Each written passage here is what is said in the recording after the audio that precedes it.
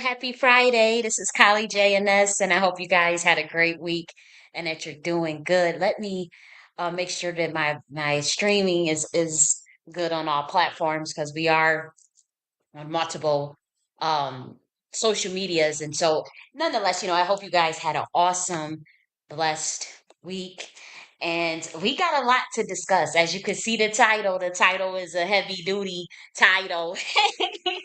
So, we're going to be talking about a lot of stuff. I ain't going to hold you. But, I also want to give a disclaimer because the situation that we're going to talk about is quite triggering. And so, there may be a lot more emotion than usual, a lot more cathartic expression, uh, uh, maybe even a cry or a scream. I'm just giving you the disclaimer because we about to be on one. We got a lot to discuss, a lot that to break down esoterically. This is a esoteric studies video. We do Nocti University, and usually we were doing our Nocti order governance philosophy videos. And guess what? We are going to go back to that next week. Now we're going to be live on January 22nd for a unique situation. I'll probably talk about that later on in the video. But next Friday, I want to cover uh, like an executive order advisor, like executive order advisory dictatum.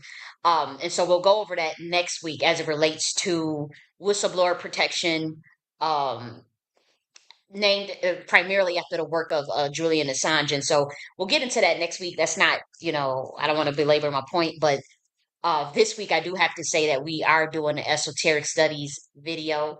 And so that's just to prime those who are expecting political philosophy or sociology, or that's not going to be this type of video. I mean, we'll touch upon those things, of course, but that's not going to be the gist of today's video. So you see the title, Free Wendy Williams. Everybody knows um the situation with Wendy Williams, baby girl, and she's in the algorithm this week, thank God, for her story that she shared. And so we're going to do a whole entire review and breakdown esoterically of what's really going on, even though she can't say too much for legality reasons. I have firsthand experience with this type of stuff, and so I want to break it down from the occult level of what is taking place and give some words of encouragement. That I want to be positive generally throughout this video. I want to say that that's my intentions, but I do have my story to tell. I'm not going to try to center myself. We want to focus on Wendy Williams, but I want to draw some parallels in a situation that is uncannily similar in many regards. And of course, there's divergences on many levels, but I just want to shed light esoterically about what's going on with her, and even the differences in our situations, and have many others who have dealt with similar things. um, and so we'll touch upon that later on. We're going to do um, Lord Jamar debate review. I'm hoping that I get through that fairly quickly. I know I'm long-winded, but I'm going to cover some stuff with Lord Jamar, and then we'll pretty much do I would say, intermission, and then we'll go into the situation with Jamie Dimons, as who's the CEO of J.P. Morgan, who made a statement about Bitcoin this week, saying that Bitcoin has no intrinsic value. And so I want to expound on that. I thought that was a loaded statement. I agree with it primarily. But I want to expound a bit on that. And I don't want to spend no more than 30 minutes on it. God help me stay focused and get through, and stay on a good time. We're doing these 11-hour lives and shit, and 8-hour lives. They only come on once a week, though. There's people, I think, like, other people work the same amount of time. They just do it every day throughout the week. They come on maybe an hour a day or something, or 20 minutes a day or some shit like that. But I just knock it out one day a week. I'm gonna bring my ass on here twice a week, because I have to. Uh, I think one day a week it kind of kicks you out of the algorithm. I'm shadow banning that motherfucker anyways. But we wanna touch upon Miss Wendy Williams, because her situation is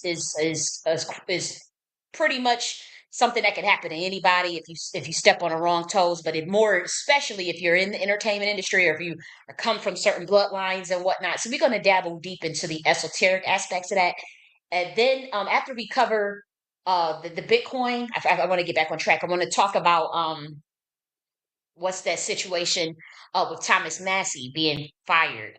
I don't know if they say he resigned, they say he's fired, but I want to give an esoteric breakdown on why he's on the outs right now. And so we'll talk about that. But I do have to say, I am. My mind is really like, you know, um, I was very emotional today. After seeing the Wendy Williams interview. I watched the Don Lemon one too. And then I perused around for like reviews of what other people were thinking very briefly. And so I want to do my breakdown, of course, and whatnot. And then, like I said, we are going to get a little serious with the Bitcoin topic. So you have to forgive me, but I am going to get my bag a little bit about that intrinsic value. And I'm going to give two codes to point um, the hedge funds in the right direction as it comes to assessing the how would you assess the value of Bitcoin, and I'll give a little bit about that. I'll go into a diatribe about that and intrinsic value versus extrinsic value, and how you could come up with I would say, a sound formula to derive value from Bitcoin, or just admit that there are other there are probably superior currencies that have yet to be developed on some level that can actually be backed by the Earth's resources. I won't get too deep into that right now. But Wendy Williams, let's touch upon baby girl first. Whew, it's a lot going on, guys. Viral interview with Charlemagne and the Breakfast Club. First, I want to say I thought that was so dope that they extended their platform to this lady. Seriously, and again, this topic is extremely triggering for me. I don't even know how I was crying watching the interview. I'm sitting there screaming. Go, I mean, you would have thought you would have been like, "What's really going on over there with that girl?" Because I was so it was, I was just like, whoa, I can't believe this is going on with the Wendy Williams, well, I can believe, but it's just like, damn, like the parallels that damn similar. But nonetheless, by the time we done with this video, like when I say by the time I'm done pouring out my heart, getting out my cathartic emotions, telling my truth, telling the truth, when I say by the time we done, it's gonna be like a portal that just rip open.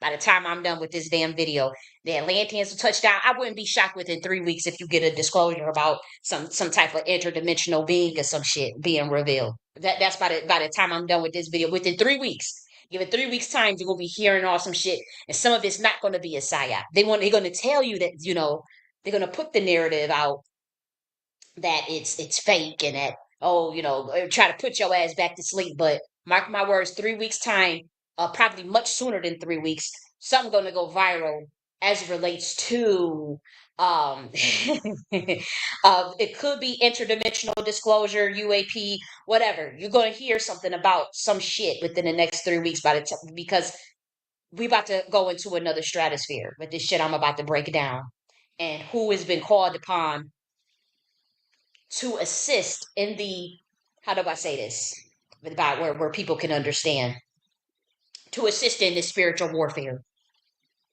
that's been taking place with our people, and with many people, and I would say humanity at large, to be quite frank, humanity.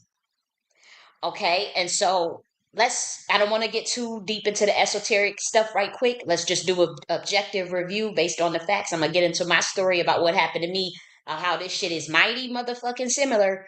I just got out of my shit because I didn't sign, I ain't taking no oath, or sign on the dotted line. But we're going to break down what's happening with Wendy Williams, because this is so much deeper. She knows it's much deeper. She knows exactly why she's in that situation that she's in. That's why she can't. But it's fucked up. It's still illegal constitutionally. You know what I mean? But contractually, maybe not so much. But at the same time, anybody could walk away from a contract. Anybody could walk. I don't care what nobody tell you. And so she's made her decision, and They got her locked up pretty much. They want to monitor her 24 hours a day. She knows things. She has knowledge of things. Her bloodline is apparently powerful enough where they can't take her on out. They tried to. They have tried to take this lady out. But she's a fighter, and her last name is Williams. She's a Black American, and so she most likely has some sort of light pose that's protecting her. And so I know there. I was listening to someone earlier.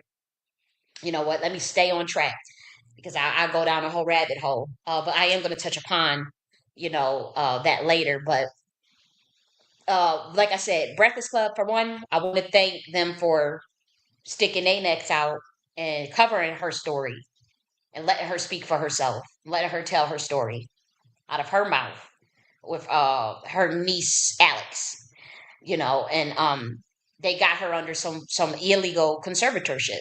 Say telling the public that she's incapacitated, obviously one of her handlers, um, that she's incapacitated, that she has dementia, that she's off and all this stuff. She needs to be locked up. She's in her 60s. They take her show away. They have access to her money. They won't give her she can't receive phone calls, can't receive family visits, can't, it's been horrific. And this is when what, let's just be real. You heard throughout the interview where she was like, I can't speak on this. I can't speak, especially the Don Lemon one. Y'all pay attention to that Don Lemon one. I actually will play like the first 2 minutes. And I want to say, I understand if y'all hit people with the copyright stuff and whatnot and say, oh, we can't play this, we can't do this. I get that, but Breakfast Club and Don Lemon, at least, my shit not monetized anyways, but don't hit me with a strike, because I'm not trying to steal content and none of that, but I want to do a deep dive and review. And I also want to thank you guys for covering her story, Don Lemon and the Breakfast Club, Charlemagne the God. I want to actually thank y'all for doing that because it helps. It helps a lot of people for one, and it's going to help her. We hoping that it helps her. We hoping that this gets the people to at least, to bring awareness to her situation, that this woman is imprisoned. And again, it could be anybody. In the day and time that we in, with the awakening that's going on and with humanity, this could happen to anybody under unique circumstances. Again, when you play the game, I'm speaking in code, but when you play the game, they come to collect or whatever when you don't want to play ball. But to be honest, with the desperation that's going on, they'll snatch up anybody. I'm telling you. Even you think you God fearing, whatever y'all want to say about those in the industry versus those who stay out the game, whatever. I'm telling you, they will try it with anybody who they know some information that come from certain bloodlines and all of that. Y'all can say it's crazy. Y'all can say this. Y'all can do that. Make me a prophet. Shit, I'm already a prophet. I done had 123 global events predicted and come to pass on a weekly basis in less than 1 year, all publicly documented in them Tarot Weekly videos. Uh, every public, just the two prophecies that I predicted for 2025 already came to pass. So keep making me a prophet by going around telling people I'm crazy, but everything I say be coming true. And so, um, again, you could laugh now, cry later. Ah ha ha, that's conspiratorial. That's not true. That's crazy. That's that. Okay, make me a prophet because it's all gonna be revealed. This lady is going through hell, and I was listening to one prophetess. Well, I don't even know if she would call herself prophetess. She calls herself a medium. She's a medium diviner, and she's on the money with a lot of stuff. I'm not here to try to down somebody or act like I know everything. But what I will say is that, like, she was spot on in that she knows that this relates to playing the game, taking the oath, signing these contracts, and being in that industry, and what happens when you want to get rid of your handler, or you want to buck up, you want to do things differently, and how they can clamor down on your ass and set your ass up and and if they can't take you out, they pull a Kanye or Orlando Brown on your ass. They want to lock you up somewhere, dope your ass up on medicine, you have your brain all fried, you don't know where you coming and going, and then tell everybody you crazy and put a blonde wig on your ass and send you back on under your MK Ultra. Let's wake it up. Let's wake it up. We waking it all the way up today. So, as a matter of fact, let me make sure all my shit is recorded on different platforms, on non-digital, because I'm telling you, I probably will get knocked off the air a couple of times, and if not, oh, I'll be mighty shocked. I'll be mighty shocked. I really would, but we going all the way there today, and I'm gonna go full Negro on your ass later on in this video. Oh, we about to play some clips from Beloved. Oh, I'm going full Negro. I'm going full Monty Negro on y'all asses. I'm going full indigenous on y'all asses today. Y'all gonna be like, what the hell? But it's necessary. I have no idea what day and time we in. Some of y'all do. Some of y'all do know. Some of you do know. And a lot of y'all do know that we live, we're humans having this spiritual, we're spiritual beings having this human experience. That is a transitory state of consciousness that we are in, to be in this 3D fractal dimensional plane, 4D, 5D dimensional plane, wherever you at right now. These planes exist simultaneously. Oh man, I don't want to go too deep on people. Let me scale back. But yeah, we going deep today. I'm going full Negro on y'all asses. Just so y'all know. Like when I said we playing them spiritual songs from the movie Beloved. Like y'all gonna be like, really? Really? Because it relates to the Black American lineage and my personal genealogy, my personal bloodline. We ain't all the same. I did my genealogy to an extent, very lightweight shit. I ain't gonna hold you. I ain't acting like I'm, the genealogist, because I'm not. I can do. I could go a lot further and have people that's way more experienced. Dive. Help me out. With even what I've uncovered so far. Ancestrally, I'm tapped in. Though, they my ancestors have told me some stuff, and I believe them too. I believe what they've told me in dreams, and I believe what I see in paperwork, which confirms what was in those dreams. But Wendy Williams, she's fighting spiritual war, man. She's fighting Masonic strongholds. I don't even know what else to tell y'all. She done signed them damn contracts. She done took the oath.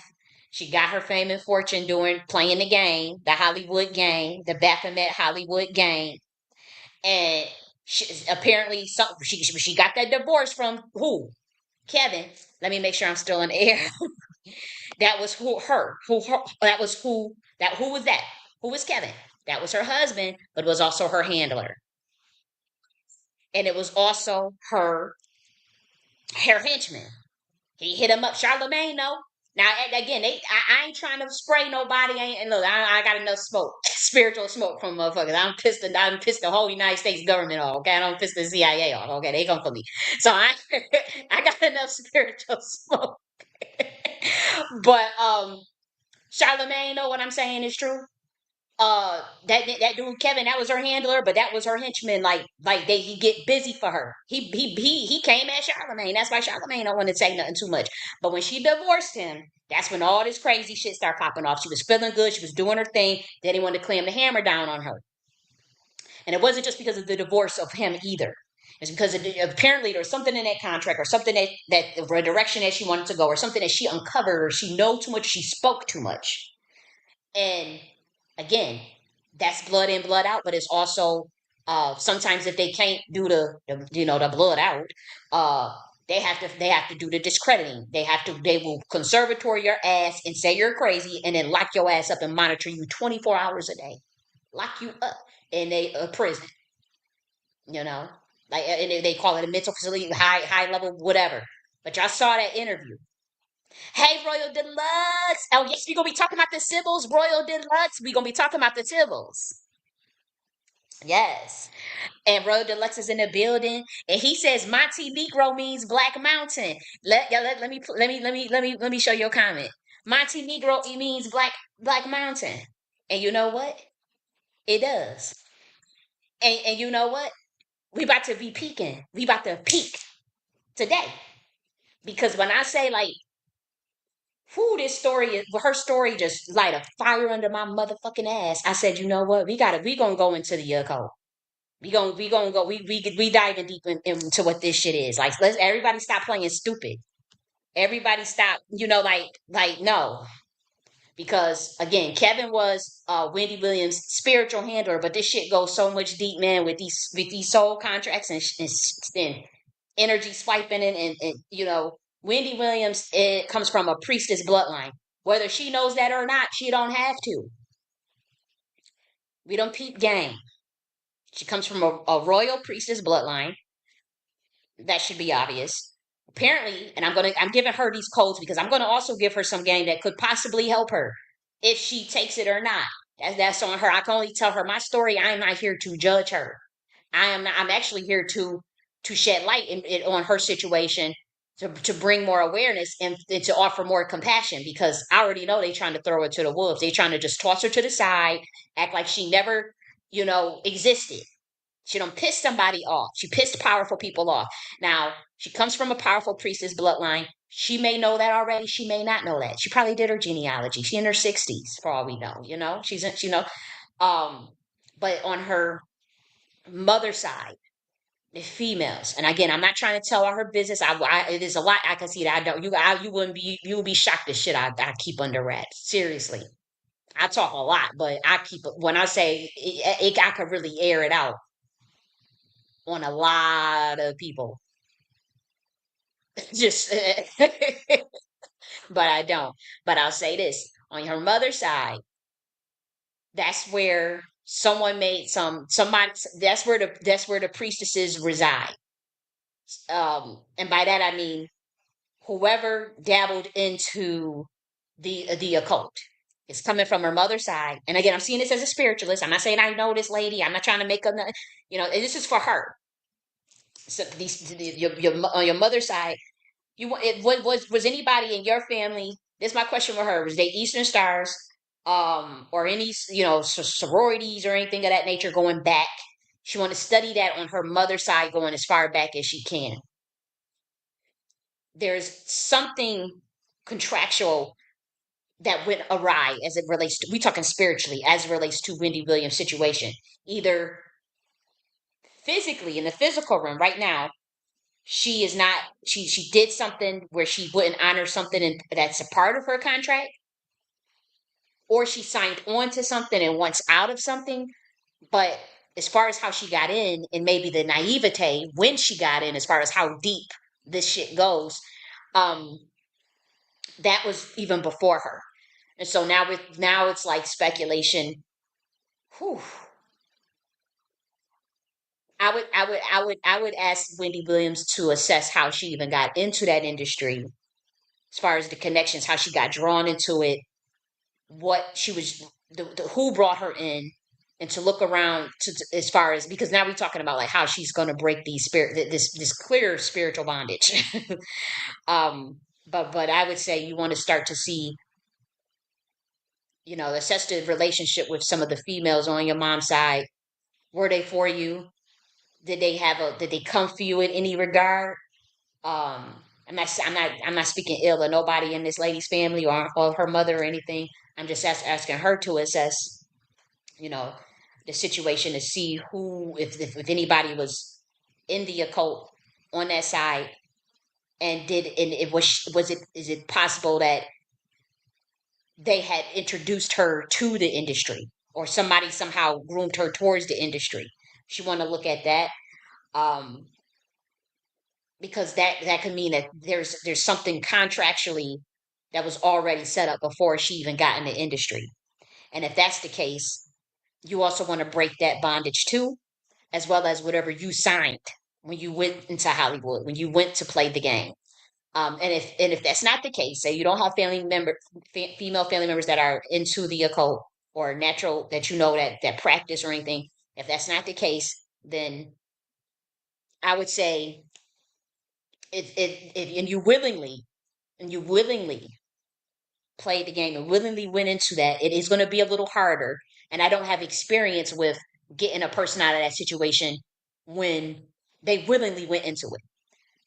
I'm asking you, because if you were contractually, if say a parent already had a contract on you, or a family member, and they pushed you towards that, pretty much knowing that eventually they get out of a deal, but then they offer you up, and you would eventually have been a sacrifice, even if you did go, into the industry, you got the fame and the fortune, but then they, now you see the situation she's in. If someone else pushed you into that, and you had no awareness of that, then it was easier to get out of the situation that she's in. And it does matter. whether someone willingly signed or somebody sold their child to the industry or groomed them to the industry. That's why you see different outcomes. Good God. Um, but yes,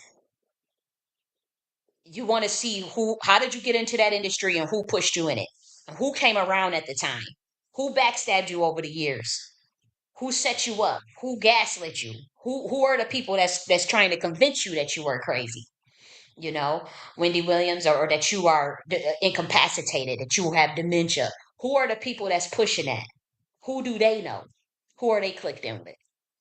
Because these are the people that you gotta gun for. Because these are the people that's trying to set you up. They already set you up. Look at the situation you in.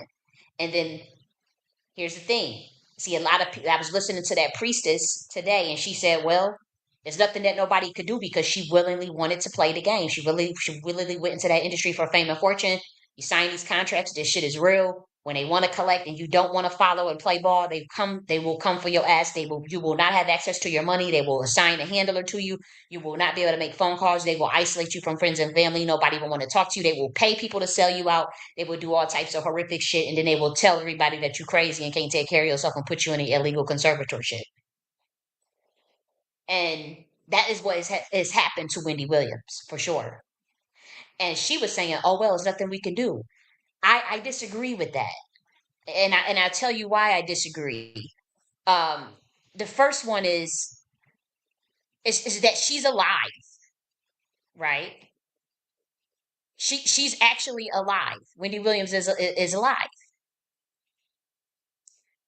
Okay, and another thing. She comes from a royal bloodline. She's part. I don't know her genealogy, but I mean, if Wendy Williams is Black American, right? She's probably part indigenous. I think she probably mentioned some of her indigenous background before throughout the years. The fact that she's alive lets you know that it's not too late. She decided to play the game clearly, and she's not doing it. If she and like the priestess said, if she just did what they're asking her to do, or just play along, or just do what and roll over, they will leave her alone. They will give her back her platforms, her show, her money, and all that, just like they did Alex Jones. But whatever they asking her to do, or whatever asking her to give up, or whatever is required to go to the next level, she's saying no. And they said, "Oh, we're going to take back our money, we take it back the fame and the fortune, and you're going to go under a conservatorship. We're going to monitor you 24 hours a day because we know you know too much. You know everything about the industry. You're already told on P Diddy. You already all throughout the years put targets on. That's just how they feel about it. And so they say, well, you know way too much. You know way too much occult information, and you know way too much information, period, about the industry and who runs who in these contracts, and the Satan system, the system. That's why she kept saying this system. And so yeah, they say, okay, we got to lock her up and keep close tabs on her. Everything. She can't make no. You can't call her. You can't come visit. Can't do. This is how it goes. And most people roll over and play ball because they don't want that same fate. And a lot of people play the game. No, I have not played it. People get sold into the game too as a fucking infant, and that's totally illegal. And so obviously those children end up most of the time breaking or unfortunately a lot of that's why you see a lot of child stars do drugs and whatnot, and they OD, or then you see some of them breaking the programming and completely turning away from that whole industry. Like you see a situation with Orlando Brown, or many people who have been sold into it that are not famous, believe it or not, many people. Uh, um, or people, or even the children of certain politicians and whatnot.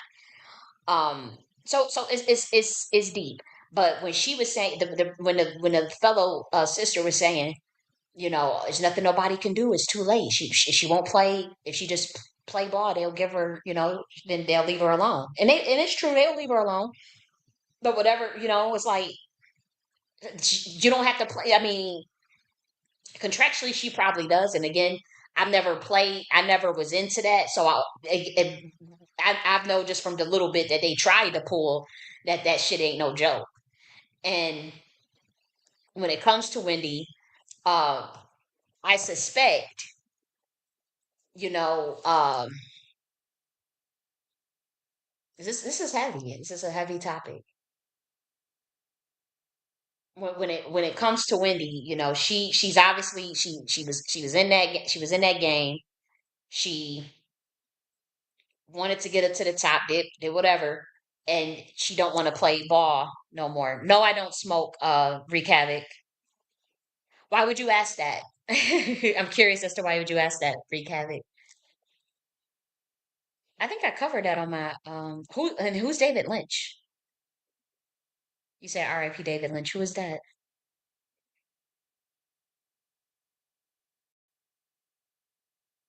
Yeah, but anyways, I was just looking at your comments. But anyways, if she was to play ball, they would leave her alone.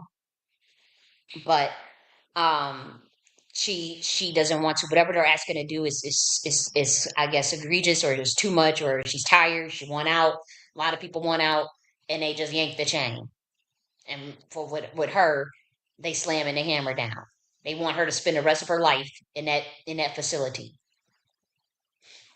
And my thing is, she's alive, and her bloodline is of royalty. Her last name is Williams. Um, and normally, again, normally they would have took her out, but apparently they go on a second route, which is just say you're crazy. Oh, she's incapacitated. She has dementia. So when she started telling the truth, nobody would believe her. Particularly when she started talking about P Diddy. You know, it was like, oh shit, you know, she got dementia. She got it because if she was to start rambling about things that she knows about the industry, the go to is, see, it's just dementia. So it's just she's just crazy. But I would say another thing that gives me hope for her situation is that not only is she alive, but she's able to speak out. She spoke out. She spoke out in a major way via the Breakfast Club, and all the stations is going viral everywhere. Everybody's talking about it. Don Lemon gave her a platform to speak, and then obviously all the other stations picked it up. But the fact that she's able to talk about her situation, the illegalities of it, the spiritual violations of it, the constitutional violations of it, as far as her being under a false conservatorship where somebody's trying to steal her money and access to her intellectual property and pretty much her soul, and her dementia, her mind. They really are attacking her mind, giving her all these concoctions, different types of pills and stuff. And Charlemagne told her, don't take none of them pills because that lithium and all that stuff that's designed to make you pretty much lose it. The drugs will make you go crazy quicker than anything else. And so they trying to drug her all up, give her all this shit, probably illegal, all types of crazy shit that they get doping this lady up on. And so apparently she was able to flush out on some level a lot of that stuff out of her system where she can, you know, definitely speak for herself. She is not incapacitated. There's nothing wrong with that lady. They are just simply afraid of what the fuck she knows and what she's going to tell, given the day and time that we are in, and given her bloodline, and given that she can't, that she's fighting back the control. She left Kevin. Apparently she pissed off somebody else, and they feel like, okay, you're not honoring your contract. It's blood in, blood out. You have a contract. You don't want to follow the rules. You don't want to, this is how it goes. That's why she said, they have access to all of her money. She can't see her father. She can't see her friends. And it's horrific. And that lady, we going I forgot her name. This guardian, this conservatorship, that's a handler, probably a CIA handler. I'm pretty sure if somebody was to do the background check on that lady, she has ties to intelligence or military, and worked in Hollywood. It's probably not her first celebrity client. You guys need to study this stuff esoterically about what's going on. People play that game. People take the oath, and that is a lifelong oath. And there are entities attached to those contracts. That's why I told Black Americans don't go near those contracts. Why? Because it's Luciferian Babylonian magic, and it's botched, and it's illegal in universal law. Yeah, people could say you could do what you want, do with thy will. Yes, sure, sure, sure, sure. But uh, for every action, there's a consequence. But not only that, you can't hide certain information and be deceptive about information, steal somebody's information, misinterpret it, and violate universal laws of other people's energy marker and not give them the full details of what they're getting into or giving it half-ass or botched, and then thinking that they have to honor those illegal contracts. Okay. And so I was telling people to stay away from that shit. There's though that is Babylonian Luciferian magic, but we're not talking about Luciferic Venus light beings or morning star light beings from the 125D. We're not talking about those type of beings. We're talking about motherfuckers stealing somebody else's knowledge from a different society, from two different secret societies that don't know what the fuck they doing, that they misinterpreted and created homunculus deities, aka Satan, and got people signing all types of contracts, signing their goddamn life away for pennies on a dollar, so that another parasitic group of people who are lying imposters about the identity who they are, to suck the energy and souls off another bloodline, off of people who go into play the game, who take the oath.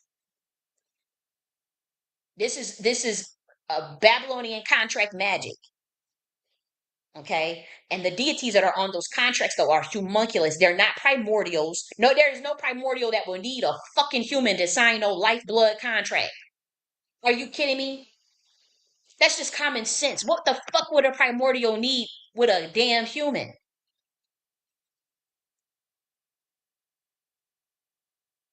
Oh, wreak havoc. I don't want to get sidetracked, but I don't. I'm not cool with the idea of smoking in general, but the idea of cannabis itself, um, I don't judge it.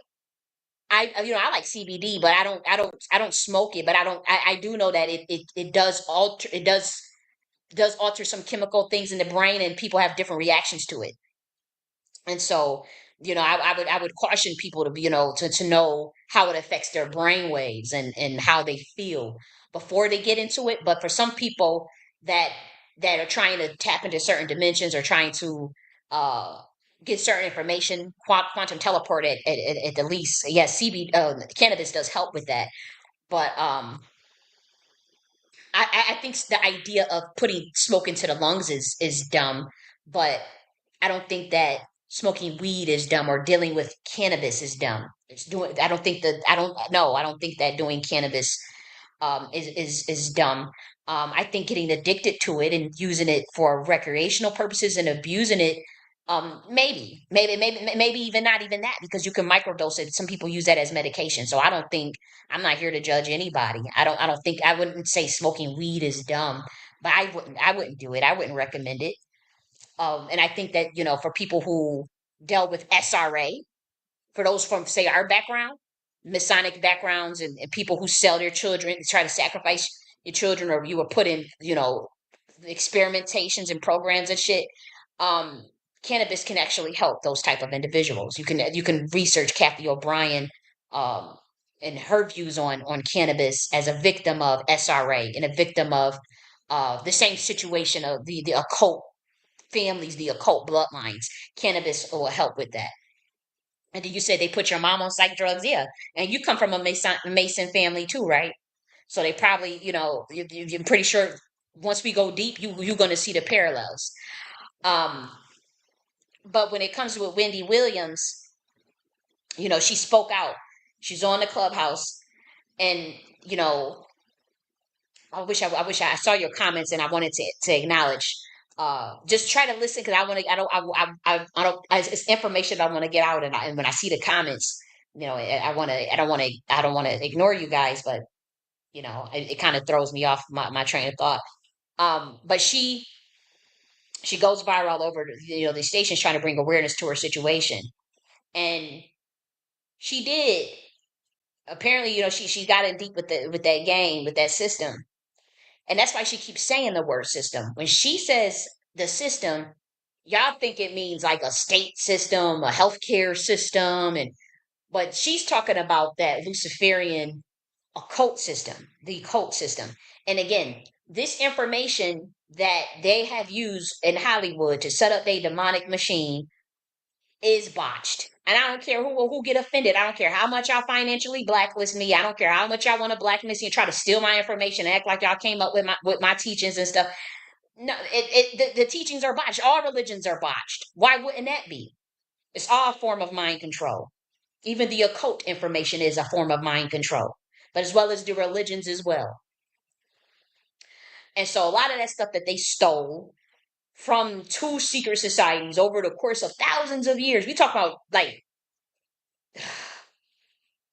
oh my God, it's not even. I mean, because we talking about shit that is so heavy and beyond human comprehension. I can't. I'm not even going there. Y'all already running around trying to silence me.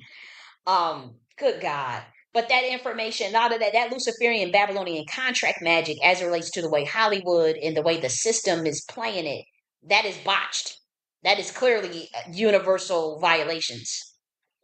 Anytime, and then I'm telling you, a primordial will not need any human to do that. So even if you want to say, okay, we got the primordial mother, we're dealing with you guys say the dark matter, 6 electrons, 6 carbons, 6 neutrons, 6 protons, 6 neutrons, and all this stuff, and the octaves and resonances of the Luciferic energy.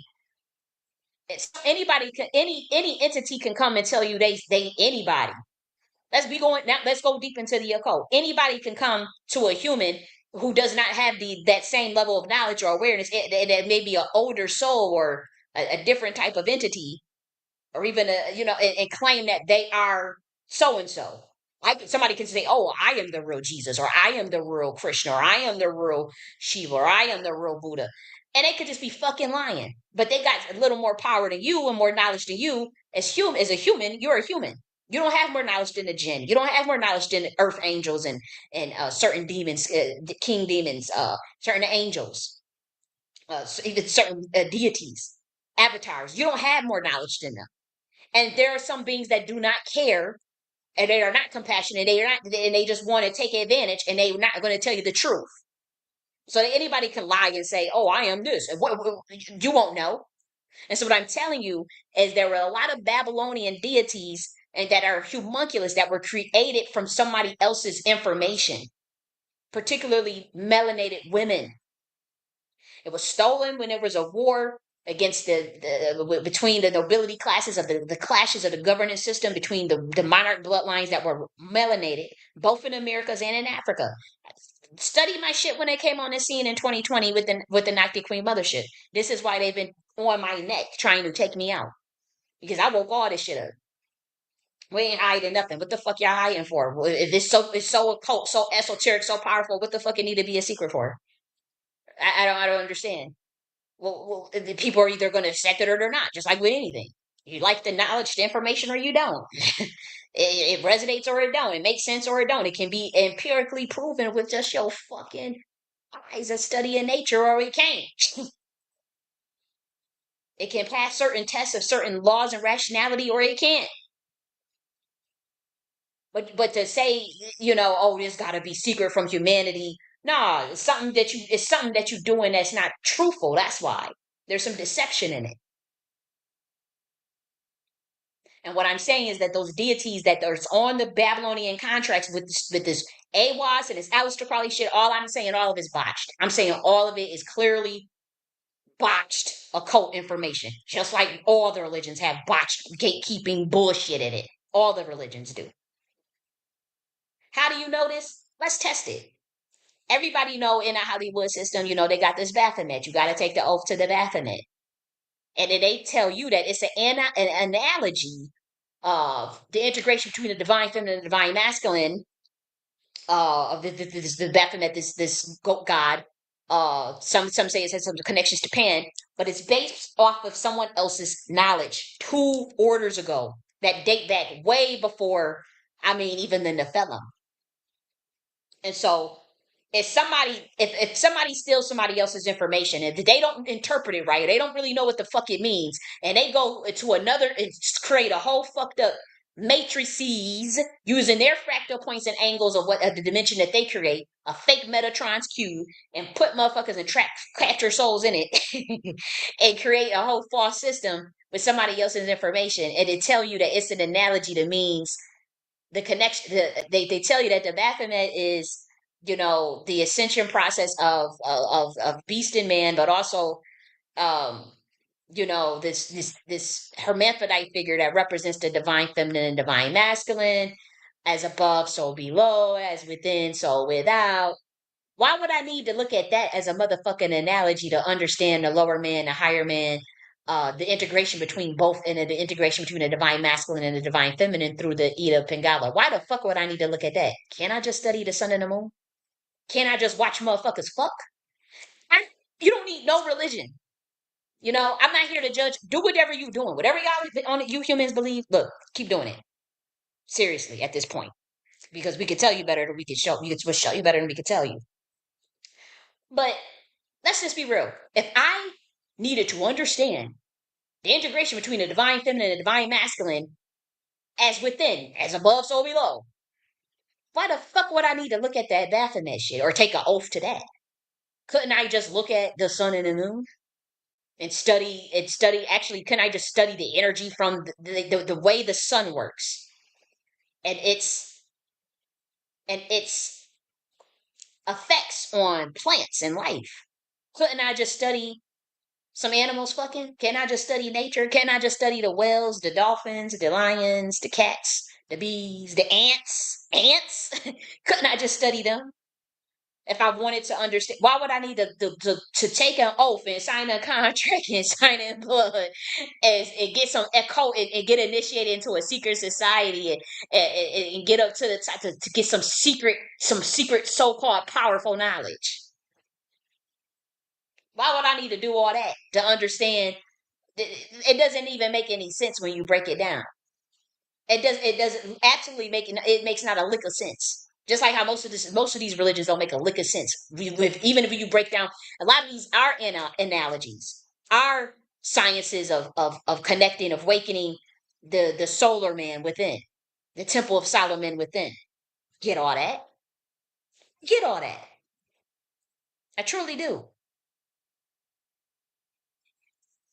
But you're not about to sit and tell me that this is an analogy to understanding the inner mechanisms of the divine feminine, divine masculine is through some damn Baphomet. That don't even it doesn't make a lick of sense. That's how you know that somebody stole some information. Somebody is teaching something that's botched. Somebody it doesn't be. I mean, I could just look at the sun and the moon, and people say the damn moon is fake, but y'all ain't saying all that. But I mean, even if I just wanted to observe with my empirical eyes, I see a man come, I see a female come. They fucking dick goes inside pussy, deep inside. A baby comes. Oh wow, life forms. The baby comes out. Oh my gosh, another new living organism. Oh wow, this is a union. That must be very powerful. That particular act that they just did to create that new life. It's very common sense. You don't need an analogy. You don't need to take an oath. You don't need to take no, you don't need to join, no learn, no metaphysics, science. I gave out all that shit for free. That's why they hate my ass. And they wanted me to make, I'm telling you, now they want to prop up some shit, some bitches that done stole some knowledge from my books or regurgitating some shit that I done wrote in my books. Act like they came up with it and take it behind the paywall and say, oh, see, it's not for everybody. The cult is not for everybody. No, that information is going to stay out. It's going to be out. I'm going to wake it up. Okay? Um, the Prince of Air. Who is the god of this planet? Who got reign over this planet right now? Who's lost reign over it? Lucifer. But here's the thing: there are two Lucifers. The Lucifer that set up these secret societies, the fallen angels that set up in the part Nephilims that set up these secret societies, going back to the days of Nimrod. They stole the knowledge from two other orders that were above them. They didn't have all of the information. There's a primordial mother. That is who Lucifer is named after. Before you get light, electromagnetism, you get dark. Everybody knows that you get the darkness, the abyss, the Doada. The Cometians talked about this. Phoenicians, Sumerians, everybody knows you get darkness. It's not triple darkness. It's just that carbon comes after darkness. So the 6 neutrons, 6 protons, 6 electrons, that comes, what I'm talking about comes before that. Now we're talking about primordial soup. Now I'm gonna give a code for those that saw that Missy Elliott's performance when we watched it last week. Go look at the live from last week and we showed Missy Elliott's performance, and she came out of with this big ass black garbage bag out of the darkness, and then you start this primordial soup. This where she had a garbage bag on. This black fat woman, this beautiful genius. She comes out of primordial. She coming out of the damn this darkness, and then you see this lightning, and then you hear the thunder. And then I can't stand the rain. Water. Dark primordial water, a primordial soup. Pay attention to the garbage bag. Go and look at that video. See, that's why they don't allow that performance to be shown on YouTube of her at the VMAs with the Vanguard Award. We watched it last week live. That's the biggest code you need to take from that. That's why, and it hurt showing that Michael Jackson Scarecrow you as a play on to give you the codes out of the Wiz and out of the Wizard of Oz. Put all the codes together now. What I'm saying. But watch where she comes in with that black garbage bag from the dark matter from the universe, and then you see the lightning come. But now we're talking about the formation of electromagnetism. Now, what comes before electromagnetism? Resonance. That is a combination of the Heka, but also consciousness, and also it's like Ruha. But even before that, that's where you get the primordial soup. This is where you get this darkness. You get the resonance, you get the electromagnetism, these other forces, and then life, then carbon. So melanin is a part of this. But even there's blackness, there's darkness, that created melanin. We get back to entropy. Chaos intelligence run, 125D. There's different concepts, but there are people. I woke all this stuff. I wrote about this stuff all in books. Gave a lot of this information out for free, and it put a target on my back because they want to keep this stuff all secret and have everybody join some weird ass science their life away, sign some weird contracts, and be controlled to get that information and then make money off of it behind the scenes, and bury the bloodlines that have access to that information and the bloodlines who inherit it. They want to kill them pretty much and take their sciences. And what I'm saying is that information is botched because it was stolen from another order. And so we're trying to tell you guys that there's a difference between the primordial mother and then the fallen angel Lucifer, who has been given reign over this particular dimension, but also music in Hollywood. Obviously, this is who they're dealing, who they think they're dealing with. But we're saying from that point, there's a creation of homunculus deities from the fallen angels, because obviously they know how to create deities, and those are homunculus. That's where a lot of the Babylonian deities come from. This is where the formation of this octave. An octave is a wave or of a note, a frequency, a resonance of a different archetype. This is where you get this concept of Satan, and morphs into that. It morphs into the narcissistic computational algorithm of this false Metatronic cube that you have now. It has nothing to do with the original primordial mother. It does have nothing to do with Lucifer, primordial darkness. These are two different octaves of resonances. That's why when people say Satan and Lucifer are the same thing, that is just not true. But then the primordial mother and Lucifer, the angel, are not the same thing. That's all I'm saying. Is the fallen angel Lucifer is not the same as the primordial mother that he is named after. After these 125D beings, Chaos Intelligence Realm, that does have ties to Saturn, because Saturn reports to 125D, but Saturn has been a satellite for planet Earth as well. This is the occult information. Look, you can take it or leave it. We don't care. Like, you could do it, like we said. You got free will. Ain't nobody trying to force nothing on nobody. Nobody's trying to force nothing on nobody. Oh, you got to follow this, or you got to copy this, or you must believe this. Look, it's out there already. Everything I'm saying can already be. I mean, if you pay attention enough or you research enough, it can be verified. And even the shit that's in the Vatican that they got locked up, like that shit they stole from Kemet, stuff that they stole from the Americas, information that they stole from Kemet, and information that they stole from the Americas, bloodlines that they have killed. people that they have stolen their sciences and information from and hid from humanity. They can go and look at it and it will be confirmed. And I'm talking to the people that are already studied this information, that know about chaos intelligence, that know about entropy, that know about dark matter, and how it created resonance, and how the combination of entropy, melanin, and consciousness creates resonance, and how that gives rise to electromagnetism. These different currencies, that's where we get the negative and the positive. That's when electromagnetism comes into play.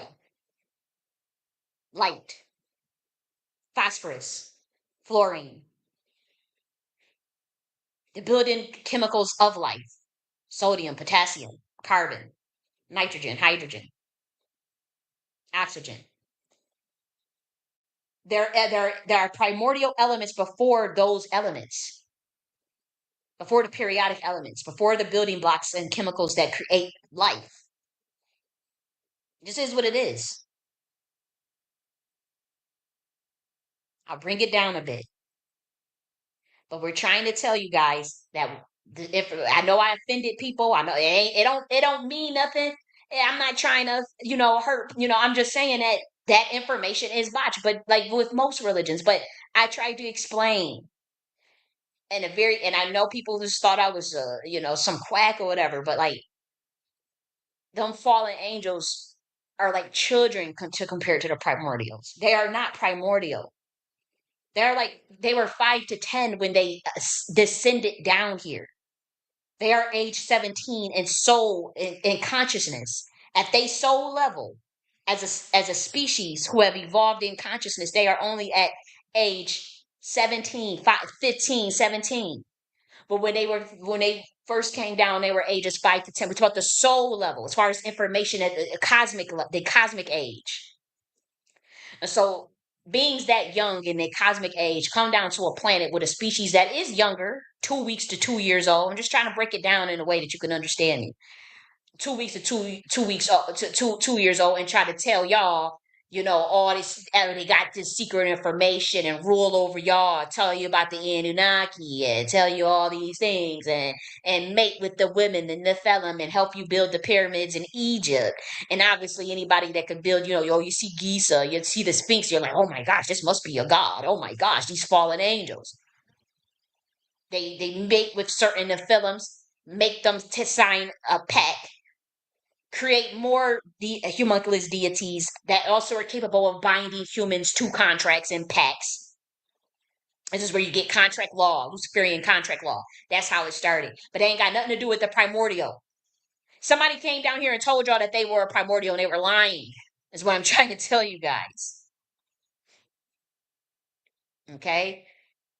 Anybody can say that I'm this, I'm Lucifer. Oh, I'm the primordial. I'm God. I'm this. Anybody can come and tell you that, and if they can show just a little bit of a power, a little bit of a little whoop de doo, little bit of, I'll show you how to build the pyramids. I'll give you the codes, some of the codes to masonry, to sacred geometry, to sacred mathematics. I'll give you some. I'll teach you about herbs and the different metaphysics and herbs, and how to do certain things for yourself as a human. And now, but you know. Those are different. That's not the primordials. Now, there's no knock against it. I'm just saying they not primordials. Those are clearly two different beings. That's like their grandma. The primordial, that would be like their grandmother in a human way. I can explain it. You got 5 to 10 year olds trying to teach 2 to 2 week olds about knowledge, pissed off at their grandma. God, as you guys say, God. Go look at the story of how that all this shit popped off. It's some truth to what they told y'all, but they just ain't give y'all all the details. And then they want to take a certain group and get them initiated, spoon feed them of some botched ass science, and tell them, you got to sign this, take this oath, sign this contract, do this, do this. If you want this, money, how bad do you want it? And then people sign up for that thinking they're going to get access to all this secret, sacred knowledge and play the game and get all this money and scavenge. They're teaching them scavenger magic. That's one of the worst magic systems to get into. To use sacred science for the lesser read, for as we call it, the lesser key of Solomon. But they done botched the lesser key of Solomon. They done turned that into some more other shit. It's scavenger magic. It's one of the worst forms of magic you can practice. That shit always come with a price. And you want an example of it? Watch the show Alchemy of Souls. And remember they were talking about the forbidden magic, the dark forbidden magic that nobody should go near. That shit is real. I call it scavenger magic. Some they call it maga. It's maggot magic. It's a very low. It's pretty. You pretty much have to steal souls. You pretty much a vampire. You got to steal souls and collect souls, or have somebody sell their soul. It's contract. That contract shit is parasitical magic. You got to have somebody sign some weird ass contract so that they can swear an oath of loyalty to you. You can control them. And when they don't break it, you own their soul pretty much. You got to have people sell their souls and all that stuff. That scavenger magic. It's it's very low. But then we talking about the body snatching, the destiny swiping. Y'all go watch the Alchemy of Souls. That show, the Alchemy of Souls, is a Korean show. It's on Netflix. Y'all go watch that to see what I'm talking about. And that magic they was using, where they was swiping the consciousness of body snatching, and they was taking other people's. But look what they had to keep doing though to stay alive though. Once they got into that dark magic, once they started messing around with it, look what they had to do and what would happen to them if they didn't keep doing what they were doing. And I'm going to go get into details. We do have to stay on schedule, but that's what y'all need to watch. Alchemy of Souls on Netflix. It tells you what I'm talking about. But we saying is that that information that they are using in them secret societies, a lot of that shit is botched, and that's why you see the systems falling the way they falling. A lot of people don't want to play ball anymore. They questioning stuff. And yeah, everybody playing dumb, but everybody know what's going on. We all know when Martin Lawrence was in the middle of the street talking about they trying to kill me with a gun and stuff. He was talking on Arsenio Hall, talking about he wanted to enlighten humanity and do things for the neighborhood, and boom, boom.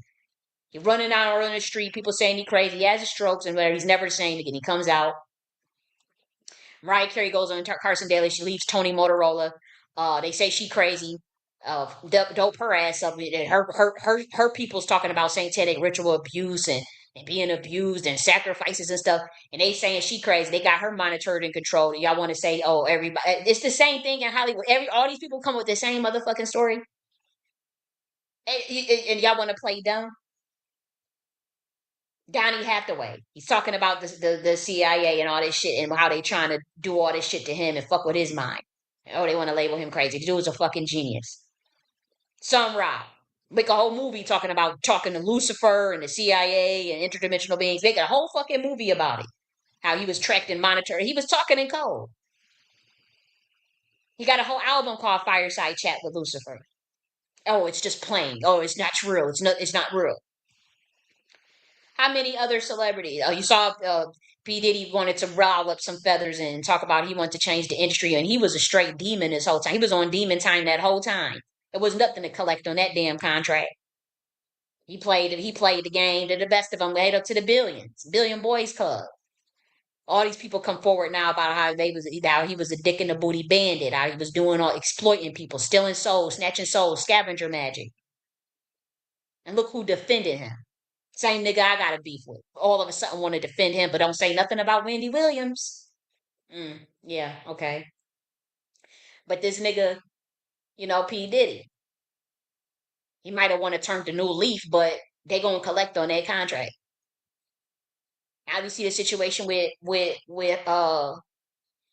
they trying to, they bringing down they bringing them all down. They trying to uh they want to cut the legs out of the wealth of the black community. I ain't even gonna hold you. Even the ones that are celebrities that are under oath, because they scared they ain't gonna be able to control them anymore, and they know that some of them come from very powerful bloodlines, and they scared shitless that they gonna tap into them primordial sciences and use it against the whole entire system. And so they cracking down on them, but they trying to get them before they can get them. This is what this shit is about. And to be honest, not a lot of these people are not innocent. They did willingly play the game. They did fuck over people. They did snatch souls. They did get people in fucked up contracts. They did practice scavenger magic. There was only one person who we know from the primordials is getting a pass. Because to be honest, and it's not Diddy. It's not Diddy. Uh, that motherfucker told on the whole thing. There's only one person that's getting a pass from the primordial mother. His shit gonna be aired out still, and the fame and the fortune, he can kiss that goodbye pretty much. They gonna come out. They gonna slam down on his ass. But he told he told us what y'all was doing down here. He let us know. And another one, obviously, that one is Kanye West. But but he was a whole nother. He's a whole nother different case. But the only other he yes, I don't even really put him in that category. But he played that game too, and he saw they slammed that hammer down on him. But the other person I'm talking about, yeah, yeah, the one that I was crying on, yeah, pretty much told all the shit y'all was doing. And so yeah, yeah, on the earth realm, you can take the fame back and ruin his reputation. Say, oh, he did this, he did that, he did that. Okay, we already know his situation. Though. I already looked into it spiritually and contractually and seen what was going on. And again, I'm Jenny, but obviously I have octaves of resonances, and we all humans are interdimensional, whether they want to admit it or not. But I'm very tapped in with my higher octaves, and I know that if what we saw as it relates to that person who gave me the codes and told me pretty much what all this shit is, if it was done from a place of true sincerity, then that person will be looked after. But you cannot play the primordials. You could play Jenny, I'm human, but you cannot play the motherfucking primordials. And so you can try to, whatever rituals y'all want to do on me or trick me and all this stuff. And if we find out that it's a trick, then it's your ass. It's as simple as that. We already done caused enough ruckus down here. We all know it. Who's behind it? And I've had to pay, and people have come for me. People have been slapping my ass up spiritually and for a long motherfucking time. Even before I spoke out on people in the reparation space, before I spoke on Tariq, all that, these motherfuckers came for me first. We need to make that very clear. Okay? And I just spoke out. I just got tired. But yeah, the situation that Wendy Williams finds herself in, she's been pissed off some handlers. She not honoring something in that contract. They told her that she got to do something, and she don't want to play that game no more. And I'm asking her, who pushed you into that industry? Tie it back. We already know Kevin was one of your handlers and your henchmen. Um, but this lady who's the conservatorship, who's the guardian, she's apparently a handler too. I want the public, whoever can, what's her background? Who does she has ties to? Law, intelligence, or military? Study her. Who are her connections? It's most likely something with intelligence. Okay. Um, and so this shit is real. And that's why when she's in an interview, she's saying, "Oh, I can't speak too much. I can't talk about this. Oh, it's a legal reason. It's a legal reason." But it's also like oath reasons. Like they ready to, they could take her out. They would. They trying to make Wendy Williams a living sacrifice because of her bloodline. Apparently, they can't kill her. And I'm trying to tell you, they tried to do the same exact thing to me. Now, let me play just a little bit of this. Again, and when I say they, we talking about this system, this satanic, these occults that try to silence people or try to discredit people. COINTELPRO, it has ties to intelligence. Of course it does. People in the entertainment industry, these warlocks, and people who take the oath, and the Masons, and who they got connections to and how they roll. That is the stronghold that Wendy Williams is dealing with. And so let's play a little bit of it, and I will go deeper into my story. And you put it all together and put the similarities together and see what this shit is all about. And I'm gonna break it down even more. We're gonna get a little bit into it. They want to strike it down or whatever. Uh, I know they try to play. They try to come at my one. Let me just stay on topic because again, they try to they do a lot behind the scenes.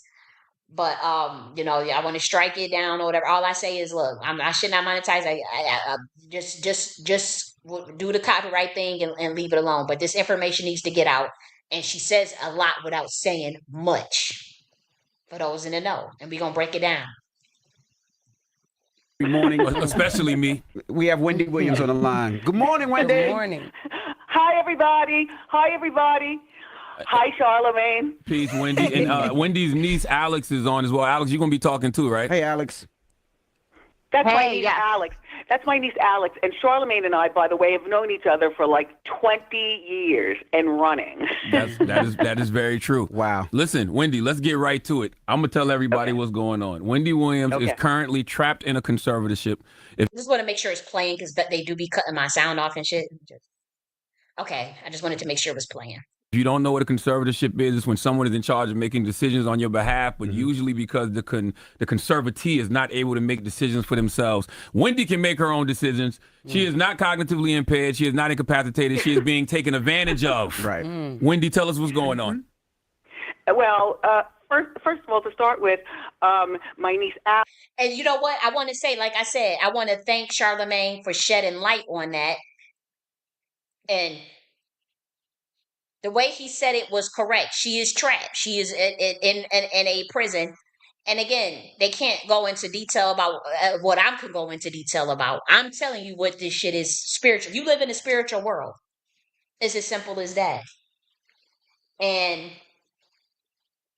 a lot of information has been hidden from humanity.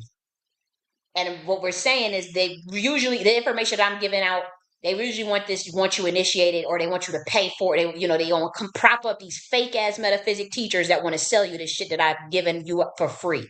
Now, I don't give away everything for free, but when it comes to that information, I just don't see if it's so powerful, if it's so true, why would it need to be a secret anyways about the primordial mother? Why would that need to be a secret about the divine feminine? What I don't understand about dark matter. I don't understand it. It seemed like something that anybody could wrap their head around. So it means that they're doing it for some sort of deceptive reason. And when it comes to Wendy Williams, she's in the know. She knows the scoop on that industry, the entire industry, and she's probably a metaphysicist. She's probably a priestess. She comes from a priestess bloodline, that's for sure, or Masonic bloodline, that's for sure. But she knows a lot about the industry and she knows a lot about the occult, and they don't want her. She pissed somebody off. She's trying to get out of these contracts, trying to get rid of certain handlers, and they slammed the hammer down on her ass. It's as simple as that. They were going to lock her up, say she has dementia and can't think for herself, steal all her assets and money, have weirdo ass handlers around her, and lock her up 24 hours a day, where she can't do much, have access to the outside world, so they could control and monitor her. And she's speaking out now, like the priestess said, if she just did what they asked her to do and shut up, they'll leave her alone. They'll give her back her platforms, but she don't want to break it. Something that they trying to get her to do that she don't want to do, or it's something that she said or told that they want to punish her for. And so let's hear what she got to say. But Charlemagne is shedding light on it. And I think that was a good move on the Breakfast Club. And I'm going to say this. Whew. Y'all boule niggas going to have to stick together. Y'all going to have to stand on truth and integrity if you haven't done it before. If you haven't done it before, and y'all going to have to, you black boule niggas is going to have to stick together because they about to come for y'all. Don Lemon done spoke out. Charlemagne done spoke out. It's about to get real. They was not supposed to speak out on that lady's behalf. And that's why there's priests that saying, hey, it ain't nothing nobody could do. You know what you got into. You signed your soul away. You signed the contract. Hey, it ain't nothing nobody can do. I kind of disagree with that because we in a different dispensation. We in a different day and age. In the past, yeah, it was nothing nobody could do. Look at my situation. Look how I got out of my shit. Yeah, they still monitor, track, whatever. But like, look at the spiritual warfare and the fight that I had to put up. I was in that. I was in. They threatened me with the same thing, conservatorship. I was locked up for, and I got the paperwork to prove it. But I was told that they would do the same thing to me that they did to her if I didn't take the medicine, if I didn't take whatever they was trying to force me to take. That's what they told me to my face. They said we'll go to a judge and say that you can't think for yourself, say you crazy, and do the conservative thing on you, and you won't ever see the light of day. This is what they told me behind the scenes for telling this shit that I know. This is what a doctor told me. Take the medicine, or we go to the judge, and we go to a court and say you can't take care of yourself. We'll lock you up and keep you locked up forever. That was told to me. So I know what this shit is about.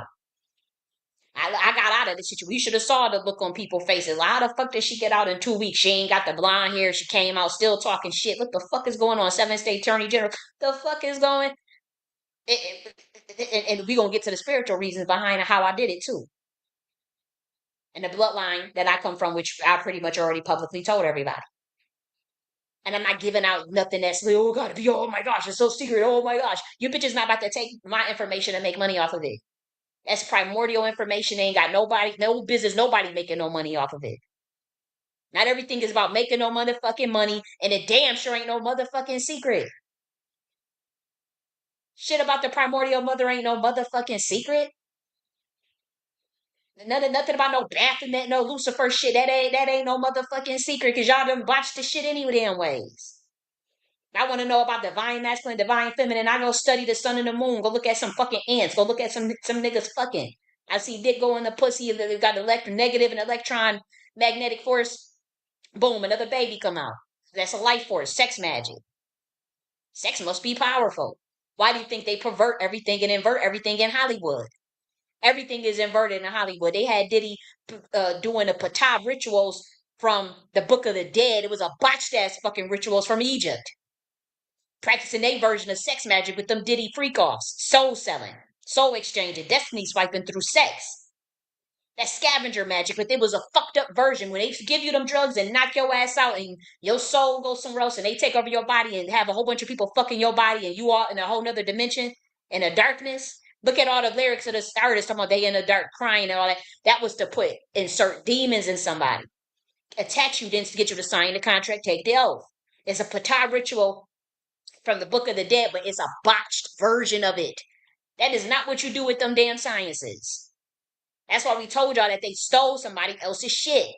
And these imposters that run Hollywood, they not from the fucking bloodline, they converts. We about to wake that up too.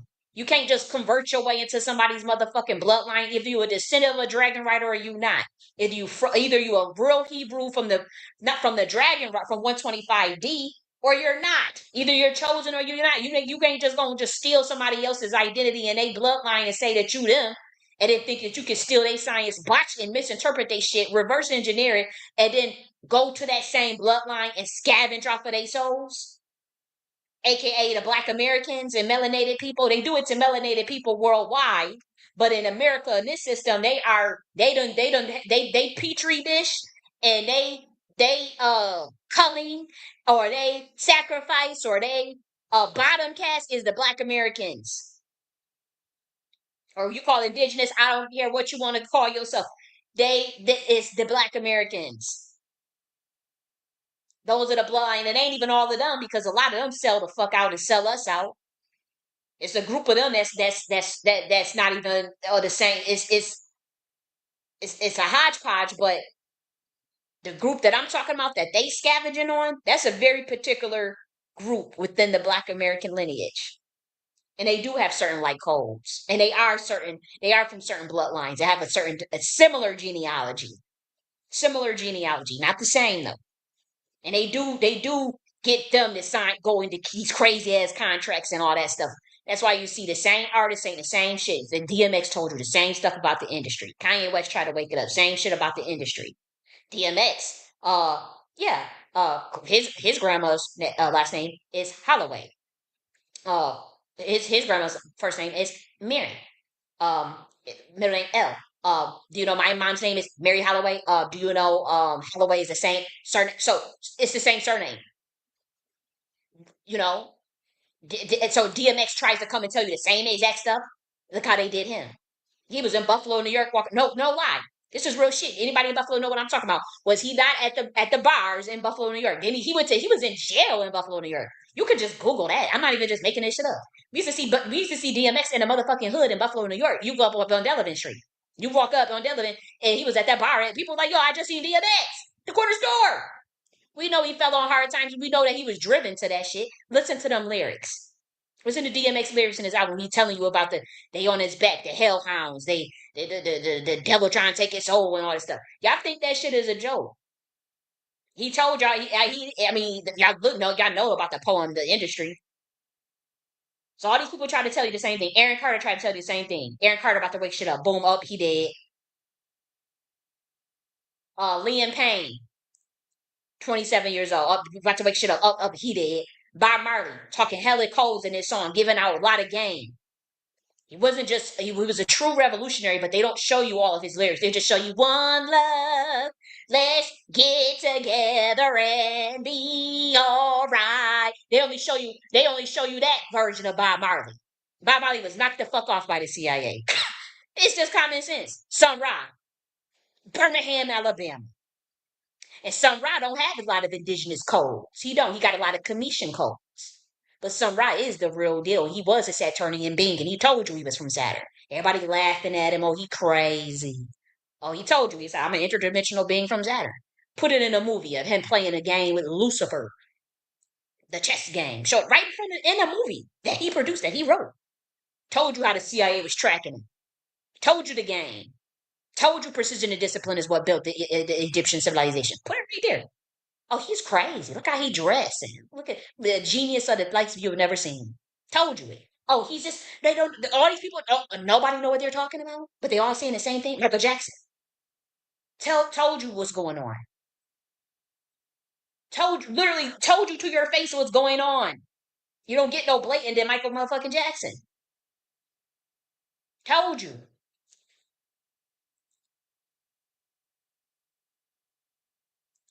You know? Michael Jackson is Wacko Jacko.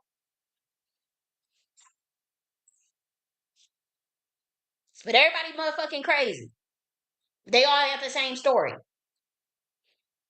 Hollywood is ran by the homunculus deity of the that was created by the fallen angel Satan.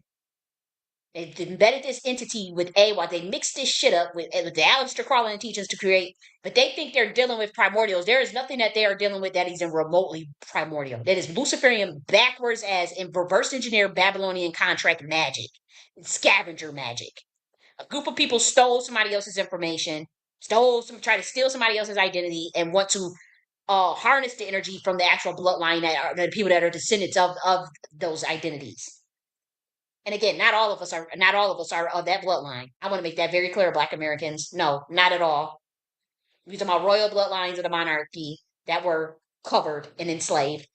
Many indigenous don't be a descendant of a dragon rider. Oh, you were target number one. Don't be of a Hebrew bloodline. You might as well have an X right on your motherfucking forehead. And again, it ain't all Black Americans. A lot of Black Americans are put in, but were mixed in our ethnicity on purpose so that they could sell us the fuck out. Certain bloodlines that, especially if you're male, you came over from Ireland, you came over from Spain, you was on that bullshit as a Moor, you came over. Y'all could get mad at me. I'm telling you, they do everything. These people try to kill me. These people came for me. So I know. Because they freaking out about the shit that I'm talking. They did the same thing to me that they did to Wendy Williams. I just got out of it. Because I ain't never take no deal. I ain't never signed nothing. They tried to illegally bind me. That's why this shit never worked. That's why the MK Ultra rituals never worked. And just so y'all know, you stupid motherfuckers, all of y'all is under global MK Ultra. All of y'all. And I'm not trying to be mean and cuss people out. And I'm not talking to anybody that support me and that love me, that rock with me.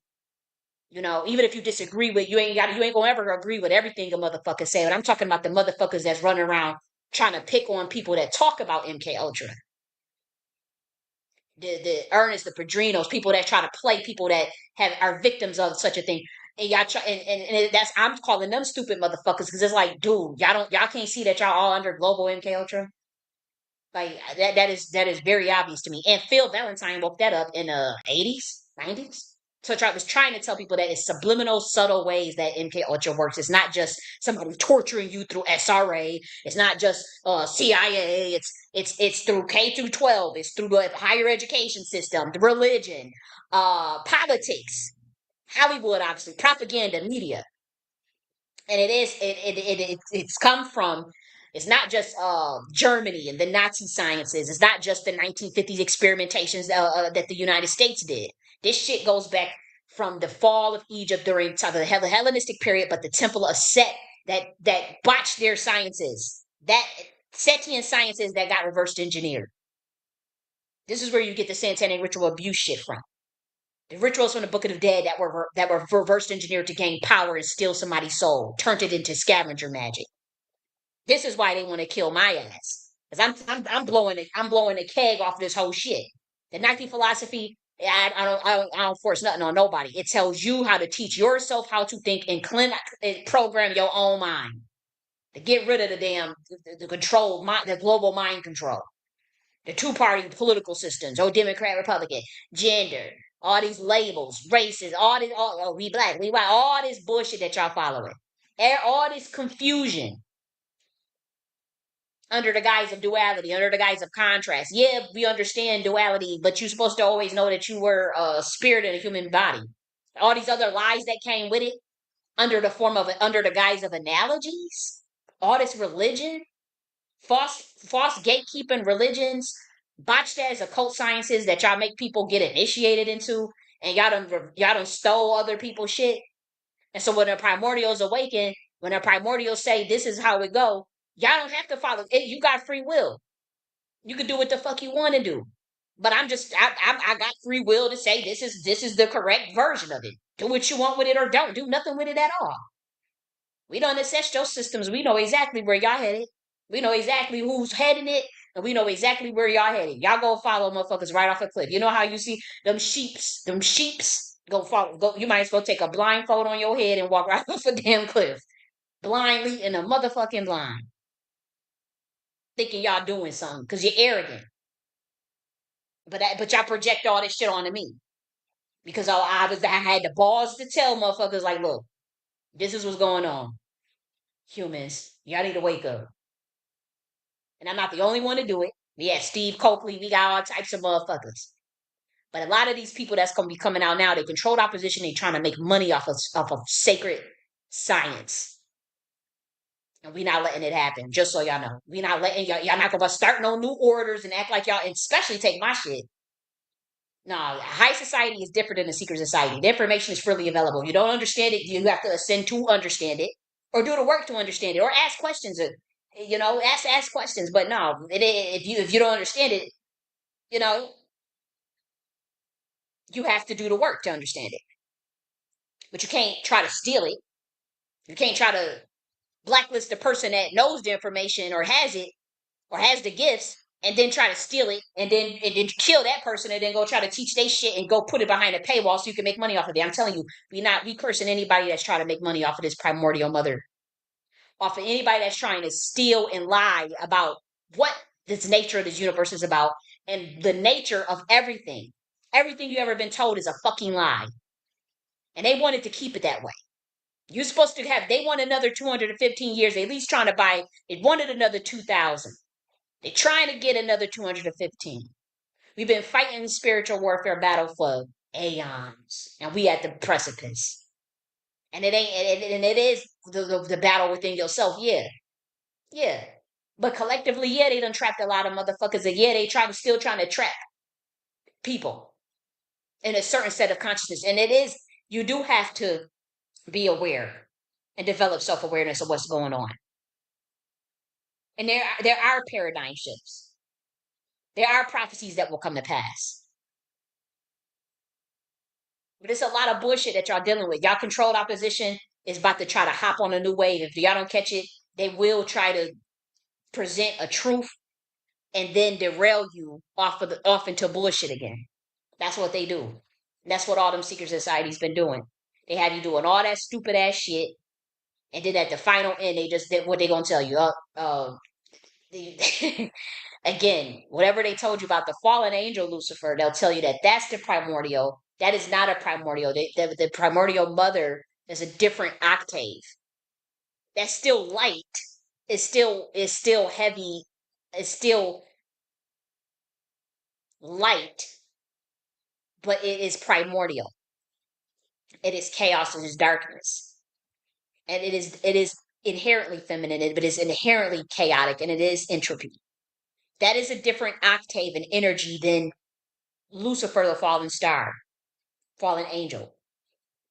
That is the rebellious child. And that is not that we look at as the male rebellion of the divine, the battle between the divine masculine and the divine feminine, of the nobility class. But look at it as in a more interdimensional. That being is telling you that they are the primordial, that they, because they have a gripe with grandma, or you, what you humans say, God. Read the story again, but read it in its original, and try to get back as far as you can and put it all together from the lens of the divine feminine, divine masculine, and electromagnetism. You want a higher level?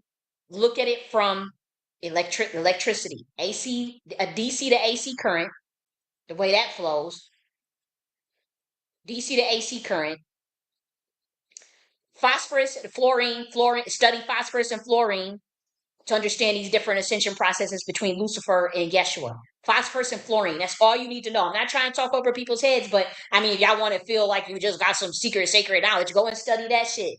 And then you can break it down better. And then obviously the books that I've written on the Chaos Intelligence Run, 125D, and the Primordial Mother, Resonance, and Electromagnetism. That information, that is freely available. I can't get into all of it, in this video, long ass video about entropy and melanin and all that. We already know about all of that, but y'all not about to take somebody else's shit. And then, obviously, I'm not the first person. This shit is all, people been talking about this stuff. But as far as the information that I woke up about those different octaves of Lucifer, Satan, and the primordial mother, that information is freely available. I'm not taking it down. I'm not removing it. But you're not about to sit and try to blacklist and get me, kill me, get me out the paint, and then hurry up and take it underground and use it for and start up a new secret society and have people selling their souls away and paying fees and dues, and so you can make money off of that shit. We're not allowing that. I ain't come down here for that. Y'all don't hear. I have my little stuff, but y'all that stuff. Y'all don't see me grifting the community. You don't see me trying to grift and make money off of that information. And if it was something that needed to be so secret, you wouldn't be able to go outside and go study them damn stars right now. You wouldn't be able to go study the fucking universe right now. You wouldn't be able to study melanin right now. You wouldn't be able to go outside and study the sun right now if it was supposed to be so secret. You wouldn't be able to go and study water right now, study the ocean right now, study structural organisms, highly evolved hive organizations such as the ant kingdom, ant colonies, orca whales. I wrote about this shit in books years ago. This is why these people came after me.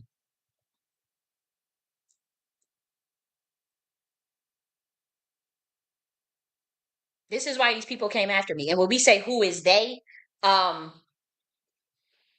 talking about government agencies, corruption in certain government agencies, obviously certain secret societies. I guess you're referring when I say this is why they came after me. Yeah, I already talked about that. I made it clear that for my situation, apparently there are some people in the occult, witches and warlocks that are offended, that are at the highest level. But from what I understand, what I received a phone call is that there were 7 state attorney generals that had an issue with what I was doing and wanted to know why I wasn't, knocked off. From what I also understand, it was a Boule gatekeeper that relayed the message. So we know that there's at least somebody in the Boule that has an issue with it. And just from the assassination attempts that we getting locked up in 2022, of 1014 by the government for 2 weeks, and the shit that they were saying to me, and the symbols, the hand symbols that they did that were Masonic. So it leads me to think that it could be maybe some of the higher levels of the Masons. I'm not saying it probably was a lower level of the Masons. If it was a lower levels, they didn't know what the fuck they were doing. They were just following the orders. So when I say they, I've already been specific. I've been very specific. It's not like I'm just, hodgepodging this shit. I've written about this shit. I've talked about this stuff at nauseum for hours and hours on end. I've already been specific, even with names.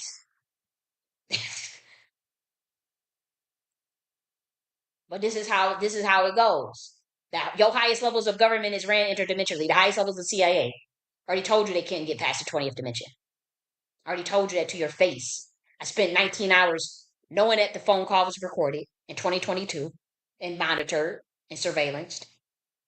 And I told my friend, I'm not talking to you right now. You can listen. You can get you a mouthful of game, but I'm talking to the surveillancers on this phone that I know are monitoring this call.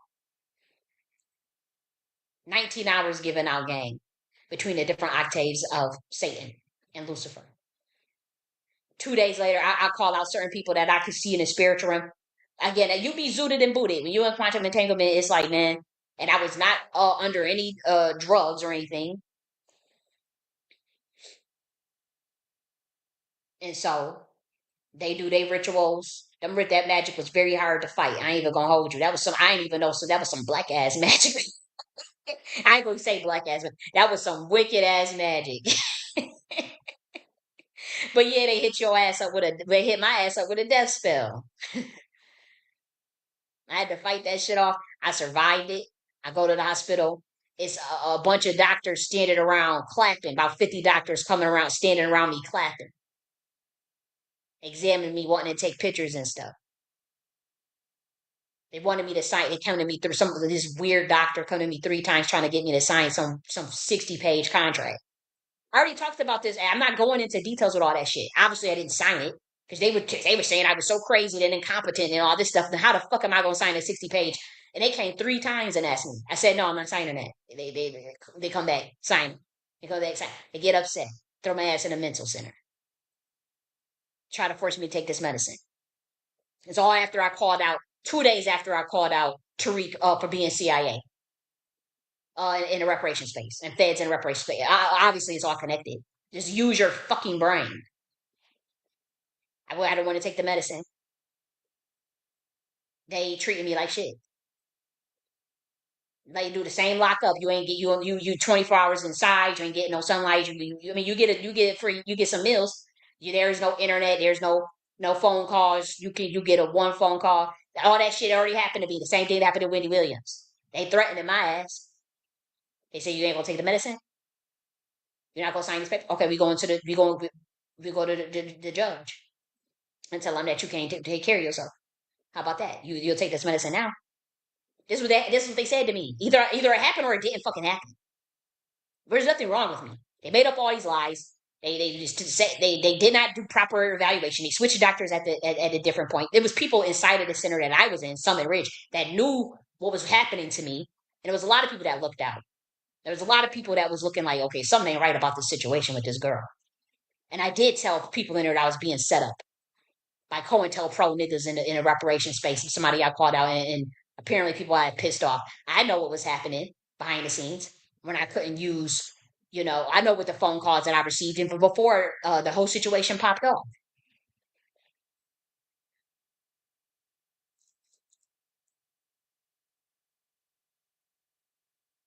I didn't say poison mills. I didn't. I was saying that they were trying to give people medicine. They were giving people all these where I was at. And they told me, if you don't want to take this medicine, this is when I started talking about MK Ultra in 2022 and about handlers and motherfuckers infiltrating the reparation space on some CIA shit. You can see things spiritually. It is what it is. Either I have 123 global events that came to pass in less than 1 year that were actually predicted or are publicly available on this channel, or I don't. But it's publicly available and documented. Just because somebody is shadow banned don't mean that they don't know what the fuck they talking about. Either the events came to pass or they didn't.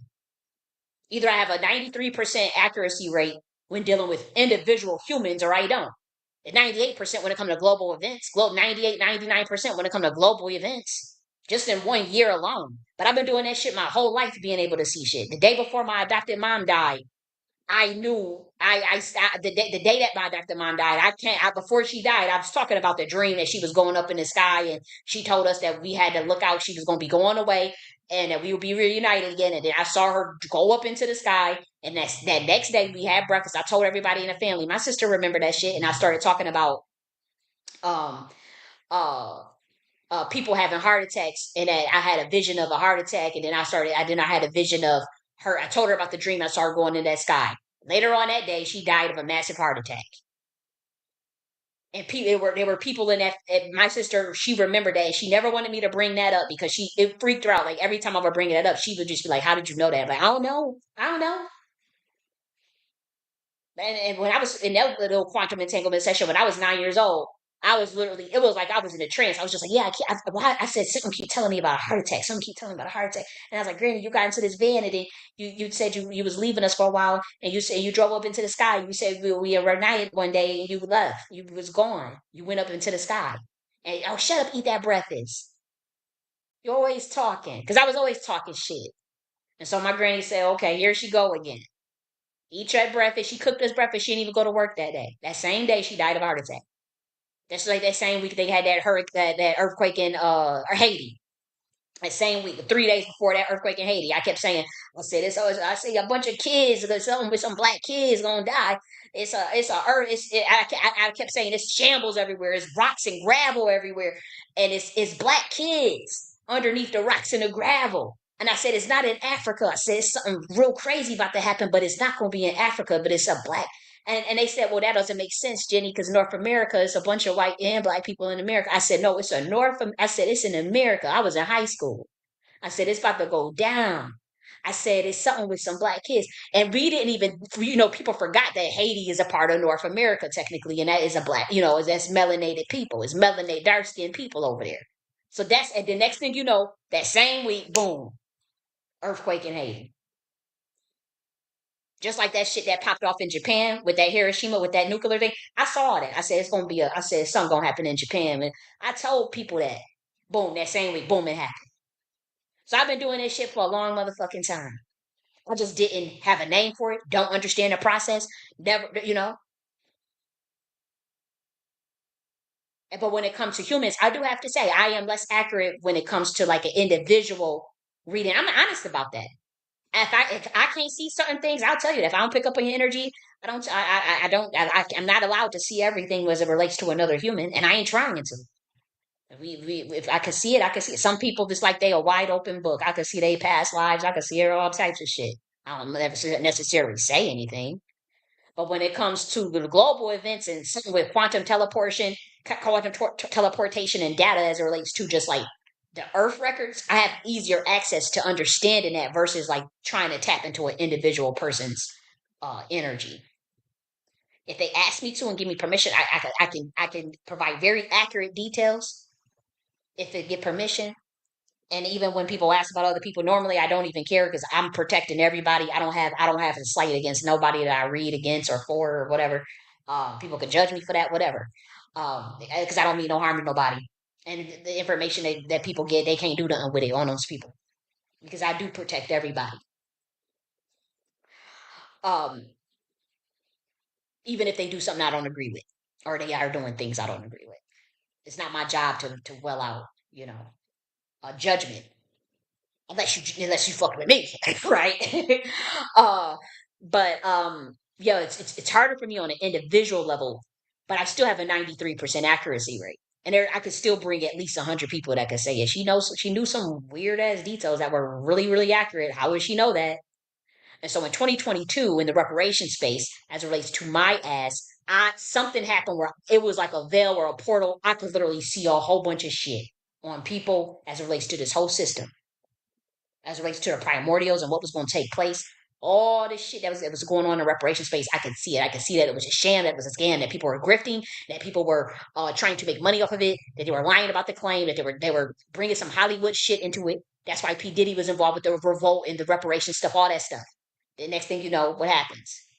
That shit pop off with me when I mentioned um, that uh that I suspect I could see it in the spiritual. In 2022, I'm talking like clear as day. You wouldn't. It was literally like imagine like a big ass book in front of you, and you could just see information like nothing.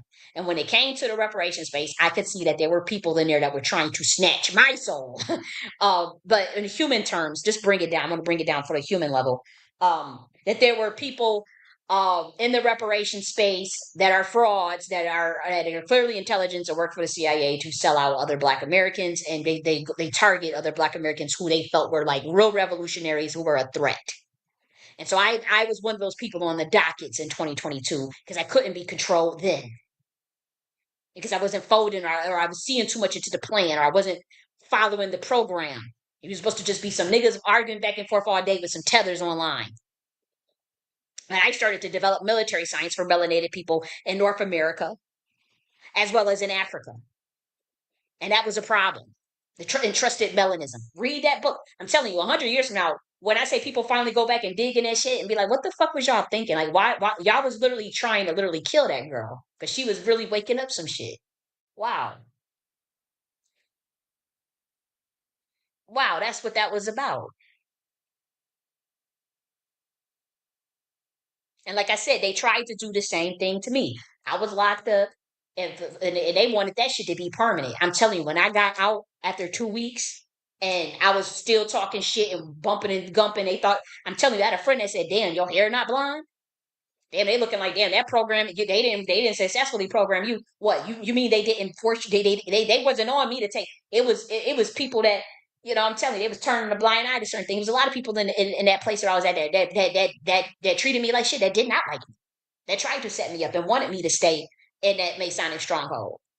And there were people that you know that stepped in and that interceded on my behalf when they was trying to force me to take that medicine. I remember one of the nurses, one of them people was like, "No, she ain't. If she don't want to take it, she don't have to because this is temporary." But then that's when they pulled me behind the scenes and made them threats like this will get very this ain't we will set your ass up. We will get the judges involved. We will get a court involved if you don't take this shit. And then they sent two. I talked with a Black guy. He was a Muslim. They tried to do an entrapment. They sent two guys that were saying just crazy stuff about America that if I agreed with, that would give them license to try to put me on another treason list. And I peeped the game, and obviously I just ignored. I said, "Let me get the fuck away from these people," because I knew clear as day they were plants. They had ties to the music industry. I talked with them. I observed them. I talked with them. They wanted to know why they were in there. They told me what it was. They said, "Yeah, they put people in here to reprogram their motherfucking ass and stuff." And and he told me his types of music industry, who he wrote for, and who he knew, and how he got railroaded. And then they started saying like the Black guy was like, "Yo, if you don't take that medicine, they will keep you in here. They will railroad your ass." And I said, "Damn." But then they started, So I said, "Okay." But there were people in there that there was nurses in there that just turned the other way. When you're supposed to swallow the pill or whatever, they just kind of, the people knew what time it was and what they were doing with me. And so people turned the other eye and stuff. Then they came in with a shot because I guess they realized like, hold up, that ain't good enough. These people is not really checking to see if she actually is taking this shit. And they come with a shot. If I'm lying, I'm lying. But them two Black guys in there, when I started, when they under the under the guise of complying or whatever, they sent it to these Black guys started saying crazy stuff about America, and it was like they were trying to get me to. They was like looking for me to agree or start talking to, and I peeped game. I said, no, this is some entrapment shit. I said these niggas is on some. They trying to find something. And I just ignored them and watched them, and I said I ain't saying nothing to y'all. And they went to another guy who I found out his mother was trying to sacrifice him.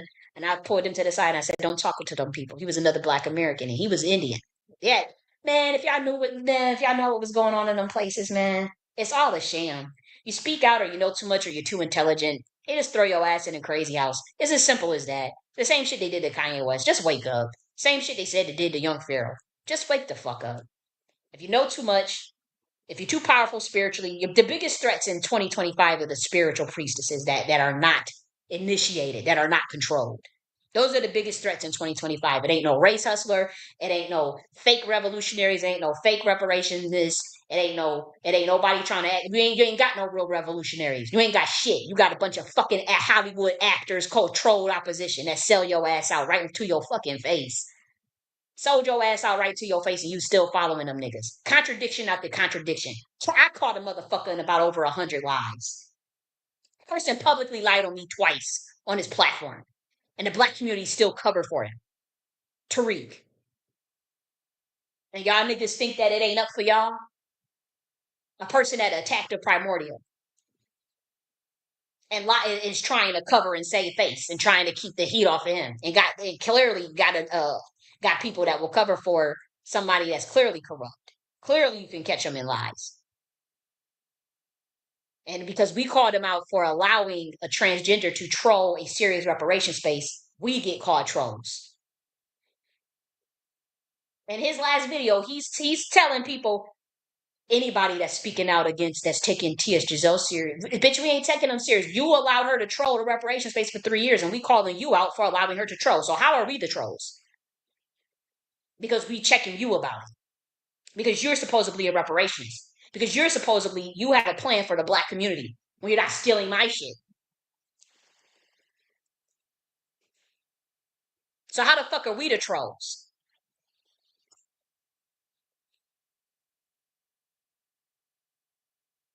Your problem is, wreak havoc, that you're not speaking enough.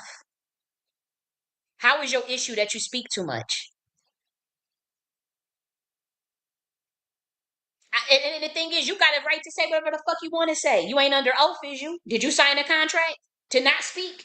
If you didn't, then you can say whatever the fuck you want. What you mean you speak too much? You probably don't speak enough. Yeah, you get targeted if you speak too much, but you ain't you. Why they want you to be quiet? What they scared of? What they afraid of? What they afraid you know? What they afraid I know? Why they came for me? I know why they came for me. Yeah, they feel like I speak too much. Bitch, I can talk. I can say whatever the fuck I want to say. I'm a human and I'm a soul in a human body, just like the rest of these motherfuckers. That I ain't signed no contract that said I wasn't gonna speak. I ain't agree and say I didn't give nobody consent or comply and say I wasn't gonna speak or say nothing. I'm not beholden to their system. They tried to force me. They got so desperate they tried to force me to take the oath. They totally try to violate universal laws. Do you know that that was the straw that broke the camel's back? Do y'all not get what the fuck is going on? It's like literally in front of everybody. They tried to force, they came and said I was fucking crazy and incompetent and all this shit and wanted me to sign some weird ass 60-page fucking contract with it on a digital pad and came 3 times. They was shaking. They was shaking asking me to sign that shit. And I'm like, what is it?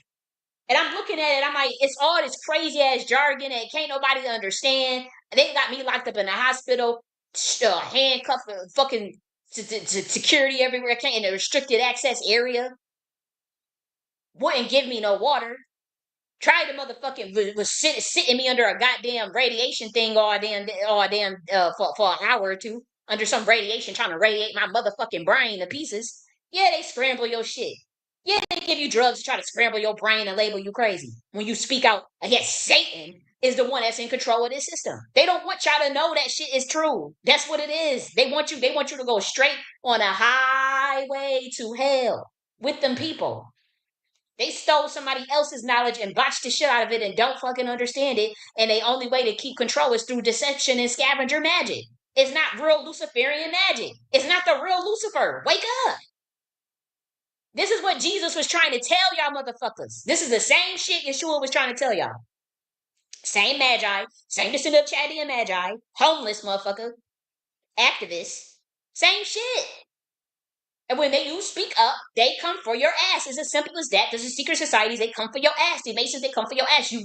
And for those who already sold, they sold or took that oath or signed them contracts. If you speak up, they slam the hammer down. They come and then they feel like, oh well, you gave us permission. Do you want us to air out all of your business? Do you want us to show those tapes? Do you want us to tell what you did? Do you want us to tell us how you touched that little kid?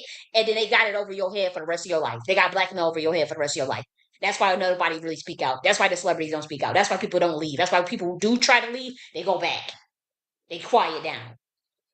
They fold. Or they die. Okay? I'm not the only person to speak out about this stuff. Yeah, Steve Coakley's trying to wake up stuff. Priestesses, women try to wake up things. People who have been targeted, black women, also try to speak out. Obviously, they get labeled crazy. If not, they go and attack them. Witches and warlocks will work 24/7 with magic on your ass. And they work on a network. They'll work on a network through a surveillance network of community policing and community surveillance. That's illegal, where they want to watch and track and monitor everything you do. Called COINTELPRO Project Phoenix 2.0. This is shit y'all already know. Y'all could keep playing dumb. Y'all could keep acting like that shit ain't real and all this stuff with these people in these Hollywood. Y'all clearly know that the reparation space got a bunch of uncanny amount of quote unquote reparationists with ties to what the stupid ass conscious community or damn Hollywood celebrity shit.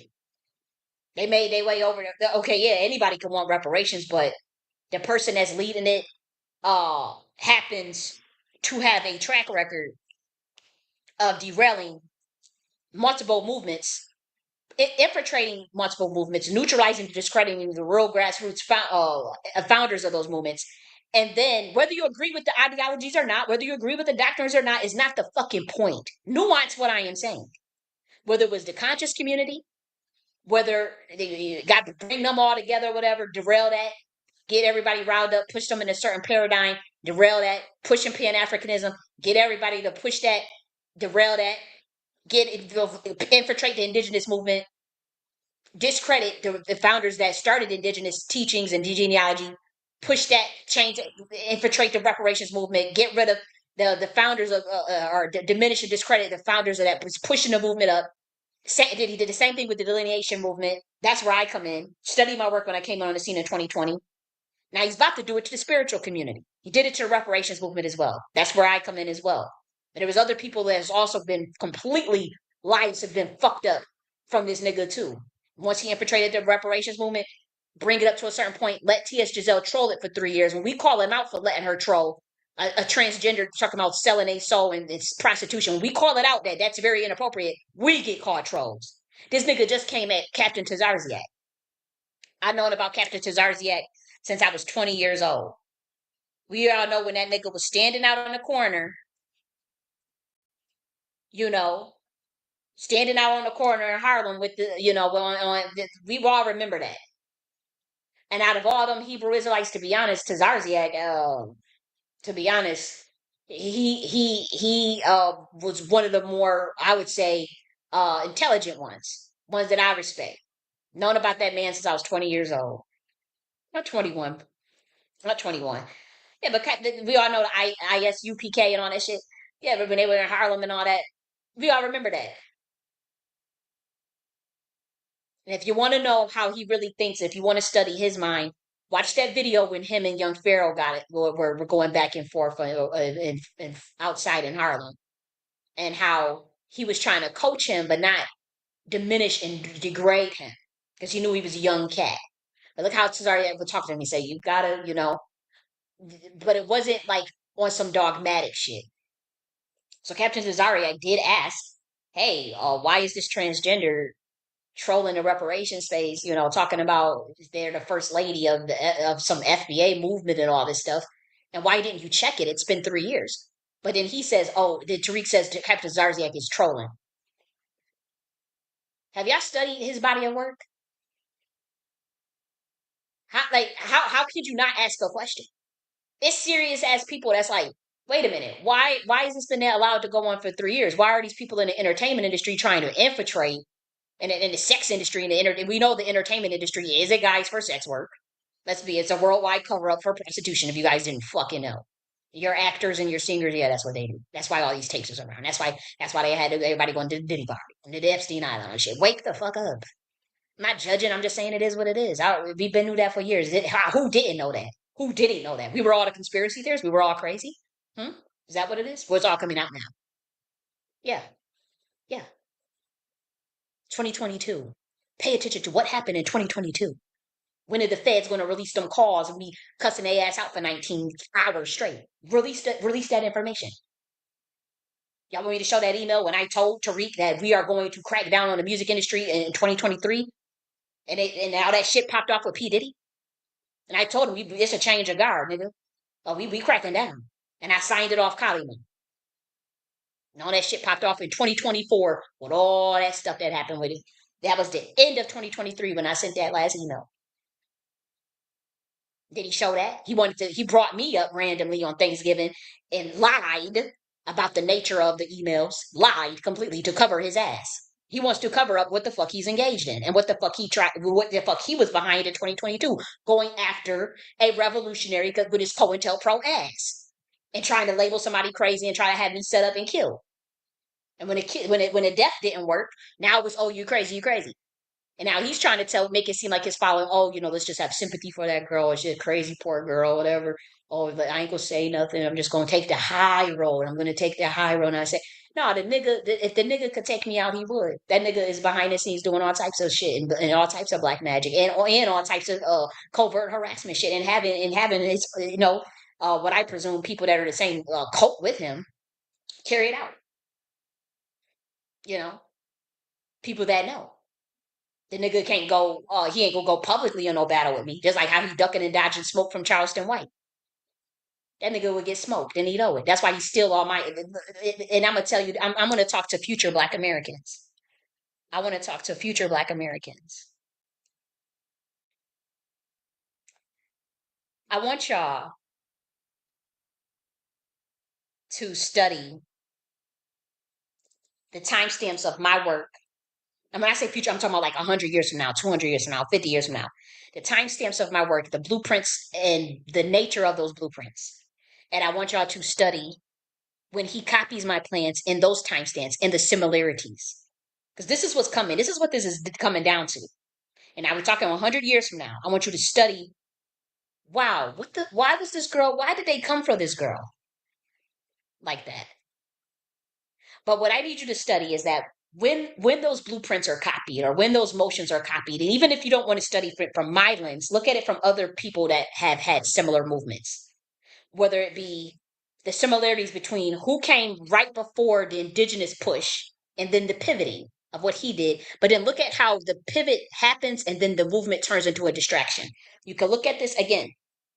You can study this from what had happened in the conscious community when he was a Pan-Africanist. You can study this when he moved into the reparation space. You can study this and when he moved into delineation and into the indigenous. You can study that every time it was like a hijacking and then pivot and then derail it. This is what happened with the reparations. We're calling out the derailing in particular now with this transgender shit. And now he's trying to play it off like, oh, you see how stupid they are to think that trolling is serious. Bitch, why are you letting a transgender troll the reparations space? Why are you not speaking out on it? Why did you allow it for 3 years? Yeah, we can call it out. We're people that are serious. We're people that have been reparationists, have been surveillance, have dealt with a bunch of bullshit, have had murder, assassination attempts, had all types of shit happen to us, have been locked up. Your ass is a part, most likely behind it, but a lot of people. I mean, because we know that you were around Darren Seals and Nipsey Hussle a week before they both died. You were around Textone a week before they took him in. 2 days after I said your name, y'all tried to fucking kill my ass. After calling you out for being CIA in 2022. And I did feel really guilty about it. I said, well, damn, I must have been in another dimension or something because I saw clear as day that nigga was CIA. Like, I saw it. And then I know I've been psychic as fuck, but I'm like, maybe I really, they was telling me, yo, you're just crazy, you're just crazy. You didn't see that. You didn't see that. Spiritual world's not real. Spiritual world is not real. Oh, nobody can really see the future. Nobody can see things. You're not a prophet. You're just crazy. You're just thinking too much. Oh, nothing to see here. Take this medicine. Take this medicine. Take this medicine. Oh, you don't want to take the medicine? Oh, we'll lock your ass up forever. You won't see the light of day. They'll be playing with you. Show your little Mason hands on. So I take the medicine. I get out of this restricted access facility. People, my family was like shocked. I heard them talking like, how did they let her out so quickly? Why didn't they do this to her? And I didn't realize that I was being set up. I didn't realize that people had been selling me out. You know? And so they sitting there talking, and I'm thinking I thought because of the nature of what I was saying and what had happened, that's why they were shocked that I got out. But no, they was like, they was hoping that they was going to keep me in there forever. That's what it. Now that I look back on it, because of what happened in 2023, confirmed it. Like that motherfuckers was willing to sell my ass out and set me up, and take control over my intellectual property in the book. I've written 20 books, and and take my destiny. Because what they trying to do is make Wendy a living sacrifice. That's all they trying to do. And she trying to fight back. But the thing is, she took the oath. She was under contract. I didn't. They tried to force me to take that shit because I knew too much about this system. But my thing is, I got my information from the primordial mother. I got my shit from the Godhead. I didn't go and steal none. I ain't go take no initiations or nothing. God told, well, I was, imagine just seeing a big ass portal of just fucking information, and you could see all these different soul contracts, Akashic records, all this shit, people's past lives, what people doing. Like, I didn't want to see all that shit. I ain't asked for that shit. It was to keep my ass alive, though. And I'm telling you, obviously, like, you see, just because you see something don't mean you should go out and say it publicly, right? Just because you see something don't mean you should go out. But for whatever that was in 2022, when I say like it was like it was like I was in my archetype, my original archetype, and there was no keeping quiet. There was no staying silent. This was like, holy shit. These people are like, if I don't say something, I miss out on a big portion of what I'm supposed to do down here. I saw, man, and people know. People know, they just quiet, they under oath, or they scared to speak on this topic. But I saw that shit, that nigga was a motherfucking COINTELPRO. And I said it publicly. But he wasn't the only one. He wasn't the only one. But he's the one that's leading the charge. He's the one that's the most dangerous. Not to me, but collectively, but to me as well, but collectively. He's the most dangerous out of any controlled opposition agent that is in this community. He is by hands down the most dangerous.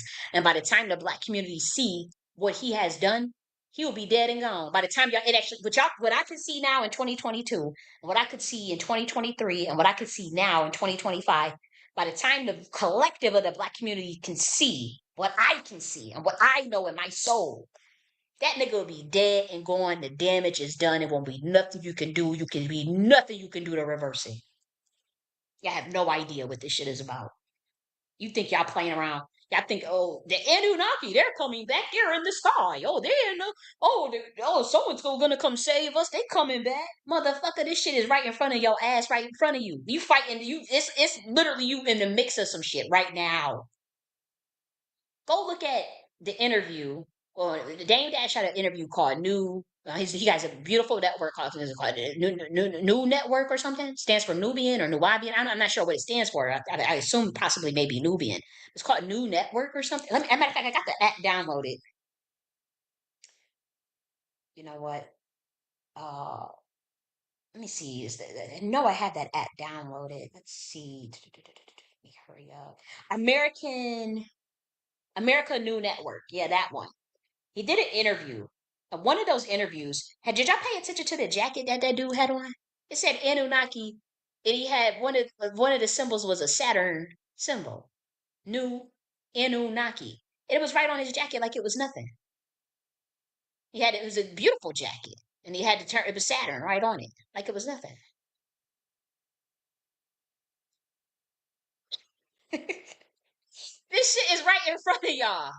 It's like either you playing fucking stupid, y'all pissed off at me trying to hide shit, and we ain't hiding nothing. We back. What the fuck is there to hide? In fact, y'all shit that y'all following is botched anyways. The religious shit is botched.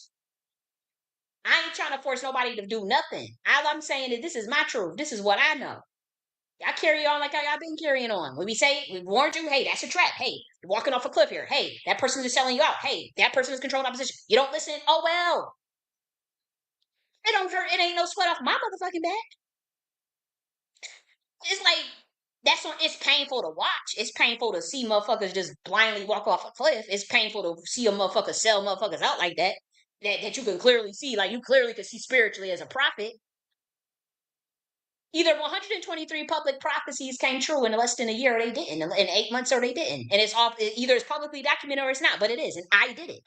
I am not arrogant. I am not bragging. I am not saying I'm the only person that can do that. But clearly, either I called out a bait and switch of the RNC and Trump and Elon 3 weeks before the election, and everybody thought I was fucking crazy, or either I did it or I didn't. And either now everybody can see the bait and switches I'm talking about now. The conservatives and the MAGAs and the anarchists, they can all see the bait and switch now. They are freaking out.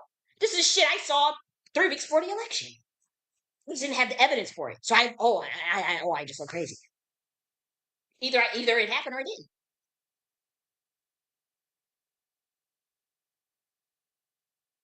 Just like that shit I woke up about me and the legal heirs of the Mashiach and the Masonry monarch bloodlines. Stand on what I said, by the way. I don't brag about it and talk about it.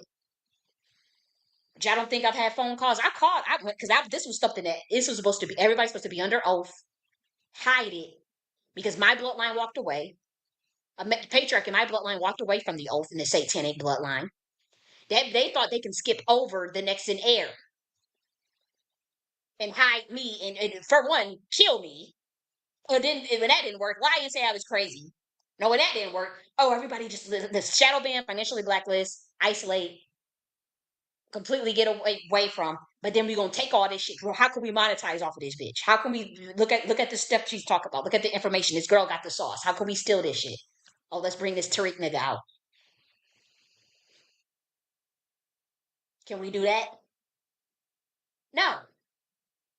This you fucking with primordials. Just because we decide not to serve Satan, don't mean that you didn't take a birthright. You can't just switch a monarch bloodline because they melanated. Are you fucking crazy?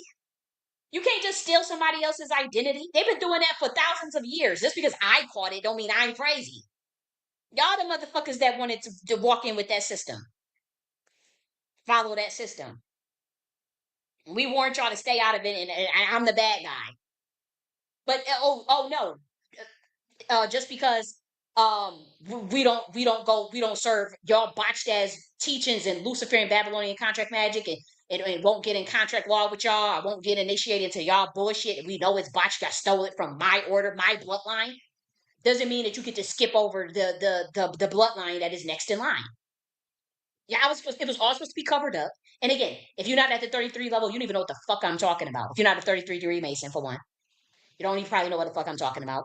If you are indoctrinated in religion, you probably don't even know what the fuck I'm talking about. If you think everything is a conspiracy, everything is a demon, everything is the occult is not real, or all this stuff is not real, spiritual world is not real. You one of them science niggas, and you don't know what the fuck I'm talking about. You could stay asleep. That's good for us. We give you the truth, and you don't listen. Okay, shit, that's better for us because we told y'all to y'all face what this shit was about. You don't want to listen. We ain't here to force nothing on nobody.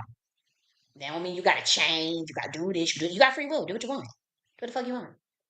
But y'all keep attacking certain bloodlines and certain people, then it's up. The fuck. When we declare war, when the Marine Kingdom declares war on your ass, when we declare war, when the primordials declare war on your ass, when Saturn declares war on your ass, when the Earth, when my mother Gaia declares war, don't say nothing. Because for every action there is a reaction. There is a consequence. And y'all did go after primordials, and y'all did try to sacrifice certain Black Americans in 2022, at least 20 of them, and I was one of them. And you did piss off some very primal ancestors. And y'all did try to lie and steal my shit and try to make money off of it. Y'all still trying to do that shit, and it is a curse. And the Black community did for the most part sell me out. Not everybody in the Black community, but it's enough that's covering up for that Tariq nigga. Y'all did target me. It's a Black American. I got comments now from a Black American saying, "Oh my gosh, if what you saying is true, and if you are who we think you are, oh, we're screwed. Oh my gosh, we're screwed." I know what the phone calls I got behind the scenes. When I said, "Hey, I know y'all try to hide that the Mashiach, this third temple stuff." I said, "I know y'all trying to hide about this bloodline," and I guess they was all wanted to keep their oath and keep it covered. And I was never supposed to find out, but I found out. And I called two people and said, "Hey, I found out." They ain't say, "Oh, you lying, you crazy." They look kind of spooked. They sound kind of spooked. Oh shit, fuck. What does that mean for us? Because they the ones that was in on selling me out too. They ain't say, "No, that's not true. You're making that up." They knew. They had already knew they were supposed to hide it from me because I was supposed to go into a contract and sell my soul. And I remember, and I didn't. Obviously, I didn't do that, but that was the plan for me to join the dark side, just like the rest of these motherfuckers. I was warned by people in my family to stay away from that and to not do it though. No lie, I was told if you got a choice between the word of God and the word, choose the word of God and keep it moving. Don't join that shit. And then a whole conversation and them telling me about what all this shit is about. And I'm thinking the book of Isaiah in particular, book of Numbers, book of Isaiah for those that want to go, book of Kings. I'm thinking people crazy. I don't know what the fuck going on. I'm thinking, I'm seeing shit in the spiritual realm. I'm thinking like, why is this happening? You know?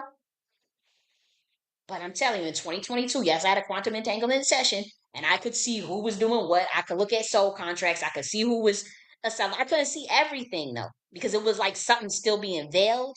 Especially that magic is that cloaking magic.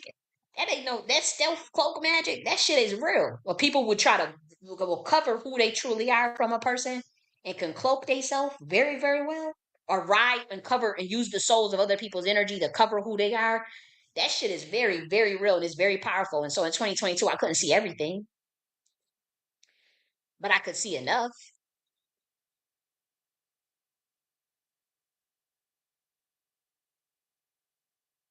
I could see enough, and I was like, damn, it's a lot of infiltration. And it was dealing with the souls. All I could see was that people were selling souls and human trafficking, but it's a different type of human trafficking.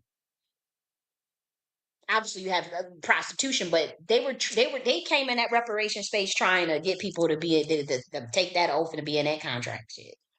And it's a lot of people that took the deal. Like people like Padrino and Ernest, all these people that's coming for me, they still trying to grift off the fucking reparations claim. And yes, it has ties to intelligence and the fucking music industry. Just wake up. Just wake up. Y'all already know this. Y'all just playing dumb. I mean, because I wouldn't play ball, because I didn't want to sign shit and sell out or be controlled, then I'm the bad guy for calling it out. Y'all could have made that shit right 3 years ago. But y'all still wanted to set up a campaign, a discrediting campaign, a COINTELPRO campaign, and tell everybody that, oh, she don't know what she's talking about, oh, she crazy, because you want to cover up your crimes and to cover up the shit that y'all doing in the reparation space, that y'all grifting.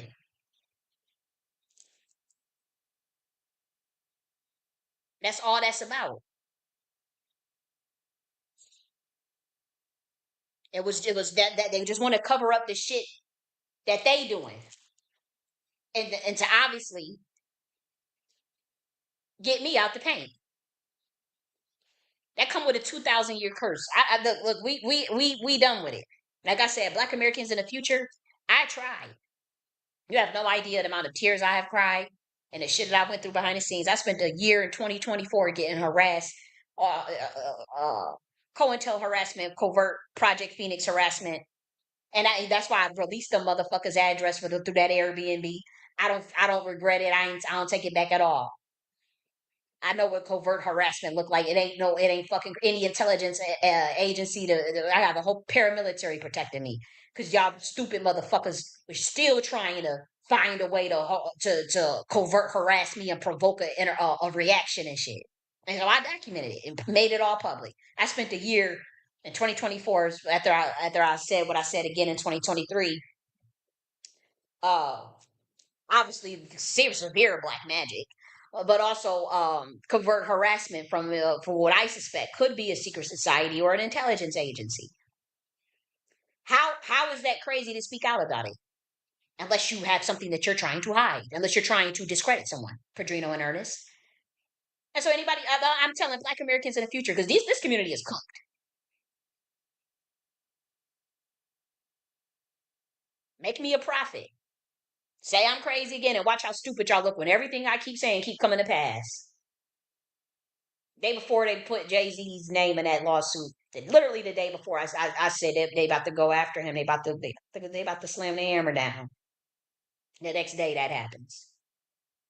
How did I see that? No, I don't fucking know. We all knew it was coming, but the very next day, we all knew it was coming. But the very next day, yeah, okay.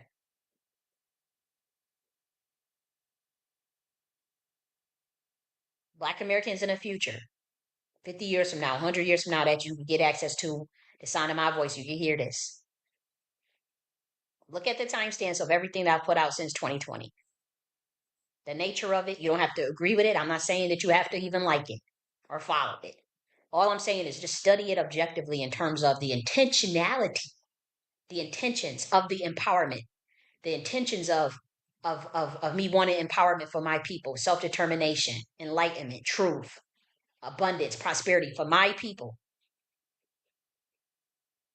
Then look into when I started to talk about the Na'vi order and governance and plans for America at large. Look at them timestamps, study the objectives, study the goals, study the mission statements, study all of that in the timestamps. And then see where there's a botch where that man, Tariq, tries to copy the plan, study the timestamps of when he does, we're talking about now, because I'm telling you what's about to happen. When he tries to study, when he tries to copy the plans, but then look at where it pivots and derails off into a bullshit where it's a distraction or drama ensues and pops off. Now that has nothing to do with me, but I want you in the future to study how every time it has happened with the delineation movement, reparations movement, the indigenous the genealogy movement, and the conscious movement with the Pan-African shit stuff. Look at to the Moorish movement, and now he just came at Captain Cesariak and brought up the Hebrew Israelites just yesterday.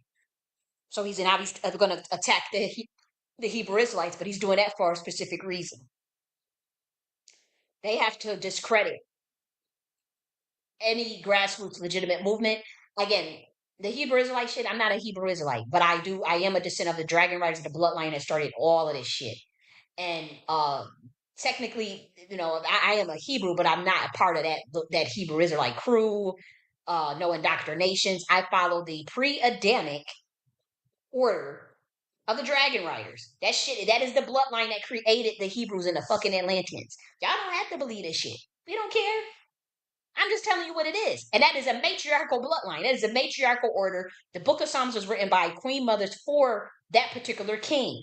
I told y'all who wrote the Book of Psalms. Y'all thought it was crazy. The government didn't think it was crazy. The government didn't think it was, oh my gosh. Oh, this bitch is crazy. The government didn't think that. You think they thought that shit was crazy? The Book of Psalms. That shit was that stuff is a hand printed by women. They took it, and I even had a black man that's in their 60s to tell me, in a private conversation. Yeah, I already knew that. I already knew that was women behind it. You could tell. He said he read it. He know that book inside out, and he's interdimensional. He do a lot of crazy ass shit. He has done it.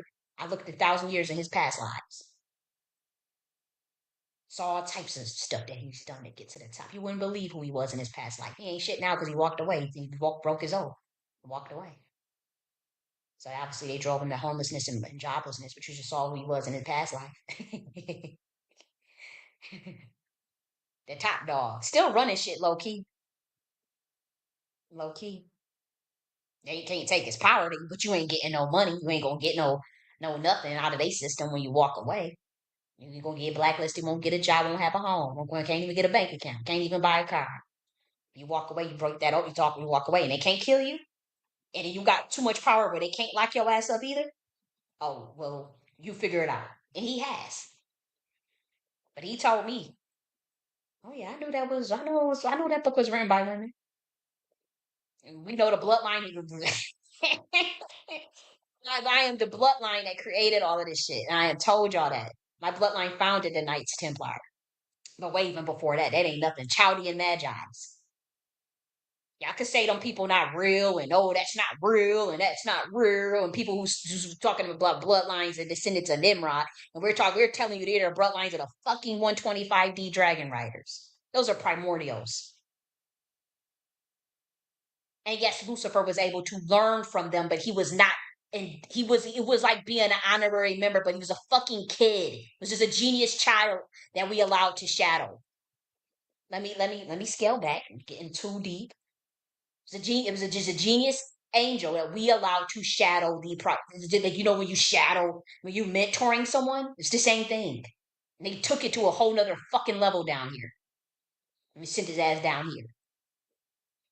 A kid that bought some shit, told some humans some shit that wasn't entirely true, and fucked this whole planet up. Call him Anunnaki, call him Serpentine, Seraphim. Well, we don't give a fuck. We're just telling you what it is, Nagas. We're just telling you that there's a difference between when we're saying primordial mother, we're saying as a difference between this shit that's going on down here that's in Hollywood and the shit that y'all tried to pull with me. And like I said, I September 13th, 2022, I cursed out Lucifer myself. I said, I know the fuck you didn't have these motherfuckers lock me the fuck. I beat your motherfucking ass. Laughing. Oh, I ain't had nothing to do with that. Obviously, you could probably be lying, but he did say, I don't give clearance for that. You can do what the fuck and say what the fuck you want. Look, we already understand what time it is. But there are other homunculus deities that hate my fucking guts. Obviously. Obviously. You could say, yo, somebody lost their mind and all this shit. No, the fuck they didn't. Ain't look. I read this is an esoteric studies video. You fuck with me on any. We could break down what quantum mechanics. We could break down sociology. We could break. I whoop anybody ass in the debate. Y'all saw how I broke down that debate with Billy Carson and Wes Huff, and how and what I said, what Billy Carson should have said. Anybody that's logical, anybody that watches that video can see how smooth cut code as a scholar I am when I want to be. If it's time to debate, that's why we gonna review that Lord Jamar shit, that Lord Jamar debate. We gonna review it. I'm about to scap a motherfucker right in that too, because both of them are wrong. Neither one of them know what the fuck they talking about. Professor Dave is a little closer, and Lord Jamar is it wasn't entirely wrong either. But Lord Jamar, he's coming under fire for very different reasons, very spiritual reasons. I'm going to tell him those reasons. These niggas run from me. They run undercover. The only thing you can say is somebody crazy because you scared as fuck of a real debate. You running from that shit. And what we telling you is there's the brilliance of light and electromagnetism does not stop at the perception. It does not stop at the optic level of the perception of the eyes, the brain hores inside of your eyes. That is a very kid level of looking at this. When we talk about light, or even carbon, or even melanin, we're trying to go up higher and higher. That's the God realm. But these motherfuckers told everybody down here that the primordial mother, don't want them, or what you guys say, God is this and da da da. This planet is a fucking mess, man.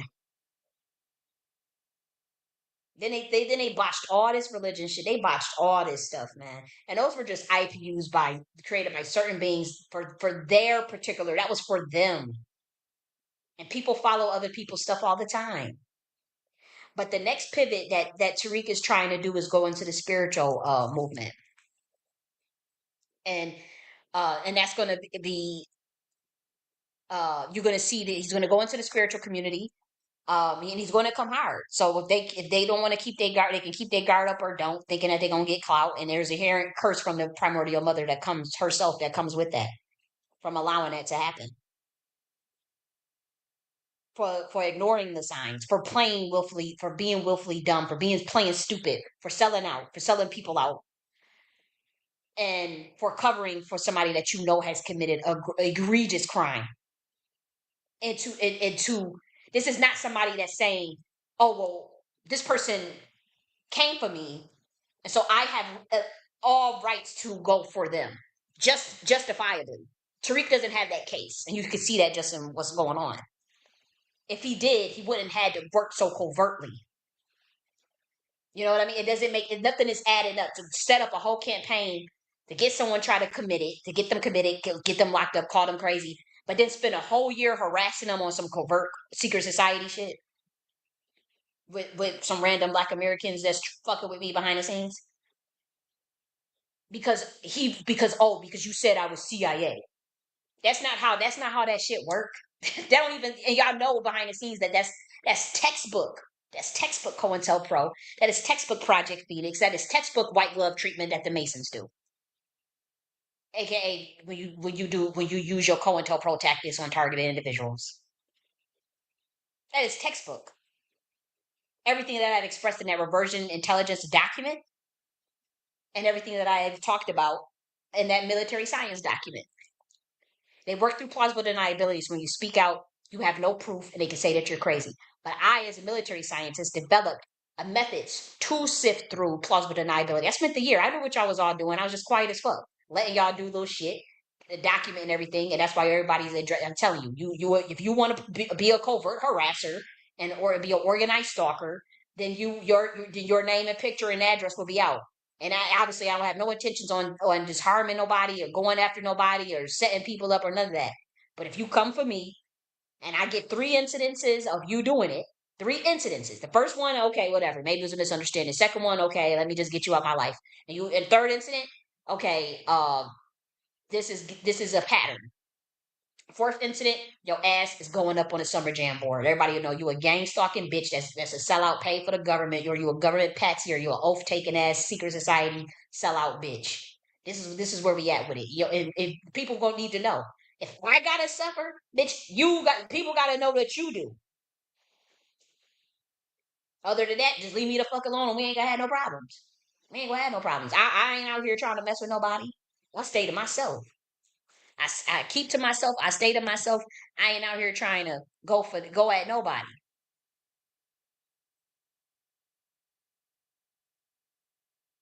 But this is what this shit is about, y'all. It's about the occult and uh handlers and Hollywood and oath takers and all this shit. And people trying to force other people to take an oath and force them to sell out and all this shit. And when I wouldn't do it, they came after me. It's as simple as that. Oh, we can monetize all of this. Oh, we can get. She got a lot of light. This bitch got a lot of mother. Oh, she's saying she the primordial mother. Oh, what? Hold up. Did we fuck up here? What's all this shit she talking about? How does she know this information? She's not initiated. Can any secret society say that this girl belongs to? No. Okay, no. So how does she know all this shit? How does she know? How did she figure out all this stuff? Who did it? Who told her? God. My soul. Okay, you're a soul. You're in a spiritual world. You're in a spiritual world. You think the 3D is separate. You think the physical is separate from them. You think the matter is separate from the antimatter. You think the matter is separate from different densities and dimensions of frequencies. It's all connected. You create fractal points and angles through your consciousness that creates a certain matrices based on the sacred mathematics. Don't you niggas love to be the 5%ers or some shit? Don't y'all know about sacred mathematics? So why the fuck is Lord Jamar saying the earth is flat?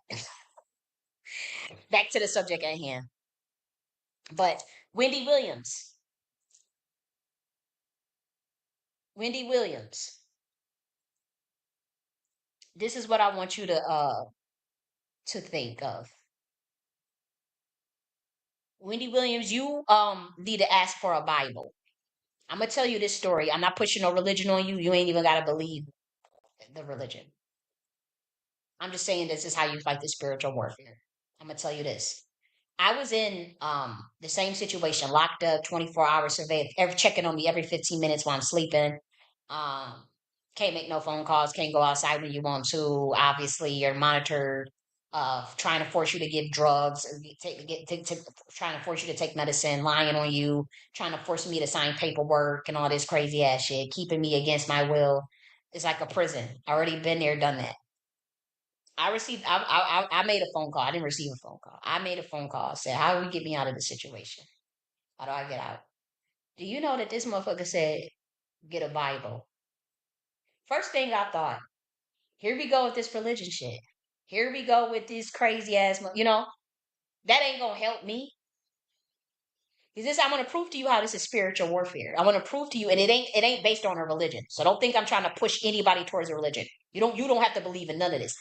I'm telling you about what they believe and how you fight it back. Whether you believe it or not, it doesn't matter. I'm just telling you what the fuck you're dealing with. You're dealing with demonic stronghold. That's why your ass is locked up like that. And you a millionaire. You got all this money. You got all this talent. And you worked so hard. And yeah, you weren't. You played the game. You didn't do it. You signed the contracts and all this stuff. But now that you don't want to play, they just lock your ass up, right? And so what I'm telling you is, when they told me that, I said, "What?" They said, "Ask for a Bible. Where you at?" So I said, "Okay, whatever." I said, "Well, shit." At that point, I'm just like, "Let me just go ask for a damn Bible." I asked for the Bible. I crack it open. And now this is only for certain bloodlines, and I'm telling you, I told the government who wrote the Book of Psalms. So just pay attention to this part. As a female, I'm speaking to you, woman to woman, from someone who comes from a royal bloodline, someone who I know is also of a royal bloodline, who also comes from a priestess bloodline. So now we talking at the level, at the esoteric level, not no religion shit. Hear me clear as day. I'm locked up, in this facility. But we were in the place where you get to watch the TV, where everybody gets to sit and watch the TV. That TV was on. Everything moving slow as hell. They wouldn't lie. This is where they was threatening me. You don't take this medicine. We gonna keep you. You don't do this. We gonna make your life a living hell. You better ignore me, treating me like shit and all this stuff. Some people were peep game and was like, oh hell no, what the hell? This is some creepy ass shit going on here. What they do? This girl clearly does not is supposed to be in here. What the fuck are they doing? And they realized, okay, she's getting railroaded. I asked for the Bible. They give me the Bible. I sit in a section where you could go watch TV and it's all a bunch of people. I crack open this book. And again, everything is recorded. So I'm pretty sure if somebody wanted to pull that documentation up where the first time where I had that blue book in my hand and that TV was on. That TV was on. And now there was cameras everywhere. I read one verse. The first verse I read at that Bible, that TV blew. Like pop. And I felt the electricity. I was sitting right next to that TV. I felt it when it cracked. I felt the power of me reading whatever I read when I started reading that book of Psalms, who my order is the author of, me being one of them. You would believe it or not, you don't give a fuck. Started reading that shit, pop, boom, big ass rain, thunder comes, and then look at the cameras when you see these people running down the hallway. You see these social workers and these nurses running down the hallway, and you soon see, watch the difference of what was happening before and then when I started reading that book. And watch them run down. And then 2 hours later, when they hand me that paper, when they say they call me to go and fucking leave. Now it took a couple of days, but that they gave you the paperwork. That you sign that paperwork, and that paperwork allows you to leave. Now I had an issue with signing it because I didn't understand what it was, and I did ask for a proper explanation, so I didn't just sign it right away. But I caught a lot of these people in, like, even before then, when I said I wanted to see hand protocols of your policies and all this stuff. I demanded to see that.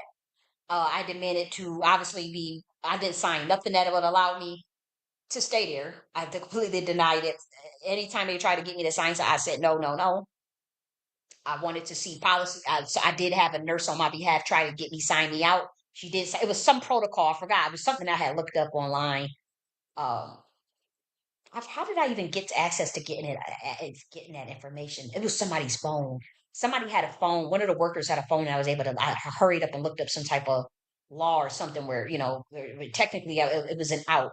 That part didn't work. But she did sign it though. They weren't going to sign it though. I said I want to see the policies and I want to see. I was like an employee handbook. I said I need to see that in your employee. They lied to me. And I said, I need to see your employee handbook where that states that. Because they said sign in on the behalf to get me out. Because I wanted to get out sooner. They started sweating, turning red. And the lady said to hurry up and say, I'll sign it. I'll sign it.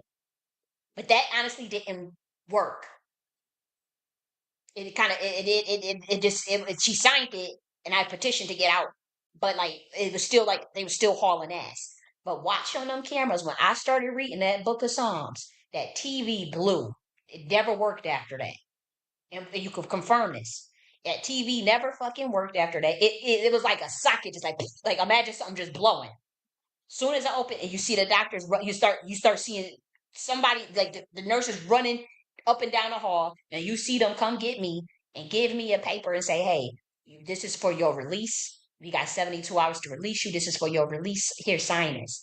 And I said, I read it, but it wasn't, again, the language don't be clear. It'd be contract stuff. It'd be Luciferian contract law. And I said, I need a better explanation. Just give me a day. That's when, there was like, if you don't sign this, we'll go to court and say that you are incapacitated. We'll fight it in court and whatnot. And then I needed an explanation. So I did call some family members and I did try to, talk with other people to get a confirmation that that was the right thing to do.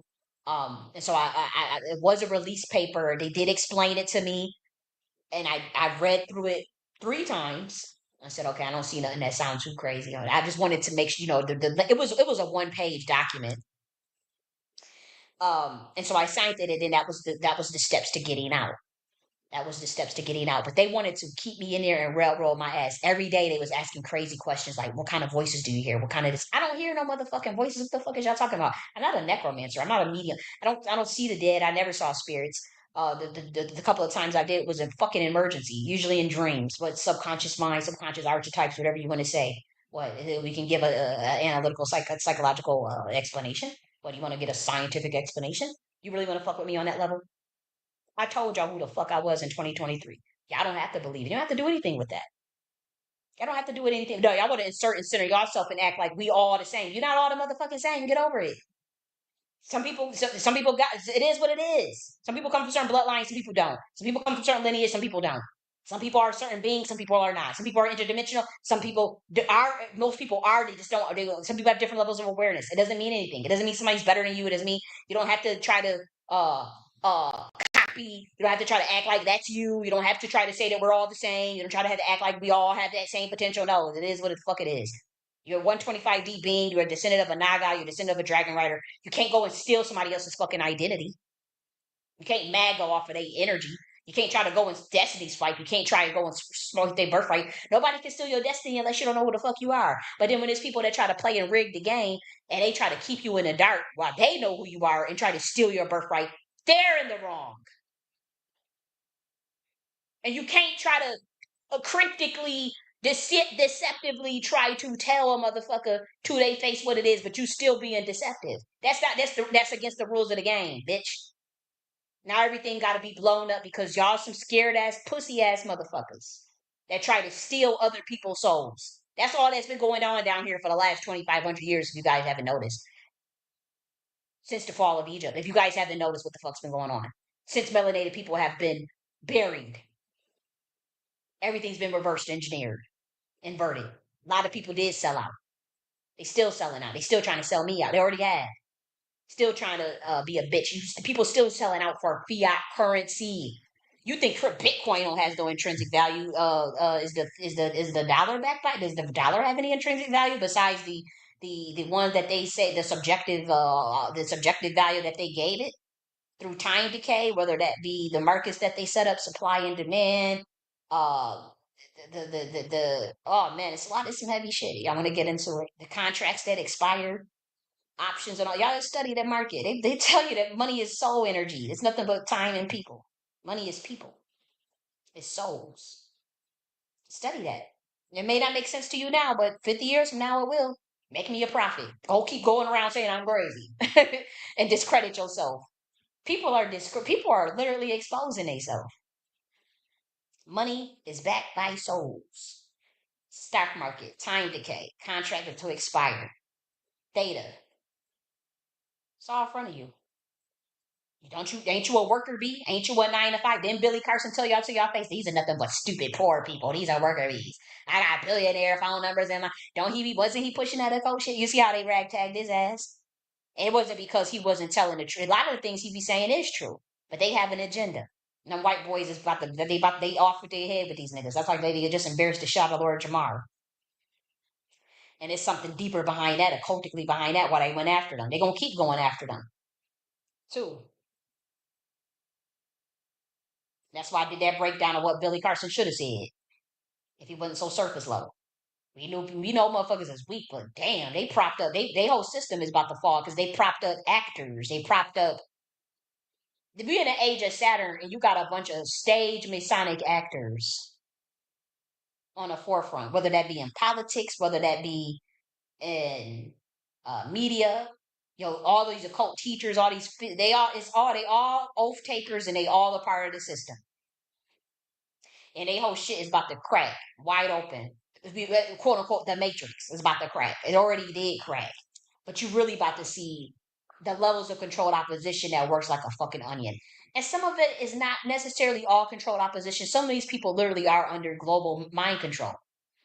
Y'all can keep trying to say somebody crazy. Watch 100 years from now when people like, damn, the world was under global MK Ultra through the media, through the music, through the K-12 education, through the system.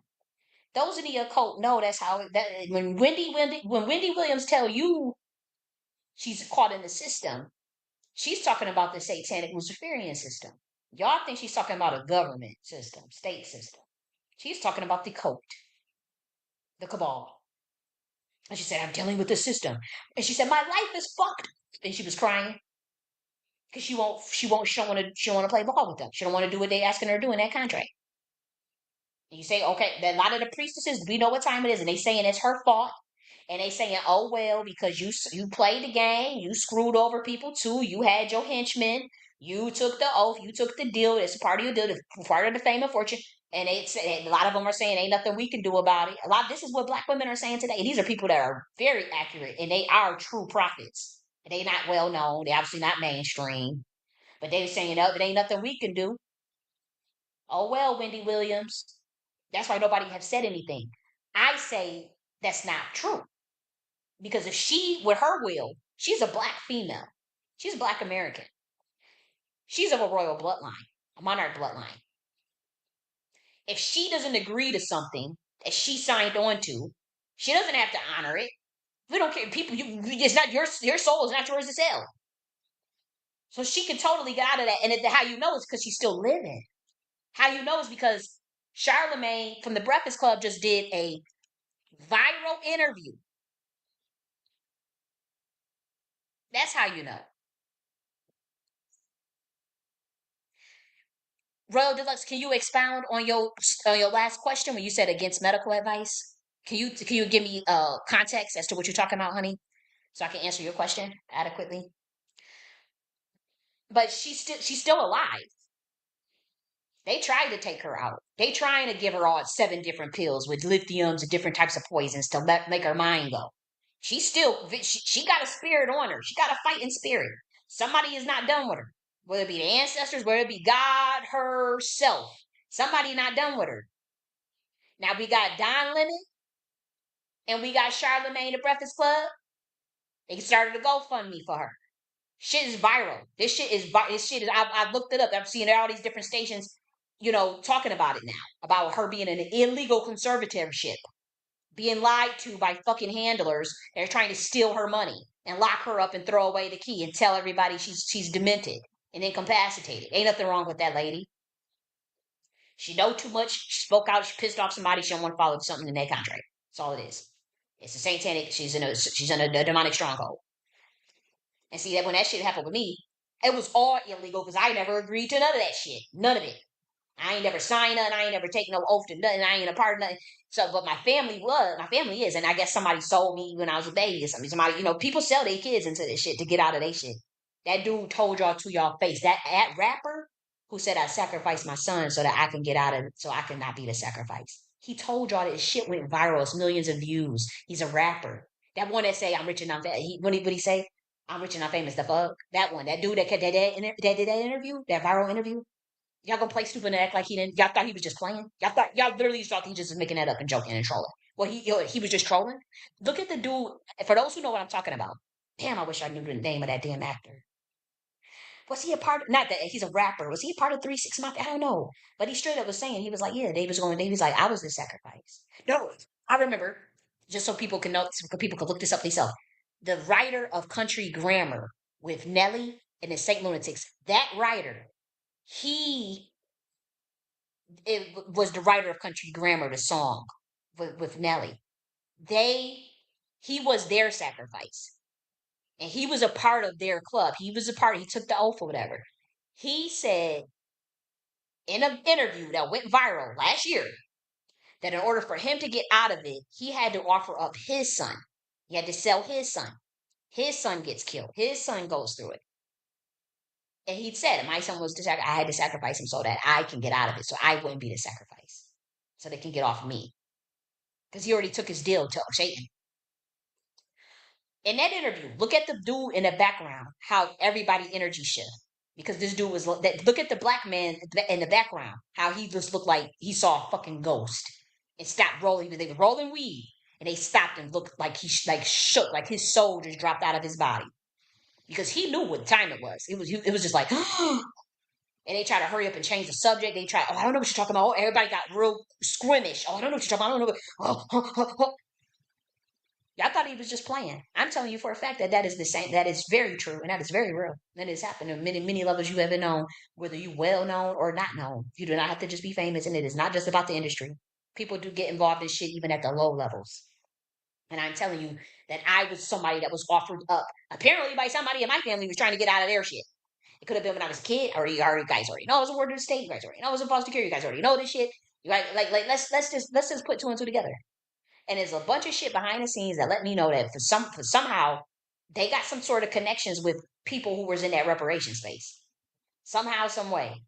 There's enough shit that happened behind the scenes where I know this is why they running around trying to discredit me and they was trying to kill me and spent the whole year trying to covert harass me. Cause they knew, holy shit, this bitch done found out the whole play. We did try to sell you off to these, and sometimes they do try to sell you off to another handler. Um, if they try to sacrifice you. But if that don't work, they will literally try to sell you to another handler. They would try like you said, like how people have contract marriages and contract relationships and contract situations, or how people have where people try to sell a person to another person, but they won't know it because they got so much damn rituals and occult shit done on them. So much SRA. Now I didn't have all that SRA. If I did, it was a baby. I was a baby, and I don't remember. I'm not ruling it out. I know that in my full fact in my family that there has been SRA done to other family members for sure. That's a fact. But I'm saying I don't remember it ever happening to me. In a brief time that somebody did try to abuse me in foster care, when I told my granny that same day that motherfucker was gone, never to be seen again. That same, and that's why I don't really count that. There was an attempt by somebody named Tia Stanley. They used to abuse us when I was a kid, when she was 15 years old. And I was 5 years old, 6 years old. I had got a bruise. She did used to threaten me not to tell Grant. She said she used to abuse us, but she said don't tell Granny or this and it. But I got tired of it. It only happened for probably I'm a kid, so I don't know. I mean, talking about like at 5 years old. I don't know like the months or date or nothing like that. Like I don't. It wasn't years. It wasn't even 6 months. Probably it was probably like.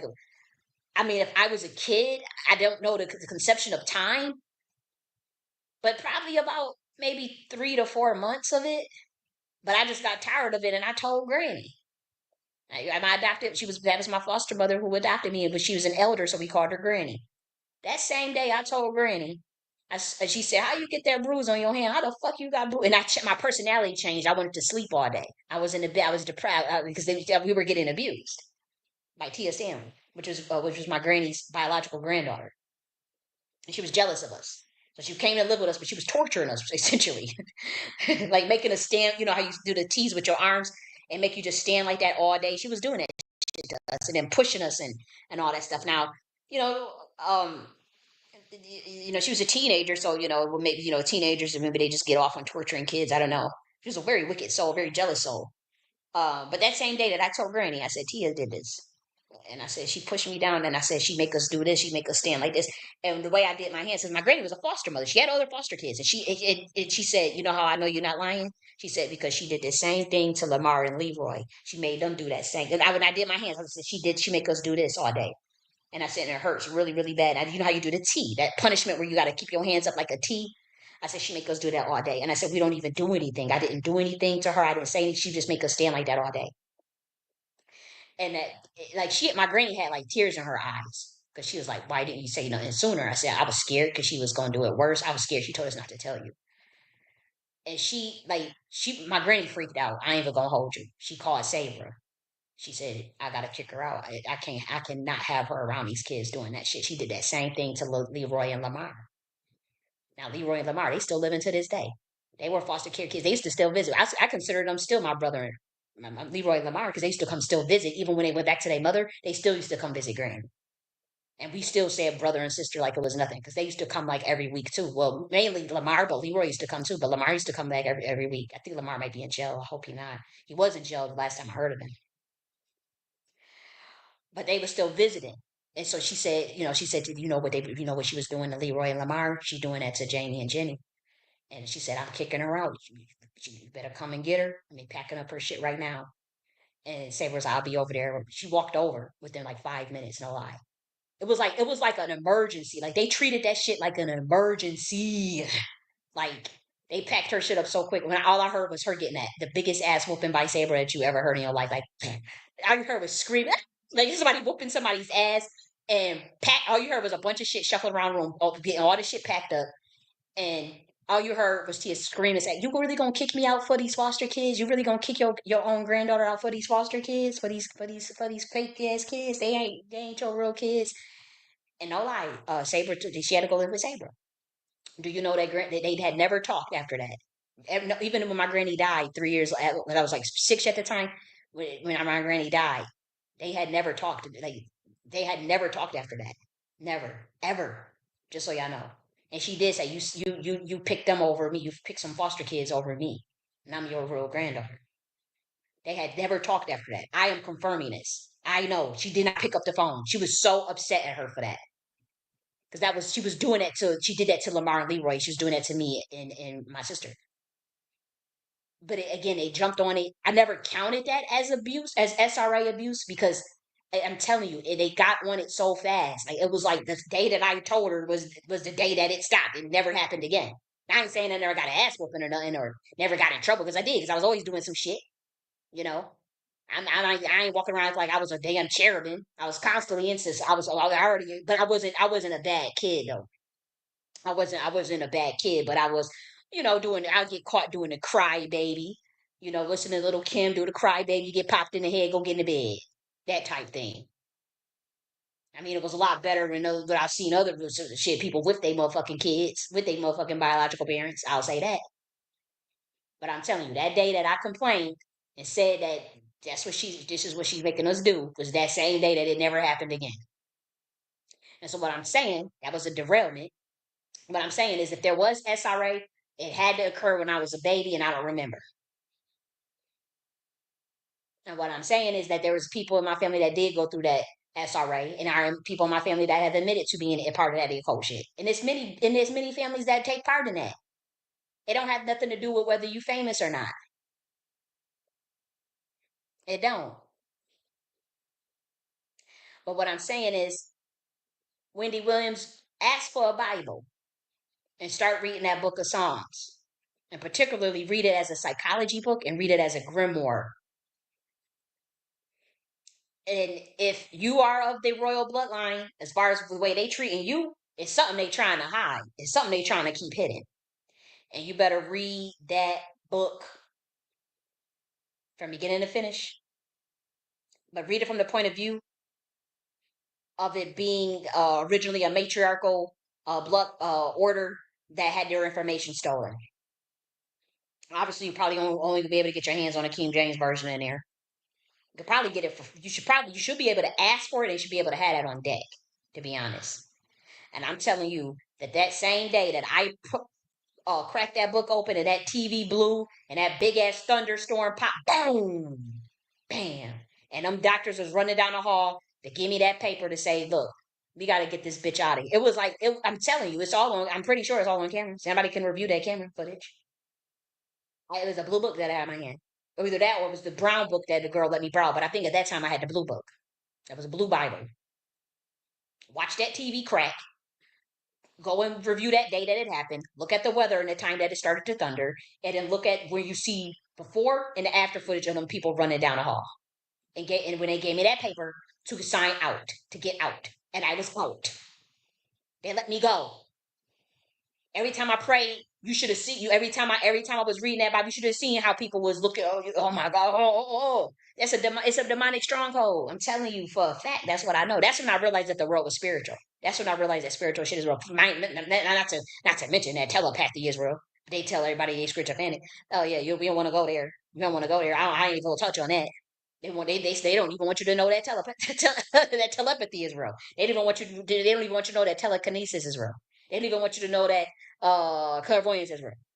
Telekinesis is real. Quantum teleportation, let alone quantum entanglement, let alone quantum superposition. They don't want you to know that. They don't want you to know about none of that shit. They want you to be a stupid ass human drinking fluoride in your water, going to your 9 to 5, being a slave, working for slave wages, being a sellout bitch that don't speak out and say don't stand on nothing, being a scary ass coward. That's how they want all you humans, and they want you following the technocracy. They want you they want black Americans, particularly at a very very low vibration, following sexy red, eating all types of crazy ass foods. And you can still be enlightened and eat whatever the fuck you want. That quiet as kept. But they want you. It still lowers your vibration if you don't do it. They want you to be low vibrating as fuck, angry as fuck, screaming about oppression. Oh my God, you're doing this to me. Or they're doing that to me. Oh my gosh, these white people fighting back and forth with random ass motherfuckers. They ain't got shit to do with this system. They can't control it or change it either. Getting you distracted with this Tariq nigga, who's a big ass distraction. Getting you focused on T.S. Giselle with transgender shit. And then when we call him out, he calls us the trolls. Are you kidding? Oh, you know what? Um, You know what? Royal Deluxe, you're right. It was that was the first document that I had. It was the doctor recommends discharge. It can be called discharge against medical advice. DAMA. That's what I was trying. That's what I signed at first. And they had to have a nurse sign on that, and they did it. But that didn't really work. Discharge against medical advice or leave against medical advice. She recommended for that. She signed for me to have that because there was nothing wrong with me at all. But that didn't work. It was when I cracked open that book, that's when it came with another sheet, and that was for the actual discharge with the medical web from the doctor itself. That was the one that where the um when the doctor just recommended it. But he was not. That was the same doctor, Dr. Mehdi, an Indian guy, who threatened to take it to court to have me locked up if I didn't take it, to have me under conservatorship if I didn't take the fucking shot, if I didn't take medicine that I didn't want to take, that gaslighted me, that misdiagnosed me illegally and just lied and just made up anything, didn't even give no evaluation, nothing. It was a big ass Masonic cover up. That's what I'm saying. I'm not screaming at y'all, but obviously this is extremely triggering. Obviously, it's just I don't mean no harm to nobody that's in it that fuck with me, bro. Deluxe, I fucks with you. Wreak havoc, I fucks with you. I don't mean no harm when I'm raising my voice like this to nobody even listening. But I do have to say that this shit is very very fucking triggering. Hearing that, watching that Wendy Williams interview, and watching the Don Lemon interview on Breakfast Club. They were watching the Don Lemon interview and then watching the interview with the Breakfast Club and then seeing the priestess, who I know for a fact, and then I'm not putting nobody's name out there, but she says she's a medium. When she said, because she saw what I saw, I'm like, oh, that's a demonic stronghold. She done took she playing the game, whatever. She said that same exact thing today. She was like, you know what? Ain't nothing nobody can do because you know what you signed up for. You took the oath. And she said, that's what this is about. And see, I already knew what it was about, but she can't say that. Wendy Williams herself cannot go on Breakfast Club and say that. They will kill her whole family. Probably not her. They won't take her out, but they will take her whole family out. She got to protect her son. She got to protect her people that she loves, her father, people that she cares about. So that's why people don't say nothing or don't speak out. They will go again. They will take out your family. They won't just and release anything that you did. On top of just say tell everybody you're crazy. They'll tell everybody she's crazy. Take her money, take her fame, take her fortune, take all her family out. Um, what else would they do? Take her money. She won't have nothing. She will have nothing. You will be out on the motherfucking streets, homeless, when you speak out and they can't kill you. Now, if they could just take her everything out and take the money and live off of the residuals forever, that's what they prefer. That's what they would prefer. But if your bloodline, if for whatever reason they have not been able to take her out, they done drugged her all up. You see, she's still bopping around. You heard how she was talking. She sounded pretty competent to me. So this tells me this is a very powerful black woman. spiritually. They got some modicums of protection. Somebody ain't letting it get through. Somebody ain't just gonna throw it to the woods. No, you ain't. Somebody ain't gonna just you ain't gonna just lock her up, throw away the key. And how do we know that? Because she's still alive. How do we know that? Because she was able to make that phone call in the Breakfast Club. Now, the priestess said that, she felt like the Breakfast Club was making fun of her and kind of just like trying to make her an example, like, this is what can happen to you if you speak out, guys. I did not get that at all. I didn't get that at all, guys. I got that they were sincere. They said they was willing to send people up there. They gave the handler's name. They was willing to give her email. They wanted her email. They was willing to send people up to the facility. They was willing to have people start a mob out. This is what needs to happen. And to be honest, I'm very happy to see black people stick together like that. I'm so happy to see the black boule stick together like that. I don't care if you call them boule niggas or whatever. They ain't got nobody shit. They gotta look out for each other. Who else gonna look out for them? They have to do that. Don Lemon, he was right to do that. I did feel like Don Lemon, you know, you know, I felt like he was a little more. Like, I could see if that was coming from if she said that about Don Lemon, because I think Don Lemon does care about her, and I think that he's concerned. But I also think that he also knows that you're not playing. You won't do what they're telling you to do. So, like, what do you expect? Like, that was also the vibe that I got from him. Like, you're not do if you do what they tell you to do, but at the same time, you don't have to have violations against your soul. You don't have to just because you sign a contract don't mean they get a right to just railroad your motherfucking life. You get a choice, but people say, okay, what's done and done, and that's the way Luciferian Babylonian magic work. Why do you think they all in the reparation space? They was trying to convince Black Americans that government contracts was their reparations. Y'all still don't see what this is about? Just follow everything that I said since 2022. Not when I say follow, I mean like study it. I'm not saying literally follow it. I'm saying just study it. Of everything that I came out with. And then how that person's name, Tariq Nasheed translates to Lucifer Morningstar. But I already had told you that there's a difference between Satanists and Luciferians. And there's a difference between primordial Luciferians and regular ass, dumbass Luciferians that follow weird ass fake masonry. And they can get mad at it. They attack me. They try to kill me, whatever. These motherfuckers came from me first, though. Don't try to make it seem like I just came from these motherfuckers. These motherfuckers was trying to get me to sell my soul. These motherfuckers was trying to get me to take the oath. And it was multiple of them. And they surrounded me like a fucking pack of wolves. And I didn't know what the fuck was going on. And when I spoke out about shit that I saw in 2022, they come locked me up.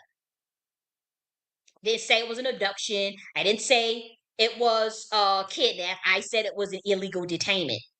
Because if you can't leave, if you can't do Ernest and Padrino, you bitch ass niggas, if you can't do on your own accord, your free will is being violated, bitch. That's a detainment. And it was the government behind it because it was a 1014, and they were threatening to conservator me if I didn't take a fucking shot, bitch. Ernest and Padrino, who wanted to make fun of me last week for talking about this shit in 2022 or what happened to me to cover for Tariq.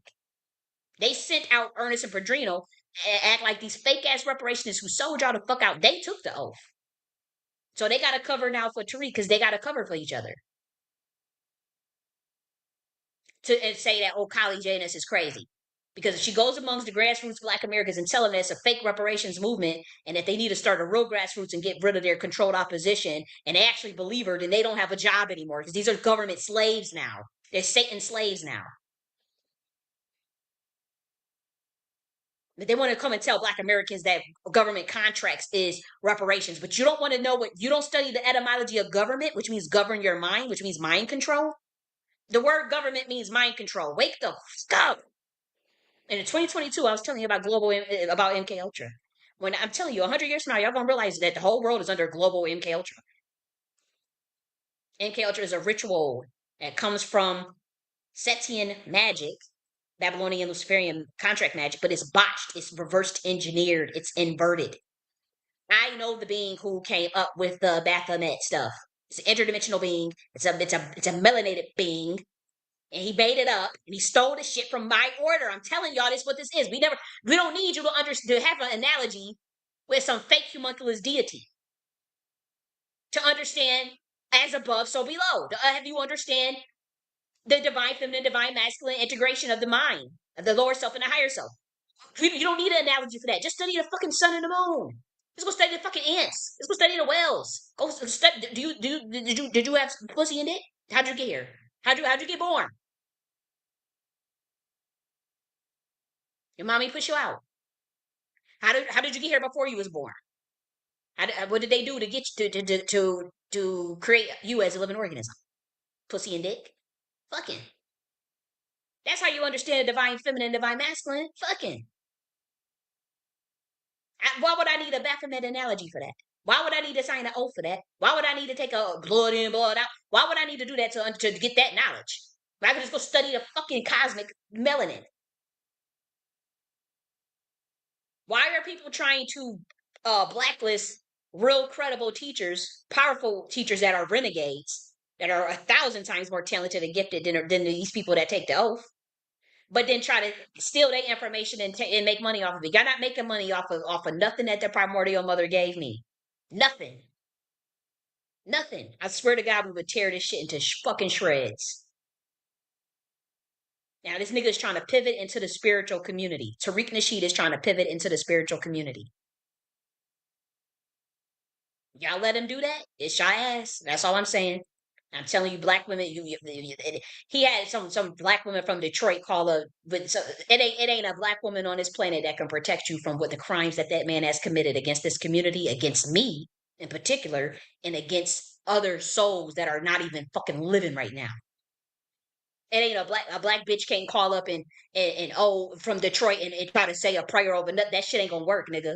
They don't see the black niggas in the hood. They don't understand what you did. You can lie to them and cover up what you did. But sophisticated black Americans, dumb boule niggas, they know what you did. That's why they don't fuck with you. That's why they don't invite you nowhere no more. They don't fuck with me either. But that's but that they never, like you had access to them. I never did. I was never a part of their shit. They know that there's some truth to what I'm saying. They just can't talk about it.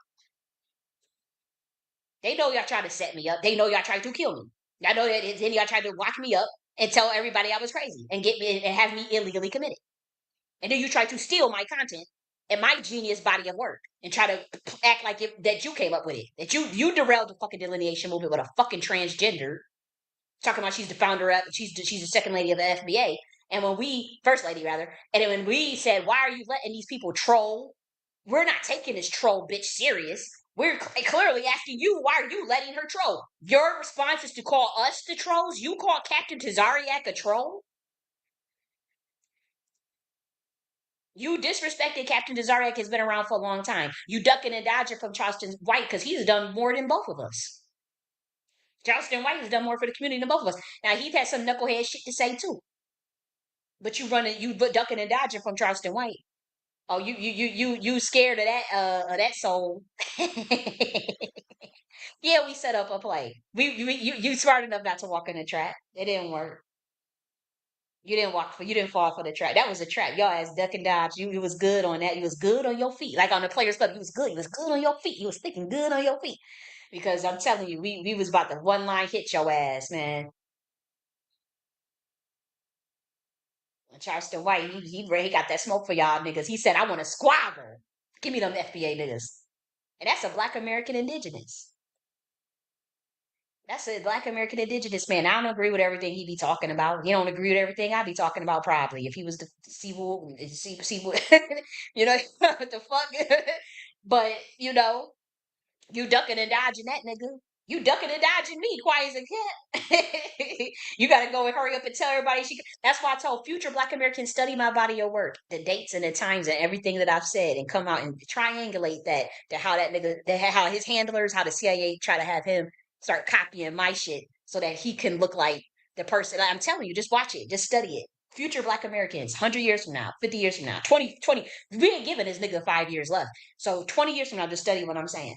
This nigga had a chance to make it right. I just want the black community to know I could forgive anybody for anything if they admit they don't gotta apologize. You ain't gotta apologize. If he felt that I came at him, he lost control. He wanted to cover and save face, but bitch, you blowing my cover. Bitch, I'm gonna get you. You blowing my cover. If he felt that that's what he had to do, he had the right to do that. But I also have the right to move the way I'm fucking moving and say the things that I'm saying too about this nigga. And what I'm telling you is that nigga had a chance to make it right, Black Americans. And from 2022, it's 2025. It's 5 years, it's 3 years later. This nigga still running. This nigga brought me up randomly when I hadn't contacted him in 8 months, randomly on Thanksgiving Day. And we have the proof. And that video has been out. And he was still trying to run COINTELPRO discrediting campaign on me personally. Insulted me and lied on me. We caught this man in public lies, 2 public lies twice documented on me. You niggas wanted to cover for it. You niggas wanted to get paid by the fucking government to let him to turn a blind eye and let him do it. And you think you're not cursed? You think you had 400 years? Okay. I told y'all who I was in 2023. It was all funny. It was fun and games.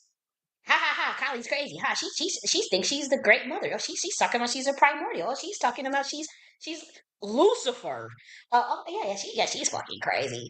Yeah, the government. Yeah, ask the government. Yeah. I have a paramilitary fucking protecting me. I've always had. They know exactly whose bloodline is who in this fucking country. If you haven't fucking noticed, your spirits wake up. You're not. You're not separate from your flesh. You're not some. You are a soul. Now, whether you sold it or you forgot or you don't know you're interdimensional, you're not. But you live in a fractal point of a density of a dimension based on the mathematics of this particular cube.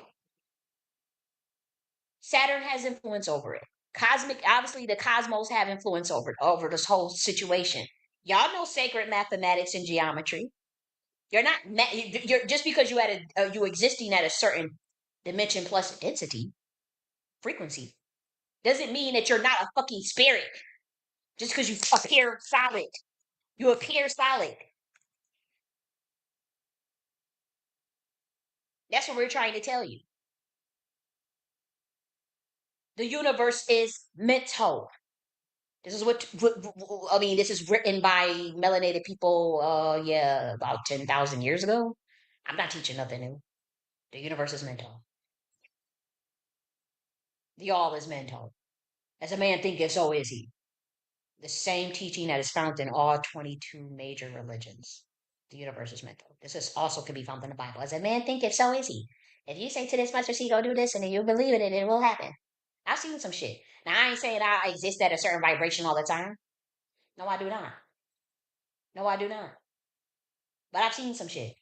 I know for a fact that the universe is mental. I've seen how you could think of something in your motherfucking head and that shit appear right the fuck right in front of your motherfucking ass. Or it comes on. I've seen it. You can lie, say, "Oh, that ain't true. That's crazy." They don't want you to think. They don't want people manifesting at will. They don't want none of that.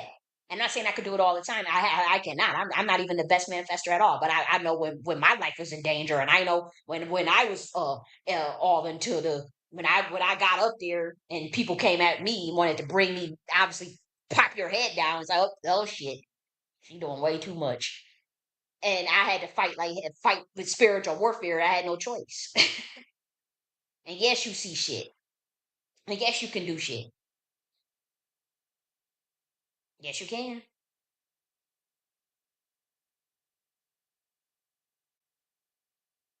They tell you this shit all the time, but they want to be able to control that type of power.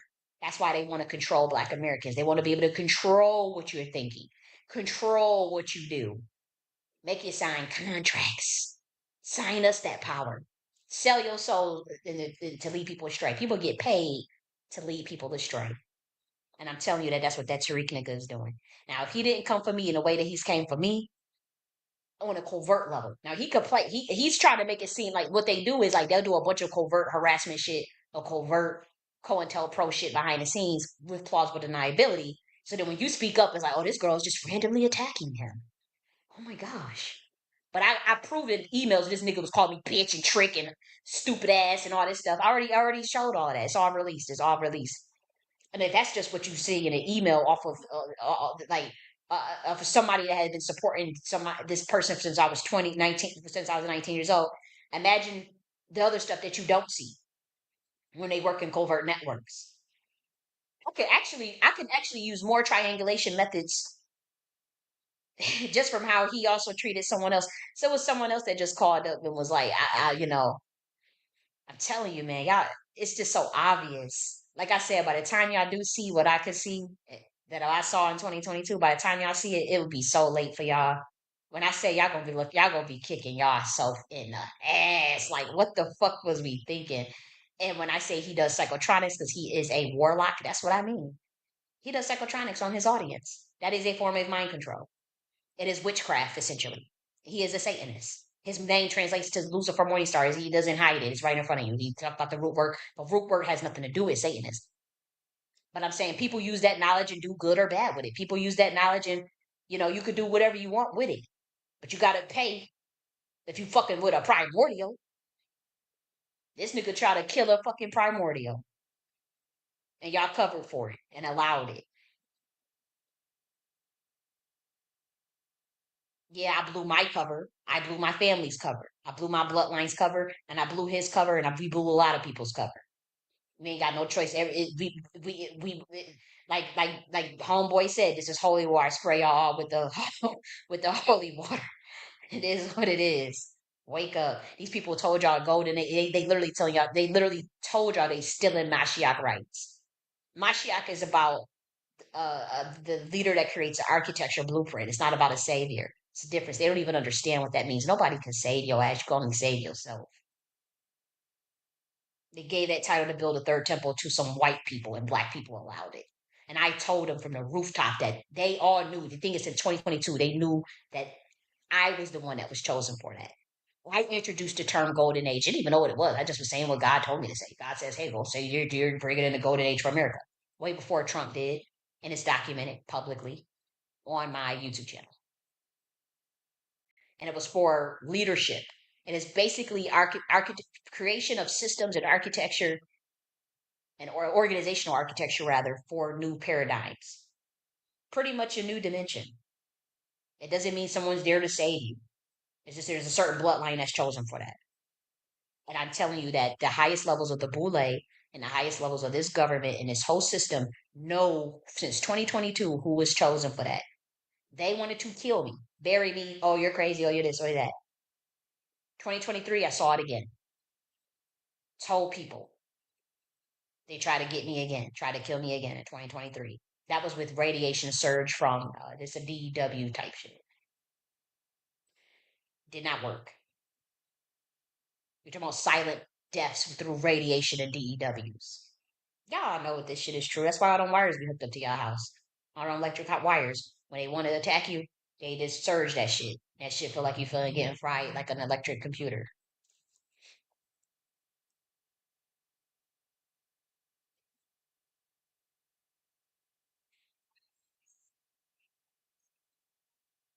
Let me make sure my shit's still on. You can study this. But when I tell y'all that shit that what they pulled is so dangerous. I wouldn't even be bold enough to do that, but you just gotta let prophecy play out. They knew what they were doing. They just didn't care. And my thing is, it's a lot of black people that knew and stayed silent and tried to sell me out. Well, they did sell me out. That's the part. It's not like people don't know what I'm saying is true. They know. They know at the highest levels. They just kept covering it up and burying it. And they had a bunch of witches and warlocks that were mainly black, a lot of black women too. They have them in on it to sell me out. Now they have to just say, "Oh, we don't know what she's talking about, or she's done." I made those phone calls, and I said, "Hey, I found out what y'all trying to do. I found out what you try to do. I found out who I am and what this is all about, and why y'all try. Why did y'all sell my bloodline? Why did y'all sell us out like that? Nobody fucking denied it. I didn't say that part of like, why you sell me out? But I said, I know that about what y'all trying to cover up as it relates to me, and y'all wanted me to take that oath. And if I would have willingly given up that birthright, it's a wrap. If I would have willingly gave up, that's why when you see a lot of those emails, you keep hearing me bring up the term birthright. Then you hear me bring up the term golden age. Then now you hear them trying to talk about birthright citizenship with the 14th Amendment. And who was that for? Black Americans. Y'all better wake up. It's right in front of you. And who was pushing all this Trump shit and sold the black community out to Tariq? for money. He got paid to do that. See, when we all did it, we just was under a different. When we were all thinking something completely different about the drain the swamp and expose the deep state and save these kids and the first term wasn't that bad. This is a whole nother ballpark. It was a Trojan horse, and I tried to tell everybody it was a trap. And I said, because my ancestors told me, they said this was a fucking trap, and that was some very powerful scavenger MAGA magic. Scavenger magic. That's the worst type of magic to use. It's very fleeting. It's not sustainable magic. Scavenger magic, that is not sustainable magic. You're talking about like the blood sacrifice magic and all that shit. That shit, it always come with a price and you have to pay it. Them people on the other side that you sacrifice, they come back and get that shit in blood for generations. And you don't understand what people can do with their mind and who people are in the spiritual realm and what they will do to your kids and for generations to get they get back. When you try to blood sacrifice somebody or try to take their destiny or try to swipe their birthright with yours and try to steal your try to karmically swipe destinies and birthrights that and they find out that's what the fuck you did, even if they on the other side. Y'all think Kim Porter let y'all asses up from the spiritual realm with that Hollywood shit and how she said she was gonna fight that shit on the other side. Watch if anything happened to me. Somebody could come and I'm not afraid of death. Somebody come take me out right now. Watch and watch what happens the day that it happens too. Watch what happens to the niggas that I put on the list. You niggas that sold me out. You niggas that covered it up. You niggas that were involved with it. I know who was all involved in it. I'm telling you. And then this planet itself. I'm not no regular ass human being. No, but nobody is, but people don't know who they are. But you can't get mad because a motherfucker does know or is trying to continue to awaken and trying to continue to figure out stuff because I don't know everything and I'm definitely not all there yet as far as like my ascension and all this stuff. Whatever the fuck that even means.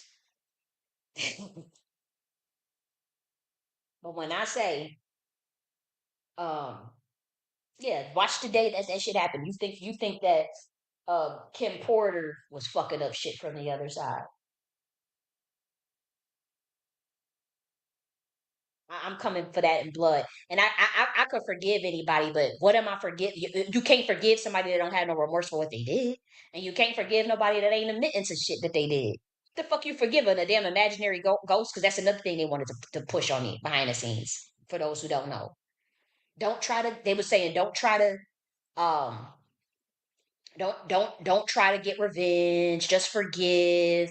Just focus on forgiveness. And remember, forgiveness is not about the other person. It's about you. And all that's MK Ultra mind. That's all that's just trying to control somebody else's perception of shit. What the fuck I gotta forgive a motherfucker that don't give a fuck about me, that want me dead, that's trying to cover up their crimes. Or the fact that they the fucking feds that's selling out a community. What the fuck what am I forgiving? A family that sells me out, black people that sell. You don't admit it. You ain't gotta apologize for it. You can hate my fucking guts for the rest of your life for all I give a fuck, for all I care. But did they forgive? Did you tell them Satanist Luciferians to forgive? Did you tell them Satanist Masons to forgive? But you want to come to me and tell me I need to forgive and don't try to get revenge because y'all came for me first and they know that. And so I'm fully justified. That's why they trying to hurry up. Hey, it's about love and peace. It's about love and light. Oh, it's about Jesus. It's about love. Don't try to get revenge. Don't try to. Don't just focus on. Don't just focus on forgiveness. Did you fucking admit to what you did? Did the United States government admit to trying to kill my ass? Did the United States government admit to the constitutional violations that they have done against my rights? Of targeting me illegally? Did the COINTELPRO fucking Fed reparationists, did they ever ask for forgiveness for setting me up to try to kill my ass and to discredit me and to call me crazy? Did they ever ask for forgiveness? These Satanists, I'm telling you, these Satanists don't go black on your ass. They don't give a shit about none of that shit you talking about. They will come. They will come for you to no end. They will stop at no end. You better have some spiritual protection on your ass. And you better be willing to fight back because not everything is about no turn no other goddamn cheek. You turn the cheek, and these motherfuckers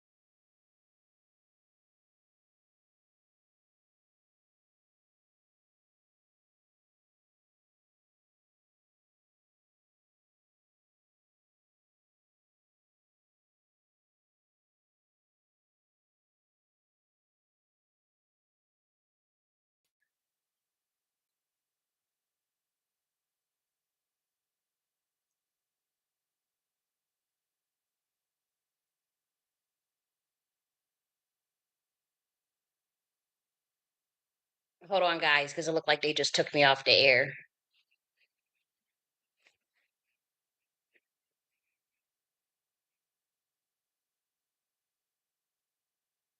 Let me just see real quick.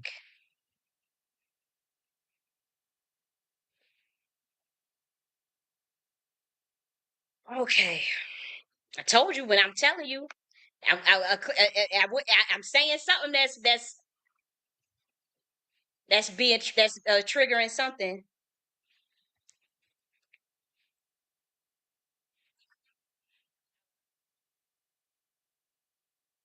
Why else would they be trying to take it off the air? Like I said, did these motherfuckers?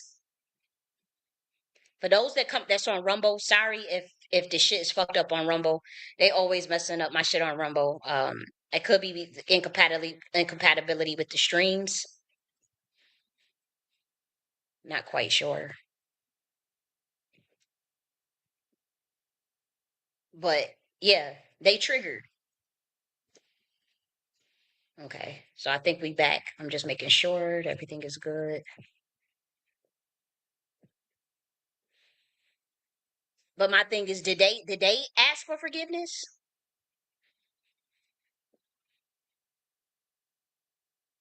And they throttled the fuck out of my account. Look, I wish I could see what I'm seeing on here. They not showing. It's they messing up the numbers. They try. It's something that they did with the algorithm real quick behind the scenes to bury this video, the actual live. I could tell that because of the counter on my StreamYard is not aligning with nothing right now. It's not. It's like it started over or some shit. And I have to make sure it's like I guess it's not connected to the Twitter, but it is on there. It's live. We still live on Twitter. It does look like that, but I guess yeah, it's like they trying to throttle the algorithm so people don't see it. I'm telling you, they scared to death. That y'all by the time y'all realize what that bitch nigga Tariq did to this community, y'all gonna be look. It's gonna be that nigga be dead and gone,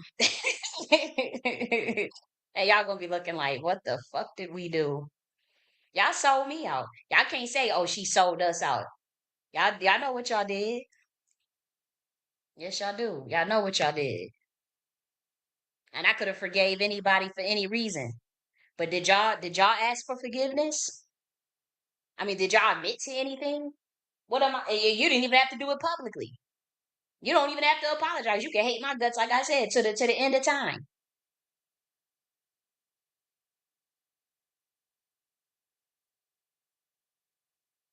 And wreak havoc. I do want to encourage you. I see your comments. It was positive words myself, but I do have to say this. I am triggered, so I am more in my bag, and so I am more ranting today. So I hope you guys forgive me. Like I said, I don't mean no harm to nobody listening at all, especially people that support me and fuck with me. I love you to pieces, no lie. But this topic was so triggering, and I'm actually calm compared to where I was earlier. I was crying, screaming, and hollering when I saw that Wendy Williams interview because I'm telling you, it's textbook shit. I know what this shit look like. And the thing is, I wasn't even a part of they shit. I ain't taking no oath or play no game. And these motherfuckers still came for me. But apparently somebody in my family tried to sell my soul or something. Like, again, they throw your ass. They try to sell kids into this shit. Hollywood stars and foster care kids, and kids in military programs and shit. The parent will sell your ass. Or give up their rights so they can get out of their deal and shit. And the thing is, it's illegal still in the universe's eyes. It's still illegal. You can't just steal somebody else's soul. Like that's not how this works. Even if people sign on the dotted line, they can still get out of it. They can still get out of that shit if they just willing to walk away. Like I said, my bloodline, people in my bloodline walked away. My ancestors walked away, but it came with a horrific price. You don't get no shake in this system once you walk away. Like I said, y'all wouldn't believe who some of my people was in their past lives, were the position that they had to walk away from. For those who y'all know you occultists, y'all know y'all was coming for me. Y'all know y'all was doing the work, the craziest black magic I could think of, and that shit didn't even touch me. I got the phone calls of people saying, "How you still living? How did you write all them books when we was just brag tagging your ass every fucking day?" I heard them say, "Damn, you don't think the CIA and the NSA got all these phone calls that I'm talking about?" Where people was literally telling me to my, yeah, you everything that I'm saying, you people behind the scenes that are caught up in this shit, they have talked to me about behind the scenes. Yeah, we gonna get you. We gonna still try. We gonna still find a way. There gotta be a way to take her out. How did you survive? How did you? We could have did. They could have did anything to you in there. They didn't do nothing to you. And I heard a family member look really sad. Like, damn, it looked like you would have to willingly sell your soul. I heard a family member say that shit. You would have to willingly sell your soul. You would have to know what you're doing. We can't do it for you. We can't throw you into that. They was trying to get. I'm telling you what this shit is. Y'all don't have to believe everything is a conspiracy. Everything is crazy. Everything. Okay, motherfuckers. Okay, laugh now, cry later. Okay, motherfuckers. And I'm telling this government. I'm telling the black community, and I'm telling the CIA, and I'm telling these Masons. It's gonna be your biggest regret covering for that person. That would be your biggest regret ever covering for that Tariq nigga. It's gonna be your biggest regret. That's a promise. Covering for him and making it seem like I just completely went off the deep rails. It's gonna be our biggest regret. Hmm. And that's a promise. It ain't you ain't I don't care who you get up to call from Detroit, a black female to call up. Y'all don't have black witches and black bitches coming every day working on my ass with magic and black magic, trying to kill my ass, death spells, all types of shit. Tariq, he got a whole team on my ass of black bitches. These sellout black women, they don't work that way. You can't pay somebody else to do work for you when you're the one in the wrong. Did you tell them what the fuck you really do? Did you tell them that you a sellout? Did you tell them that you sold the black community out? That you a fucking fed? Before you paid them to do witchcraft on me or witchcraft on other people? Did you before you do it yourself? You can't. It ain't. I don't care. You get an 80, 90-year old black bitch, black woman to get up there and yeah, we're gonna protect you. We're gonna protect you from these spells. And you don't know what the fuck this nigga engaged in. Y'all niggas in the hood, y'all can't see shit for nothing. And if you can't see, if you align with that, and you can't see spiritually through your discernment, and you can't triangulate when shit not adding up, when shit is contradictory, after someone told you to your face, this nigga told you, I'm not your leader, this, and that. This is what I do. This is what we roll. He told you what this nigga's about. He showed enough signs and spoken enough codes. He's spoken enough codes to me to tell that I know that what I know is a fact. Just from the codes that he spoke to me. But he gave out enough codes to you niggas to let you know that what he is what he say he is. And if you want to keep following that, that's on you. That's why he feels like there's no karma. That's why he feels like, okay, I told y'all that I wasn't a leader. I told y'all that this is what it is, that I'm a Hollywood actor and that, this is what it is. Like, he told y'all in so many fucking words that he's not no revolutionary, that he's a hustler. He told you to your face that he was a hustler. He told you to your face that he wanted nonprofit shit with these with government contracts. He wanted to have TS Giselle involved with his transgendered and his Hollywood shit. They already put it in front of y'all. He already told you that he does root work. He put it all in front of y'all. He already told you that his name translates to for Morningstar. Y'all want to follow it? That's on y'all. You cannot complain. You cannot try to act like you're none of that. And I'm telling you, by the time y'all realize what this nigga has done to this community, y'all gonna be looking like, what the fuck? Why didn't nobody speak up? Oh, I spoke up sooner. I was the first one to speak up and got my ass ragged. That's why don't nobody say nothing, because they all realized what happened to me, and that shit almost took me out. Yeah, that motherfucking government scramble your shit and lock your ass up and cover for their assets. And everybody have everybody in on it, pay off your family and all this shit to be quiet about it. So your people in your family will sell you out. Yeah, that shit real. Duh. I agree, Reek Havoc. I see your comment. And you're not dumb. Did you do your genealogy, Reek Havoc? Because you gotta follow. It's a reason why you going through what you're going through. But I'm gonna encourage you to stay strong and don't ever give in. You gotta realize that you're an infinite being. They ain't attacking no random ass nigga for nothing. So did you do your genealogy?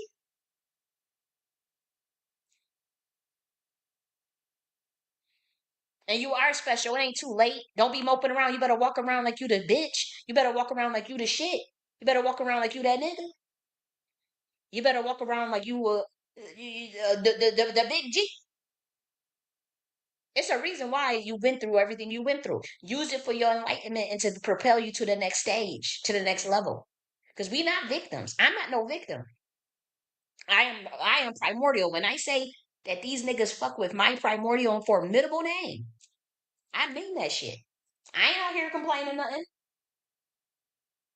Because when you come for me, like I said, these bitch ass niggas this whole year want to do this covert harassment shit through Airbnb. Now your address can be out there. I'm not wrong for that. Is the evidence not suspicious? What I collected and what I released to the public, is that not weird to y'all? Or do you deny it? Or will you gaslight me and just say, oh, this person is crazy? Bitch, everybody can see it. It's going to be 100 years from now. Your system is about to fall. Your system is based on lies and deception. And you want to fuck with Saturn. And you want to fuck with enlightenment and Aquarius and the divine feminine and the primordials. How you gonna fuck with the primordials, but you still run around having staged Masonic theater? Okay, the jig is up. We all know that this is an illusion. We all figured it out. The game's over. They want to still keep the game going. They at the last minute had a bunch of niggas sell their soul in 2022 to 2024. And these niggas regret it because they see the prophecy still playing out any fucking ways. These niggas was to come for me, take me out. Oh, the bitch is dead. The bitch that was running around talking about she's the real primordial. Oh yeah, we're all primordials. Yeah, we all. Everybody want to be on the same. No, it don't work that way. Y'all came for me first. Y'all know y'all was fucking with me. Y'all can deny it all y'all want. Y'all fucked with me first. I didn't just attack that nigga out of nowhere. The proof is in the pudding. The copying of the content, copying content, fucking with people behind the scenes, setting me up like that. You can have, I don't care how many bitches you have, old ass bitches you have come in and call in and say, oh, this is what did he prophesy? This is our prophet and we're gonna protect him and he's gonna everything, all this stuff about cancer, moon and astrology. Everybody wanna be in astrology now. This nigga is trying to morph into the metaphysics space and y'all can't even see it. And y'all gonna let him do it. So especially these black bitches for some clout and some shit. I'm telling you, it comes with a curse, just so y'all know. It comes with a curse. Just so y'all know, from the primordials, not me, from the primordials, from the primordial mother herself. We told y'all what it was. You could study the code, you could study the sciences. It's all in front of you. We have hid nothing from you. It is all right in front of you. Y'all don't want to do the work. You want a savior. You want somebody to pacify you. Y'all can't. Y'all want delusions. Sun Ra told you to your face. These people like the lies instead of the truth, and they are cooked and they are doomed. Sun Ra told y'all that shit right to your face, and he was right. You can't even. It could be standing right in front of you, but y'all would sell out somebody.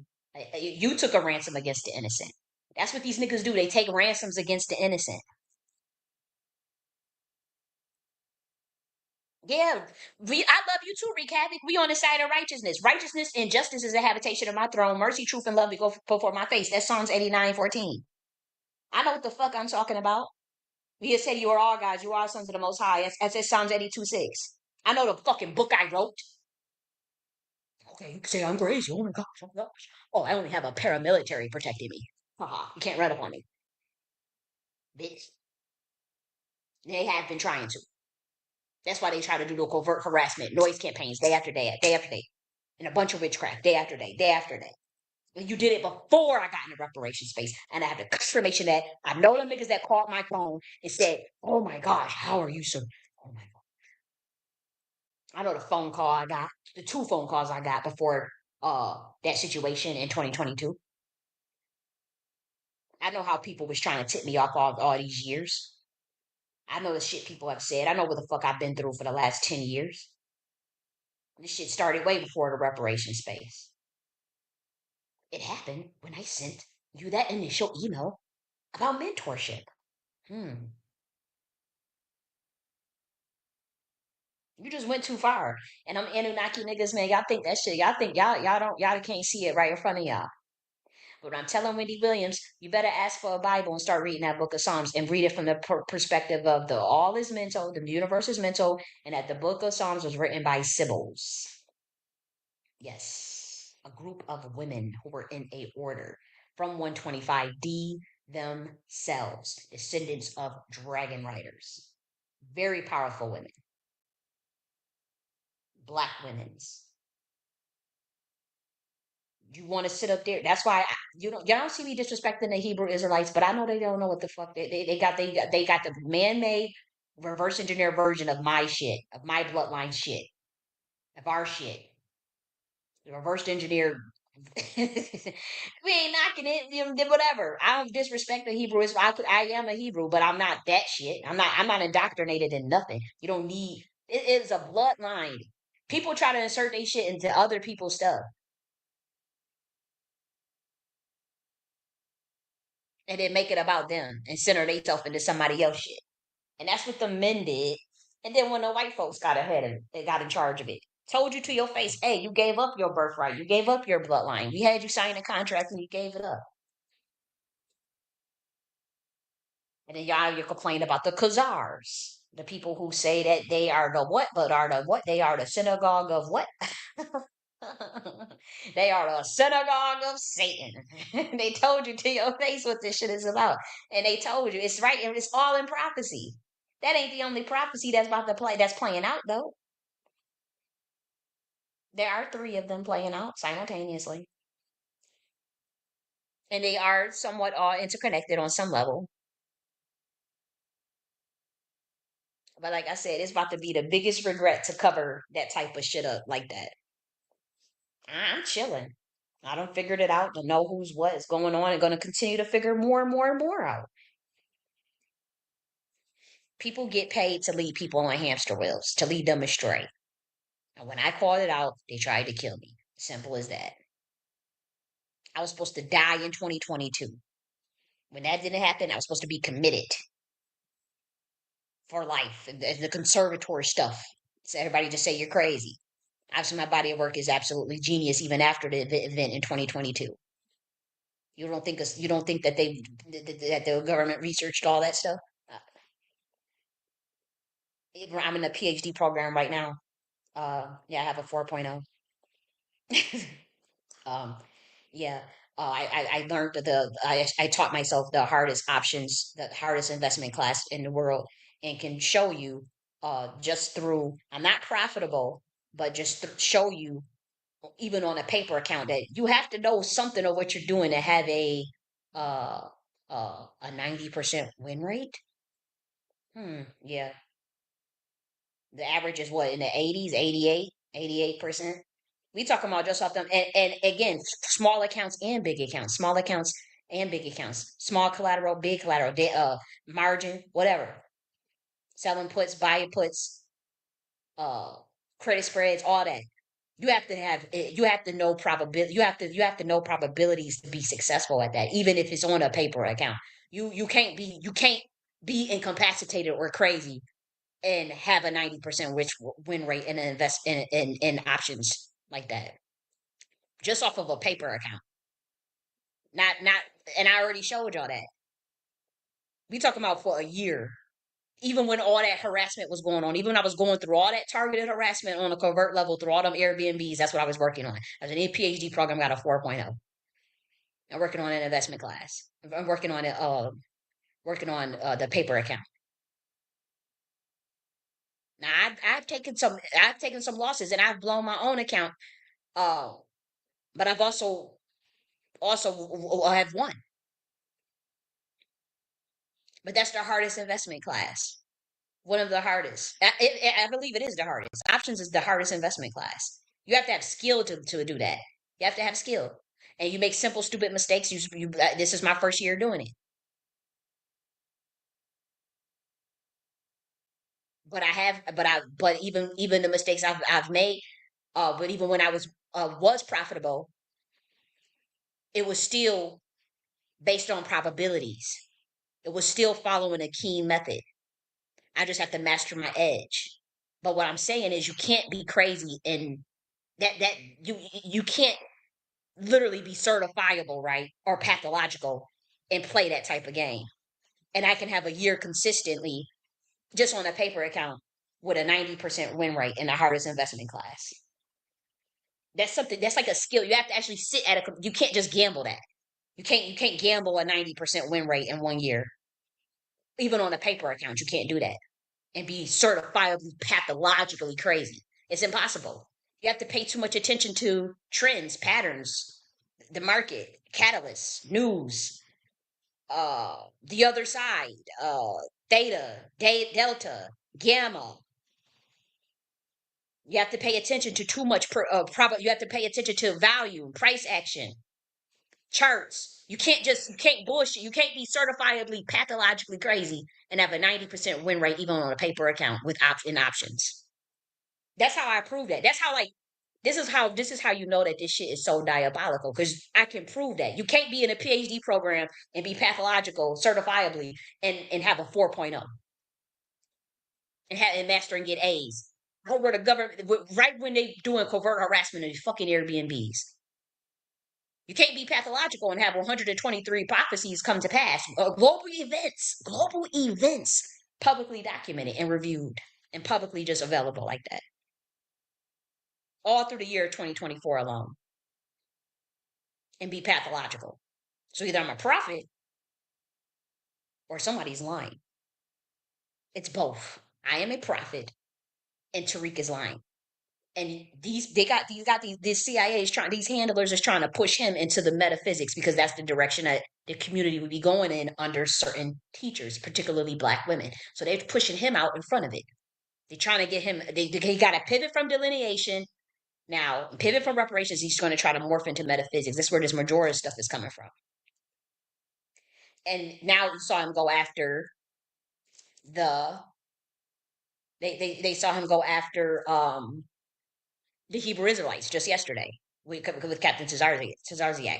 Why? Because Mashiach, Third Temple shit done came out and popped off in 2022. This is why they had dismantled, secured the tribe. Now, not all of them probably identify with Hebrew Israelites, but we do know that some of them were following that secretly. That they can deny it. I know. I know that some of them are from the tribe of Judah. I'm not saying all of them are, but I know who is and who's not. And I'm saying that they were there to disrupt that whole movement. They were sent over to monitor and then control and get y'all niggas in contracts. And many people that was rolling in that indigenous camp, they do secretly know about this tribe of Judah stuff and the prophecies in the Hebrew bloodline. They do know. They may not all, again, it's different. It's different levels to stuff and to different levels of understanding. But there were many. He was sent over there to that space to blow it up and to disrupt it, but they were trying to target certain bloodlines in that space. Then he was supposed to get control over the indigenous movement and the delineation movement because that was piling up too high and he didn't have control over it. That's when I started writing books about the delineation in 2021, in 2022 as well. In gatekeeping and preservation, but the indigenous, were talking about the genealogy and the tracing of the lineage and going back to that. There are many people that's in that camp that are secretly Hebrew. They don't come out and tell people. And so it was to infiltrate that space and derail it to fucking smithereens, which he has almost successfully done with this FBA shit, with this transgender GSGL shit. And that's why he attacked Captain Tazarziak, because Captain Tazarziak called it out. And then he's saying we're all trolls now. Everybody is a troll. You can look at my body of work and say I'm serious as fuck. In a PhD program, 7 to 8 attorney generals on my ass studying my military science, but I'm a fucking troll for questioning why you let a transgender prostitute disrespect grassroots Black American women and men and tell them that they not getting no reparations. You let them troll every day on your Twitter space for a whole year. Every day about reparations. But when we call it out, we're the trolls.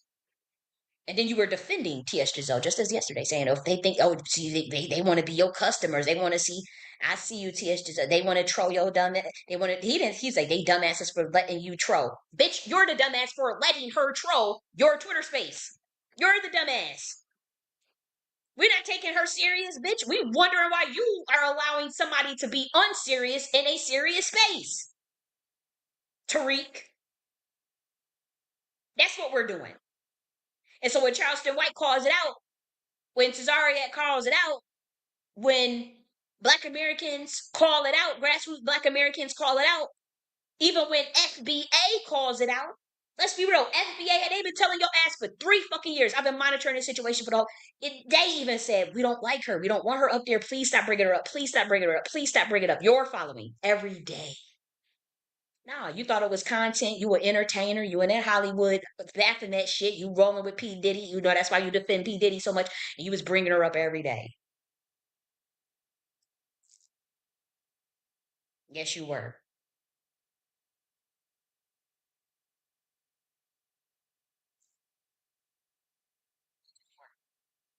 Yep. But now we the motherfucking trolls for calling your ass out because we clocked your ass. I'm telling you, your little Republican handlers, your little CI, they ain't gonna be able to protect you from this one. Because the thing is, I'm gonna tell this Black Americans, they don't know how to pivot him because they need control over the Black community, but they need it at a very low vibration. And so there's enough Black Americans in this space that are highly intelligent, highly enlightened, that want to see the best for our people, that would do the right thing and that have integrity. I'm not saying it's a lot, it's not, but it's enough. And so if Black Americans collectively started to follow true grassroots leaders or true grassroots movements, true grassroots paradigms and blueprints, that's dangerous for the system. It's dangerous for a system to have alternative parallel infrastructures, which I have been talking about since 2022 and created effectively. It's dangerous for Black Americans to talk about their cosmic melanin, the primordial mothers. It's for them. I'm just saying for their system, their satanic matrix fake ass Metatron cube system. It's dangerous for the Masons, for them to be in existence, for Black Americans to awaken, for Americans in general, because it's a beyond race thing. It's dangerous for Americans in general to wake up, let alone the bloodline that are descendants of fucking dragon riders. And again, it's not all of us, but it's about 12,000 in the Black American community. They can hold the vibration. The thing is, chosen ones, they can hold the vibration of one person, can hold the vibration of 10 million people. That, you know how dangerous that is to them, to this system. That's why they killed off certain bloodlines. They go after it, they go and they target, make people target individuals, lock them up, say they crazy, get them committed, have their family sell them out. They pay family members to sell chosen ones out. This is what we dealing with. To sell Hebrew blood out. This is what Tariq is being paid to do. Switch these bloodlines, switch these birthrights, sell these niggas out for money. And niggas sell out to do it. It's as simple as that. And we at the precipice. We are at the final frontier of this shit. And but what I'm saying is, it's not all Black Americans, but the 12,000 of us that's left in a lineage alone, you got 12 about shit. It's only 144,000 of us. Let's be real. But for our tribe, the ones that I'm talking about, we can hold the vibration of millions of people. We can collectively hold the frequency as far as the prana, the life force chi. It's influential enough to influence the entire lineage of Black America. With just those 12,000 that's a part of that, the descendants of them dragon riders. And that is definitely terrifying for them to know that they spent all them 400 years terrorizing and fucking over a people, and come to find out that they was never the chosen one. They was never of that bloodline to even do that shit, that they stole from that bloodline. It's the same people that they have to answer to now. And they're scared to death. And they're trying to switch out birthrights. They killed a lot of motherfuckers off, by the way, and they locked them up. They got political activists locked up now. They got four of you. They got you haven't said you don't advocate for Mumia Abu Jamal, except for a couple of you. It is a group that's advocating for him, but I keep saying I'm pardoning Mumia Abu Jamal. I'll do whatever I can I demanded pardon for Mumia Abu Jamal from both of these motherfucking the Republicans and Democrats and these presidents and all that shit. That's why I said, but shit, we take over this system. I pardon his motherfucking ass myself. Shit. They ain't saying shit about Larry Hoover. You already know they got who they trumped them charges up on that homeboy from the shit. I can't talk too much. Ain't say shit too much about Asada Shakur. We should have been petitioning this government to pardon her ass and bring her back home. She in Cuba, she ain't around her peoples, but she's probably having a good funky time. But that government should have been pardoning her too. They fuck with Mumia Abdul Jamal. Fuck with Larry Hoover is a king, a royal king. Spiritually, you see just a nigga that was pushing this and doing that, and oh, it's just a nigga. They locked him up. They know who he is. He is a powerhouse spiritually. He is a royal king. Just so y'all know. Just so y'all know. Just like how Darren Sills was. They already know who's who. Just like Nipsey Hussle was royal blood, powerful royal blood, a king. I'm not just saying like, you know how niggas be like, yeah, we kings and queens. Yeah, we kings and queens. We was kings. You know how they be, how the white folks be picking on us. We was kings. We was the shit and we was kings and shit. You know how they be trying to, they know that that's a projection. They try to use strength as your weakness. You try to use your strength and try to make it a weakness and play you for it. Don't ever let nobody do that to you. Don't let nobody ever try to take your joy. When I say that shit, like when I say I could see who these people are, who their bloodlines are related to spiritually, and who the powerhouses and what these people are spiritually, I can see it. And what I'm saying is, yeah, people get into strongholds. If you don't know what's going on, or you don't know, people will gun for you. You will be in a horrific situation, and this government will lock your ass up for life if they can and throw away the key. Why do you think they felt so threatened by Charles Manson? Y'all better watch them Charles Manson interviews. And mind you, he never took nobody out. But he was a psychotronic master. You ever study his blood? You know, he was in a foster care system. You know, he had ties to Hollywood. You know, his mother was part black, right? Yeah, Charles Manson's mother is part black American, if not full black American. But he was white passing and he was racist. He tried to play racist, right? He tried to play like he was racist, but he was part black. You could look this up. But study the helter skelter and all that shit. You know, you see why they locked his ass, but he programmed the other motherfuckers to go do his work for him. That stuff is dangerous. Larry Hoover has that ability. Dr. York has that ability. They comfort. I'm telling you, they don't leave nothing unfold when they find out who is who. Well, you don't go through they shit to do it too. And sometimes if you do it, you took the oath and you go and try to use that sciences to build up your community, they still gun for you, Dr. York. And people, you know, I'm not saying people are all innocent and all that stuff. I'm not saying that. But I'm saying if you took the oath and then you try to go and use the sciences that they taught you to go and build up the community after you took the oath not to serve Satan, they still legally can go after you. That's why you have to stay out of their system. You will be blackballed, you will be shitted on, you will be talked about, you will be rumored on, you will be lied on, they will tell you crazy, they will try to lock you out. But that genius and that power and that spiritual power that God gives you is priceless. I promise you, your soul, your consciousness, your power, your infinite abilities. That the primordial mother endows everybody with the same motherfucking star. You all stars.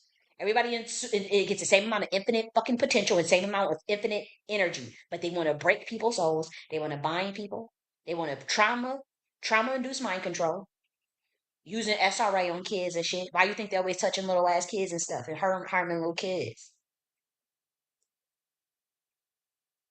And they send handlers and controlled opposition and COINTELPRO in certain communities to derail them, particularly marginalized communities.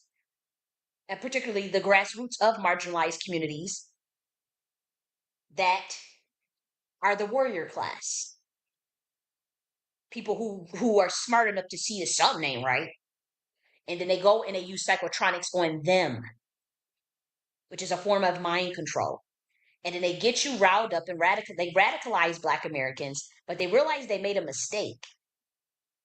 And so now they want to abolish race. Now they want to, which I see the validity in that, but not without compensation and not without justice. And not without giving the treaty over to the dimension over to the rightful bloodline.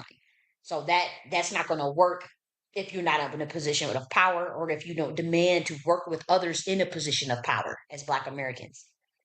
You still working from a position of being a government slave, being a slave to these Khazars. And that's why I don't respect the reparations movement. That's why I respect reparations in our claim, but I know that they structured it in a way where they ain't gonna never get that shit because it's they purposely derailed that shit. They purposely shot themselves in the foot because it was a grift. It was never supposed to be nothing that was supposed to take off. But it was real niggas pushing that shit. It was real niggas that believed in that shit, and so they got a problem on their hands. That's why they came after me and other niggas so hard. Because they realized, damn, like these niggas was dead ass serious. Like they willing to die over this shit. Over working and getting their bloodline, they birthright back from a position of power. Y'all want to sit and mingle and intermingle with the government. You wanted to work with Trump. That's why Tariq was pushing on his Trump stuff and conservative. They were still controlling the narrative though. Instead of Black Americans demanding that they get in control of the government, that they run it. But you don't want to believe it. You don't want to believe that you can run it. And so you sold out. You sold me out.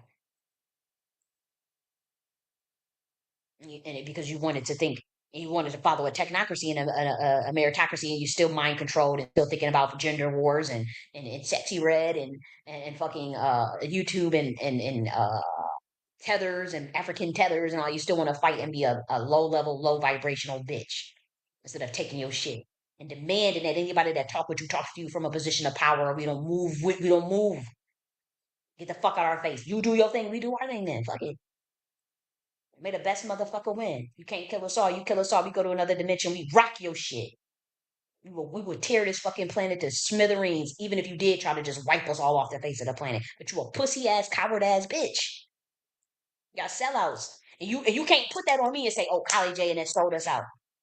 I don't work from a position of weakness. You ain't about to tell me I gotta sign something, I gotta be quiet, or I can't do it. The government said we can't do this. The government said this. The government said we can't get reparations. The government said that. You see, and that's the problem. And so I'm telling you, when white people realize what the fuck I'm saying, you see watch how they react. And then you're gonna try to jump on board. Because these white folks are gonna follow the shit I'm saying. I've talked about constitutional studies and how we have governance. We have a governance department, and a part of that governance department is governance philosophy and constitutional studies and esoteric politics. And they jumped on that shit like it was nothing. I literally heard Laura Loomer say, "Hey, we're talking about the governance philosophy," because they was trying to accuse her of treason or some shit. There's a way to get out of shit. You better follow that constitution. You better know that constitution. But them sellout niggas try to tell Black Americans that getting rid of the 14th Amendment was a good thing and that they don't need no Bill of Rights. And I got it recorded. And they all niggas tied to that Trump shit. And then Tariq did a space lying on me about that particular recorded space. And I have that recording of those niggers telling Black Americans that we don't need no Bill of Rights. I'm reading the Bill of Rights and this is what they was doing. They like just so they can attack me. They got paid to discredit me so bad that they in a recorded space telling Black Americans that they don't need a Bill of Rights. This is how much they so uneducated and so dumb and such a sellout coward bitch that they don't even know what the Bill of Rights is. And I had that space recorded. And these are people that were pushing Trump and pushing the fake and I told y'all that these were all agents. They all got in a space to just discredit me. I didn't know I recorded it. And I still have that recording. And I am going to release a whole file on these people in 1 year. And then Tariq the next day brought me up after that space and lied about what took place in that room in a public space. Because he was also the one telling Black Americans that getting rid of the 14th Amendment was a good thing. It's documented. This nigga sold y'all out. Y'all just can't see it. Intelligence officers, intelligence analysis, military scientists, they operate on a different level than the average human. I tried to put y'all on game on how that works. Y'all not smarter than that nigga. But that nigga is not smarter than me. Tariq looks at y'all as dumbasses. He's pushing all this pro-Black shit while he's living in a white gated neighborhood in Hollywood and worked in Hollywood for 25 years. Don't nobody know his real name. He's saying he FBA, but he got a fucking Muslim name that Tariq Nasheed translates into Lucifer Morningstar. He's telling y'all gotta stick together, but he got a white mother-in-law.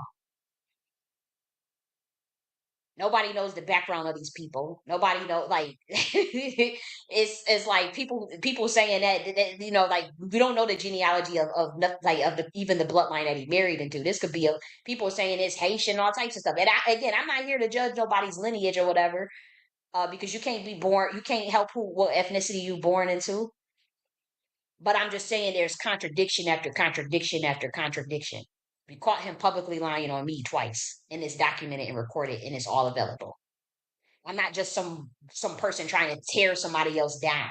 I gave my money to that person for their ventures, for you know for to push things that I thought was going to be helpful for our community. All I cared about was the collective of our community. But this nigga was going around the reparation space targeting real grassroots revolutionaries. It's just as simple as that, and I called it out, and they came after me for doing it. Like I said, it's going to be the biggest regret.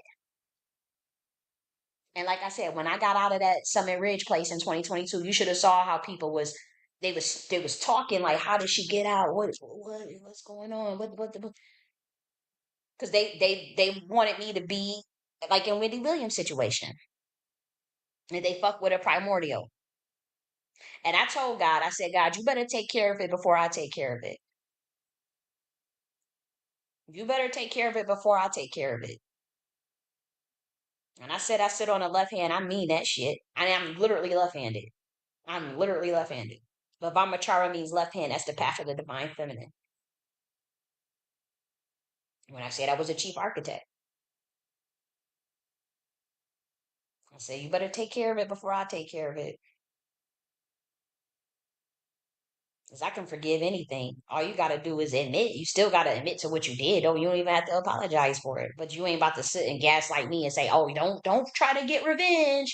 Just try to forgive. Forgiveness is about you, not the other person. Well, did they ever admit? Why is this nigga still lying on me? Why did this nigga get to insult me and say bitch, hoe, and trick and all this stuff and lie publicly on me? And because he's trying to cover up what he did in 2022.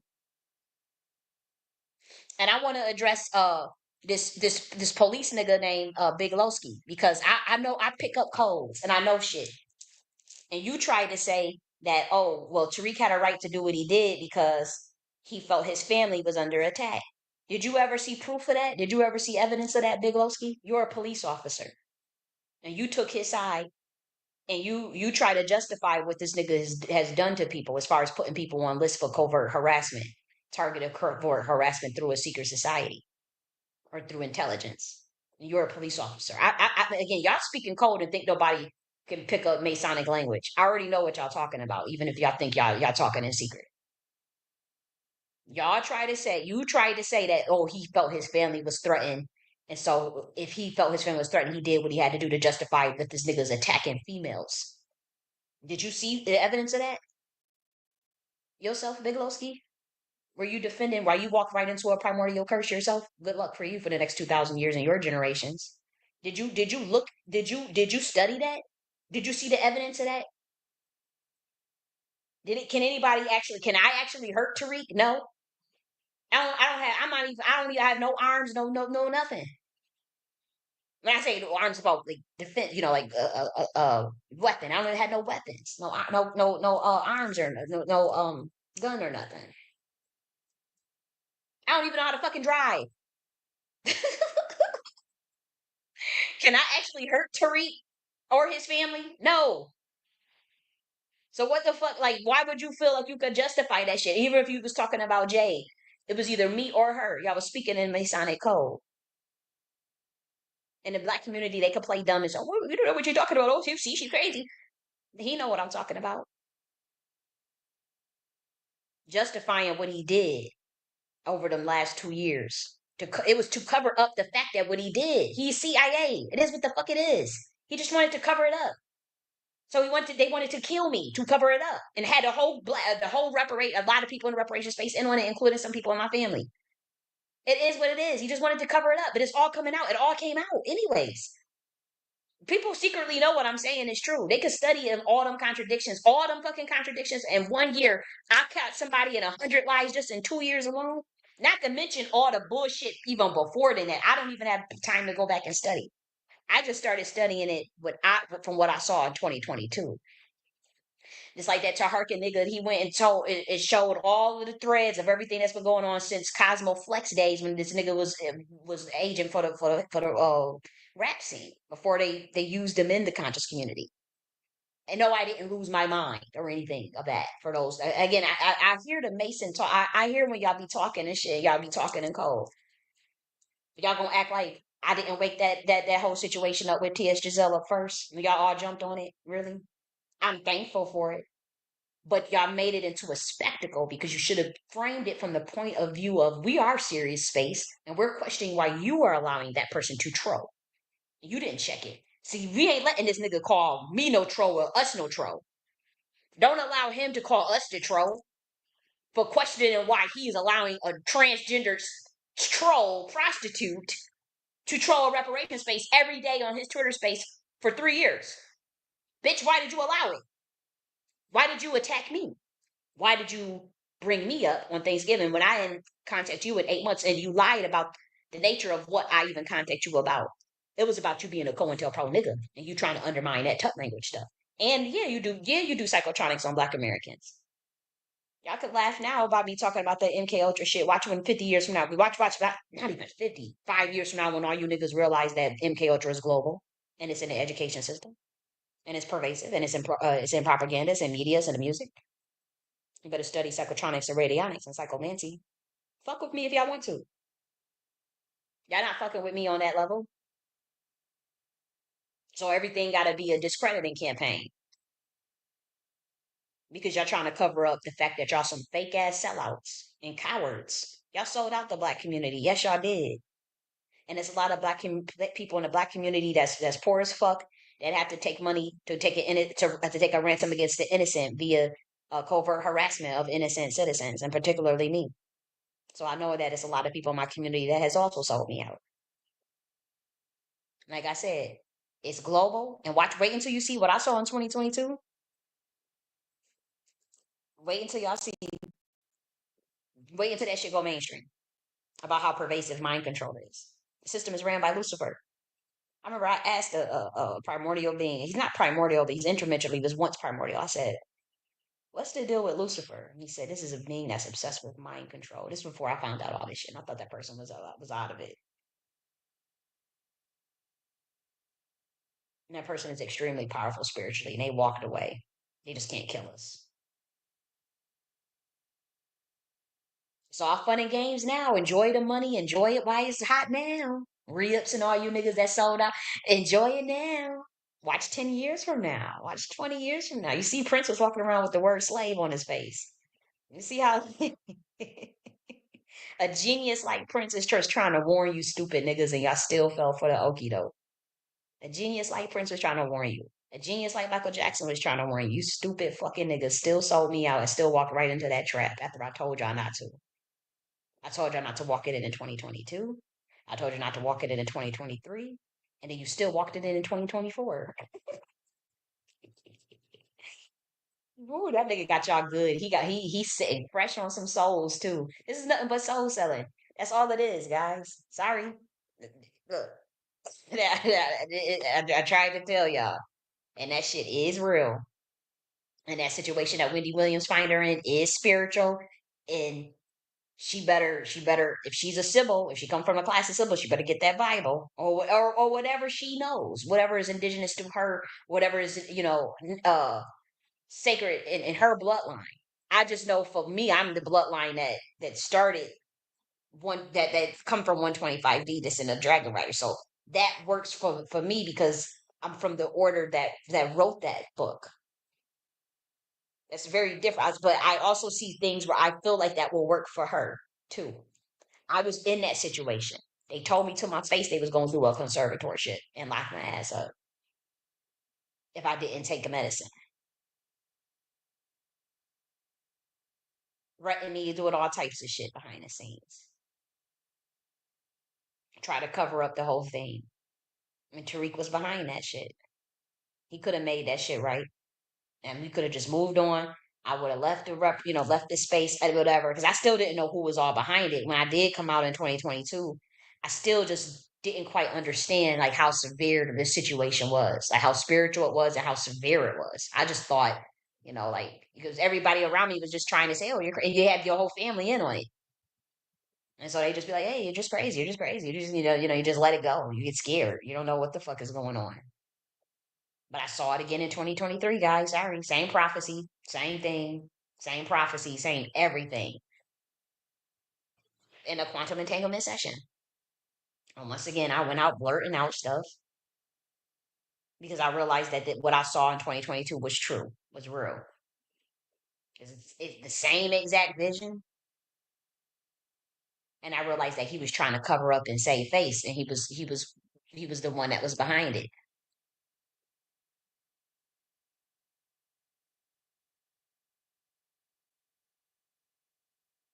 That people will try to destiny swipe on your ass, and a lot of this shit it be the famous people, like the people that's already in the occult that took the deal. They practice scavenger magic. They teach them scavenger magic because it's reverse engineered sciences, and the Khazars stole melanated people sciences. They look, watch the prophecy play out. You can't use you stole somebody else's shit and then reverse engineered it and on them and get them to sell the birthrights to them. And they are the fake bloodline. This is what it's all about.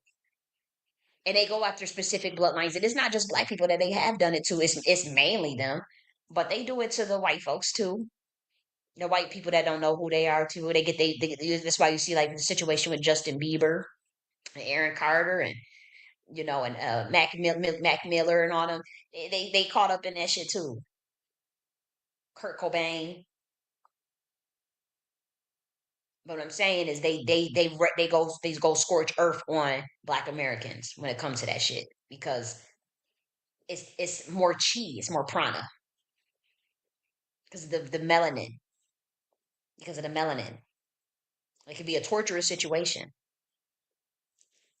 We saw just this year, we saw just this year how all them black men died just in less than 8 months apart. John Amos, Tito Jackson, James Earl Jones, Frankie of Beverly Mays, Rich Homie Quan, Wally Amos, O.J. Simpson, Beat King, Kobe Bryant, the father of Kobe Bryant. The father of Kobe Bryant died this in 2024. Bill Cobbs, Mercury Morris, Fat Man Scoop, Chino XL, Jacoby Jones, Willie Mays, William Strickland. You saw them rag tag the fuck out of Billy Carson and Lord Jamar. You saw them going after Jay Z and P Diddy. Y'all still don't know what this shit is all about. Y'all see them. Y'all see what they did to Wendy Williams. And as well this year in 2024. But they still what they did to her. Y'all still can't see what the fuck is going on. Can y'all not see what's happening? You think it's normal for that many black male celebrities to die back to back like that in less than a year like that? You think they're going by, oh, they usually do it in threes. They usually do it in sixes. They usually do it, and when they can't kill you, they set up a whole play to sacrifice your ass, like they did Billy Carson's reputation and Lord Jamar. You can't see what they doing. Denzel Washington talk about kissing the male and shit. Saw what they did to Mike Tyson with that fight, with Jake Paul with that humiliation ritual. All in 1 year like that. Do y'all not see the attack on this community? Y'all can't see that attack. They told you to your face that they was getting rid of DEI and then cutting 75% of the government, federal government. And you don't realize that Black Americans are disproportionately represented in federal government jobs. Hmm. He told you to your face that they was keeping HB1 visas and that immigration brings in $7 trillion and they ain't getting rid of it. Bait and switch on Trump. There is no they ain't getting rid of shit. They ain't getting rid of no immigrants. I told you that 3 weeks before the election. Tariq sent codes to try to pretty much discredit me then. He was saying, oh, you should watch out for these sleeper cells babbling and they babbling. They don't know what they talking about. And y'all all see what I'm saying now. They are not going to send them immigrants home. $7 trillion for an economy. They don't give a fuck about that. These CEOs, they're billionaires. They need cheap labor, but they need stupid, gullible people who are willing to sell their souls to the American government as well and work for slave wages. They gotta drain. They already drank the fucking souls out of most of these Americans. A lot of us are unhealthy. We trying to get back healthy. We trying to, or we waking up too fast. But a lot of them, they done drained the energy that they needed. They need fresh souls. They need motherfuckers coming over that border. That's why they left that border open so much. That's why all them kids is fucking missing. And they all a part of it. Cause it's all both sides. I want anybody to debate me on it. They just told you to your face that immigration brings in $7 trillion.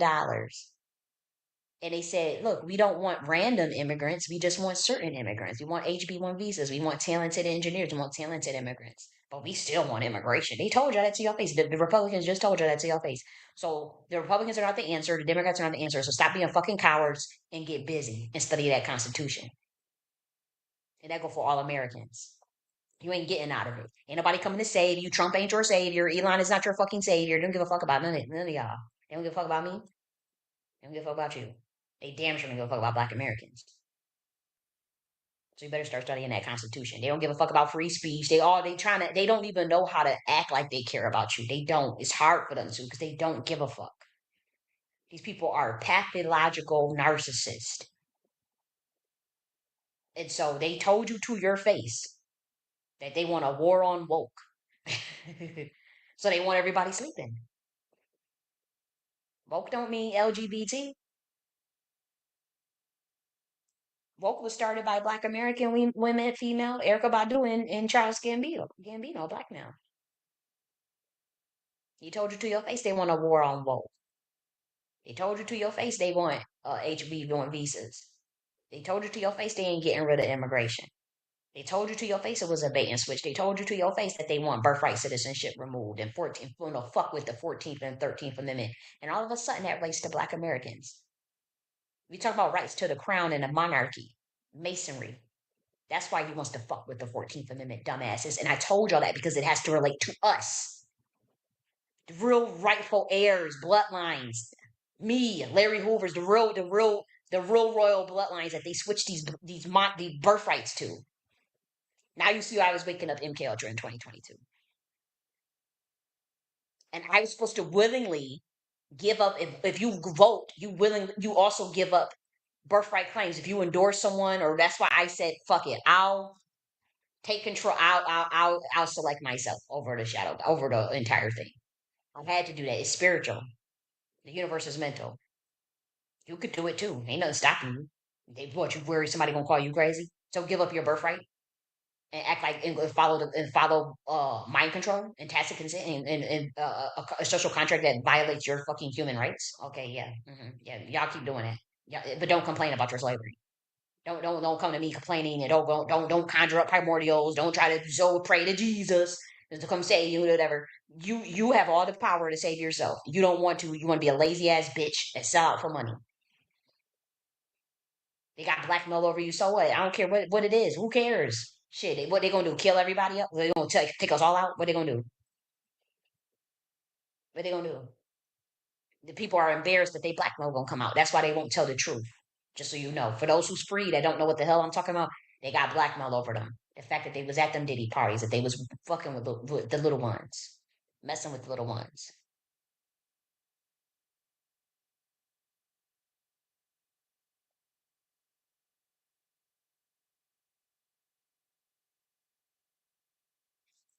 Can you expound on that, Royal Deluxe? Or what you talking about?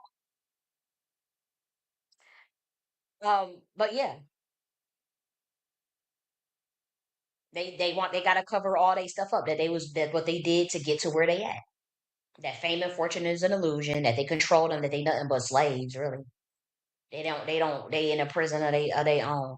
But once you sign them deals and them contracts and take that oath, and they don't tell them, and you don't know. You enjoy it while it's happening, but then 10 years later, 5 years, when you realize you can't say this, you can't do this, you can't move this way, you can't spend your money this way, you can't do. And again, I'm not here to judge anybody that got caught up in that situation. I'm pissed at that nigga because he had the opportunity to make it right, and he just didn't. And there was arrogance behind it and narcissism behind it, but mainly narcissism and hatred. to like literally want to snatch somebody else's birthright off of their motherfucking head. Do you not realize how that feels when somebody's trying to rip your crown out of your damn chakra? Like, do y'all know how warlock? Do you know how scavenger magic works? Do you know you can feel that shit? A priestess? I am a proven clairvoyant, a public clairvoyant that has a record of predicting global fucking events. 123 in 1 year alone. And you think I can't? I can feel that shit. You can feel when somebody is coming for you spiritually. And I know I know I get spiritually attacked all the fucking time. I was under major spiritual attack this whole year. The whole year 2024. But I've been under spiritual attack. I mean 2016 was rough to 2017. Oh, I ragtag my ass. I didn't even know what was going on. 2017, 2018. Horrific spiritual attack. Horrific. Just didn't know. I just thought life was just, people think you the struggle. Black people, they think it's the struggle. You don't be knowing that motherfuckers is gunning for your ass. And then in 2022, I could see it though. I could spiritually see who was doing it and who was coming for me and for what reasons they were coming for me.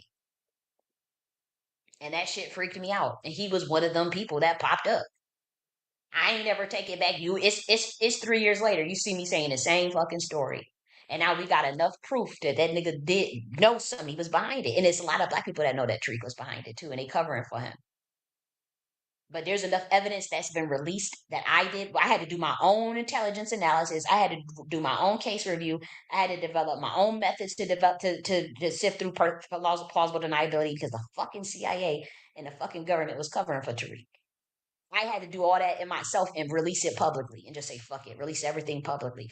For people that are grassroots or people who don't know, they can research it and analyze it for themselves. Or people who have integrity that may be in the military or in intelligence that can look at it for themselves and realize that this bitch is not lying. There's definitely something going on here. She said it was a secret society. She's saying it's some sort of covert COINTELPRO shit going on. Like, it's some shit here. It's some real shit here. This girl is just not just making all this shit up. It's enough evidence that's been publicly released. And then they can still cover for that motherfucker. All I'm saying is it's gonna be their biggest regret. It's ha ha Kiki, live it up now. Ha ha, we got her out of here. Yep. Everybody thinks she's crazy. Yep, we financially blacklisted her. All these occultists lined up to line me up. All these occultists. Y'all y'all see it's not even just what happened with all the black folks in 2024. Did y'all see what happened to the Rothschilds family in 2024? All them motherfucking deaths like that. Now I list y'all all the black men that died. I list y'all all this shit. Y'all did I not see did y'all not see what all happened? Did I not predict everything in that video that I said was gonna happen in 2024? Did it not all come to pass? So either I'm a prophet or somebody's fucking lying on you. Which one is it? It's both. And again, this shit was so triggering seeing this Wendy Williams shit. It was so motherfucking triggering. And so honestly, this all came out with that. And yeah, it's free Wendy Williams. She got in a situation. It is spiritual. She needs to get that Bible on their ass. She got to start. People say, oh, okay, you made your deal. It's too late. Shit, she's still alive. It ain't too late. She's still breathing. You saw how competent she sounded. She sounded very competent. I bet you Tariq ain't gonna advocate for Wendy Williams to get out. How he advocated for fucking P. Diddy, who was fucking harming people and using Patah scavenger magic. And again, I'm not coming at Patah. I'm telling you that they literally reversed engineered. They taught a botched ass version of it, of sex magic. You see how he was defending all of that booty bandit shit. You see how he was defending T.S. Giselle's rights to control the motherfucking reparation space for 3 years and to be a soul seller. But he ain't gonna say nothing about ozone. Is he saying anything about ozone? That brother? Is he saying anything about Wendy Williams? Did he say anything about these political prisoners? Did he ever mention anything about he got a platform? Why he ain't demanding Trump or Kamala to pardon Mumia Abu Jamal? These people are just controlled opposition. Again, I'm not trying to put anybody out there. I just come clean. My thing is just like tell these motherfuckers that you just an actor, that you just an entertainer, that you ain't really serious about this shit, so that the black community can realize what the fuck it is, and so that they can move on and start their own little grassroots movements and get you the fuck out the paint. Because you just derailing and destroying. Like, and that's why I don't care how much you try to make it seem have a old ass black bitch call up and say, "Oh, we are protecting you." All this, you ain't got the protection of the demon kingdom, and you don't got the protection of the primordials or the angel kingdom. That's what protection? Because you are fucking with powerful bloodlines. You have sold out this community. You sold out me. Okay, whatever. I'm just one person, but you sold out like a whole fucking lineage, and you lying about it. And you didn't make it right. All you have to do is make it right. Do you not know the level of protection that you had? I told you. Look, that same week that I said we removing primordial protection off this nigga, look at all that shit that popped off that same week. That nigga was in the fucking hospital. That nigga had to cancel all the viewings for the hip hop thing. That nigga had to go on Vlad's show that same week. It's publicly documented. Either it's documented or it's not. So y'all all attack me anyways. I already know y'all spiritually attack me. Already know y'all gun for me. So it's up. It don't even matter. That's why I talk reckless as I fucking talk. Because even if they did successfully, okay, we got her out. She dead now. Okay. You see how Kim Porter fucked up that Hollywood shit from the other side? Watch how everything fall. This government, everything. I had the power of Saturn. This shit will be destroyed. Watch in 3 weeks when they start talking about these interdimensional beings. They about to be a disclosure. We bringing down the Atlantean dimension on this bitch. I think we playing. It was a dimension. That's consciousness. You got to look at things as planes of existence, planes and dimensions, their angles, their fractal points. Could you say you understand sacred geometry, Lord Jamar, and you a 5%er, and you talk about the earth is flat, but you understand sacred mathematics? Yeah, okay. Plane of existence. How could y'all say y'all understand Commission science, but then don't understand that the universe is mental? But I'm crazy? How would you not see that you live in a holographic universe? I don't get it. He told you to your face that's what it was. Even Lucifer told y'all that's what it was. To go illusion. To perceptions. You control somebody's perceptions, you can control their behavior. That's why mind control is so pervasive. But you see how them niggas hurried up and try to get everybody to be quiet about mind control. They scared to death. Palantir, all this stuff that the CIA is in full control of the United States government because they trying to cover up what they do and cover up what they are. They about to freak out on your ass, man. I'm telling you, they about to go black on y'all asses because they are freaking out. They are panicked. This shit was not supposed to get out like this or happen the way it's happening. And by that, I'm talking about the whole awakening of humanity. But from the level of like, wait a minute. We ain't about to follow y'all onto no technocracy. We don't care shit about none of this Palantir surveillance shit. We not about to go into no surveillance police state. Y'all not about to usher in no fake ass golden age. Y'all don't have the light codes to usher in shit. And this nigga was telling everybody he was getting paid to push Trump, Trump, Trump, Trump, Trump. Even he knew who I was. This nigga knew who was the monarch bloodline in Masonry. Tariq knew. That's why he's gonna bear the brunt of all of it, mainly.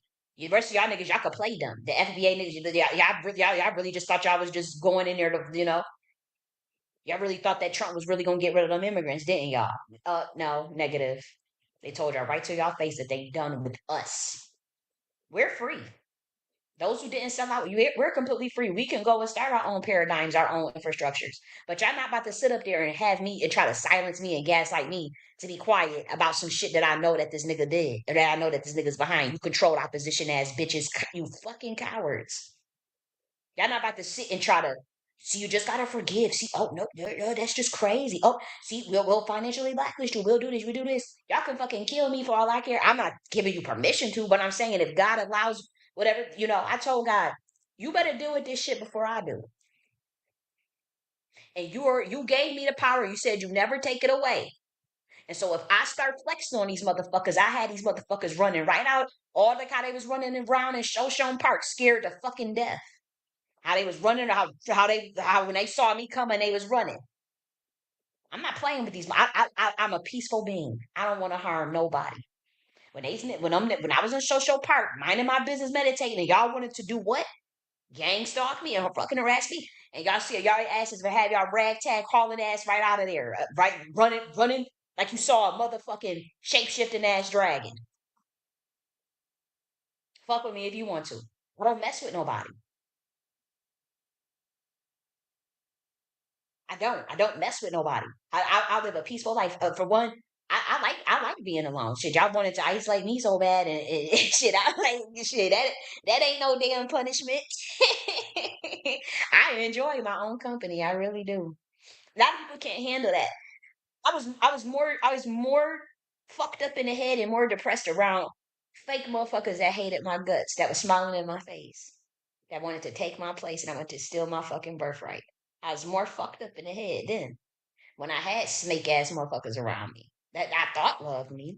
I thought they loved me. They were just plotting on me. It's a free soul. And the niggas that sold out or whatever, they get a chance to try to get somebody in a fucked up ass contract, and they be their handler and be the beneficiary to their will and their heir and inherit all the intellectual property years to come, kill the person off and then blow the shit up, and they get all the residuals. Wake the fuck up. This is what they doing. This is what they trying to do to Wendy Williams. That was supposed to be my fate. For coming at Tariq Nasheed, and the black community wanted to keep that shit covered up, so they was in on that shit. They just knew they was gonna be able to get my ass. If Tariq could have killed me in 2022 when it was supposed to work, that ritual that they did was supposed to work, and it didn't. And so he's trying to try to tell the community he's taking a high road. It's because he can't fuck with it spiritually.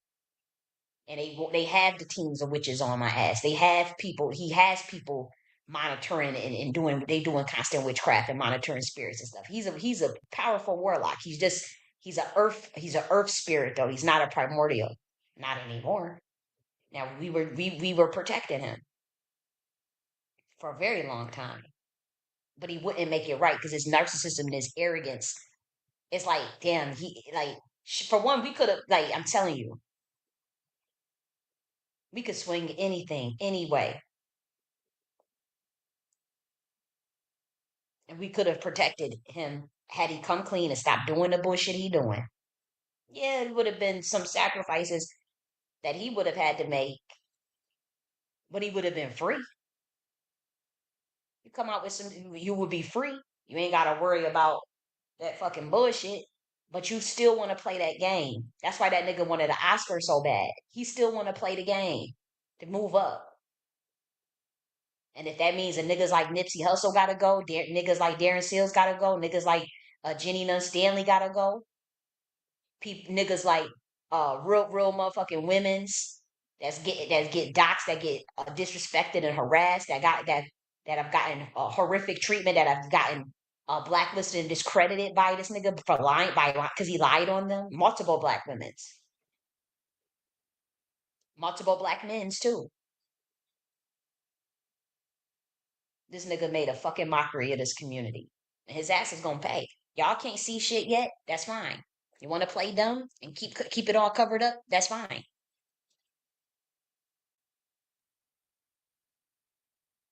But you not but we don't want to hear that bullshit either. You walked into a 2,000 year curse because you want to sell me out for money. Fine. He told y'all to your face what he does.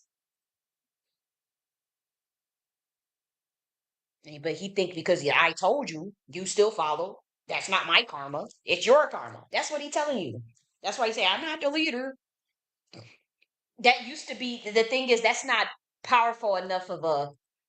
That's not how it's gonna work in this system. In this new system. That ain't gonna be enough to keep karma off your ass because you know what you're doing. You deceiving them people, and you did cover up a lot of shit. Confirm that you was behind that shit. And if you were to tell the public that you was behind what happened to me and that it was true, then that could probably get you out of the karma. You don't even have to apologize. You could say, "Fuck that bitch. Yeah, I did it. Oh well.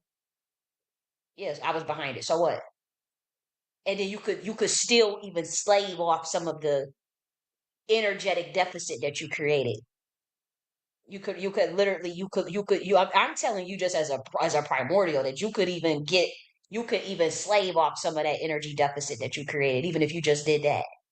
But then that would mean like, damn, that girl must really be a revolutionary, and then you must really be the fucking agent. Damn. So he's definitely not going to do that, because that would mean like, well, if you had the connections to do that, then you really must be fucking CIA. Like you wouldn't have done that to that girl if she just was making that shit up. So now you see why he can't. He has to commit to it. He has to commit to the crazy act. Even as this this girl's a fucking genius, but he has to commit to the she's crazy act. Even as this nigga copies all her blueprints. Even as the government copies all her shit. They have to commit to it. Got to commit to the lie now. He was behind it. And even if it wasn't true and you just said, well, I'm gonna punish you because you did that, because you said that about me in 2022. That that is not even justifying. People call niggas the CIA all the time. People say the word agent all over the place. Even what happened behind the scenes is still it's not justifiable. You racked up too much energetic deficit that you did not pay up. You racked up too much spiritual karma, too much spiritual debt in that whole situation when it comes to me. Let alone the other niggas that you fucked with in the reparations movement and the bullshit that you put with them black women's in the reparations space. The other black women. Do you let a fucking tranny troll the reparation space for 3 fucking years, and when we call it out, you want to flip it on us and say, oh, if y'all talking about that, they the troll. No, bitch, we questioned why you did it for 3 years. But you are reparationist, and we're serious, and we're building architecture for the Black Americans. Mm-hmm. Did I not create the enterprise architecture in 2023 for Black Americans?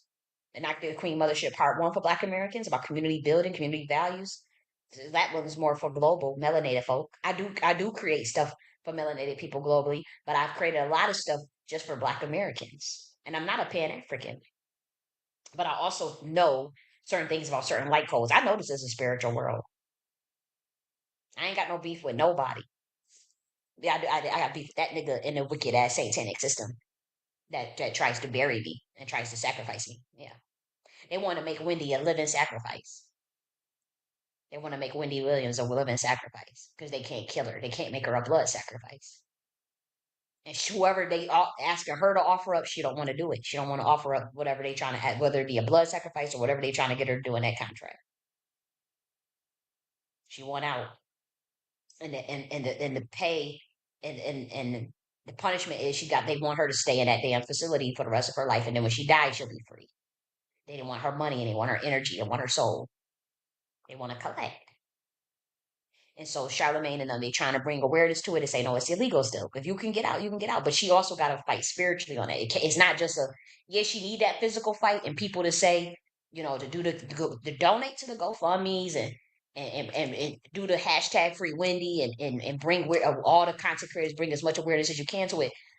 That is a part of the fight for sure. And it must happen. But she gotta get into that spiritual shit too. She better pick up a Bible. You better pick up the Rukia. You better pick up a Quran. I'm telling you. I was in that same situation, and they told me to my face that we will fuck you up for life. Like your ass will keep the throw away the key.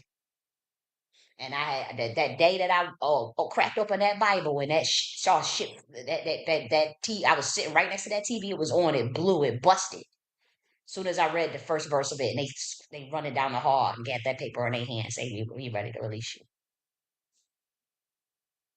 And I was able to get out. And when I got out, oh yeah, people were shocked. Oh yeah. He was like, oh, you didn't come up with blonde hair. Oh damn, you sound the same. Oh my gosh, you talking the same. You still a radical ass, crazy ass. You still talking about fuck the gun. You still talking about freedoms. You still talking shit. You still what the hell? The 17th Attorney General, y'all let her write a whole book about military science. What? I told you niggas that are paramilitary. I told a friend that in 2022. I said, yo, it's like a paramilitary that's like protecting us. And she thought I had lost it.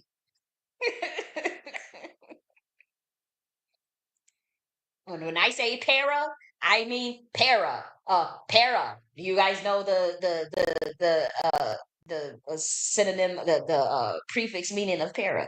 I can't believe you black ass niggas sold me out for that. I can't believe y'all sold me out for a controlled opposition gatekeeping ass nigga that sold y'all out. I can't wait to see the look on y'all faces in 2026 and 2027, 2028, 2029, 2030, 2031, 2032. I can't believe y'all justifying being an oath taking ass sellout, being a cowardly bitch. I can't believe you would sit and sell your souls like that. I'm like literally flabbergasted. I cannot believe you can't see what's in front of you. Not as it relates to me. I'm just talking about the actual that you're free. That you are a soul in a human body and can't nobody contain no infinite power. I can't believe you can't see that. These people gun for you not because you're not nothing, but because you're everything. They want you to feel broken. They need your soul broken. Don't come around here. You better raise your motherfucking vibration because we're not doing broken souls over here and moping around as a victim around here. You better say you're a primordial. You better say that every day you were more than a conqueror. Y'all know that song, More Than a Conqueror, More Than a Conqueror. You better be singing that shit every day. That's why I told y'all, we be playing that music. I be putting codes in your head. I know I be playing some ratchet ass music sometimes, but when that girl was saying, I could never lose, what you thought? I could never lose. I was playing that on purpose for y'all. I just talked to that baby boy that I was making him sing. You better respect me. He started busting out, cracking up. He was like, Auntie, I remember that shit. He was like, I remember that shit when I was little. He was making me sing that. You better respect me. Everything you see me, you better respect me. I be doing that on purpose. I be playing certain songs on purpose. Nothing I do is by happenstance. Nothing. Sometimes I play the freaky music and sexual shit. How the hell you get here? What you ashamed of sex for? I be doing that so y'all could get out, stop being ashamed of sex. How the fuck did you get here? How the fuck did all humans get here? All species, all living organisms. How did you get here? Through pussy and dick.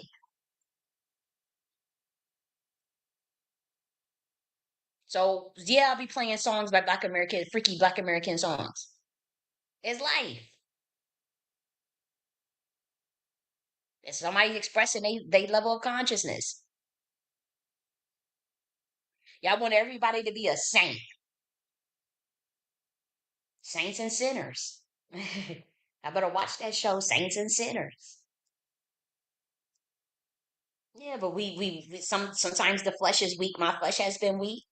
I know my vices. Everybody got a vice. Everybody got their inner demons that they shadows that they gotta tend with. I know my vice, and I work on it. Some things is just not my vice. I can't relate to, other people got their vices, but it's the awareness. It's not about perfection.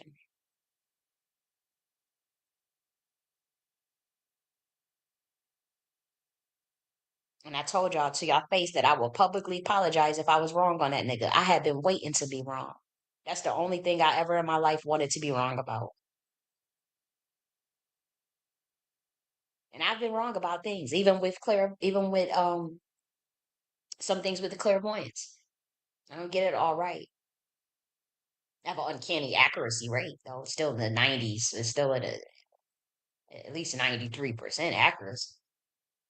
It's about 98% for global events. 98, 99% for global events. But 93% accuracy just as a clairvoyance. That I had to say that one I wanted to be wrong about that situation with Tariq. I have no idea. I wanted to be wrong about that. Was the only thing in I dead ass wanted to be. I'm like, damn, I don't want to ever accuse nobody in it, and you know, but I just kept. It's like it was just clear as day. I kept seeing the same prophecy over and over. I kept seeing the same thing in the spiritual realm for 3 years straight. Caught this motherfucking over 100 lies in a span of 2 years, contradictions, all types of stuff that is so it's intelligence, and so the average nigga in the hood is not going to be able to put all that together. But I'm a military scientist. I'm not a part of the U.S. military though, but I am a military scientist, and so I can see things. I can see things on a way different level, the level you couldn't imagine. But when I bring it to light, no one can deny that. Okay, that's actually accurate. Like when I was bringing up the nuances and what the real reason behind why they wanted to go at that 14th Amendment. They attacked me for that, only to repeat the same fucking shit that I said weeks later. We talking about them Freedmans. And it's recorded. They went right on these white major platforms and said the exact same shit that I said as it relates to the 14th Amendment. But they were previously I was telling y'all that getting rid of it was a good thing. They couldn't see it. They couldn't see the nuance and what of me. I see things as a military operation. Everything psychological warfare too, mainly psychological warfare, not combat warfare. Psychological warfare is how I view the world. I'm not saying that everything is war, right? But I understand that you in a fake ass matrix in a system that hunts souls, in a satanic ass system that's trying to get everybody in a to sell everybody in a fucked up ass contract apparently to work for slave wages and to not speak up or to sell your soul to get access to what they call these. And it's not like selling. So we talking about like selling influence, selling your state of anytime you don't have control or you don't have free will or you give your free will away or you influence people in the wrong direction. That's what that's considered, and that's how people become controlled opposition. But I have to say, a lot of it could be that they are just under mind control. I've been considering that. Like, I'm like, these people can't all just be that fucking stupid. I think that they all under some form of subtle mind control. I really do. And I think like once it hits everybody when they come out of it, I think that's when they see the severity of what I was saying when I created the Naki philosophy and why I would give a book that it took me years to formulate conceptually away for free like that.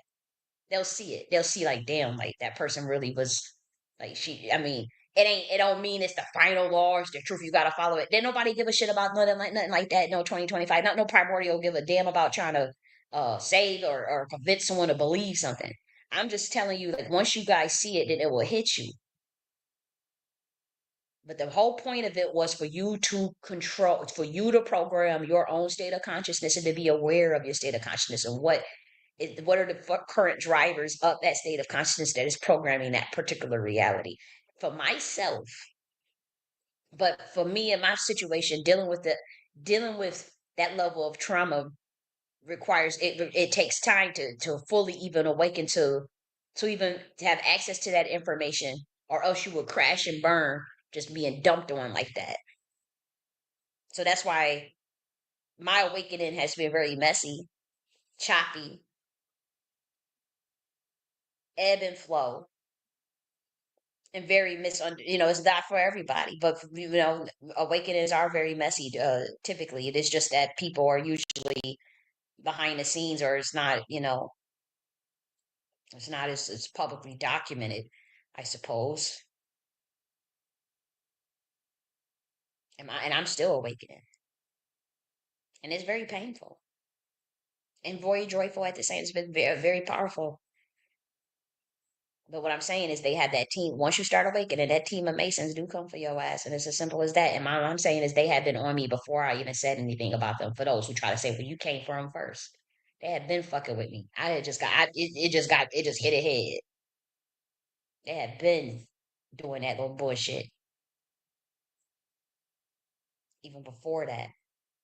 They might have stopped just because you figured out, oh, wait a minute. I think that we shouldn't mess with that person, or that clearly that's something else going on there. It don't mean that they was remorseful. It's just because they could they wasting resources. Now they creating too much a deficit. It's not even worth it to go after that person because you're creating too much of a deficit for yourself and generationally for your kids. It's just too much. They just keep attacking that person. So that's why they let up a bit. But they don't give a fuck about me. If I would be first up on that chopping block the moment I lose the moment they can get through and break through. And I ain't ever stopping and I ain't ever folding until I get justice. I want justice, not revenge, just justice. Just justice. But when you don't get justice and when you see people gaslighting you, saying you're crazy, trying to fuck with you financially, blacklist you, do all types of shit behind the scenes to cover up the fact that they are fucking COINTELPRO fed, that shit it does start to morph into I it's just like you just it angers you.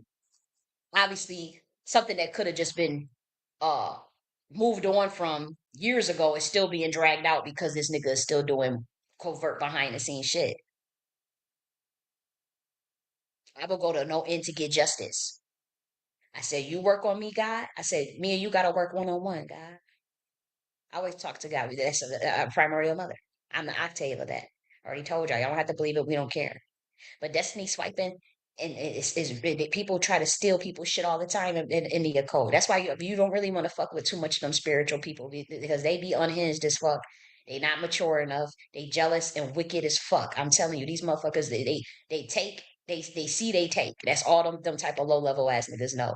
And then they use botched occult information and scavenger magic.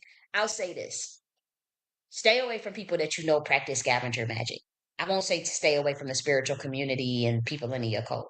But if you know that they are okay with blood sacrificing of humans or animals, um, if you know if they are, if you know that they are, if they practice any sort of scavenger magic, even if they doing necromancy, maga magic on the dead, people that are currently dead and trying to take energy from even dead souls. Why do you think, and we're not talking about just like, oh, I pay homage to the dead by going to a cemetery, and we talking about like people who scavenge, who they scavengers. If you know somebody that practice scavenger magic, I'm telling you, stay away from their ass. They will gun for your ass. They don't think that. I'm telling you, it's a vampire energy. They parasites, and so they go after people with light. They go after people with sauce. Anybody, and they copy, they mimic, and they're very jealous hearted. And they anybody that believe that's practice scavenger magic and do what thou will. Oh, good luck. Good luck. That's all I gotta tell you. Good luck. You wanted to, they told you to your face what they practice, and you still follow, you still was around them. Don't say nothing when they fucking, when you whoop on a chopper block, your ass end up dead. We talking about pay attention to people who have a lot of deaths around them, and you know they in the occult, you know they in the entertainment industry, they practicing scavenger magic.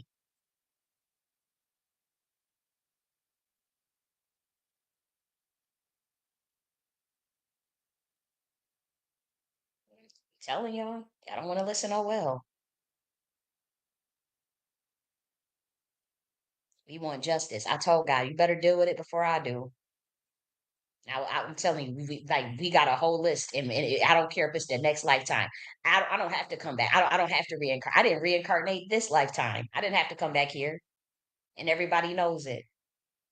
Out of your mind if you think I have to come back and reincarnate to planet Earth. No, I do not. But I told God, you better handle it before I do. And you already immortal. Y'all don't even realize that. Whew, you don't even have to die. None of that. They lying to you about every motherfucking thing, man. Y'all know how many times? Oh,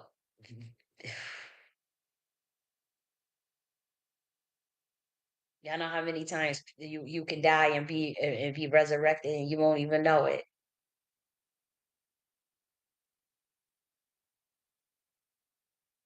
A lot of y'all have no idea how many spiritual attacks they done thrown y'all way. You still survived it, didn't even know it. Beat your ass with a heart attack gun. Beat your ass with radiation every day, all day. Uh, beat your ass with all types of cancer weapons, sonar, DW. Beat your ass all day with it. You still trucking around, running, moping around. Didn't even know it. You didn't even know it. Like how I did it. You just thought you had a little back pain or a little knee pain or something. They was beaming your motherfucking ass all day, every day. A lot of you targeted individuals all day, poisoning your motherfucking food. You had your stomach virus. You were supposed to die. You didn't. Poison all types of stuff. You still survived. You didn't even know you got poisoned. Some of the times you did.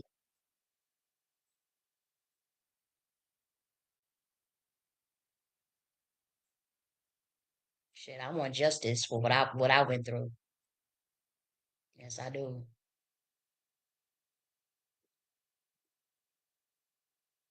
Because that was fucking ridiculous. And if they could have got away with it, they would have. We're like, "Oh, the bitch is dead. Yep. Ha ha ha. We gonna trade. We gonna ride off of this energy. That whole thing ain't supposed to ride off my energy. That's why they kept. That's why they keep copying and stealing all my shit and trying to ride off somebody's energy. That's why they shit keep fumbling every time. Failure after failure. when it comes to trying to push up the movement off of somebody else's sauce. We're not allowing y'all to scavenge your magic. We not. That's why we tore up that whole shit after 2022. When I got out in August 2022, September 2022, y'all niggas had never been the same. Y'all had that little rally. It was excessive. After that, everything just been falling apart. People beefing left and right. And it was all by design because y'all sold me out. Y'all sold out. Y'all was ready to take that little reparations package money, grifting, and y'all was ready to let P. Diddy fuck y'all in the ass with the votes. That's why he was trying to get a reparations space. That's why you think Tariq was trying to make deals with him. He practices scavenger magic. All these black Americans come forward and say P. Diddy did all these things. They both practice scavenger magic. That's why that's why he was defending him so hard. He ain't defending Wendy Williams. He ain't defending Tukey Williams. He ain't defending Mumia Jabbar like that. He ain't defending Ozone like that. He ain't defending real grassroots niggas like that. He ain't defending real grassroots black women like that. He ain't defending Asada Shakur. He defended T.S. Giselle and P. Diddy. Y'all still can't see it. Hollywood, nigga. I can't stand them type of niggas, man. I don't care if somebody is in Hollywood, because again, there's a lot of people that deserve to be famous. There are people that are really fucking talented, that work hard, that deserve their success. Most people deserve what they get in life, right? But I'm telling you that scavenger magic, that is people. You have to be aware of people who's practicing that in your community. You have to. You have no idea the damage they will do to the community. Like you have no idea the damage that this man has done. By the time it do hit y'all gonna be like, what the? For one, he'll probably be dead and gone. And so this is for future Black Americans. I'm talking to the future Black Americans because this community is cooked. But for these babies, 1 years old, 2 years old, by the time you get 50, I want you to review what I'm talking about. When you in your 60s. So if you 2 years, it's 2025. You 2 years old right now, 1 years old, 3 years old, 4 years old, 5 years old. I would say under 10. I'm talking to you. 50 years from now, I want you to study everything that I've said and taught and told you. You all don't have to do it, just some of you. And I hope you do follow those blueprints. I hope you do follow it. Don't let it slip and slide. Them white folks is watching me like a hawk. They study that shit. You saw that same day I told Black Americans study the Constitution. We gotta have constitutional studies. We gotta study that Northwest Ordinance of 1787. We gotta study that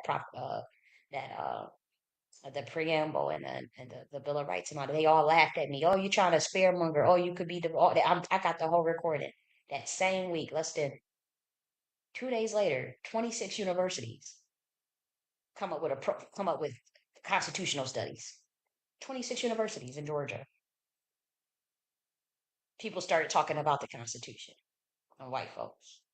They come up with it. They talk about the shadow government. They wanted to come up with their own shadow. The Democrats came up with a whole thing. 1 week after I talk about I selected myself as president over the shadow government.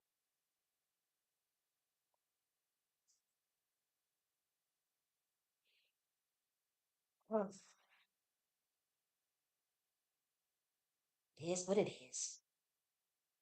You sometimes just gotta let truth, like the truth needs no proof. The truth just needs time. Truth needs no proof. The truth just needs time. It just needs time. So when everybody want to cover up something and lie about something and all this and try to destiny swipe and try to this nigga is not no prophet. I can't believe that black bitch called up there talking about something. Yeah, we gotta protect it. Protect what? This nigga sold y'all out. He don't give a fuck about y'all. You in the hood in Detroit, and this bitch is in a $2 million home with a white mother-in-law in a white Hollywood. And you calling up talking about something? He's our prophet, and what did he prophesy that came true? That was accurate. That's why I'm like, y'all niggas kill me. And like I said, it's gonna be funny to watch too. It's gonna be funny to watch how y'all walked into a 2,000 year technocracy slavery system. After I told y'all, don't do it, don't do it, don't do it. I begged y'all. And these white folks is about to go to town on y'all asses. They are. They about to go to town on y'all. And they told you to your face that they about to. And I begged y'all not to walk into that curse. I begged y'all. But it does require really being serious. You can't try to steal someone else's blueprints and blacklist Primordial's blueprints and then say, oh, we'll just take this. We'll knock you out the paint, and we're gonna copy it. Knowing that this person is sold out to the system, it's not gonna work. Did you not see that as the black community? That shit is not gonna work because that person they can only go so far because they still got to keep you enslaved mentally and spiritually. So they're not going to go all the way. They're not a true ideologue. They're not a revolutionary. They can only present the package of, they only present the emotional package, but nothing gets done. Nothing is going to get done. They're gonna say the rhetoric, the emotional rhetoric that feels good, and cloak it. They're gonna present the emotional rhetoric of a revolutionary, of true empowerment, of liberation, and then pivot and derail and distract at the last minute. And they've done it over and over and over again. That's what they have to do. Is like, okay, we're gonna act like we're gonna do delineate. We're gonna act like we're gonna get reparations. We're gonna act like we're gonna fight and do this and all this is some termination. And then at the last minute they pivot, distract, and then put you in a more fucked up situation. And while stealing the blueprints of the real grassroots niggas. And then blacklisting them and burying them. And that's what COINTELPRO does. It's literally nothing but CIA shit, and y'all just can't see it. They have to do that. But also, you don't have to follow it. If you follow it, that's on you. You have to also stand up and do the opposite. You have to know the okie doke and say, look, we're not following for that shit. I'm telling you, the government don't give a shit whether any of us live or die. That go for all Americans. But they really don't like black Americans because of the bloodlines and because of the rightful inheritance and the heirs. They know half of y'all is indigenous, more than half. Or if you're not fully indigenous, you got some sort of indigenous in you. You're the biggest threat. You're the biggest threat. And then if you look, half of y'all, shit, don't be from the tribe of Judah. You're the biggest fucking threat. Don't have no indigenous blood or no indigenous to North America. Don't have no royal blood. Oh God. Don't have both. Oh God. You not see how much of a fucking threat you are? You want to have royal monarch blood that somebody done stolen, done blood swiped and enslaved your ass. You come from North America. Some of you are mixed in with indigenous blood. Some of you have royal monarch blood, both. And then some of you are from the tribe of Judah. And some of you are all three of those things. And you think that you ain't going to get targeted and have a birthright swiping so that they can stay in power and you can stay in a fucking project somewhere or in working class in a house somewhere in a working class, middle class neighborhood. They don't want working class neighborhood because we don't need a whole bunch of shit. I'm a minimalist, you know. So I'm not here to promote material things, but I'm saying they are literally swiping monarch birthrights off of your ass. And they've been doing that for decades, centuries through mind control and through SRA. What do you think you get whipped with slaves, with chains and whipped on plantations and beaten from sunrise to sunset? If that's not SRA, what is? What is? It didn't happen to us, but I'm saying it happened to our ancestors, a lot of our ancestors. And some of you, if you didn't have slavery, what were you the colonizer sellout? I mean, were you some of the? I mean, what was it? Where do you fall in? Were you just a free person of color? Wherever you fall into on a board. And then some of those bloodlines that are the royal, they still didn't want to play ball, so they still was put into slavery. They didn't want to play ball.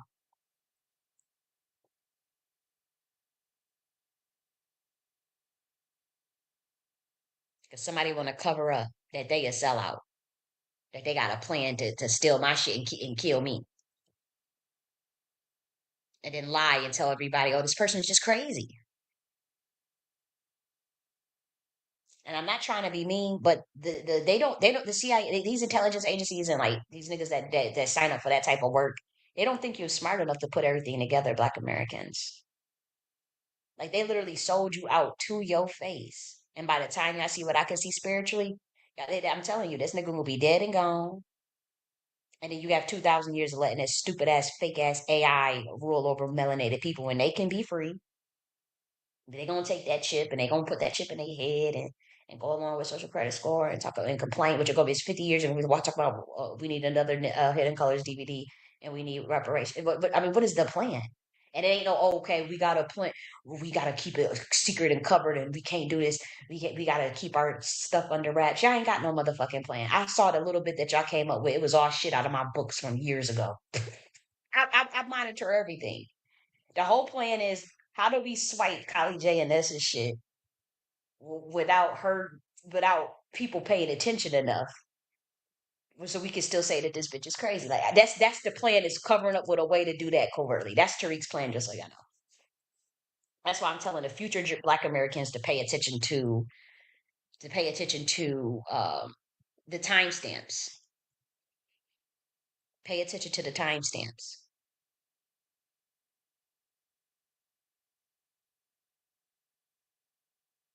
A lot of melanated people, they did take that oath from 2022 to 2024 and sold out at the last minute. And so I'm telling you, they ain't gonna have no problem attacking and going after people like me, real spiritual people, and spiritual people that won't fold. Real revolutionaries, real intellects, real scholars, real activists. They're gonna go after them harder because they benefit from this satanic system now being the way it is. And they have to keep it the way it is because they know what they did at the last minute. So they have no choice but to cover. They feel like they have to cover for Tariq. They fucked up. They know they fucked up. There's still primarios that are coming online. There are primordials that are coming online. It's as simple as that. And so when somebody has a messy ass awakening and some shit you don't understand, and you just say, "Oh, that person's just crazy. Yeah, we can sell them out. Fuck it. Yeah, let's do it. What you just say we need to do? Okay, yeah, let's do it." But then the jokes is on you because you don't understand your ancient science, your Atlantean science, because you just think you just label everything. You don't understand quantum entanglement, so somebody else is crazy. Okay, sure.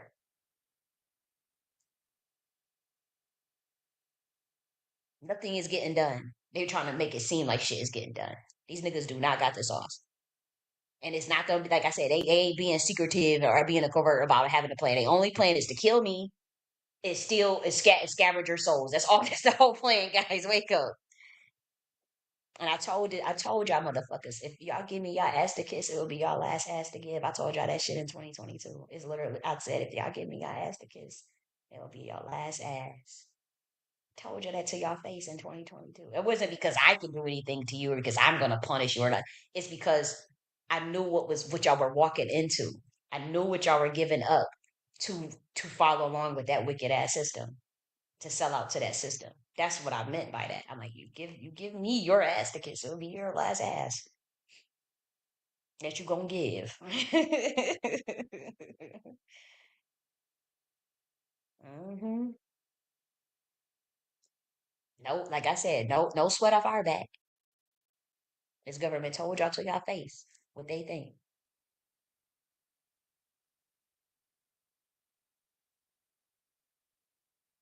Y'all not about to take nobody else's shit and sauce and repackage it and try to go underground and set and put it behind no paywall. I will blow the keg off y'all motherfuckers and throw the timestamps of who did what and when what got published, because I'm already seeing y'all trying to regurgitate shit. Again, the stuff about the primordial darkness on everybody know that that shit is commission science. That should go back thousands. And obviously that's not what I'm talking about. I'm talking about some of the unique nuances that I brought forth that y'all secretly are studying and trying to regurgitate, but don't understand it properly. Y'all don't understand it properly. I could listen within 5 minutes and say, okay, this person's about to botch my shit, but they want to go and take it behind the scenes and make money off of it. Everybody want to start a university now, and y'all not scholars. Y'all have no credentials. You're not even true intellects. You don't even have to go and get credentials, but it's like you have to actually. There's people that are truly just natural intellectuals. I started my university in 2021. I presented the idea to someone about the idea of starting a university in 2016. That's what I'm saying with that scavenger shit. It's up now. It's up because I already see what's going on. I see the play. I see how wicked you niggas are, and so it's up. It's up.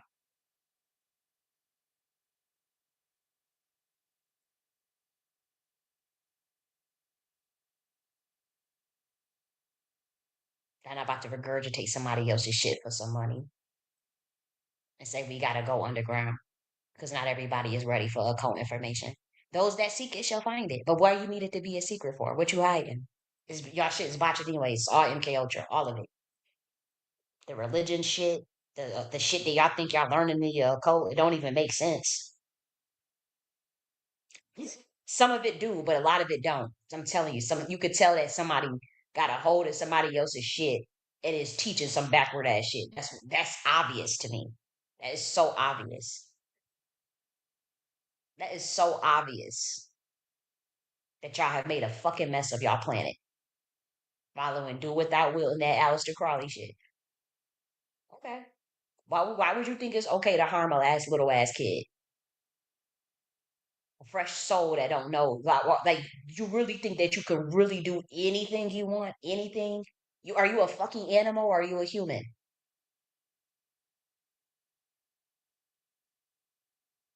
It's ridiculous. And then everybody knows what they doing and then nobody want to speak up. But I'm the bad guy. I gotta get punished because I'm telling the rest of the humans, y'all need to wake the fuck up. They harming little kids, man. And I'm not the only one to do it. It's a lot of people that's been waking this shit up. Steve Coakley.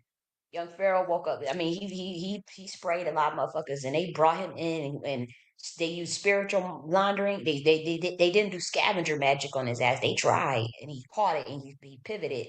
But when they offered that deal, he took it, and they did do spiritual money laundering through him. They tried to do spiritual money laundering through me. I'm telling you, that's the worst thing to get involved with. Do not let them do spiritual money laundering through you.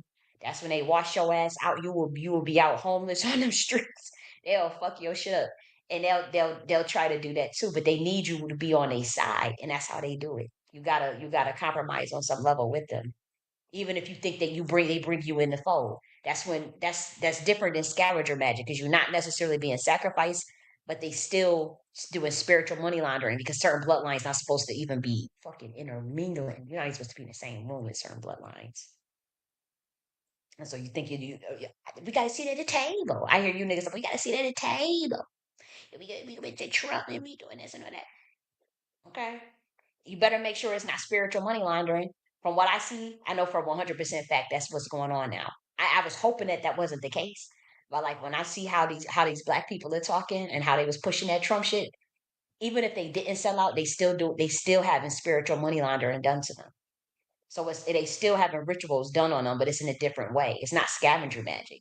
They're not like literally going to get sacrificed, but it's what they losing just from even intermingling with them people because they desperate for money or they wanted the fame or whatever they're going to get. They don't realize what comes on it on the back end. It's still not worth it.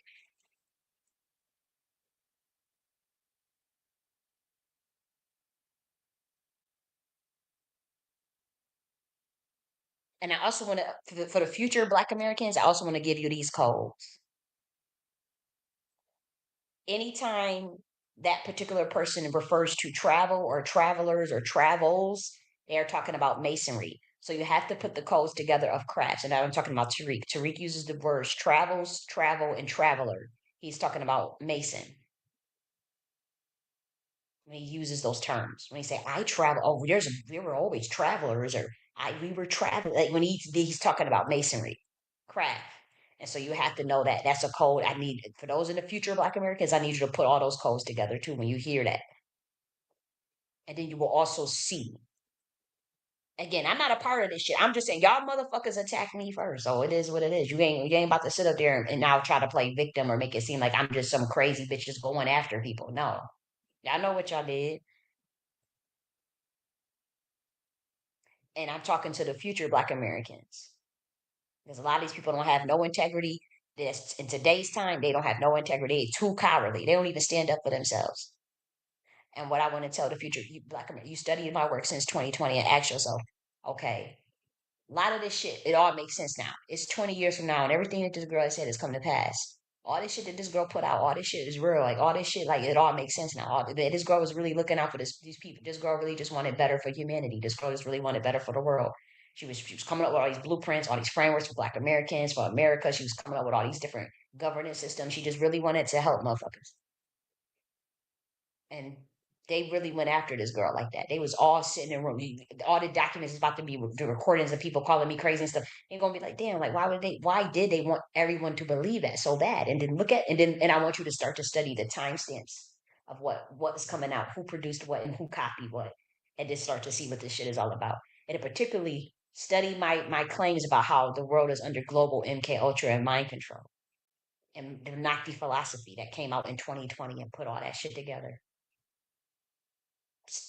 Once the revelation of that comes out, then I want the future Black Americans to go and grab that Nocti Flossie, which is available for free. You can go and download it now for free.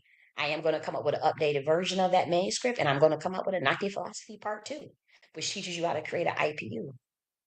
But right now, I'm still, working. We got to work on the manuscript for the revised. It's still going to be pretty much the same, but I do got to take out some things and add some things too. But it's not even so much take out. I just want to use more English words so that people can understand me better. That's all. I just want to use some terms, some words that are more clear. That's all. So I'm not taking anything out, but I want to break down like in more so in some English terms, make it more simpler. And when we talk about content, we're talking about information, data information, qubits. I want to change some of the wording so that the average human could just totally get what I'm saying. We're not there yet. I need some of this system to lag a bit more as far as the regressional entropic energy that we've been hitting this planet with Saturn. I need that to happen a little bit more before I release the revised version of that manuscript. But right now, for those who can get it, if you understand that the world is under global mind control and under global MK Ultra, and you understand the Nike philosophy and quantum mechanics as it relates to uh, resonance and frequency and electromagnetism, but also consciousness, the idea of programming consciousness and how people gather information and data and quantum mechanics. And when we talk about quantum teleportation, the idea of information, everything being information.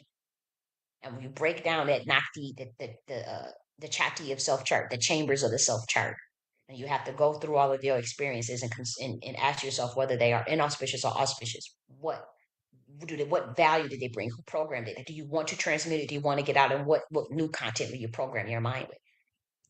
Then it will all make sense as far as what I did, who I am, and then I said that I was when I said who I was in 2023. I was not just playing. When I have my moments, I'm fucking human. I came back in motherfucking flesh. Shit. Came back in the flesh, but you ain't about to sit up there and gaslight me. Y'all, they really need niggas like us to think so lowly of ourselves because they are afraid to death. And these bitch ass niggas, they want to keep this satanic gas system. And a lot of these people that you think is spiritual and enlightened, they are a part of it. And that shit was so heartbreaking. You wouldn't believe like how I had to. I realized like how many black women is against me. That's in that spiritual community shit. How they all like is working secretly behind the scenes against me and all types of stuff. And they are like finding out like the lengths that they went to cover up what they also knew to sell me out, and they think I don't know what they did. And it was people that were on my team, that on my spiritual team, that I knew, and they folded at the last minute. That shit is hurtful. And yeah, you think I don't know that they can. You push the controlled opposition narrative, and then when I called it, y'all you wanted to. I know what y'all did, and it's at least 3 black women. That shit is hurtful as fuck. That I came into this realm with. There are some that did not fold. There are some that I know is still good. Yeah, you have a spiritual team that you come in with, and sometimes you get privy to that if you at a certain level, at a certain rank in the spiritual realm. So I actually know. I have never told who's who and what's what, but I actually know some of the people that are literally on my spiritual team.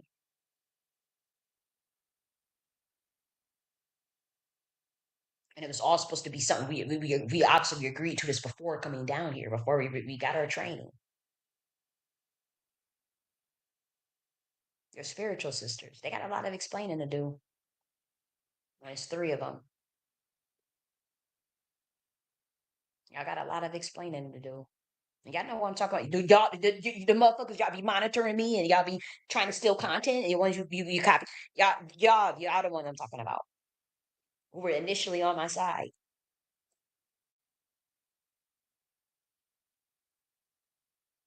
Hmm. It's only three, so obviously there's obviously if you that wasn't you, then you know in your heart who's what. But I exactly who's on my spiritual team, and I don't tell. I don't sit and blob and blabber whose names and who did this, who did, and so and so do it, so and so did this, and so and so. I saw this in the spiritual realm. I saw this in the spiritual realm on this person. I know who this person come from. I know this. I don't sit and blabber on that.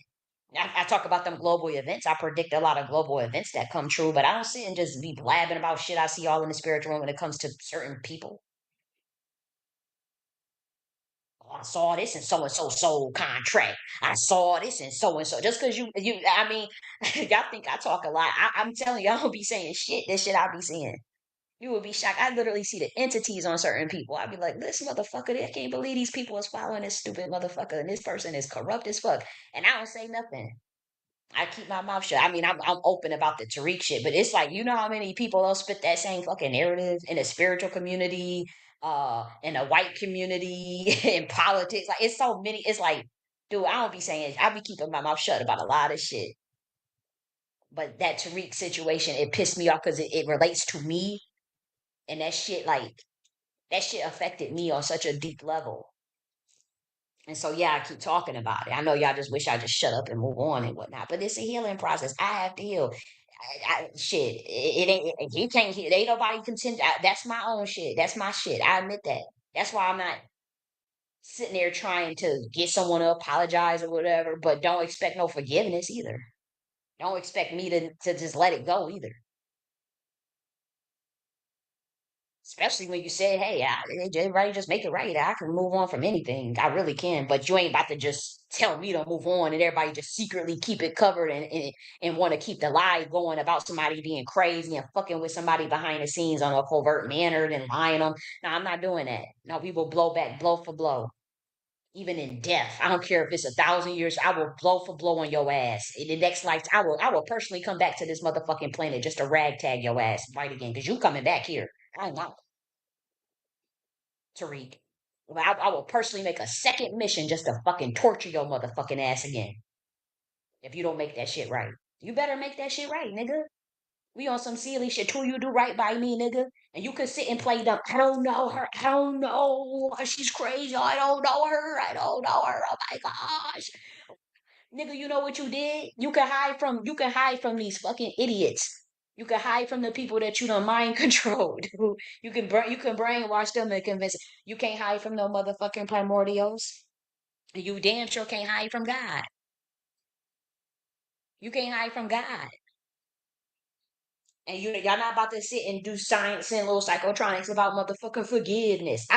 You going to admit what am I forgiving? Am I going? I'm forgiving an imaginary ghost.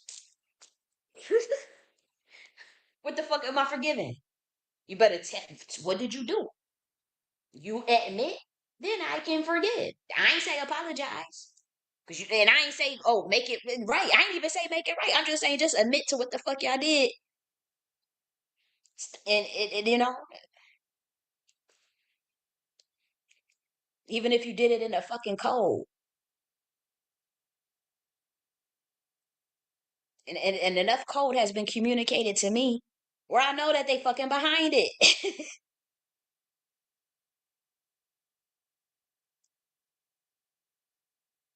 And like I said, when I told Wendy Williams to read that Bible, I'm not talking about from the lens of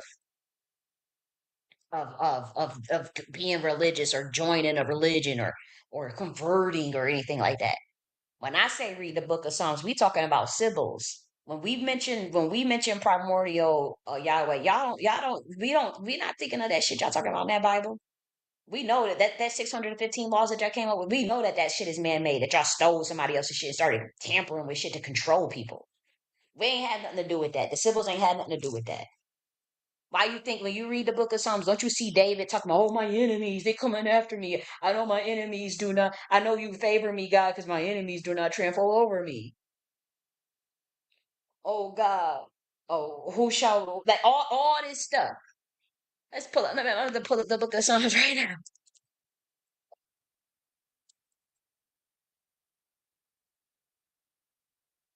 Yeah. Blessed is Jenny that walketh not in the path of a step in the wicked, or stand in the way of the sinners. Here's this other version. Why would somebody just be talking like that all the time about all these wicked? Deliver me. My soul's under attack. They trying to take my soul. Oh my gosh, my soul. God knoweth the way of the righteous, but the way of the ungodly shall perish. Do y'all not know what was going on during this time with oh my gosh.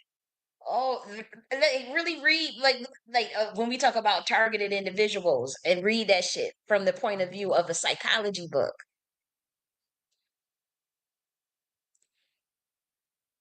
Plead my cause, O God, with them that strive with me, but fight against them that fight against me. Take hold of shield and buckler and stand up for my help. You think somebody would be talking like that over? They was under spiritual attack, just constant, constant. Listen to my prayer, O God. Do not ignore my plea. Hear me, answer me. My thoughts trouble me. I am distraught because of what my enemy is saying, because of the threats of the wicked, for they bring down suffering on me and assail me with anger.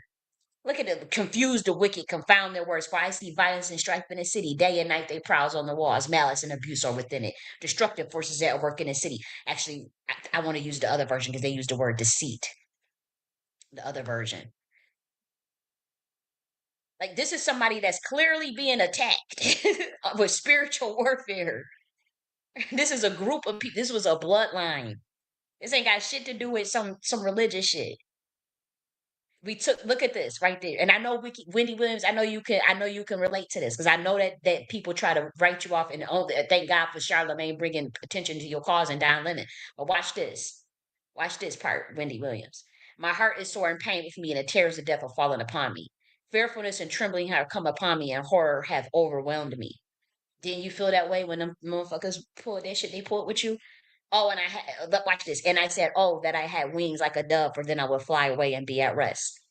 I will wander off and remain in the wilderness. I will escape from my windy storm. Basically saying, yo, if I had wings, I would escape from these motherfuckers. Well, watch this part. Destroy, O God, and divide their tongues, for I have seen violence and strife in the city. Day and night they go upon the walls thereof, mischief and sorrow in the midst of it. Violence and strife in the city. Now watch this part. Wickedness is in the midst thereof, deceit and guile depart night from her streets. Watch this part. For it was not an enemy that reproached me, then I couldn't have borne it. It wasn't a random ass enemy that you knew didn't fuck with you. Then you could have, you could have dealt with that, right? Neither was it he that hated me that did magnify himself against me. Neither was it a motherfucking hater that targeted me, that you know. Then I would have hid myself from him. Then I could, I know you don't like me. I know you don't fuck with me. I'll hide myself. I can stay out the pain. I can stay out your way. But notice that first it said, nor neither was it he that hated me that did magnify himself against me. Then I would have hid myself in him. But it was thou a man, my equal, my guide and mine acquaintance. We took sweet counsel together and walked into the house of the God of company. We talking about it was a motherfucker that you knew that backstabbed you. It was a friend that backstabbed you. It was a person that sold you, that was your family that sold you out. Let death seize upon them and let them go down quick into hell for wickedness in their dwellings and among them. Now watch this part. The words of their mouth were smoother than butter. Don't people be flattering, kissing your ass and telling you all this? But war was in his heart. His words were softer than oil, yet they were drawn swords. That's a fake motherfucker. They smiling. Now, ain't that what these covert harassers do? These plants? These people, these handlers that was all around you, Wendy? Wouldn't they all smiling in your face? That person that got that whole conservator over you? Taking your money and all this shit? They words, they smoother than butter, but war was in his heart. They hated your ass, they targeted your ass, they got close to your ass, pretended to be your friend so they can gut you and steal your shit and lock your motherfucking ass up. Cast thy burden upon God, and she shall sustain me. She shall never suffer the righteous to be moved. I am telling you that a group of women wrote this book. My book, like, when we say these are symbols, and we say, yeah, we not talking about the fuck y'all talking about. Y'all ever hear Black Americans sing gospel music? I saw that little ass boy singing that song Yahweh. Y'all thought he was talking about the stuff y'all read in that Bible that's all twisted. No, no, not even remotely. Y'all hear the way the Clark sisters sang and Twinkie Clark's genius. Where do y'all think that comes from? Y'all hear the way black women sing gospel songs. Y'all heard that song, Order My Steps in Your Word. Y'all hear the way Kurt Carr and a Franklin and Kurt Carr and the singers and all these gospel niggas. We listen to it all the time. Who do y'all think they singing to? Y'all think it's some real religious shit? No, this is way more. This is way deeper than that. They done tapped into something way higher than you can ever imagine. It's not just religious shit. It's not. Don't frown upon it. You better play that too. You better see if you can get you some Twinkie Clark up in there too, from Wendy Williams. And play that Order My Steps in Your Word by Women of Worship and a lot of the Twinkie Clark stuff. Because it's not religious like how you think. You hear them singing, but they sing it from a very primordial aspect. Those are Black American women that are descended. They are a keeper of the royal secret, and they are directly attached to the tribe of Judah. They are the tribe of Judah, but they are the primordial version. They are not imposters. They come from the dragon riders themselves. They're not imposters. They come from the lineage that is very powerful, that started a lot of this shit. So even just them singing, they could have been singing about anything.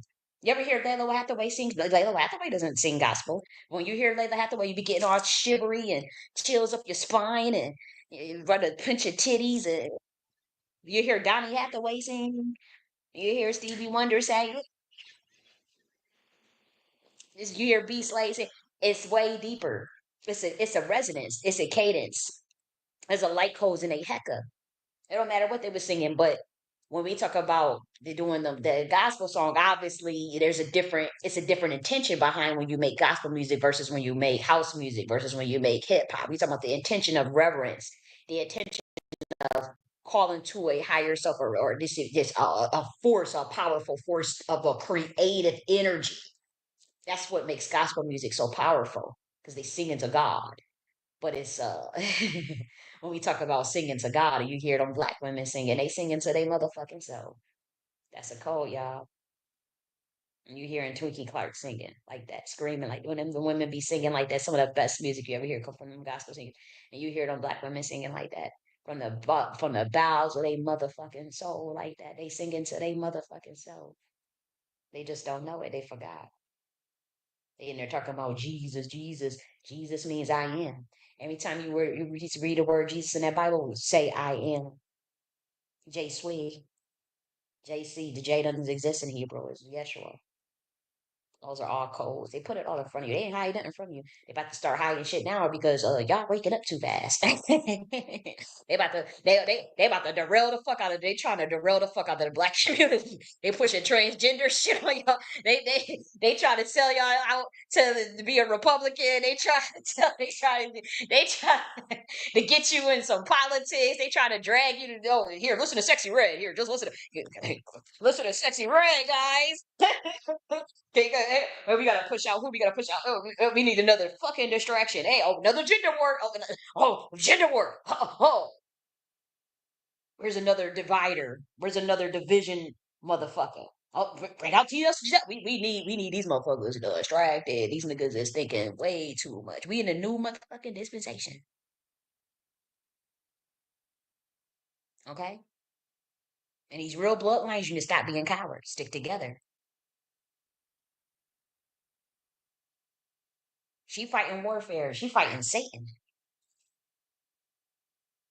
You boy niggas, y'all better start sticking together too. Y'all better get out of that bullshit that y'all all in. And the Black Belt come out. If y'all communicate in enough code, I will personally explain what the fuck is really going on to the entire black community. They don't want to listen, they don't have to listen. But shit, just know that you'll be good with the primordials. But y'all gotta look out for each other. You can't sell out each other or the community. But if y'all, I think it's a real smart thing for Don Lemon and Charlemagne the God and all the other black platforms and influencers to speak out on Wendy's case, knowing what the fuck she's going through. That could be any of y'all. Any of you can awaken and start saying the truth, or want to walk away, or don't want to follow that dumbass contract or something. Any of you, that could happen to any of you. You don't speak up now, let that shit happen to that black woman like that. Just like y'all let that shit happen to Monique. Y'all let Monique get railroaded. Y'all let Cat Williams get railroaded. And then you want to act like you want his side when everything come to pass. When they start saying what you realizing what the fuck they said was true. It'd be too late then. That's why Sun Ra was bitter as fuck on his death days, on his deathbed. Through all the shit that he went through and all the game that he tried to tell y'all. We'll get better.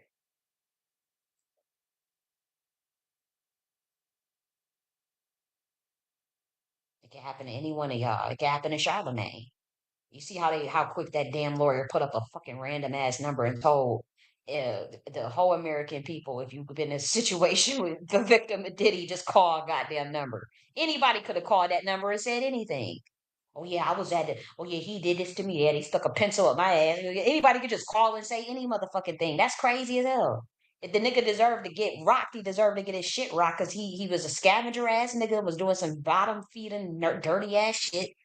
So yeah, we can get at him for that, but you ain't about to like, come on, they sitting there had a random ass phone number up. Call this number. I told y'all the day before they was gonna get Jay-Z that they was gonna do that shit. And a lot of times these niggas do deserve what the fuck they getting. They was doing some Sherm ass shit. But I'm telling you, they gonna go after. I'm telling you, they setting it up to where they gonna start going after actual innocent ass Black Americans. I'm telling you, they setting this shit up. And I would say emphatically that some of these people do deserve what they getting. But like when you see a situation that's happening with Wendy Williams and stuff, no.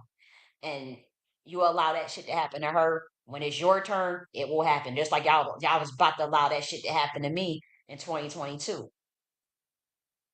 That was like a whole ass real revolutionary, like a whole ass primordial. The black community didn't care. They told me they didn't care. That was other people that had to step in on it. Other people that knew exactly who I am and they knew what the shit I was saying wasn't that they knew that like, okay, this person is not just bugging. We don't want to chance this shit. But yeah, them bloodline families, they did send threats to me. But at somebody somewhere they knew like we don't really want to fuck with this. But yeah, the as far as like the low level black community that follow what he was saying and believing what he was saying, they had no problem. They was willing to they would have left me in there for the rest of my life, or if not, find a way to actually kill me. That shit is very hurtful because they have no idea who I am. I haven't even revealed nothing, activated nothing. Certain people know. Y'all know, but you had to go explain why the fuck you was running, or when you was told to go and gang stalk me and you didn't deliver on the mission, or did y'all had when you had to explain what the fuck you had to deal with behind the scenes? These niggas know, and I ain't saying I'm the coldest or I'm this and I'm that or I'm invincible. Shit, it's been hell fighting this damn fucking black magic and shit. It's been hell. But I also know it's been many blessings. I know God really, really loves me. Like when King David said, "I know you favor me because my enemies do not triumph over me." That's in the Book of Psalms. That shit is real. Because I truly don't mean no harm. And like I said that's the one thing I always wanted to be wrong about. I never wanted to see what I saw in that spiritual realm. I didn't want to believe it. It took me 3 years to finally accept what I saw was real as when it relates to that nigga Tariq. I kept saying, "Oh, can we just give him a chance to make it right? Can we just do this? Can we just make give him a chance to make it right?" We tried that for a whole year, and that nigga still fucked up.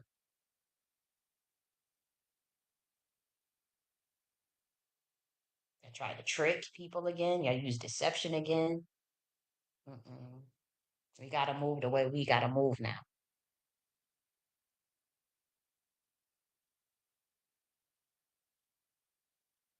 Lucifer, you really fucked up down here. And again, we not talking about the primordial mother. We told y'all that there was a rebellious child as angel that did get sent down here. That is not the same as what we are talking about. I'm telling you that the science got botched. You don't like. You could get mad at me and get so upset at me. It does not fucking matter because I could show you better. I could tell you, it is all playing out in front of you.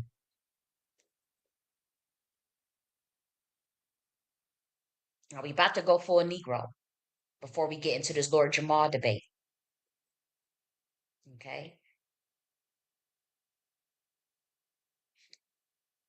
about to play some clips from Beloved.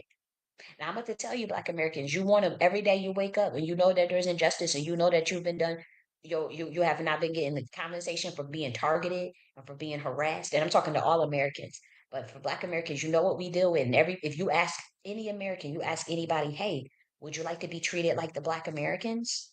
Who wants to switch roles with as far as treatment and perception with the Black Americans? Anybody want to sign up? Nobody would raise their hand. No other ethnicity would raise their hand. If we went to the Indians, Chinese, I'm talking about the East Indians. We went to the East Indians, we went to the Chinese, we went to the Koreans, we went to the Japanese, we went to the Africans, we went to the Italians, the Russians, the Germans, and we say, hey, you're in America now. You know, the Black Americans who've been here, would you like to switch your exact position with them? How about that? As far as perception and the treatment, would you like to switch roles? Would you give up you want to can we allow you to can we call you a Black American and treat you the same way we treat them? Everybody would say no, no. Mm-mm. But yet and still they act like uh we tripping when we talk about racial stratification in the caste system.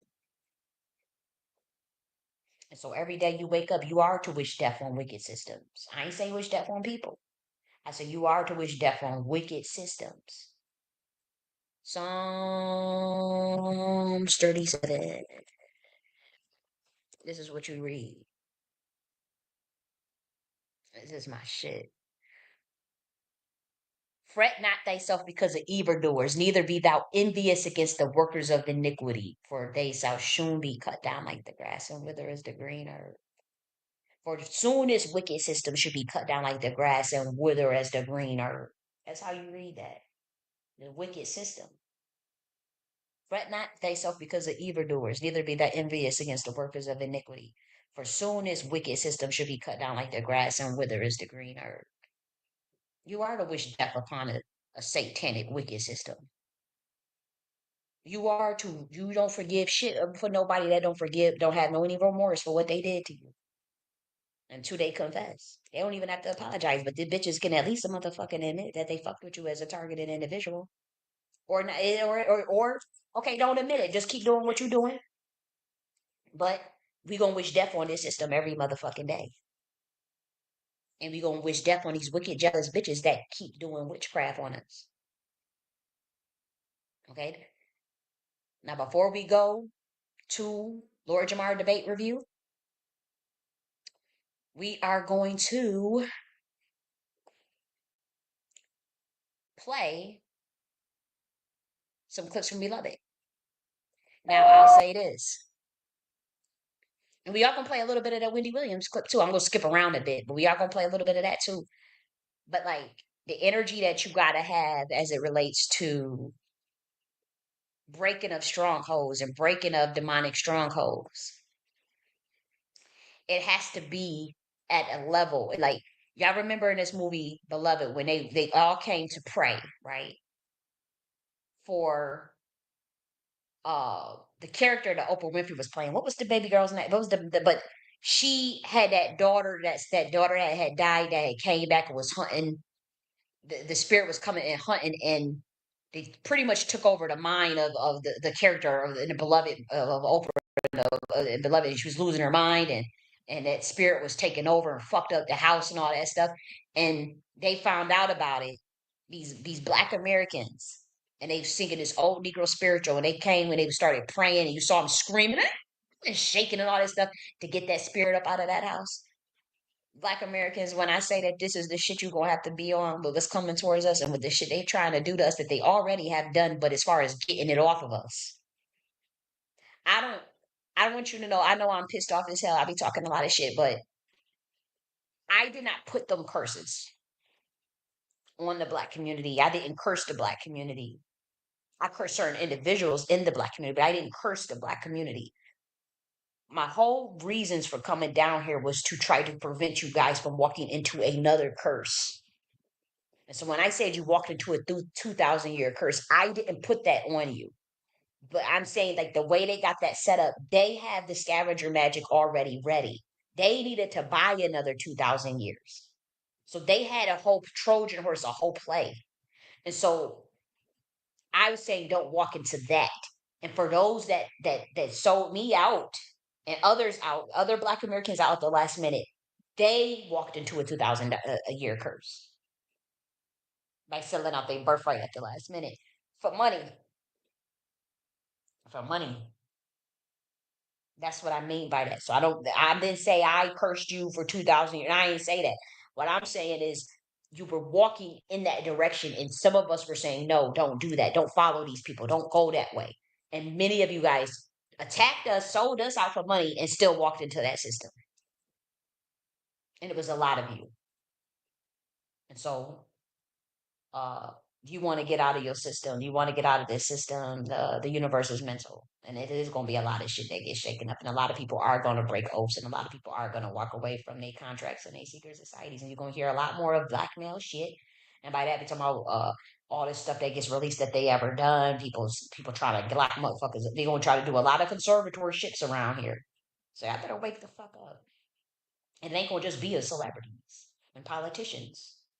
It's gonna be you regular ass niggas in the hood, you regular ass niggas at school, you regular ass niggas in middle class neighborhoods, working class neighborhoods. You better watch out who's in your family. You better take inventory of who's in the secret society in your family, and you better take inventory of those who want to be all famous or be in the industry and play the game, or have big lofty ideas of working with this system. As soon as you start seeing that, and you start seeing elements of scavenger magic, get the fuck away from them. Let them walk into a 2,000-year curse. Let them curse themselves like that for all generations. You don't follow that shit.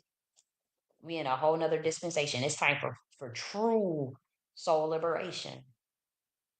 But this is the type of time that you're gonna have to be on. Watch this right here. Wait a minute. I gotta share this too. Let me make sure that it's sharing right. This is the type of time that you're gonna have to be on.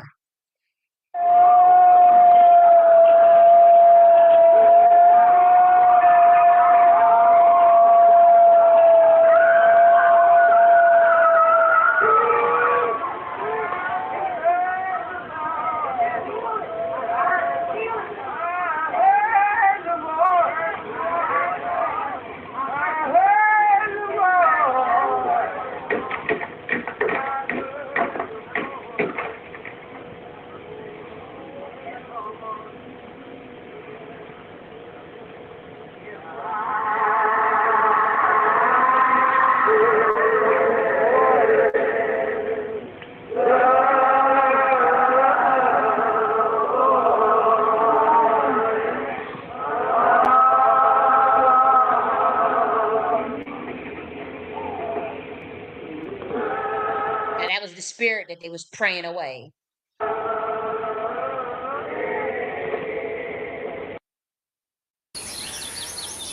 I'm about to play it again because I'm not telling y'all to go get a religious stuff. I'm saying like we talking about the energy behind it. Nuance what I'm saying. These are all Black women. They was going to help another Black female was getting tormented by a spirit that was making her lose her fucking mind.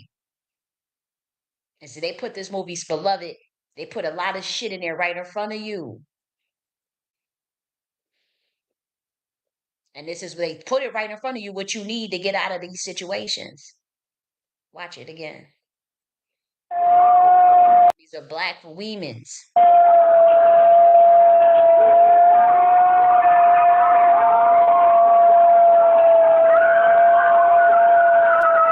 You hear that screaming like that?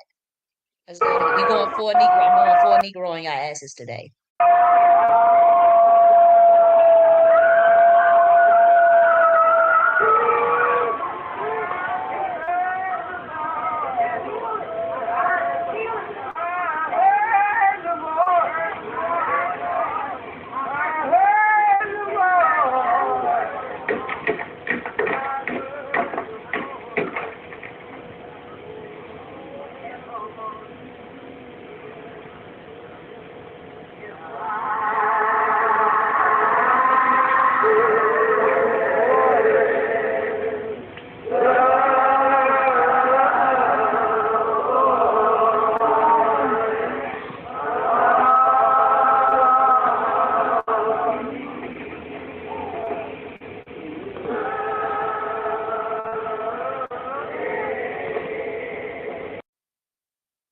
Watch this. Now this is again, they try to play us or whatever, and don't let nobody try to make you feel low about nothing.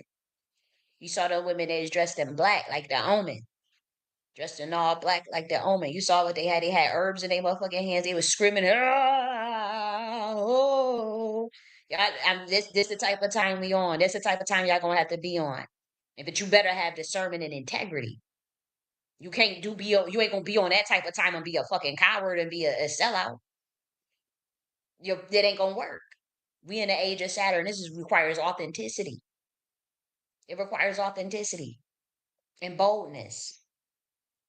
It requires authenticity and boldness and truth and standing on enlightenment, standing on what we always stood for.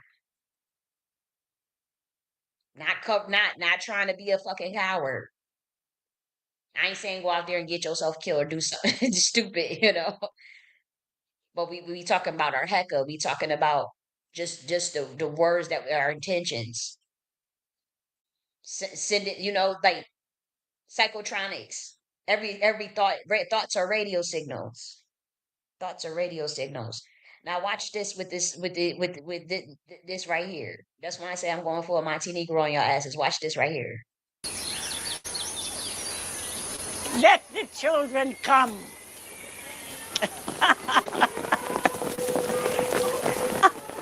Let your mothers hear you laugh.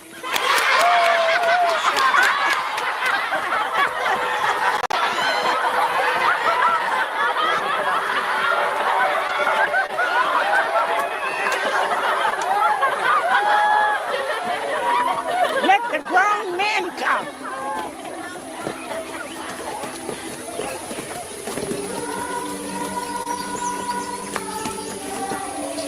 Let your wives and your children see you dance. Watch this part. I love this part.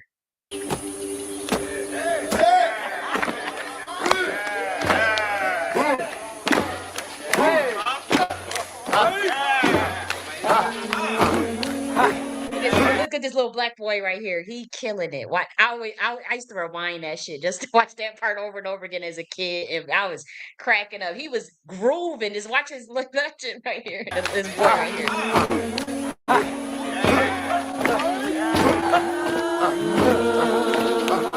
You see that little boy? He was getting it, wasn't he? And again, they try to play as they don't understand the primordial energies behind this shit. This is a very primal energies that we dealing with. They can laugh, they can y'all leaving or whatever, say, oh, that's crazy. Y'all see that it was women's was praying and all. You see that whole they got a matriarchal female saying let the children laugh. Let the men come and see you dance. This is Black American shit. It just don't get no indigenous in it. That's why I say I'm going for a Negro on y'all motherfuckers today. Let's watch it. You're watching it again. Let the children come.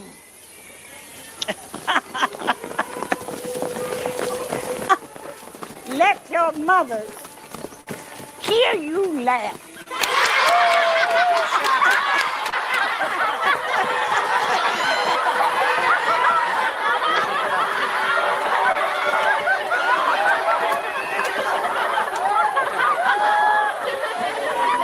Let the grown men come.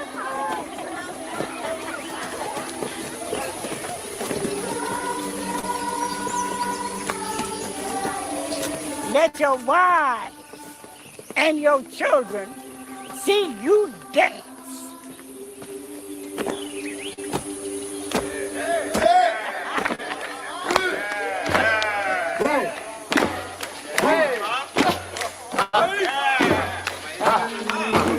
Look at that little boy. I'm telling you, he is getting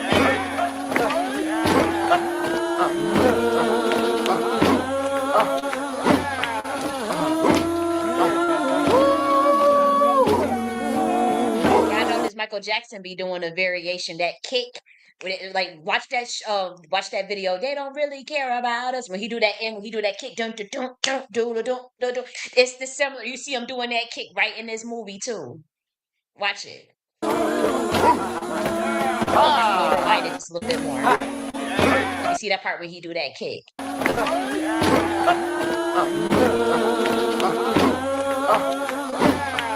Michael Jackson do a variation of these moves.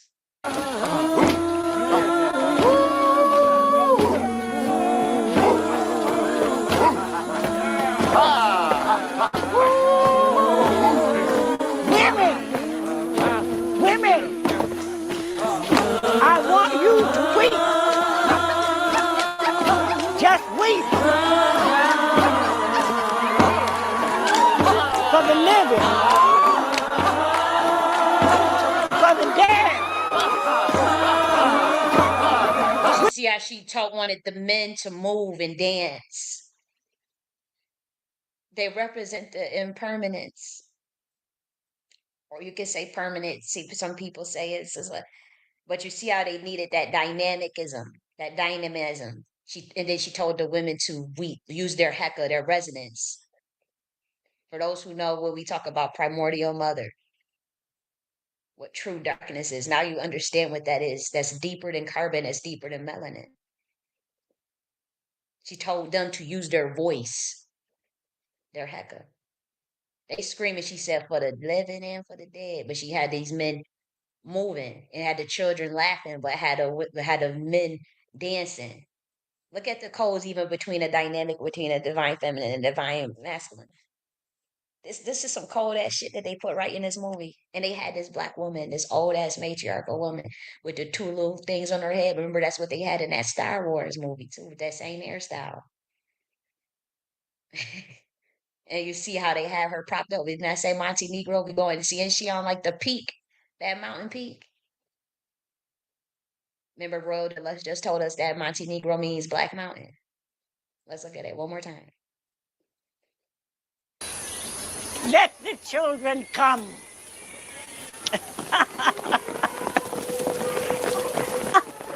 Let your mother Alien, she says, wait, let's hear pause that. you laugh. She says that that's the ghost dance. Wow. That's powerful. Thanks for sharing that. That is so powerful. That's the ghost dance.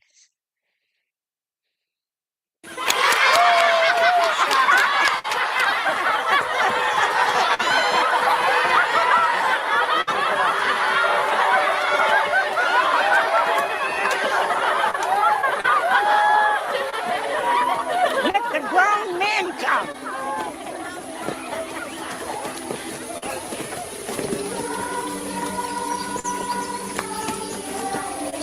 Let your wives and your children see you dance.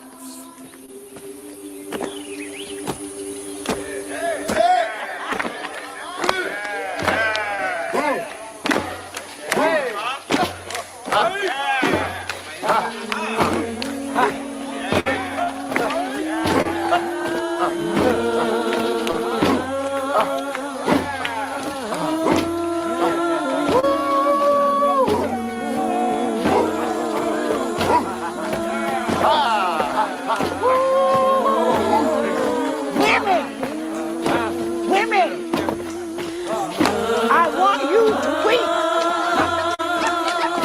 Just weep for the living, for the dead. Weep.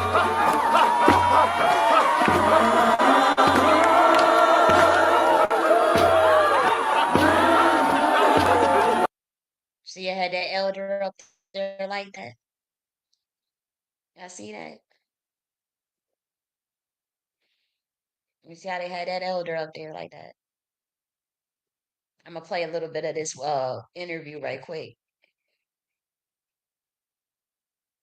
Wake that ass up early in the morning. A lot as well. We have Wendy Williams on the line. Good morning, Wendy. Good morning. Hi, everybody. Hi, everybody. Hi, Charlemagne. Peace, Wendy. And Wendy's niece, Alex, is on as well. Alex, you're going to be talking too, right? Hey, Alex. That's my Hey, niece, yes. Alex.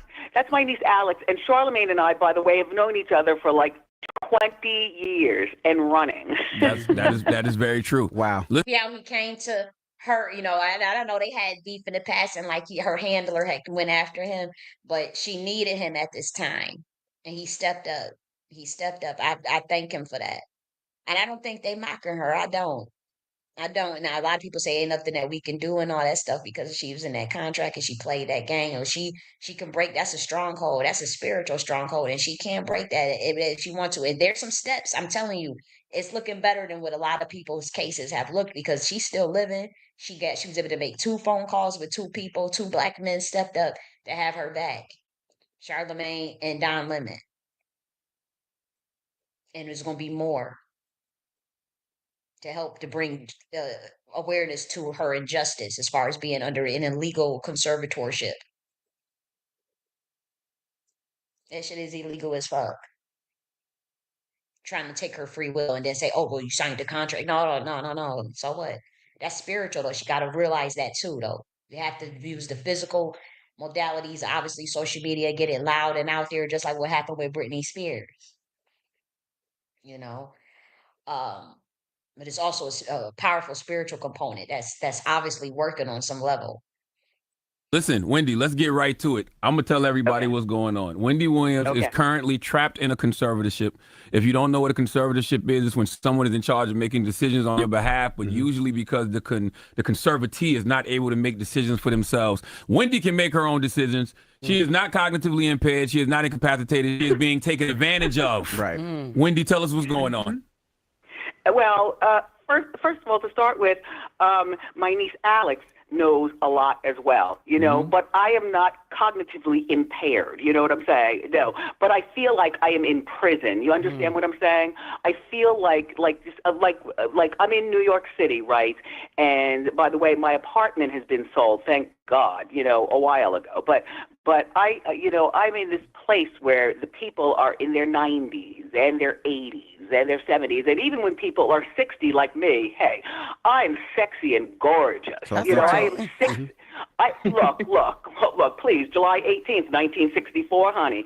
But look, these people, I don't care if they're 50 and 60. They have look, there's something wrong with these people here on this floor. You understand what I'm saying? Yes. And I'm not saying something bad. I'm just saying that I am with these people. I am clearly not, look, I have breakfast, lunch, and dinner right here on the bed. All right. I watch TV. I listen to radio. I look at the window. I talk on the phone. And by the way, Alex, talk about this phone, please. Alex, you've been right here where I am, so you know exactly what you're talking about. You flew from Miami to New York, and you were right here with me. Go ahead. Yeah. And, what she's saying is exactly what's happened. She's there in New York, in this place, essentially like what some would call a luxury prison, right? This is her room. That's literally her apartment. But the thing about this apartment, and you know this, not Wendy, because you're there, it's small. Me? She has a bed, a chair, a TV, a bathroom, and she's looking out one window. The buildings across the street. That's her life. Excuse me, and excuse me, through my money, I had this person buy the TV, the kind of TV I like, a large TV. You understand what I'm saying? Through this person, because all of my stuff is in storage. You understand what I'm saying? Everything's in storage. And by the way, that was to sell my apartment. But anyway. Is the person your guardian? Is that who you're referring to, your guardian? Yes. Well, Sabrina Morrissey is her name. And right now, A&E Network, A&E Network and Lifetime were sued by Sabrina. She claims they exploited you in a vulnerable. So it's Sabrina Morrison. Let me see that name again. Excuse me, and excuse me, through my money, I had this person buy the TV, the kind of TV I like, a large TV. You understand what I'm saying?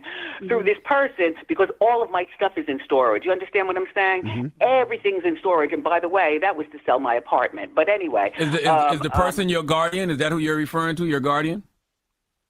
Yes. Well, Sabrina Morrissey is her name. But Sabrina Morrissey. And right now, A&E. Sound Morrissey. Don't study that last name. I bet you I just study that last name.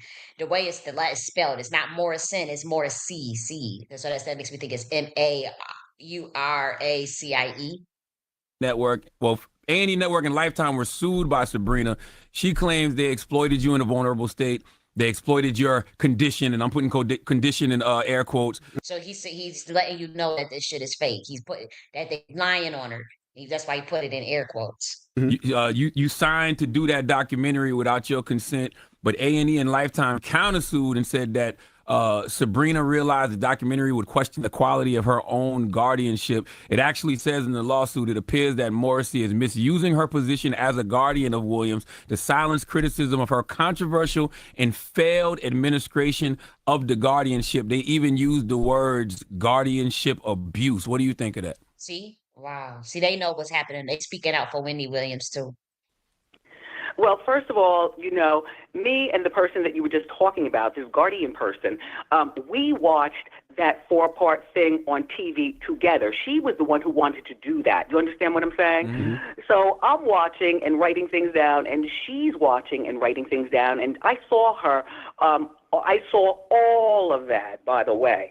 And what do I think about being abused? Listen, look, this system is broken.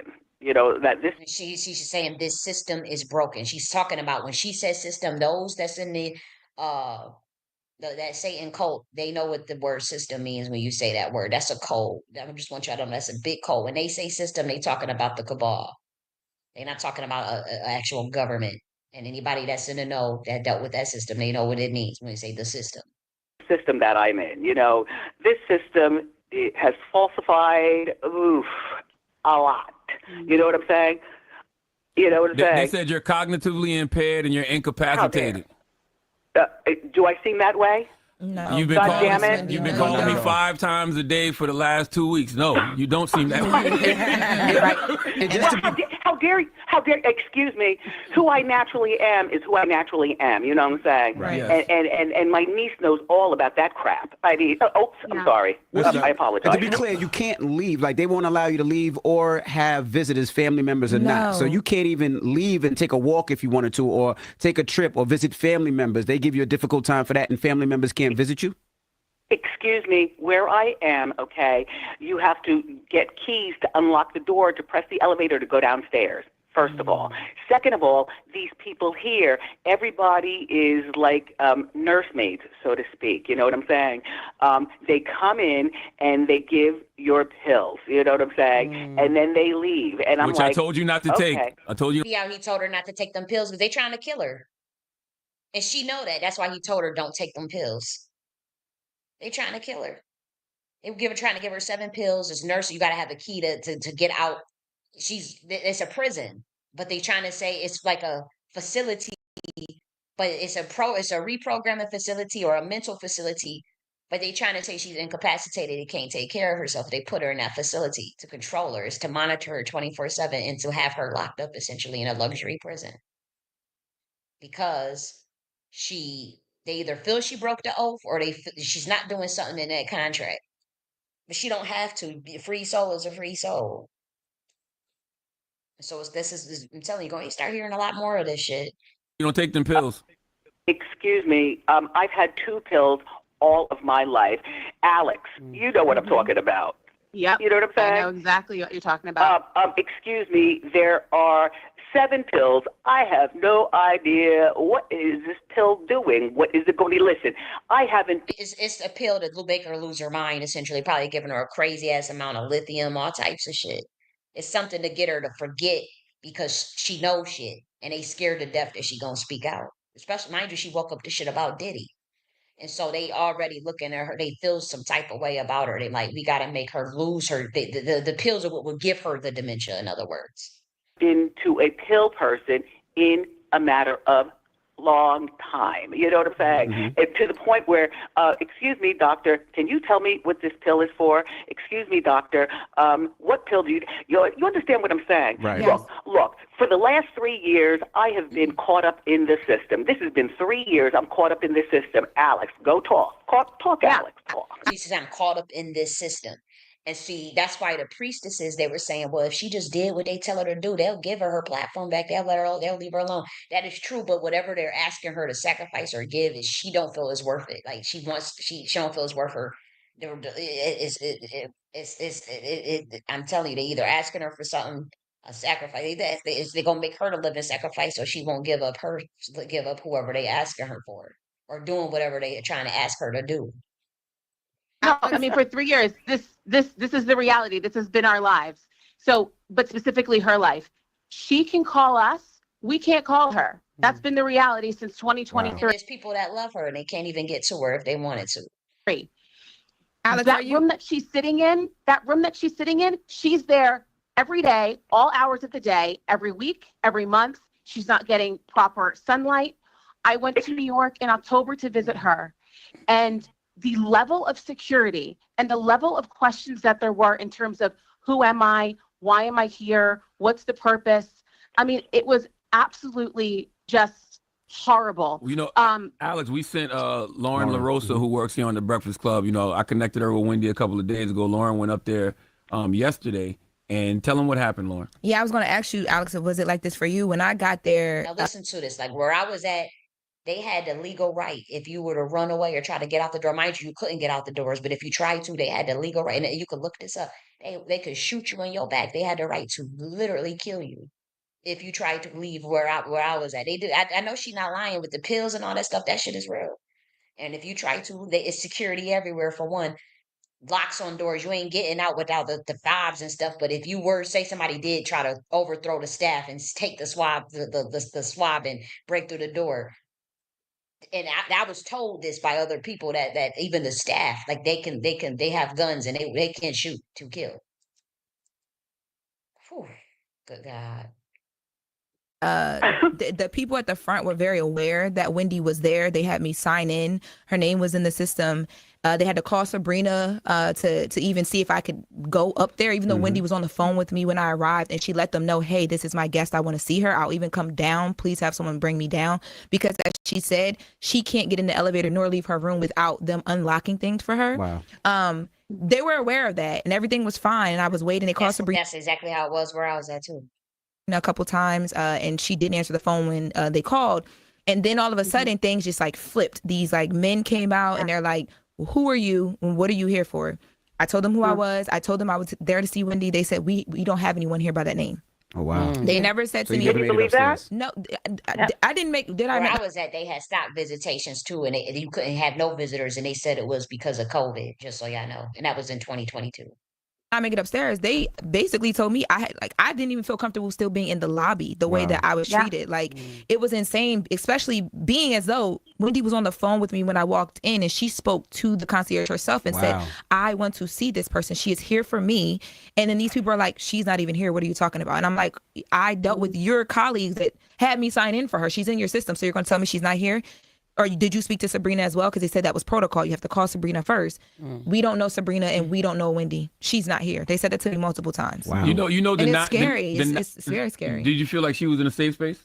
No, I feel like if you dealing with me like that and she's on the phone with you telling you like this is, you know what I mean, I want to see her, this is my people, God forbid something happens to her and her family needs to get to her. And I asked Wendy that as I was walking out, I'm like, yo, man, like I've dealt with my mom and my grandmother went through medical stuff and a bunch of stuff, right? I can't imagine not being able to get to them. See my mother. Right, and I said, is this how it is when your family comes? And Wendy's like, yes. Well, you know, denying you visitation is illegal, Wendy. Alex, how do you feel How about he's saying that? He's saying certain things a certain way because he's trying to help her out. That's why I don't agree with that priestess that said, see, they trying to make fun of her because it's like denying visitations. That's illegal, and it is. that as her niece? Well, Well, here's first the of thing. all- When I went to visit her, Aunt Wendy, And you you know see how this. he crafted it where he didn't ask Wendy the question. He asked Alex because she has to be protected for other reasons. So he's going to Alex who can speak more. So that's why I don't think that they trying to play her. I really didn't think that. I was able to get up there. It was not a problem. But here's the thing is that Sabrina, wasn't communicative, and that's her guardian, wasn't communicative with me. It was almost as if she was waiting for the other shoe to drop so she could have a get you moment when it comes with me, the family, and how we move about things. I mean, for someone that was, is so up in arms in terms of she can't be seen, there was no security for her. There was no, layout in terms of a plan, how this is supposed to work. I mean, thank God, you know what I mean? I knew what to do, and the trip was fine. But this trip, unfortunately, came off the heels of in July with my aunt's birthday, where I was supposed to go up there and spend her birthday with her. you know, and all of a sudden there was a lockdown on that. And not only was there a lockdown on that in terms of me visiting, but with you, Aunt Wendy, with being able to do what you want to do for your birthday. Go ahead. Yeah, no, for the last 3 years, I've spent my birthday by myself. You know what I'm saying? Which, you know what I'm saying? That's fine. That's fine just because it's fine. Like, I would rather spend birth by myself than open the door and spend my birthday with these people on this floor. Look, this is what is called emotional abuse. You know what I'm saying? You know, I would call it guardianship abuse as well. And, you know, you talked about it a little bit. When you saw the documentary, what did you think when you saw the documentary? Because that's what got everybody, at least the general public, concerned. What did you think of that? Do you know what? What I thought about that was that's something that, well, first of all, I don't want to watch that again until I get to Miami, until I get, you know, my life. Look, I don't care about watching that. You know what I care about? I care about if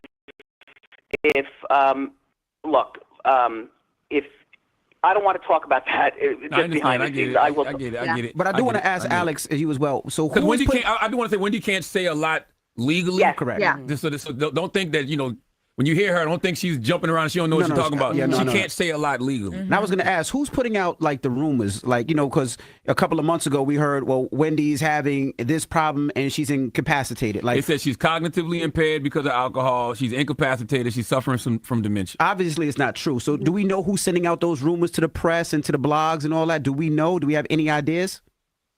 I mean, allegedly, from what we're able to see, all of this comes from The Guardian. Yep.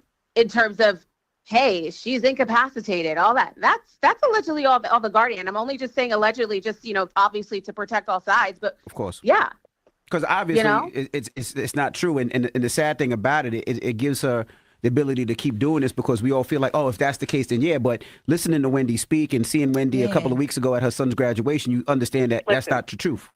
Listen. As much as I want my phone, she can't let me have my phone. You know what I'm saying? Like I can call you, but you can't call me. You understand what I'm saying? Yes. I don't even know what kind of phone this is that I have. All I'm saying is that when I call you, you listen. If you don't call me back, you can't call me back. You understand what I'm saying? Absolutely. I can't sit on the phone, you know, and look at things, you know what I'm saying, and scroll through things. I can't do that. I do not have a laptop. You understand? I don't have an iPad. My life is my goddamn life. You understand? Yes. How does this how does this happen though, Wendy? How does this happen, Alex? How does she end up in a guardianship where, you know, these people have so much control of her life? Because it's not like she does not have family. She has you, Alex. Mm-hmm. She has her son, Kevin Hunter Jr. Like, she has family. So how does this happen? Go ahead, Aunt Wendy. No, I was going to say, you know what? My life, you know, and Charlamagne, you know about my life, you know what I'm saying? Mm-hmm. To get divorced was, as far as I'm concerned, was a 100% fabulous thing. You know what I'm saying? When I got divorced, look, I had this lawyer. I don't even want to say her beautiful name because it was so great. I've gotten a divorce like nobody else has gotten a divorce, and I don't want to talk about it, but Alex, you know about that, and Charlamagne. Did I ever tell you about my divorce? You did, and I don't want to know nothing. I don't know anything. See how because that was her handler, and so when she got rid of him, that's when stuff went downhill. But look how Charlamagne reacted, because he went after him before. Okay. Right. That man has tried to ruin me several times already. You know. No. Look. It's bigger than that. But look. When I got divorced, right. I moved to New York, you know what I'm saying, as opposed to in New Jersey. I was solo, just me and my cats, you know what I'm saying? I got these 2 twin cats who, by the way, my cats have been sold to, and I had no idea until I talked to that person yesterday, you know what I'm saying? And she told me that look, I no longer have my cats. Anyway, look, listen, I'm in New York. I'm solo. I'm still doing my show on TV, right? And I'm still doing my show, but I'm still saying, okay, because to me, you know, being on TV was, you know, for me, you know, I'm not going to lie. That was about money. Radio is my root. You understand what I'm saying? Mm-hmm. To be on radio to me is like God sent to me. And I was doing such great stuff back in the day. You know what I mean? Duh, that's an understatement. What are you talking about? We What literally you here. mean? Me and Jess sitting here right now. Jess Hilarious is here. Me and Jess are sitting here right now. Wendy just like and we're I'm trying like to figure out how you doing, Wendy. This is Jess Hilarious. How you doing, Miss Wendy? I wanted to know what you want people who are listening to do. What do you want us to do? Should we tweet? Should we get online? Like what do you want us to do? Also, Alex, what do you want? Oh, no. I'm not going to talk about that. Charlamagne, Alex, you talk about that. Go ahead. Well, we've talked about this, and that is there's the hashtag Free Wendy. There's also a change.org petition as well. And also just making as much noise as possible, potentially, GoFundMe, whatever we have to do to make sure that my aunt is in a place where she is living her life in dignity. For the woman that she is now, that's what we're going to do. Wait, I have $15. I have $15. There you have what it. does that do? Right. There you have it. And my money is in prison. That's right. And I just want to underscore what you were saying, Charlene, as well, and that is, this is still a legal situation. So yes, there are things that my aunt just can't talk about. Yeah. There are things that we as a family can't talk about. That's right. But I think that the thing that we can talk about is the fact that my aunt sounds great. Yes. I've seen her in a very They limited talking in a lot of code. See, there's just some things we just can't talk about. But I pretty much gave y'all the whole scoop on what this shit is all really about. capacity, but I've seen her. We're talking to her. This does not match an incapacitated person. Not at all. And she that's why we say she's in like a luxury prison. yes. Because she is being held and she is being punished. You know what I mean? For whatever reason that other people are coming up with as to why it is she has to be kept in this position. We're not asking, for a whole lot. And I'm going to speak for myself. I'm not asking for a whole lot. All I'm saying is just treat the woman with dignity. Absolutely. And give her the freedoms that she deserves.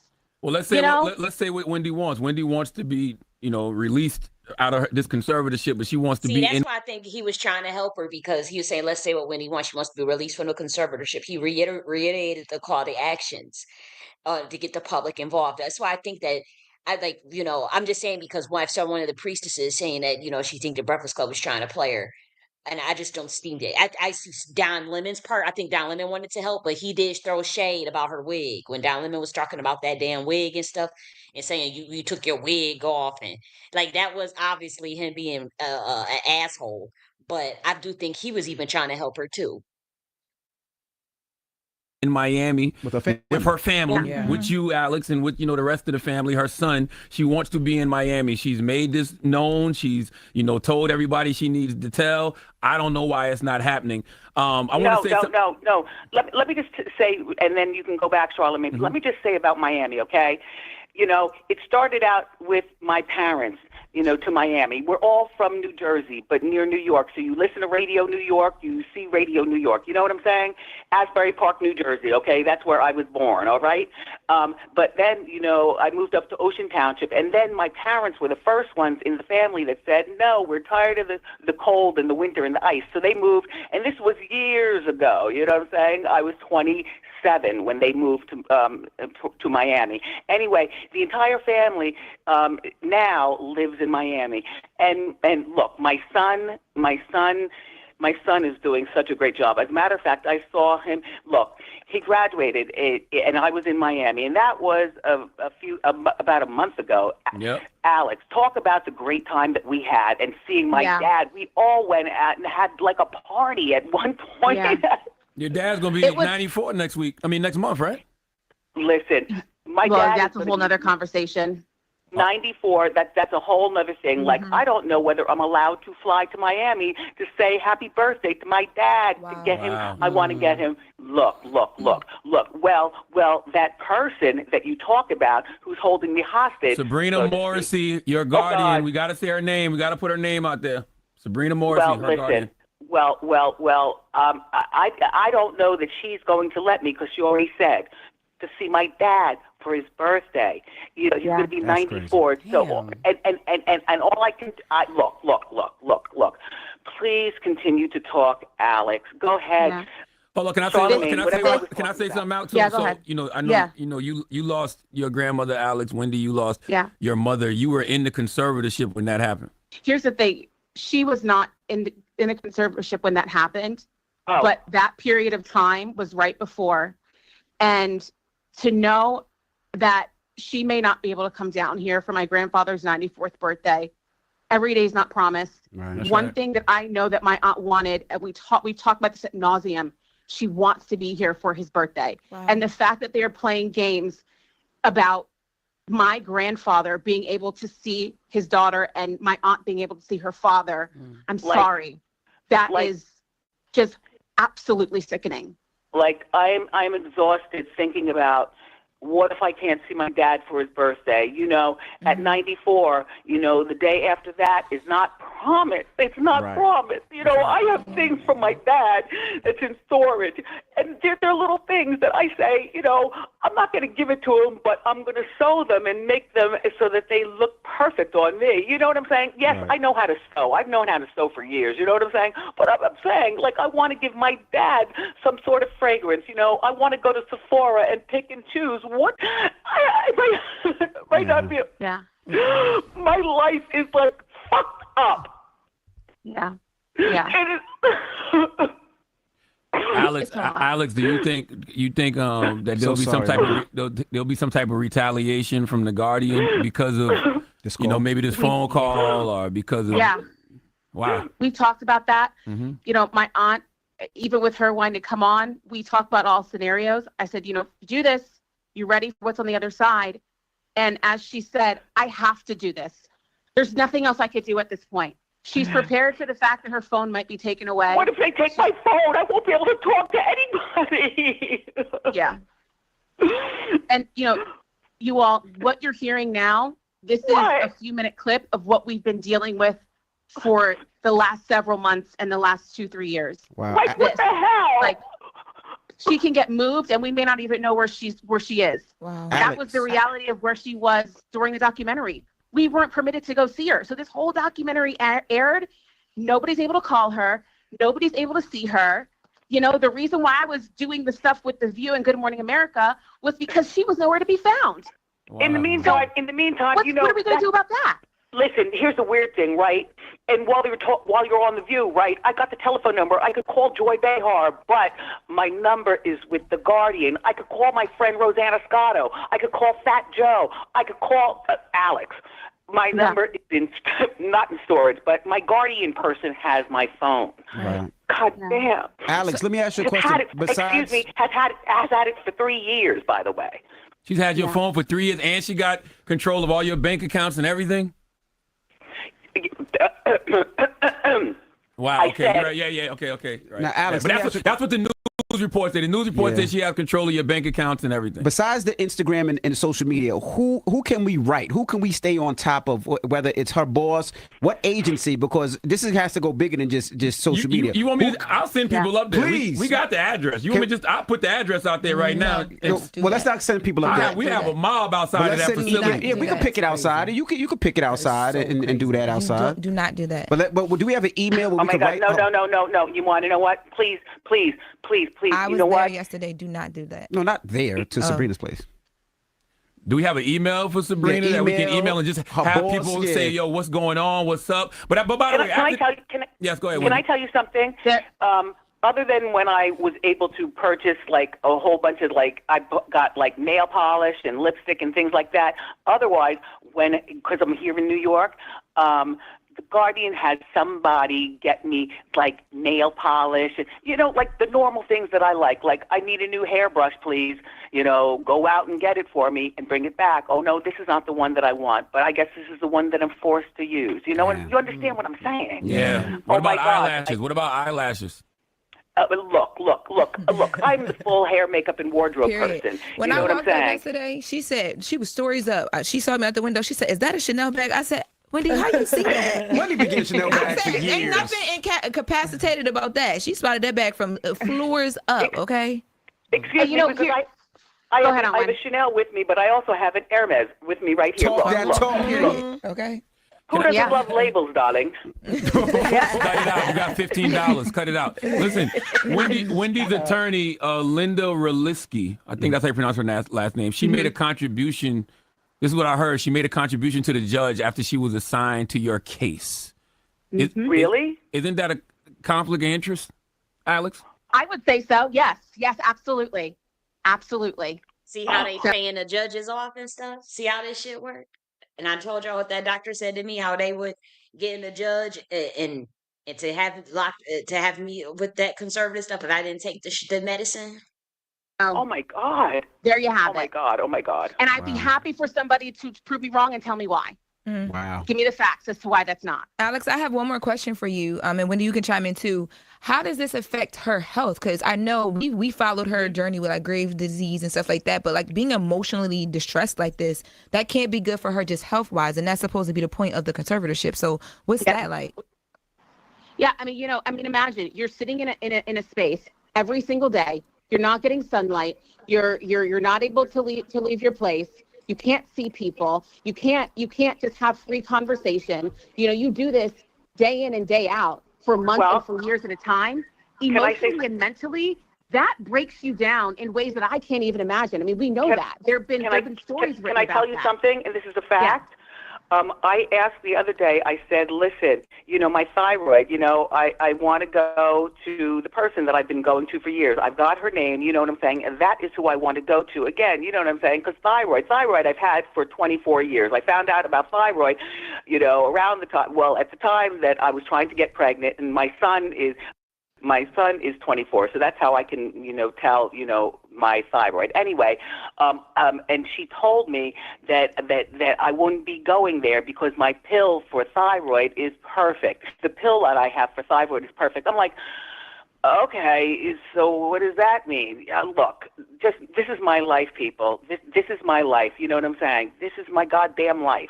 Wow. Yeah. And there's so many different little things that we could talk about. I mean, and that's why it feels as though almost there's so many tabs open in our heads at one time, because it truly is a story that's unbelievable. The bottom line is my aunt hasn't had, I mean, we talked about this yesterday, she hasn't had, from what I understand, a medical evaluation to see if her rights can be restored. And it seems as though that instead of this guardian, Sabrina, working with her, it seems as though she's made it difficult every which way for my aunt to be able to live any sort of healthy, independent life. Wow. And, it's almost as if she doesn't want my aunt to show that she's healthy and independent. Because as we know about these guardianships, and as my aunt has said, the system's broken. Because the longer she's under this guardianship, the longer they have the keys to her life, for her personal, her financial, her emotional, everything. And so that's the reality of the guardianship system. It's overloaded. There's a reason why they're looking at the New York guardianship system right now. There's a reason why lawmakers are calling on state leaders to reform this system. It's because it's broken. And it's a shame that we're in this place. I know I'm getting really emotionally charged right now, but this is how sickening it is and how tired I am of having to talk about this and have these conversations with my aunt, because it's not just her, and thank God that we have platforms like this that we can go on and we can talk about this. But there is a lack of scrutiny across the board. We know there's a lack of funding. There are too few guardians for the amount of people under this system, and as a result, a lot of things go unchecked. There's a lot of neglect, as well as, obviously, we know as well, financial exploitation of some of the most vulnerable people. That's the reality. Those are facts. It's written in print.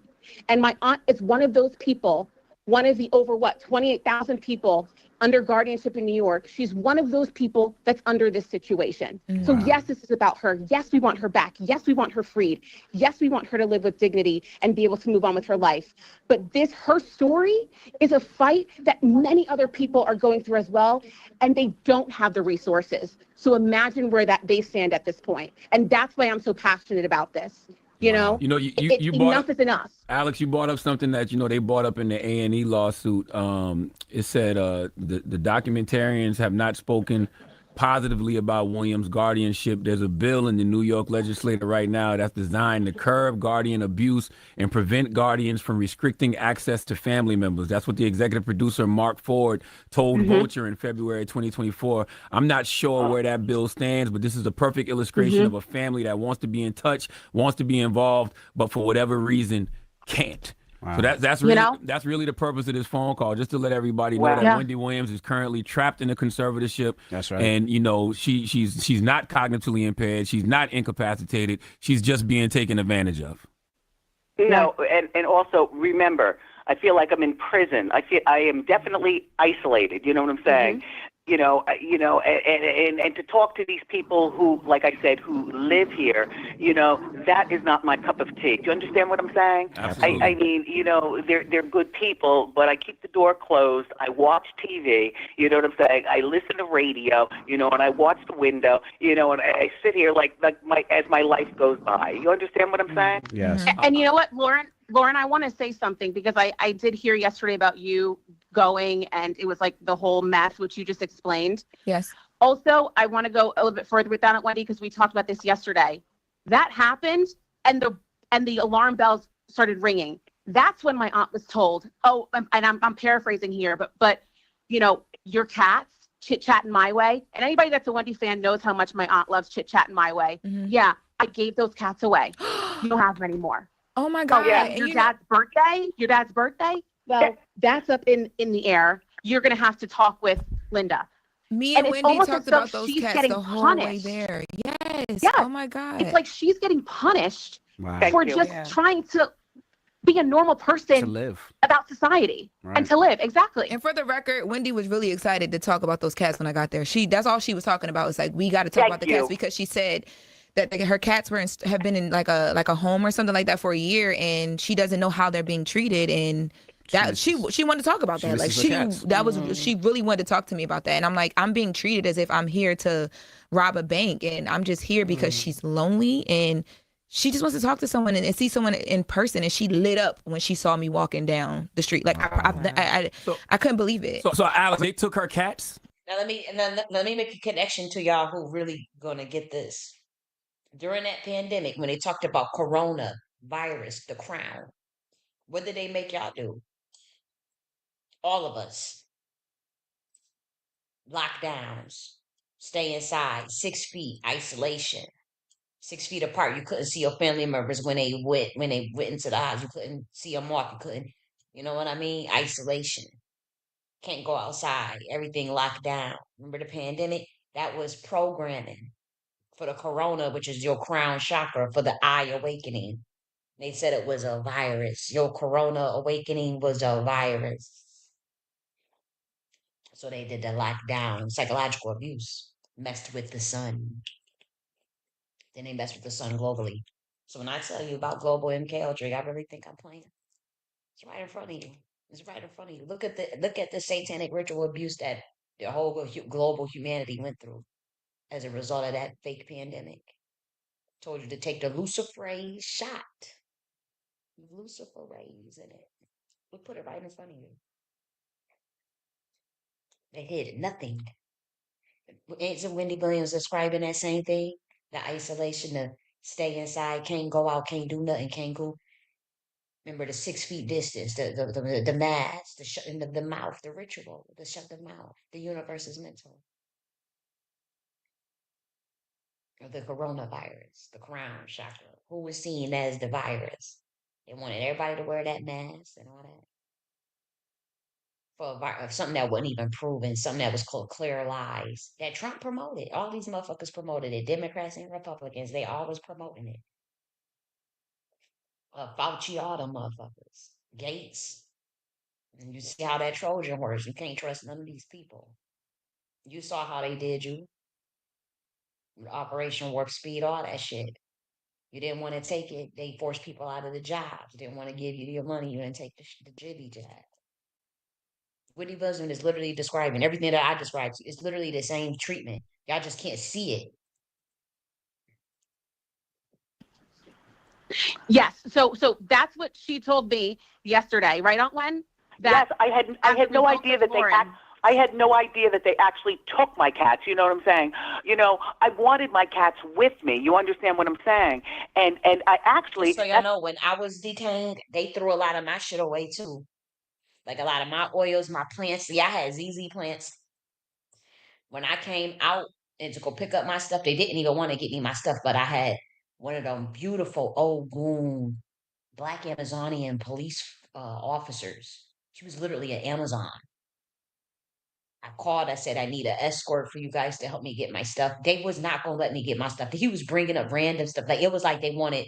And then that's when he admitted that they had to throw a lot of my stuff away. It was all illegal. I had 500,000 seeds, different types of seeds of every plant and every fruit and vegetable that you could think of on this planet. Because I was I'm one of them doomsday preppers, all right?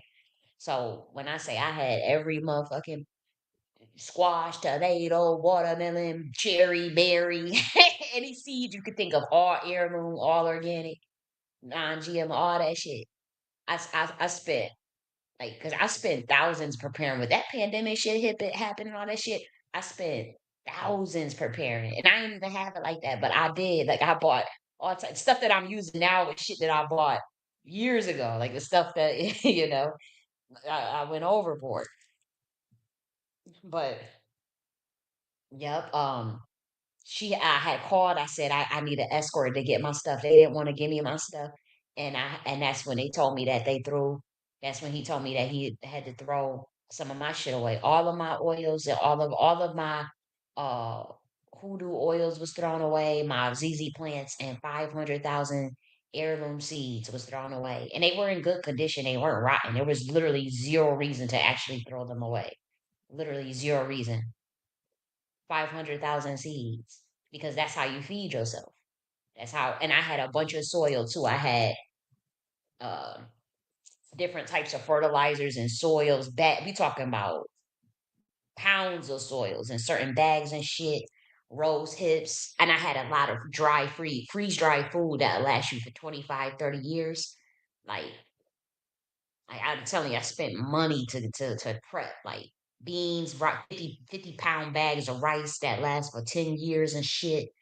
Um, they didn't throw all that away though. I still had all access to that. I just put it in storage. I had the freeze dried stuff for the most part. They didn't really touch. I don't think they knew what it was, but it was freeze dried food. Um, like I had the freeze dried beef and all types of stuff. But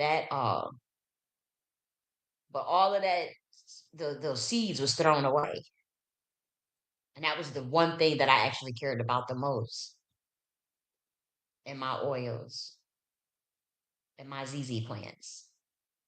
See how she cared about her cats the most. They sold her cats, and they did that same thing with my ZZ plants and my oils and my seeds. That's my friend Lauren. I was saying, Lauren, you know what I'm saying?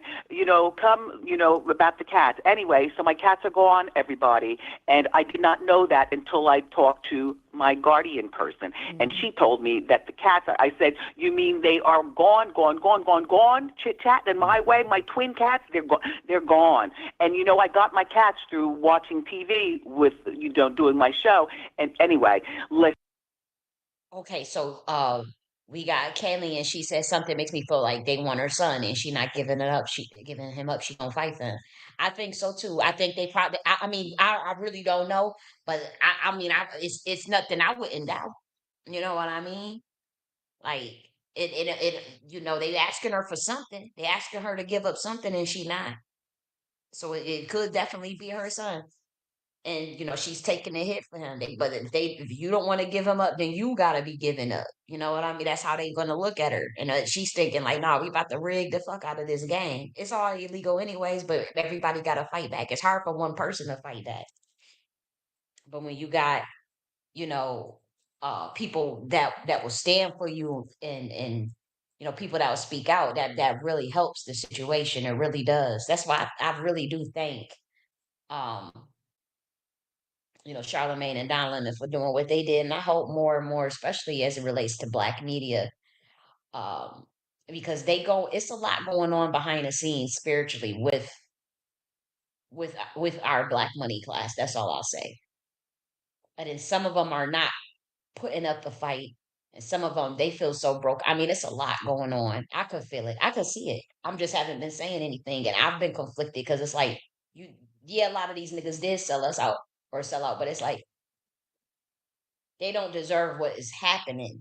And for them to go after them to try to sacrifice the whole entire money class to get rid of certain bloodlines in Black American society that pose a threat to the system because they realize that they fucked up. The system realized that they fucked up. And it's something that's just not fair about what's happening.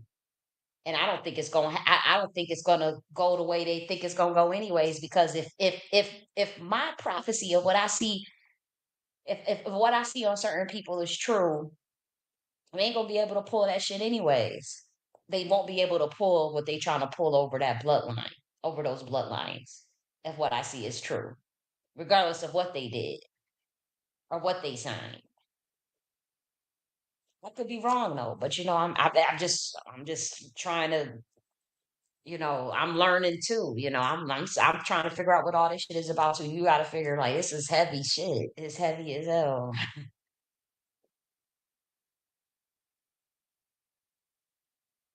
Listen, and about the water. Look, I don't know what kind of water you all drink. I am a Poland Springs person to my look. Poland Spring is my Poland Spring. So yesterday, because I asked the Guardian person, I'm like, look, the See, water. she only drinks spring water without fluoride. I do too. I could do Deer Park. 'Cause most of where I'm at is mostly Deer Park or Crystal. But she only do Poland Spring. I know what she mean. We're real picky about the water and stuff, and I do other brands of spring water, but it has to be spring water. But I prefer the spring water without the fluoride in it either. I know that people had things about the bottled water and how you could just get reverse osmosis and add minerals back to it and clean, add one of them hard water filters and shit to it. And I tried the reverse osmosis. I'm not opposed to it, I'm not opposed to rainwater, none of that. But I see why I freaked out when I was in there too, because I can only do spring water. I only do Deer Park. Or Poland Spring when they have it if it's on sale. Um, and I do Crystal Geyser and even sometimes if I'm being cheap, I'll just do the spring water. That's whatever at the store. And some stores I do know don't use, like, some of the store brands, they don't use fluoride, and so obviously if that's the ideal case, it's always going to be much cheaper than Deer Park in Poland Spring, right? But I understand her being picky and how she feels because I was in that same situation. And I have to say, some of them people, again, some people, they really did not like me at that place I was at, but there were some people that was fucking with me.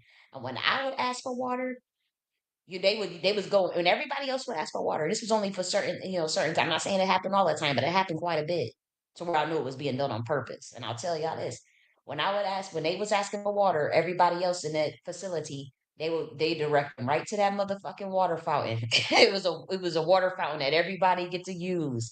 But the staff in the back, they had that big ass, that jug, that Poland Spring, or that big ass jug that everybody get, and it'd be nice, fresh, and cold. They had that. So they also had that in another room, the level 3 room where people, would go. They did have that, and I used to take advantage of that because that was like fresh spring water. So I used to sit by that and drink and I would be peeing all day, but I would sit and drink. That was my time to get the water. But once you go back to your room, you have to drink that fountain water from that water fountain. But when I would ask for water, I would say I would like some water. This lady would take a big ass cup and she would go to the staff water and get me the water from the staff. And this is a fact. And it happened multiple times every time I asked for water. And when everybody else was asking for water, they would give them a cup and to take your ass to that water fountain. If I'm lying, I'm flying. They went and they gave me that water that they had in the back with that spring water. And I really appreciated that because I did not want to drink that damn. Man, I didn't want to drink. I don't drink no fountain water, man, with fluoride in it. I don't drink that. See, Wendy Williams, she knows some shit, and they scared of what she know. I could tell just from the way she talk. Her, she's like, I only like cats. And you know why they took her cats? Do you know what cats are? How spiritual cats? She's a priestess for sure. They definitely trying to punish her on something. They got rid of her cats for a reason. They want to bind her cats up too, because those cats are protectors. They've been her protectors, and cats can astral project.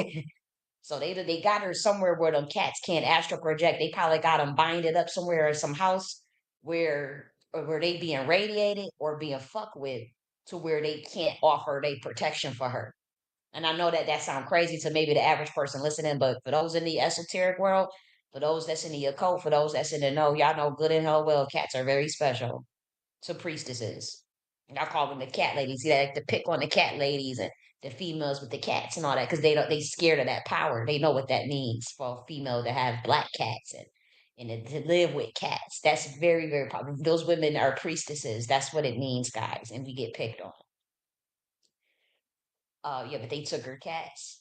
They won't give her Poland spring water. They won't. They want to give her the water with the fluoride because they want to close back up her pineal gland.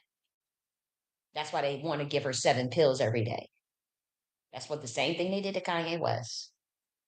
Because they give you all this powerful, this knowledge that she knows a lot of shit, but they scared she gonna blurt out, and she hasn't even blurted out, but she did blurt out some shit about Diddy. And whatever they trying to ask her to do, she don't want to do, so they also want to punish her for that too. Okay, let's keep going. Where's my water? And today, or excuse me, yesterday, or look, and I told it to you, Alex, the water. Yeah. You know, what is it? The water, you got like some brand that you're not, used to getting, which is it's a normal brand. But I think that the bigger conversation is that it's a constant fight just for you to get the basic necessities. You don't ask for much. Right. Here's the thing about my aunt. She's a very low maintenance person for anybody that really knows her. She doesn't ask for much. The one thing she wants is just the Poland Spring. Please get it on time so I have enough water here while I'm locked up in this luxury prison.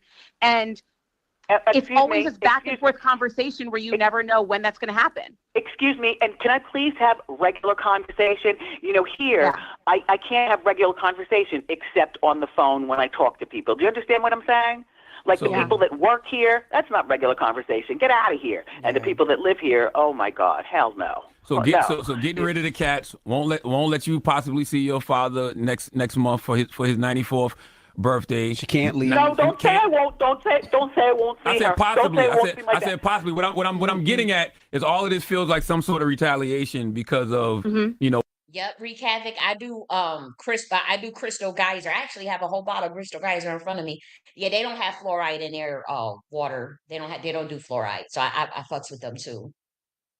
What they've been seeing the last couple of weeks. That's what I'm getting at. Yeah. Oh my God, oh my God, oh my God, oh my God, oh my God. Yeah. That's what this is. Well, DJ Envy, by the way. Hi, DJ Envy. Hey, Wendy. Hey, Wendy. Wendy, I told Envy that you thought he was gay because you saw him on TV with Tammy Roman busting his boyfriend.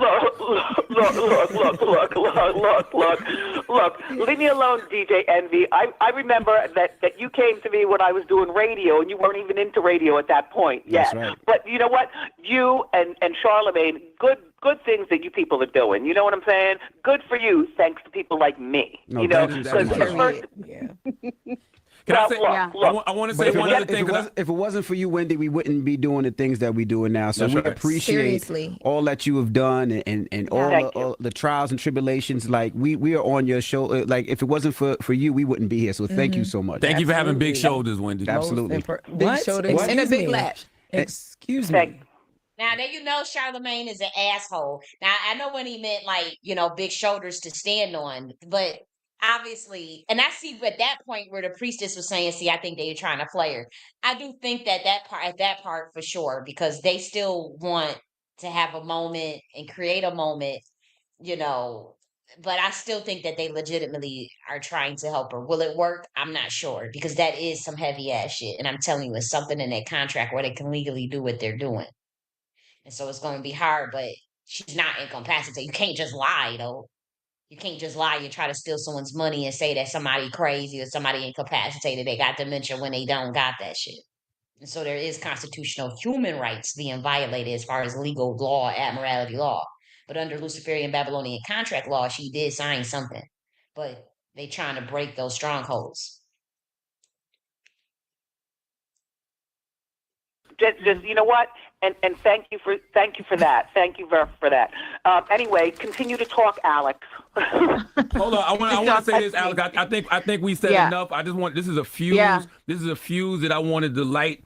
So I know it'll explode, and then we'll know what to do next after this. Correct. And I want everybody that's in that system that Wendy is currently in, I want them to know that we know what's going on. That's right. You know what I mean? So she's not alone out here. You can't just isolate Wendy Williams and make her disappear. That's not going to happen. Yeah.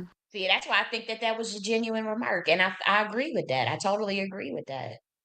I think that the last thing I want to see, Charlemagne, just what you were saying is, anybody that knows my aunt has always been a unique personality.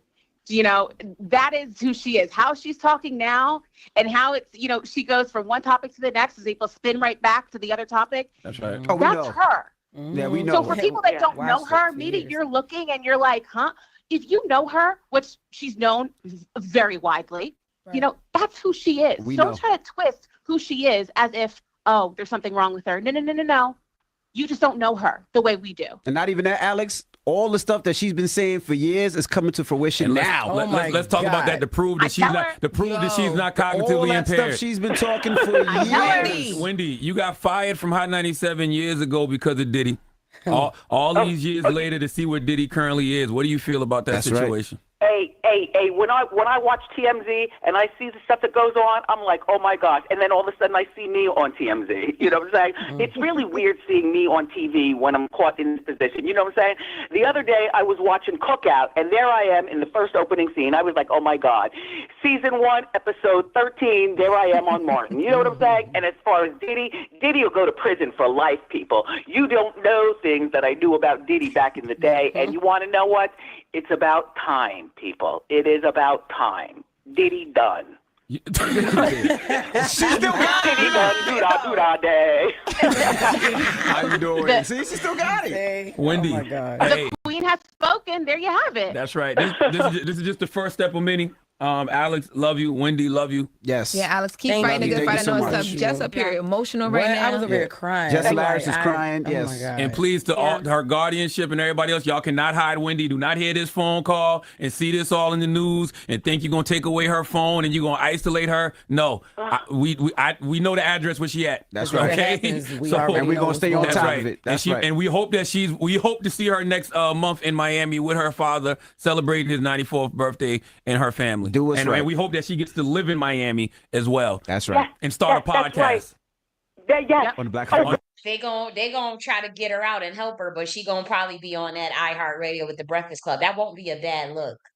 That's why I think that I think that's why they're gonna try to really step up. And I do think Charlamagne's being sincere with it.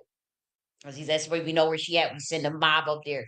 But you know, they most likely, I do think that would be a good look to have her. That's why he said to start a podcast, because they want her on the Breakfast Club. That won't be a bad look to be coming out of the situation that she's in and to be able to transition into that. I think that actually probably be dope. I really do. The Black Effect, iHeartRadio podcast. I would never work on Funny that. how the That's why last you call my turn, God. huh? Wendy, Alex, thank you so much. We love you. You never I work love on you. Charlamagne. Bye, everybody. Bye, Wendy. Love you. Wow. I'm praying for her. I hope, it works on her favor. It's totally illegal. It's totally illegal. I'm about to play this one more time, and we about to play Order of My Steps in a Word. And then we gonna get into the Lord Jamar debate. Lord, we running behind schedule. Oh my gosh, I can't believe I spent 7 hours on that. I was so heated though. I'm telling you, that shit was so triggering this whole day. Man, I'm glad I got that out before I actually went live, because it was screaming and crying. I'm telling you. And not on no, it was just passion, raw passion. And I'm like, man, I hope I don't do that during my motherfucking life. I think I was okay. I'm telling you. I was like, man, you motherfuckers should do you bitch ass thing. Yeah, I was cussing and stuff still, but I'm just like, man, I'm telling you, I know what she going through. That shit triggered the hell out of me, seeing how people would gaslight your motherfucking ass. Let the children come. Matter of fact, I wanna play a little bit of Don Lemon's interview. We're not gonna play that whole thing. You're talking about like 1 minute of this shit, 2 minutes max. You guys ready? But I think he was the one that was throwing a little more shade, talking about her wig like that. But I do think he's want to shed light to what she's going through too. But he also knows, like, look, you signed up for it's like he's like, he's more so giving that energy, like, well, I don't know if it's gonna work, but I'll try it. I don't know if it's gonna help, but I'll give you the platform. I'll help you.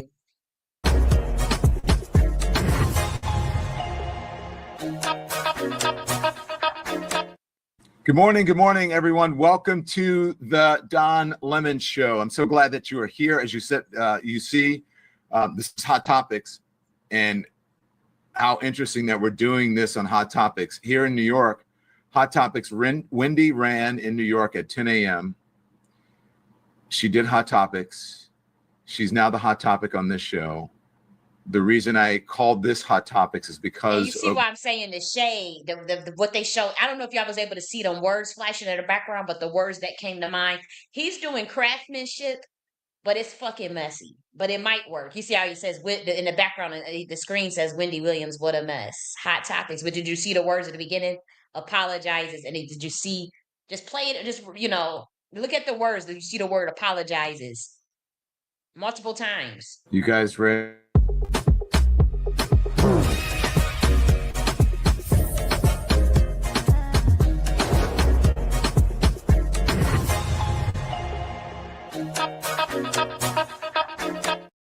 Good morning, everyone. Welcome to the Don Lemon Show. I'm so glad that you are here. As you said, you see, this is Hot Topics, and how interesting that we're doing this on Hot Topics here in New York.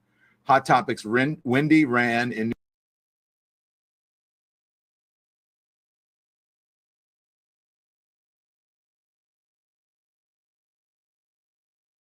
New York at 10 a.m.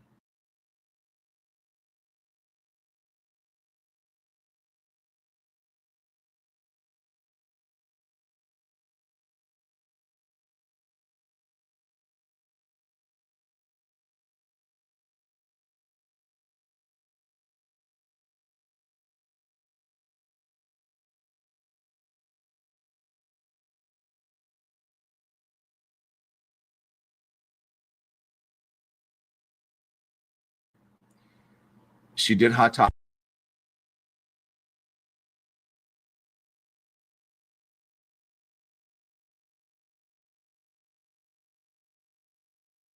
Topics. She's now the hot topic on this show.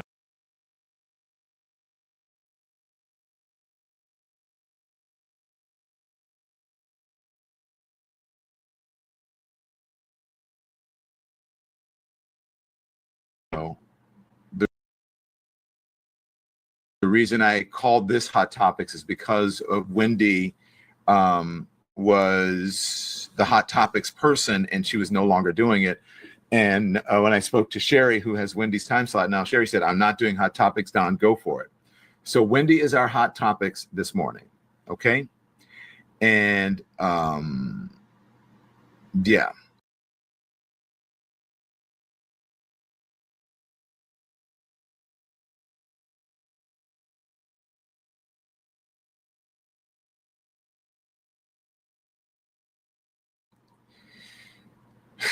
So I want to talk about this interview.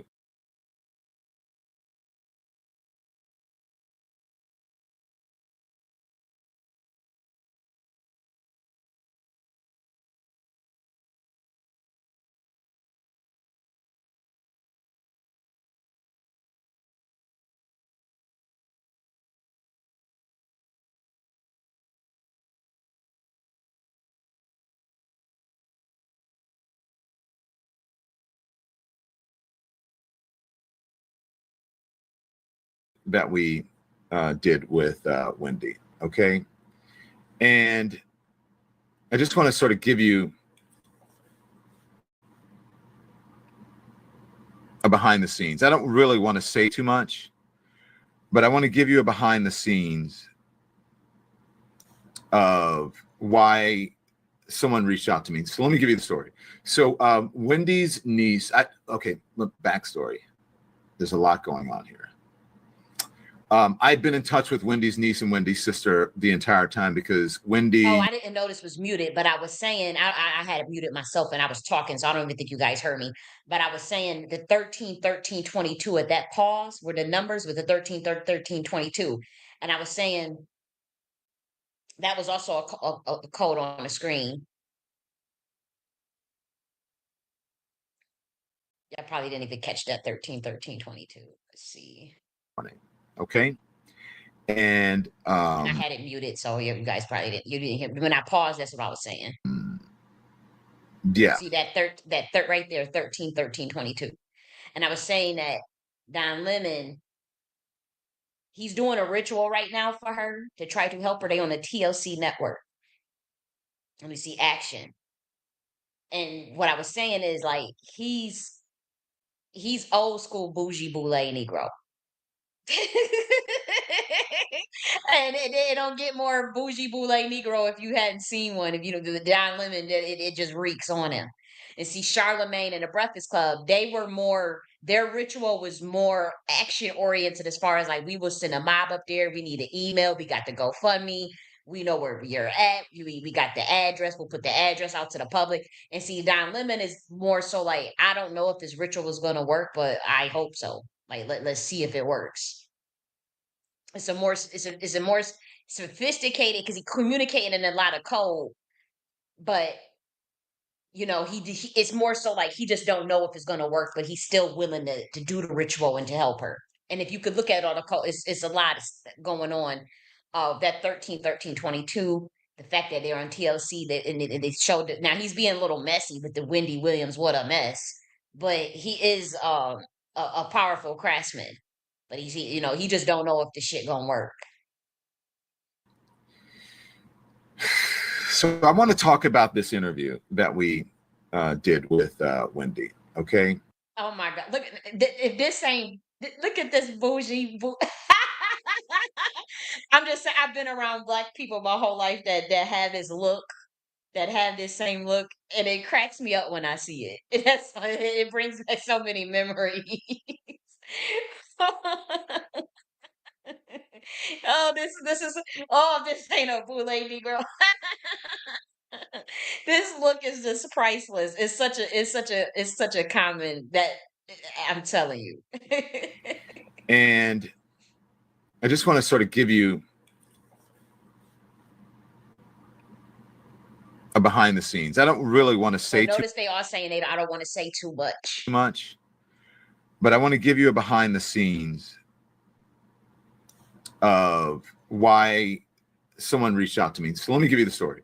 So Wendy's niece, backstory. There's a lot going on here.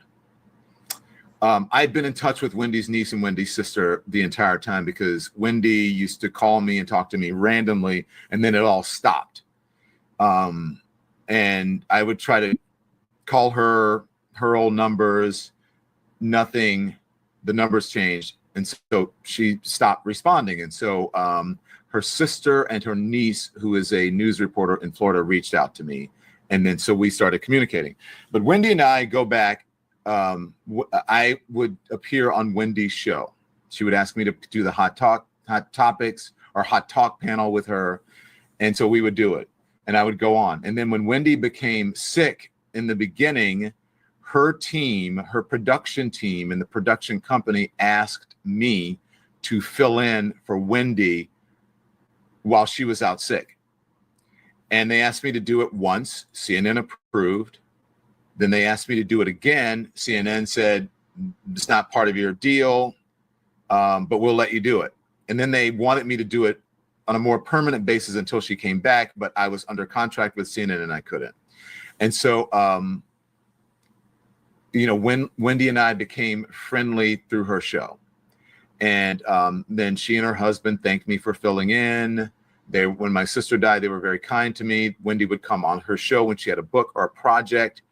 And so during COVID, there you see the picture of Wendy and I, and that was my fiance, but husband now.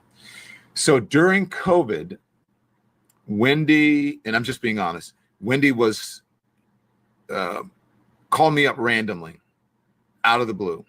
And she's like, hi, Don, it's Wendy Williams. I'm like, Wendy, why are you calling me? And she opened up to me. She said, I'm by myself. I'm feeling lonely.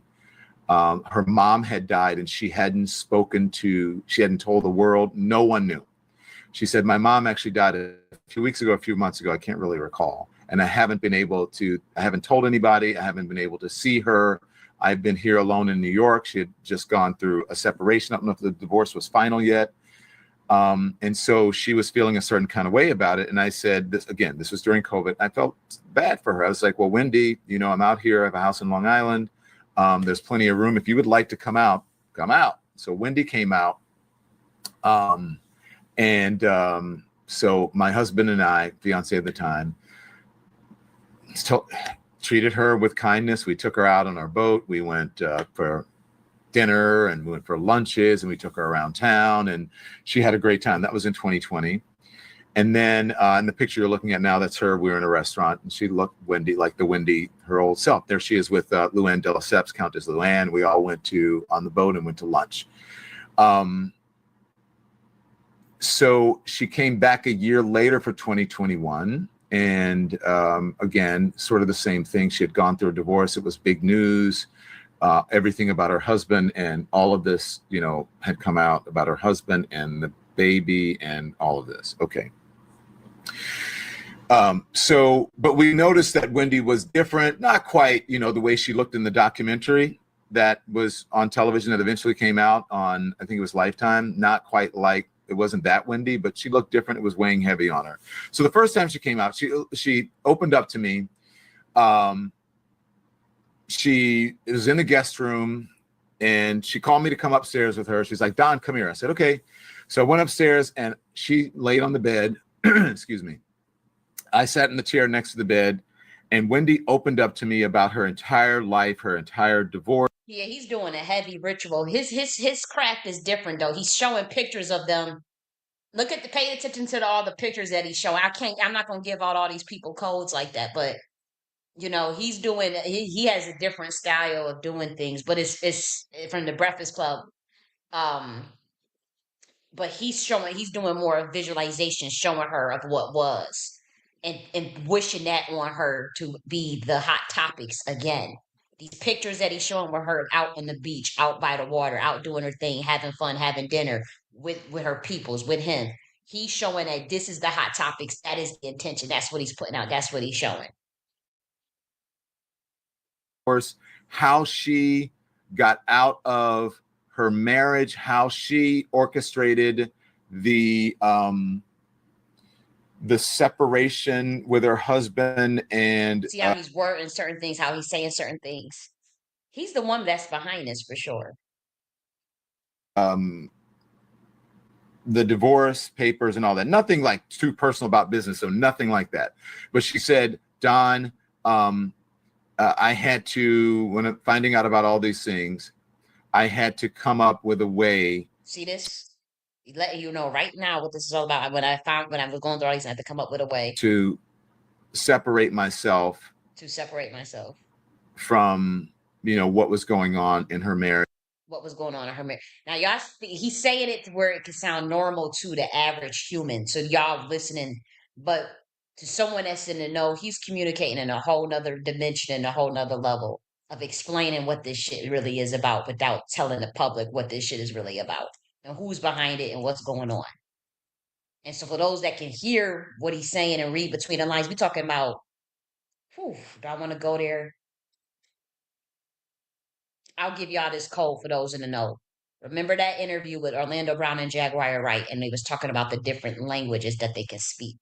And remember when she told him, I could speak languages too. And now they was talking in code the whole time. It was flying over everybody's head. Everybody just thought they was crazy. But he was speaking to a specific angel group. Don Lemon is talking to his people that's in the know. But sound normal to everyday humans. Okay, about a marriage or something that just sound normal. But see how he's thinking of his words. He keep looking down. He keep pausing. He's not as quick as Orlando Brown. Orlando Brown mastered that. And he can do it on different dimensions. That is quite genius.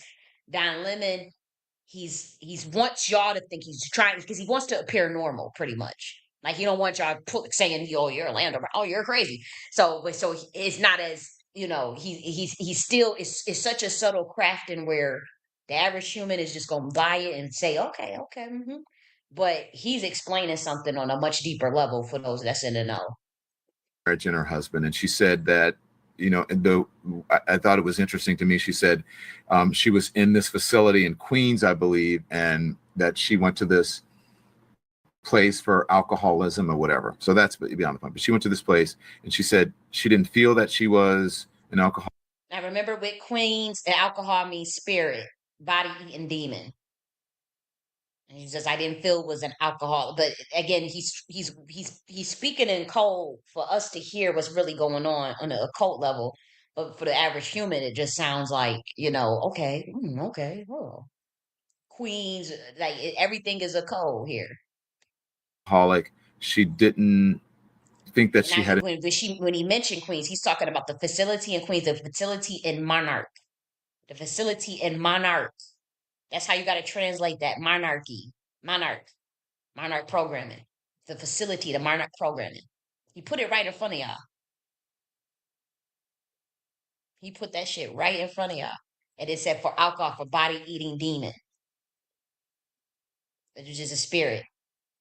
See, he put it right in front of y'all, but he just communicating on a higher level.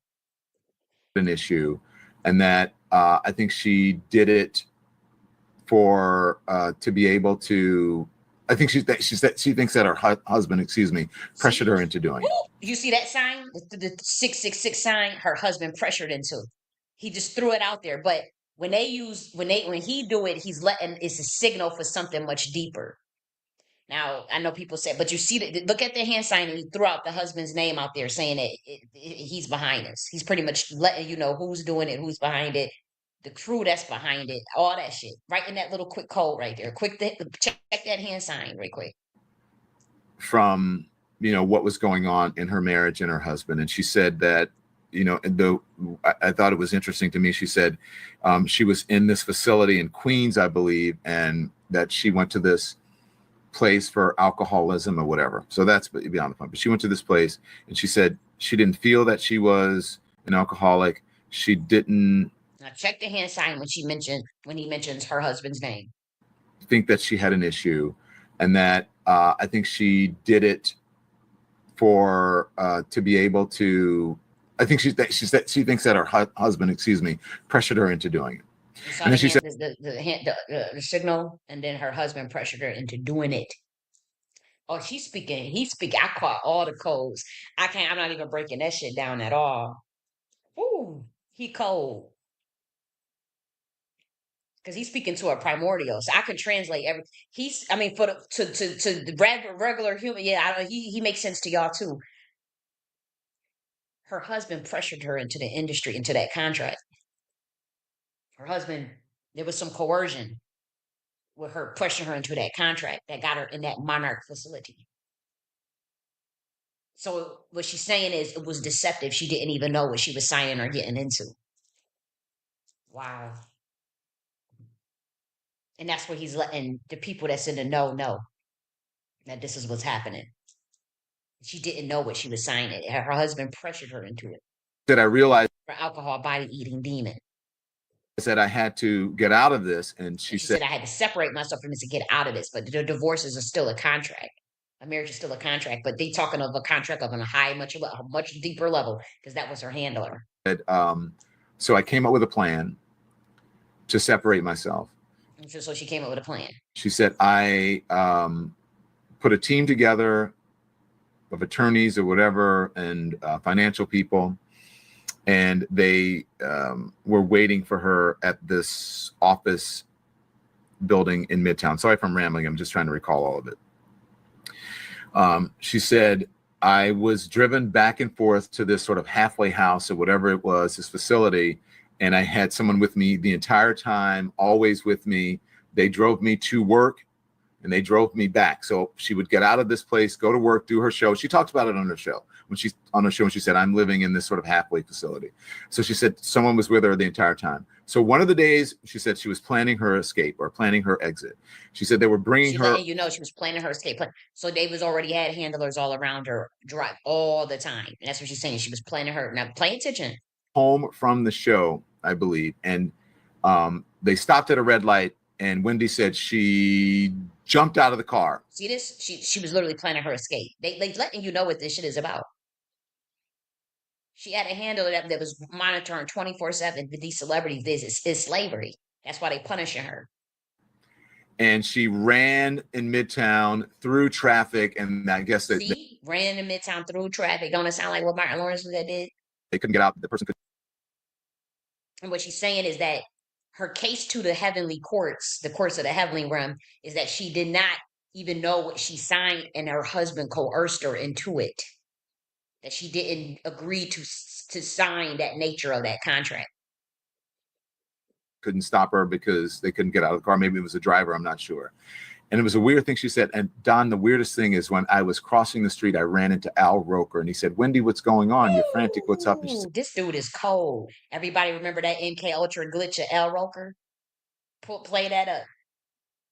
Yeah, everybody know that Al Roker clip. But she said, I went into the weirdest thing when I was crossing crossroads. This dude is a cold motherfucker. I mean, because he's speaking in one level to a human that can understand it, but for those of the heavenly courts that's deciphering this shit about what the fuck is going on. L Roker, the MK Ultra glitch. Everybody play that. That was viral clip. You could Google that right now. Just Google L Roker MK Ultra glitch. This man is a cold motherfucker. Ooh, he cold. Because he telling you what is going on, but you got to be able to decipher the code. ran Let in me mid. make sure I'm still on the air because I don't think it's too deep of what I'm doing because I'm so shadow banned, But now you see why I'm so fucking shadow banned.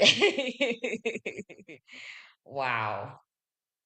Town through traffic, and I guess that they couldn't get out. The person couldn't stop her because they couldn't get out of the car. Maybe it was a driver, I'm not sure. And it was a weird thing she said. And Don, the weirdest thing is when I was crossing the street, I ran into Al Roker and he said, Wendy, what's going on? You're frantic. What's up? And she said she had a small conversation with him. And then she went to either her lawyer or her financial people's, whatever. And they came up with a plan. And she said she couldn't serve her husband, blah, blah, blah, blah, blah. He liked gifts. The interesting story that she told me is that she served him because he liked getting gifts. The server put the divorce thing in a Balenciaga box, and her husband finally one day came down to the end of the driveway because he wasn't thinking that was a process server. And Balenciaga, ball gifts. Wow, he throwing a lot of shit out. Whoa, he threw out ball. Balenciaga is a code for the god Baal, Baal. He likes gifts and he has to serve. Wow. Oh, I don't even know if I should share that. That nigga ain't no joke. That Kevin nigga, that's an entity. That's what she's saying. Like gifts, how do you serve? Wow. That's why Charlemagne was like, I don't want to know nothing. That's why Charlemagne was backing down because he's that man that went after me. That's the entity that went after him. I get it now. Wow. Wow. Mm. And the thing is, a priestess had said that about Kevin. She said that's her fucking handler. He's a henchman, but he has destroyed lives. He has taken people out. He has some motherfucking hints. He's more powerful than her spiritually, and he owns her spiritually. That's like a demon. And I remember she said that just less than a year ago. A priestess on YouTube. It's public, and people were saying she was crazy as cat shit. And I knew she would. I knew she knew what she was talking about. But this man, Don Lemon, is pretty much confirming it. He's pretty much just wow. But for the average American, the average person listening to this just sounds normal, right? But he is so powerful with his words to be able to craft that out like that, where you could just pick out the codes of what he's saying. Monarch, MK, wow, serving ball, and she thought, wow,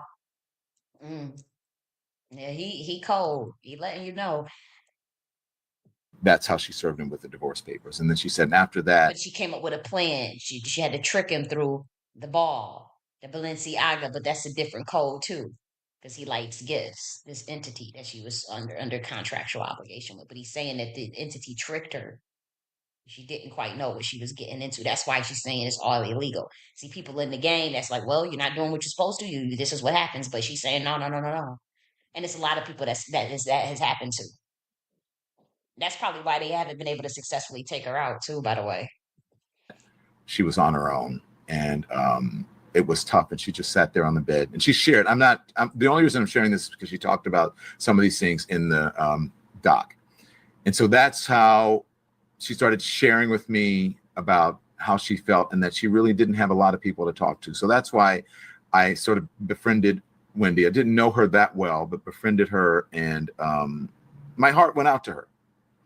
Because under all the makeup and the wig and the drag, as she calls it, that was a really kind person under that. There was a real human being under that. There are other personal things that I will not share. I will not break her trust, but these are things that that have been discussed mainly in public.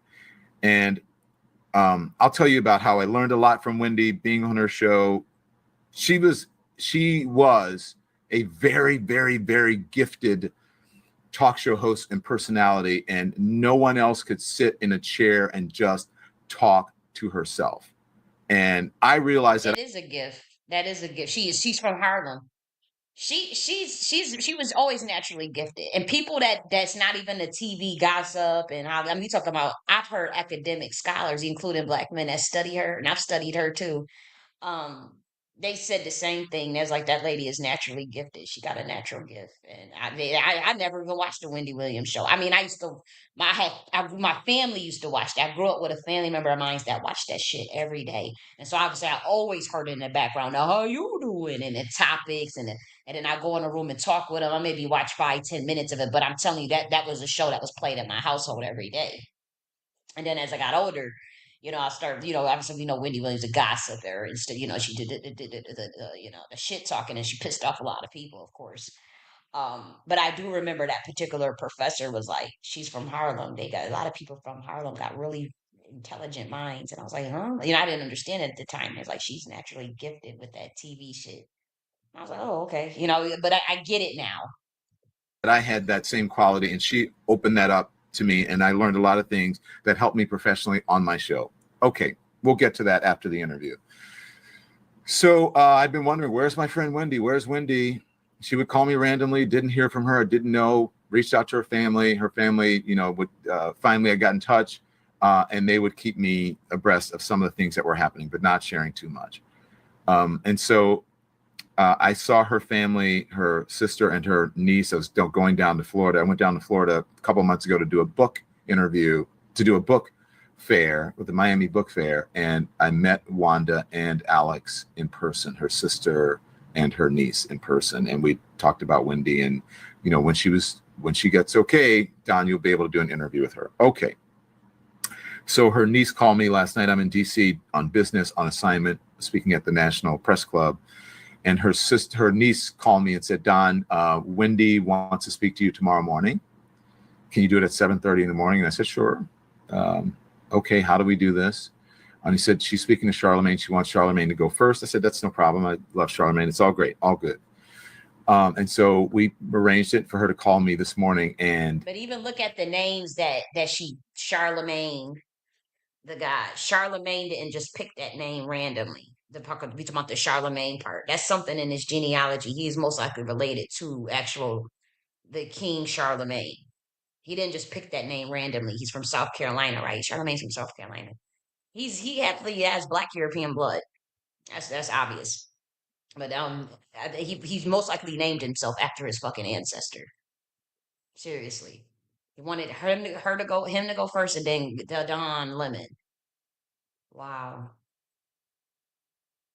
Again, I'm not gonna break down every damn code, but I see what they trying to do. And again, they needed to be sticking together. I hope more of you black boule niggas to jump out their bag for Wendy Williams too, to be quite frank. And even pretty much, but by the time they gonna hit up one of our revolutionaries. Even it's got to be all Black Americans jumping on this eventually. Because if they can do that, they'll do that to anybody. They did it. They tried to do that to me. I just got out of it, but they do that. They gonna start trying to do that to anybody. They already have been. You just got to catch the play. But they really, that's something going on, man. I already told y'all. We already went through it earlier. When she didn't call at that time, her niece became really, really nervous about it and thought that maybe they had taken her phone away.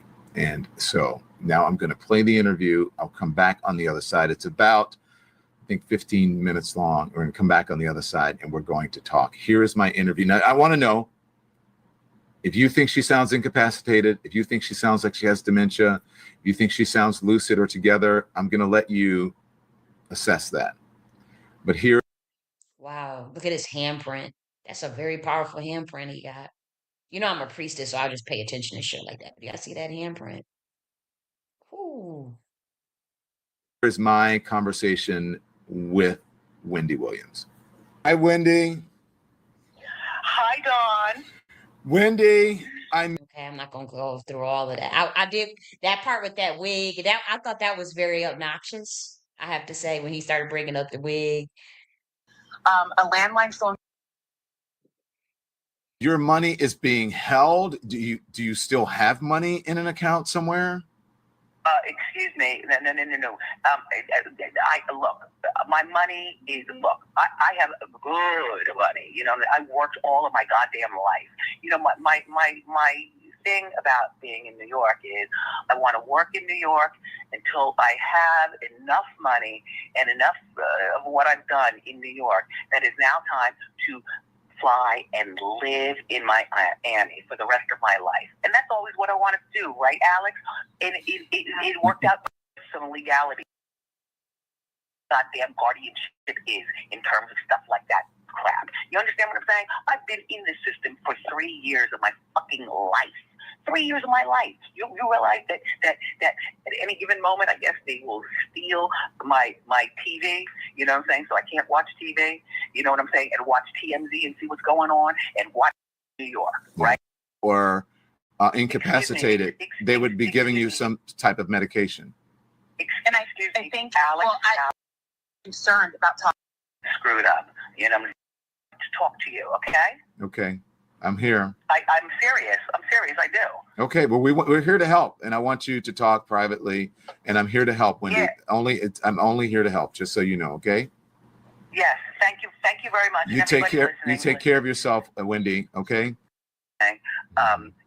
For this, because she thought that they had taken your phone and she wasn't going to have a chance, wasn't going to have any way to be able to get in touch with you, and that's how. Yeah. That's how. Go on. What do you say to that? I mean, that is a fact. You know what I'm saying? And yeah, you know what I'm saying? If they take my phone, you know, yes, I could probably make a call, you know, from somebody. But then, you know. I was trying to see that part about the wig, but I can't remember where it's at. I wish I would have time-stamped it. But we about to play this Beloved and Order My Steps, and I promise we go into the Lord Jamar thing.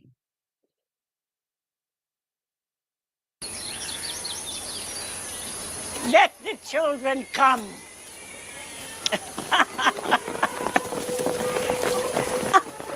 Let your mothers hear you laugh.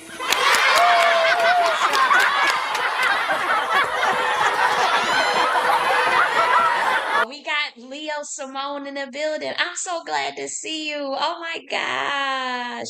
Oh, so Shira's from North Carolina. Okay, I thought it was South Carolina. Wendy from New Jersey. Oh, wow. Yeah, you did. He said it a lot, didn't he? He came and bring up the wig like 5 times, and I just thought that was throwing shade a bit in the comical way, but I still do think he was genuine about wanting to help her. I don't think he was trying to make fun of her, but that was being shady. Like that was talking about some damn wig that many damn times. That was really messy.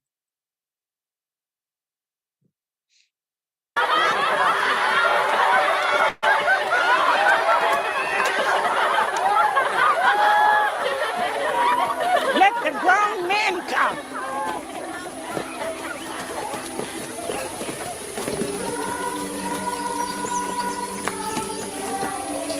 Let your wives and your children. Oh wow! So you coloring too? Oh, you do coloring for stress relief or something? That's amazing.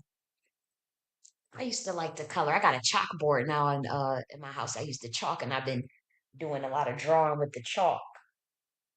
Somebody built attached a big ass chalkboard the size of a door in the house before I got it, and so I've been using that chalk. But I'm so glad to hear from you, Leah Simone. You are so beautiful too, and you know I'm just glad to see you. I really am. I know I checked your live a couple weeks ago, but I'm just glad to see you. See you dance.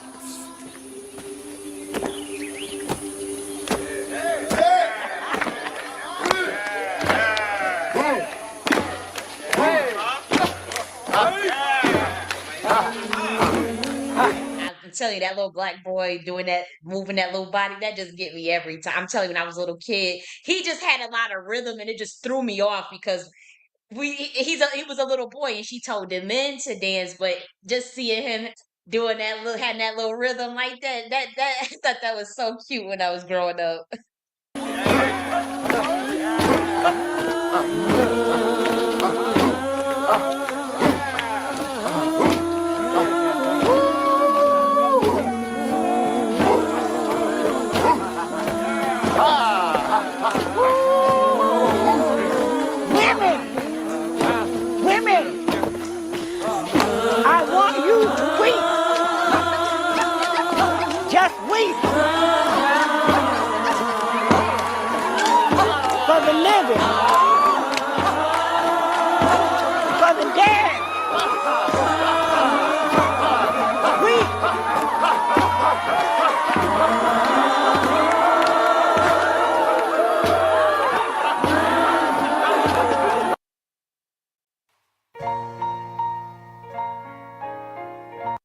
Stop the song to break some codes. I may do that. So you gotta forgive me, but I'm trying to hurry up so we can get to Lord Jamar. My Lord and mercy.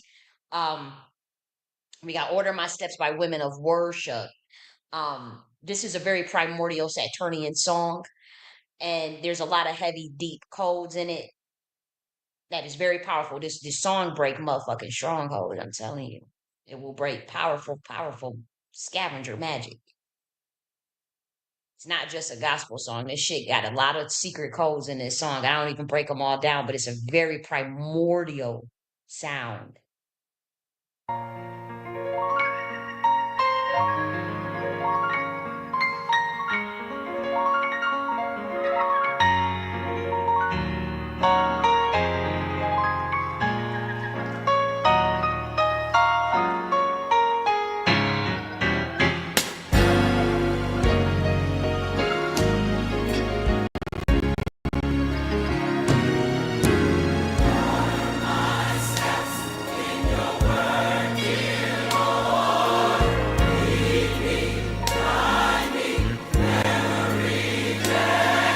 Talking about how do you organize entropy. You have to, when we talk about the primordial darkness and organizing, order my steps, my probability distribution, organize my entropy in a word. If you talk about Heka, resonance, lead me, guide me every day, send your anointing. This is supposed to be translated as the mother I pray, but they say Father I pray because of the inversion on this planet.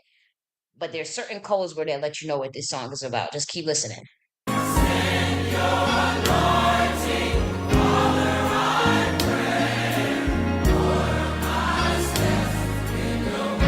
So this is a code for entropy. We talk about the chaos realm and organizing that through your words, through what you speak, ordering the steps, the soles of your feet.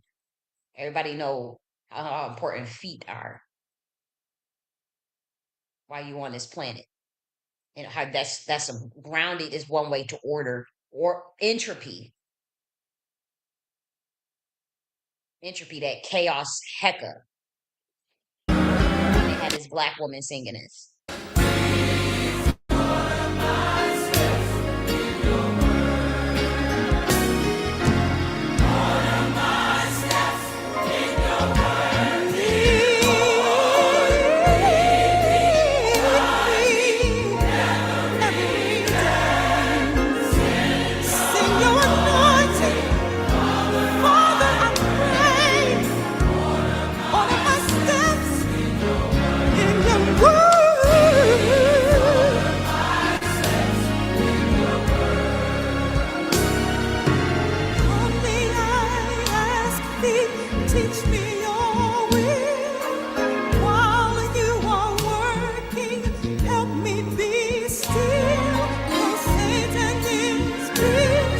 Help me while you are working. Help me be still. Still.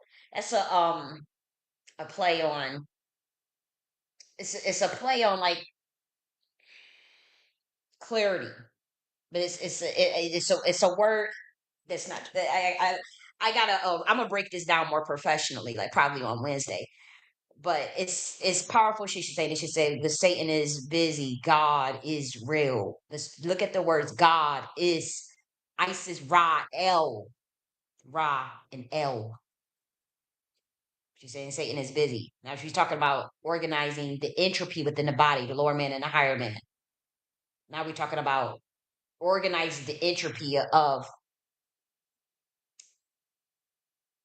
that subconscious and that the prime conscious in the conscious. But how do I say this without for those in the occult that can understand me? But I wanted to have a few regular humans, people that's regular, Americans just be able to understand me. But I don't think I'm gonna be able to code that well. But organizing the God and the Satan within.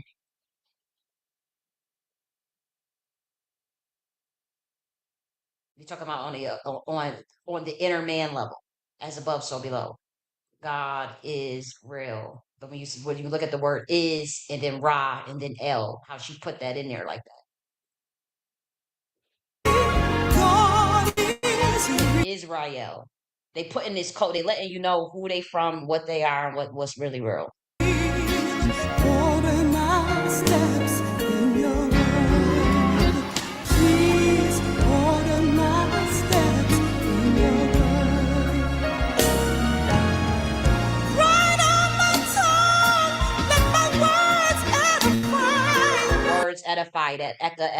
Edify. Let the words of my mouth be acceptable in thy sight. Be acceptable in thy sight, perception. Okay. Acceptable in thy sight. Sight is your perception, it's your optic. So what you speak, you create. Optic is sight. What you see with your sight. And your eyes is what give you that optical illusion. That's your brain horns. Lucifer, son of the morning. But we talk about primordial mother Lucifer, not the child angel, male deviant who stole the knowledge. Take charge of my thoughts, both day and night. Thoughts day and night, right in front of you.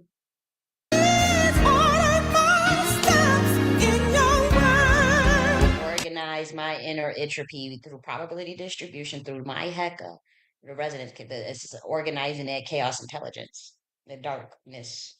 And she says, J.N.S. busy, God is real. When we talk about busybodies, what do we talk about busybodies? Remember they say the idle mind is the devil's playground. Put the codes together. This is heavy shit. That's what I'm saying. Y'all try to sleep on these Black Americans, man. You motherfucking crazy, man. They be some fucking geniuses. And they just hide shit and they be right in plain sight.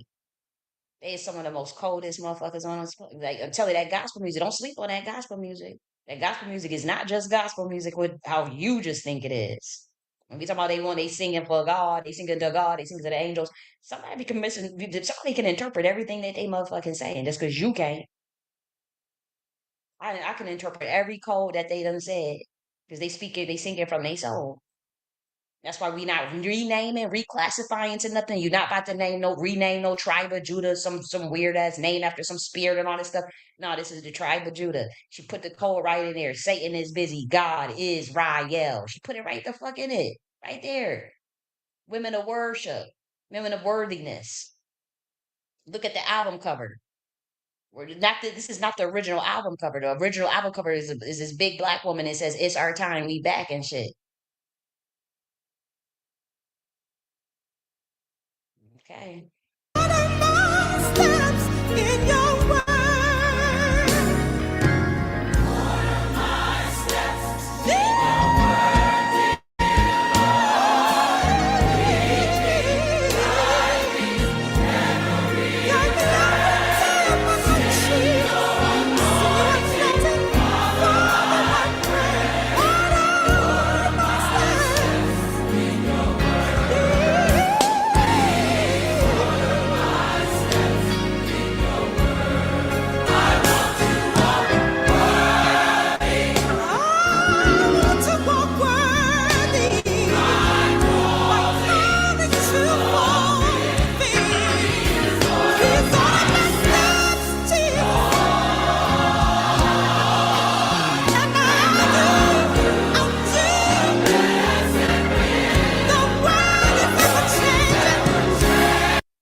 Blessed will. The word is ever changing. Now we talk about impermanence and impermanence and permanence. The only thing that you know in life is change. And how do you create your reality? Through Heka, through words. The word is ever changing. The probability distribution is ever changing. These different variables that create the different fractal points and the angles, they're ever motherfucking changing. The word is ever changing. Don't everybody speak different realities into existence? As I speak, I will create. Abracadabra.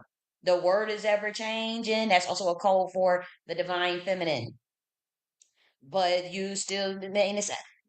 We could also say, yeah, it's impermanence and impermanence. But that's the nature that literally creates the balance of the universe. That's very powerful. The word is ever changing, but you got to understand what Heckel and resonance is. Are you got to know the code of Jesus means I am. Now I'm speaking some heavy game. You want to say I'm blasphemous and that's my motherfucking brother? Yeah, whatever. I'm telling you to interpret that as I am Jesus. When they say whatever they say Jesus, you read the word. You say, but Jesus, you always made the same. But I am remains the same. These order my steps. Now I am remains the same. For anybody that knows Ramana Maharshi's book, I am. That man, that spirit came to me a decade ago and taught me that shit. An Indian man, Ramana Maharshi, who said, I want you to get the book. A spirit came to me in his dream. It wasn't in front of me. I'm talking about the dream. It came to me in a dream. I saw that man's eyes busted out crying because I already knew I knew his soul. Comes to me in a dream. I go to school the next day.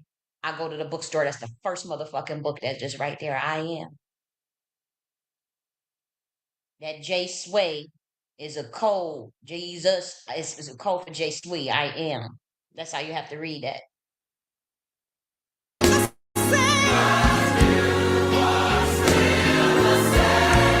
Impermanence and permanence. Changing and static at the same time, always. That's the code for the divine feminine and divine masculine, by the way.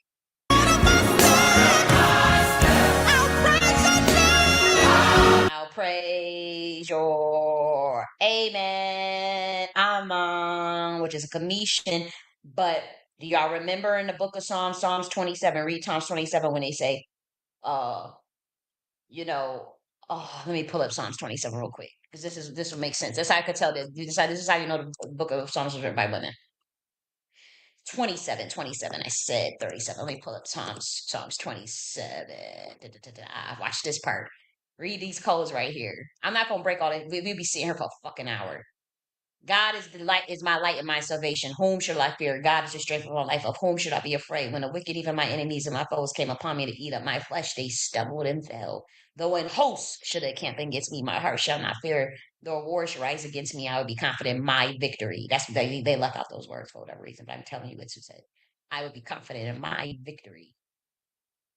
One thing that I desire to God, that I would seek out, that I would dwell in the house of God all the days of my life, to behold the beauty of God and to inquire into her temple. That's a code. I'm not breaking it down right now, though. For in my time of trouble, God shall hide me in the pavilion. In the secret of her tabernacle, God shall hide me. She shall set me upon a rock. And now my head should be lifted up above my enemies round about me. Therefore, I will offer in her tabernacle sacrifices of joy. I will sing praises unto God. See, now we're talking about seraphim, the choir of angels. One of the things that God loves, primordial mother, minister of music, is for the angels to sing. You guys know this. God sings. And when there's these joy, when we talk about sacrifices, offer sacrifices of joy, I will sing. Yeah, I will sing praises unto the name. What that means is sing your song. Why you think Black Americans love singing gospel music? Why you think Black Americans love singing so much and be amazing ass singers? Fantasia, you got all different types of amazing ass singers. I sing the music of ministry. We'll be talking about primordial mother. The heck up. Singing praises. That was all that was required, was for you to sing, because the primordial mother loves to hear good singing. It's like you singing to your mom. You know how you're a little ass kid and you know how to sing, and your mom wants you to sing that song for me. Sing. What's one of the songs that used to be out back in the day? Sing Bobby Womack to me. You got a little ass kid that can sing. You be telling them to sing. It's kind of like what God does. But that's what that means. Now your head should be lifted up around my enemies round about me. Therefore I would sing. Because that level of dimension at the heavenly realm, that's when you access a different chamber. It's a different realm. But we talking about an open pineal gland too. When we talk about the light, when we say God is my light and my salvation, whom shall I fear? God is the strength of my life. Of whom shall I be afraid? We talking about light. It's right in front of you. When the wicked, even my enemies and my foes, came upon me to eat up my flesh, they stumbled and fell. Okay, let's get back to the song.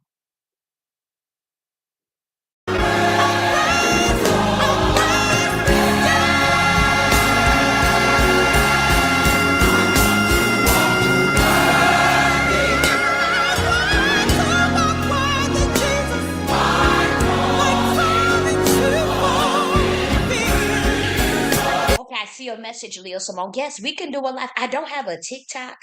Um, I was thinking about getting into TikTok, but I hear they say doing something about some type of ban or something, or somebody selling it or some shit like that.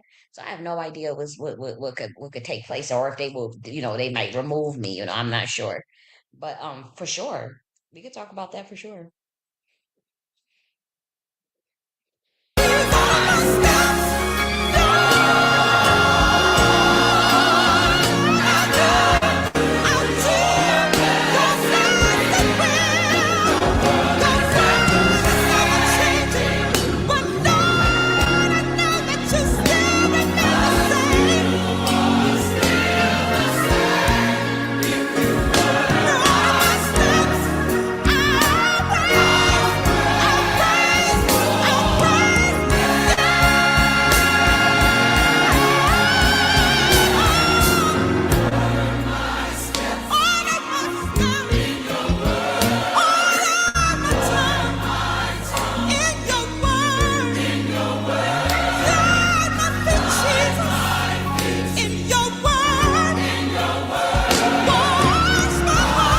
Yeah, grounding the feet of the souls to the from the stellar gateway in the word in the Heka to create those fractal points, to create those dimensions, to create the sacred geometry. Those frequencies translate to a certain geometry. You see the tree of life, when you see these different geometric shapes, the triangle, the square, and all that. But there's a frequency that creates the shapes itself, and that's a heka. That's a resonance that creates that. There's a resonance that it creates that emerges of electromagnetism.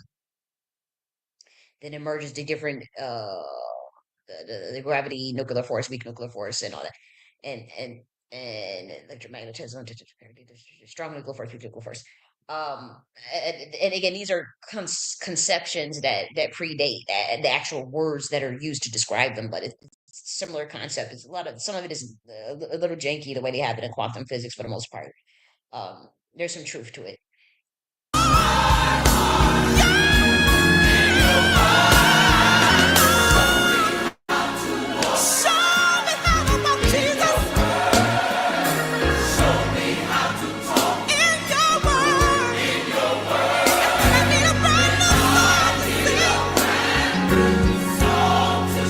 See, Brian buying me a brand new song to sing. Wow. Oof. They talking about resonance now in octaves. Find me a brand new song to sing. So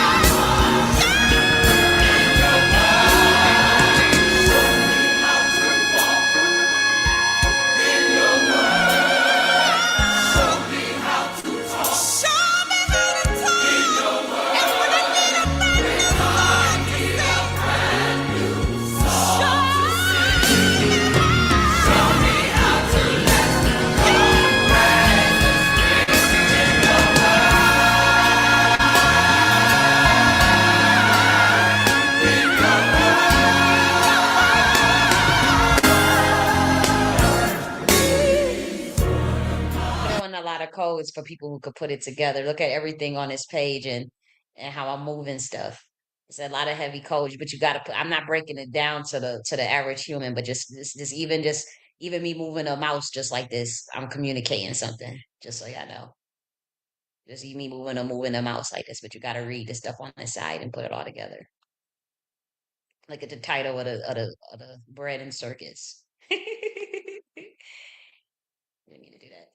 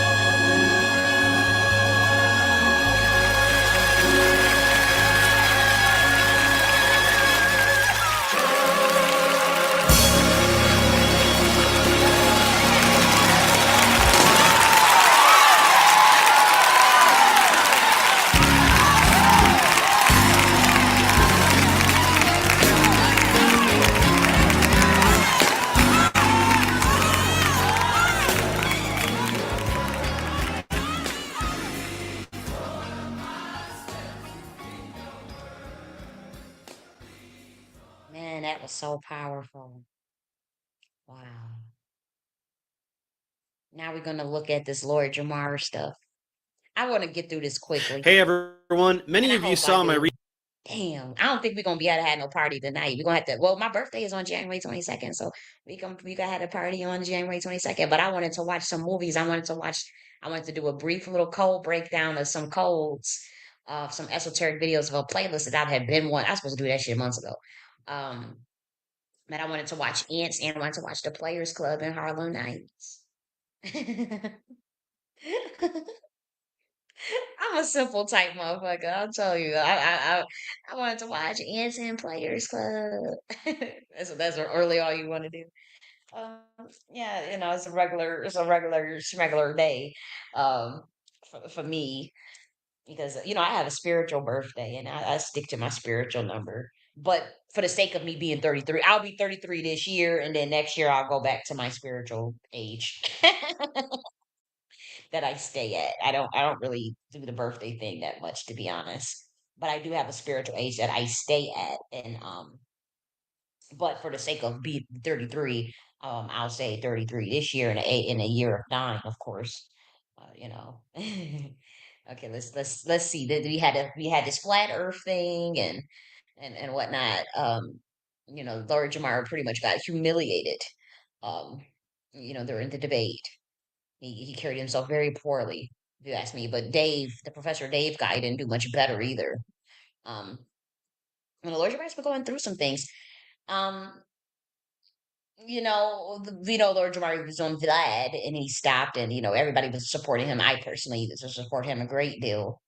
Um, However, this debate wasn't the best light, but shit happens, right?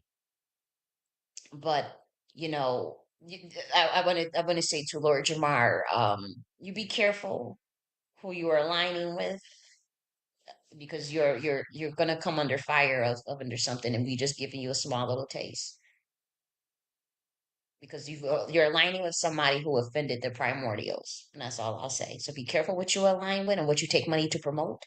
Also, I warned you guys not to go after that lady on a personal level, but to go after her if about the politics. If you guys didn't like her, or if you guys didn't want to do it, I told you that lady was a priestess, and when you come after certain bloodlines, you're coming for an entire order, and you're coming for an entire network. And I told you guys that don't go after if you don't like the girl, the lady, you don't like her politics, you don't like what she stands for, fine. But when you guys were saying bitch, bitch, bitch, and all this crazy stuff, look at the time frame of when Young Pharaoh started pulling that shit. In that same month that he called that lady all this bitch, bitch, bitch, that YouTube channel was gone. She wasn't even the vice president at this time. That YouTube channel was gone. That nigga ended up out homeless, lost the house, lost the car, lost his family, lost his damn mind, damn near. And I told you that was a priest. There was a priestess, two priestesses that said how disgusted they was with how it was one priest, one male black man priest, and a straight guy by that. And they were both and a Obia woman who said that they was going to attack that motherfucker. And in one month, the same week that they were offended how they talked about their sister. They both happen to be. I told her she an Obia woman. Ain't Kamala half Jamaican? And there are people that roll with that lady. I told you I was coming for an entire network if y'all disrespect that lady like that. I told you if you don't like her, fine. You ain't gotta vote for her, you ain't gotta fuck with her, whatever. But y'all was taking things too far. When Young Pharaoh pulled that shit with her. I remember the priestess that said, "Oh, we're taking our protection off of him, and we tearing him a new one. We're done with it." And once some type of women, that was a Sybil. That woman that said that, she's probably like top 10 in the world. And when she said that shit, that same month, that motherfucking channel was gone. It was a rat. That YouTube channel that he had. And I had warned you guys. I had warned all black men. I said, don't attack that lady on a personal level. Just keep it clean, PG-13. You don't like the politics, and don't take money to go against her if you don't really even care about the whole system. Don't take money to do it because you're going to inherit a curse. I also told y'all about that. None of you guys listen. I'm just the old quack. as Tariq says. Those are some crazy overweight chick, as he was saying. Trick and bitch and crazy bitch and all this stuff, as he said about me. Yeah. I warned you guys to not do that shit. I told y'all don't do that shit. Just tell it to say it, but then y'all took money and then y'all actually went way, way deeper. See, Lord Jamar, you ain't do much. You didn't do the offensiveness that the other person has done, because what they did was so much more egregious and much more things that have pretty much nothing to do with how he came at that lady. That's not really, again, it was it they're these are Brahmin priestess. This is a Brahmin. This was not okay. I tried to warn y'all. We don't even need to go into detail about it, because y'all don't understand rank and you don't respect rank. That's fine, but they have an order and they do. I already knew not to go. That's why you think you ain't never really hear me dragging the fuck out of Kamala. I didn't like her. I would tell her that to her face. But it don't cause for me to be acting a damn fool and calling her a B every other word and wishing all this crazy stuff on her. This stuff is not what you. And I did a 5 hour breakdown breaking down the bloodlines of her, the Asiras, the Brahmin priest class, the connections to the Hebrew bloodline, the Ashkenazi Jew, as well as some of the Moorish like codes from her being half Jamaican and all this shit. I already had broke it all down. I already had told y'all. They took that video instantly off of YouTube, gave me the programming, gave me the strike with the fucked up the channel and say you gotta take a class, reprogramming.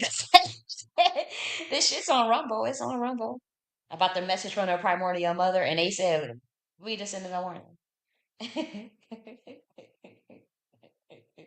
I had went so far. We was going so deep into the boule and all that shit about bloodlines, all types of stuff. They said, "Oh hell no, the fuck is you doing?" They took that shit so fast on YouTube, but it was able to go on Rumble. But they throttled the fuck out my accounts on Rumble. But I told y'all niggas, do not sit up there and attack that lady recklessly. Just say, if you don't want people to vote for her, or you don't like her, that's fine. That's not the point. But I've told y'all that network that she in, there's a network like I told they went after Young Pharaoh when he aligned with Trump in that Apex shit. Well, not Apex, CPAC. And you see how he got lined the fuck up. And see, they all worked together behind the scenes, so they was doing spiritual money laundering with him. And see, he was happy to have the seat at the quote unquote table. You see how fast they tagged his ass, but they got a list of people that they about to go after, and it has nothing to do with Democrat and Republican, guys. Nope. I know you. That's what they gonna tell you. That's what Lord Jamar probably gonna tell you. But it's much deeper, and these motherfuckers is circling a bandwagon. I told y'all 2025. If you're not authentic, and if you're not authentic or you too surface level, it will be exposed. I already had told y'all that. I gave y'all that list of all that. You see what happened with Billy Carson, and see these white boys is trying to reassert shit. They doing rituals on y'all. They want to circle their wagons. They really want you out the paint, especially like these pseudo intellectuals and the people that they propped up in the community as scholars and all that shit. And they know that y'all ain't shit, and they know. See, the black community, they still gonna parade you around, but these white boys is taking glee and embarrassing the fuck out of y'all. They doing this shit on purpose for sure. They setting it all up and everything. Here's the thing: I don't think Godfrey knew.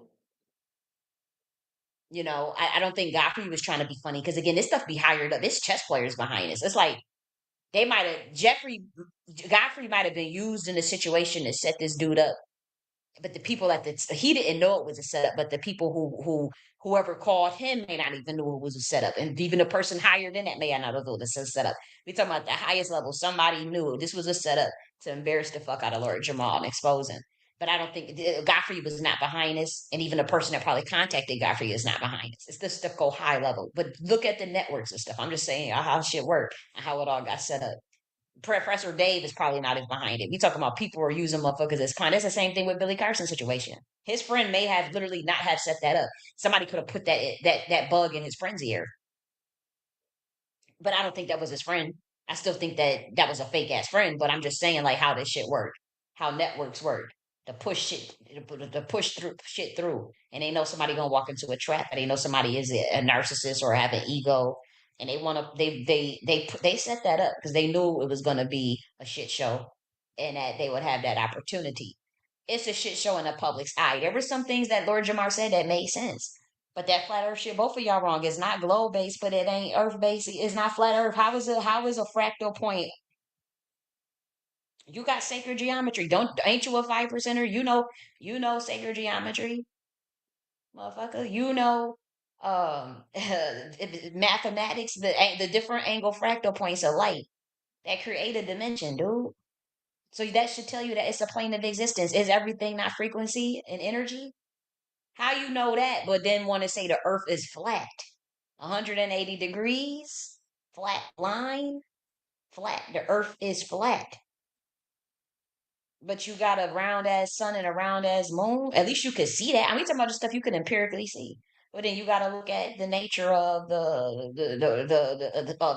of even just the study nature, the roundness of a stem, the roundness of the tree stump. Everything is round. All these motherfucking circles everywhere. When you throw a pebble in the ocean and make a ripple or a circle, the shaft of a pole of a polar. Now we talking about also these different poles system. That's the shaft. Look at the hole of a pussy. The whole, all these holes, all these circles everywhere that you could study in nature. But then the Earth is flat. But it's not globe either. It's a plane of existence. It's a plane. It's a holographic. And you say you know that you understand that Lucifer is light, but that's an optical illusion. So what? How do you not know that that's a hologram? I already told y'all that. Our people been told that told y'all that thousands and thousands of years ago. So what you playing around? Why you in a matrix playing around with these white boys? You wanted to sit up there and go on that white boy talk all that shit about that lady, about that Nagas woman. I don't care. Y'all could say she ain't shit or whatever. She probably ain't shit, but she has a Nagas bloodline. She has a way higher rank than you would ever have. That lady is come from a Nagas bloodline. And if you don't understand something, you don't know what a serpentine means, you don't know how it relates to you, then that's fine. But you don't respect rank, that's fine. But they do. They do. And if you don't know and they already clocked you and know who you are, know what you did, know if you a sellout or not, they already know what they got over your head. They respect rank. It's as simple as that. When they want the white boys to get out, embarrass the fuck out of y'all, whoever, Billy Carson, oh, we gotta take this motherfucker down because we about to be moving a different way. We're moving a different route. I don't agree with the way West Huff handled. You see how I brag tag his ass. I did a breakdown of what Billy Carson should have said in his video in a video on my YouTube channel. Because I am a scholar. I have a master's degree in religious studies. I am an ordained minister. I also I'm in a PhD program right now, not for religion. I'm in a PhD program for education, administration, higher education, administration. But um, yeah, I was able to break down all that Gnosticism shit and the Codex Sinaiticus and the different nuances of where Billy Carson was getting stumped up on.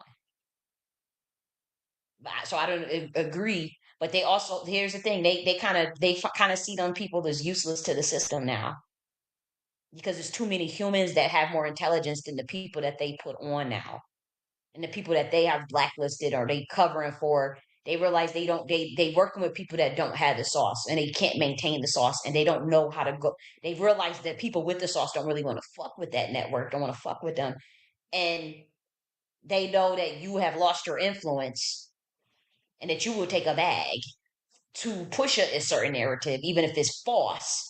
And they really don't have no use for that type of character, to be honest. They want to kind of circle their wagons on that to an extent.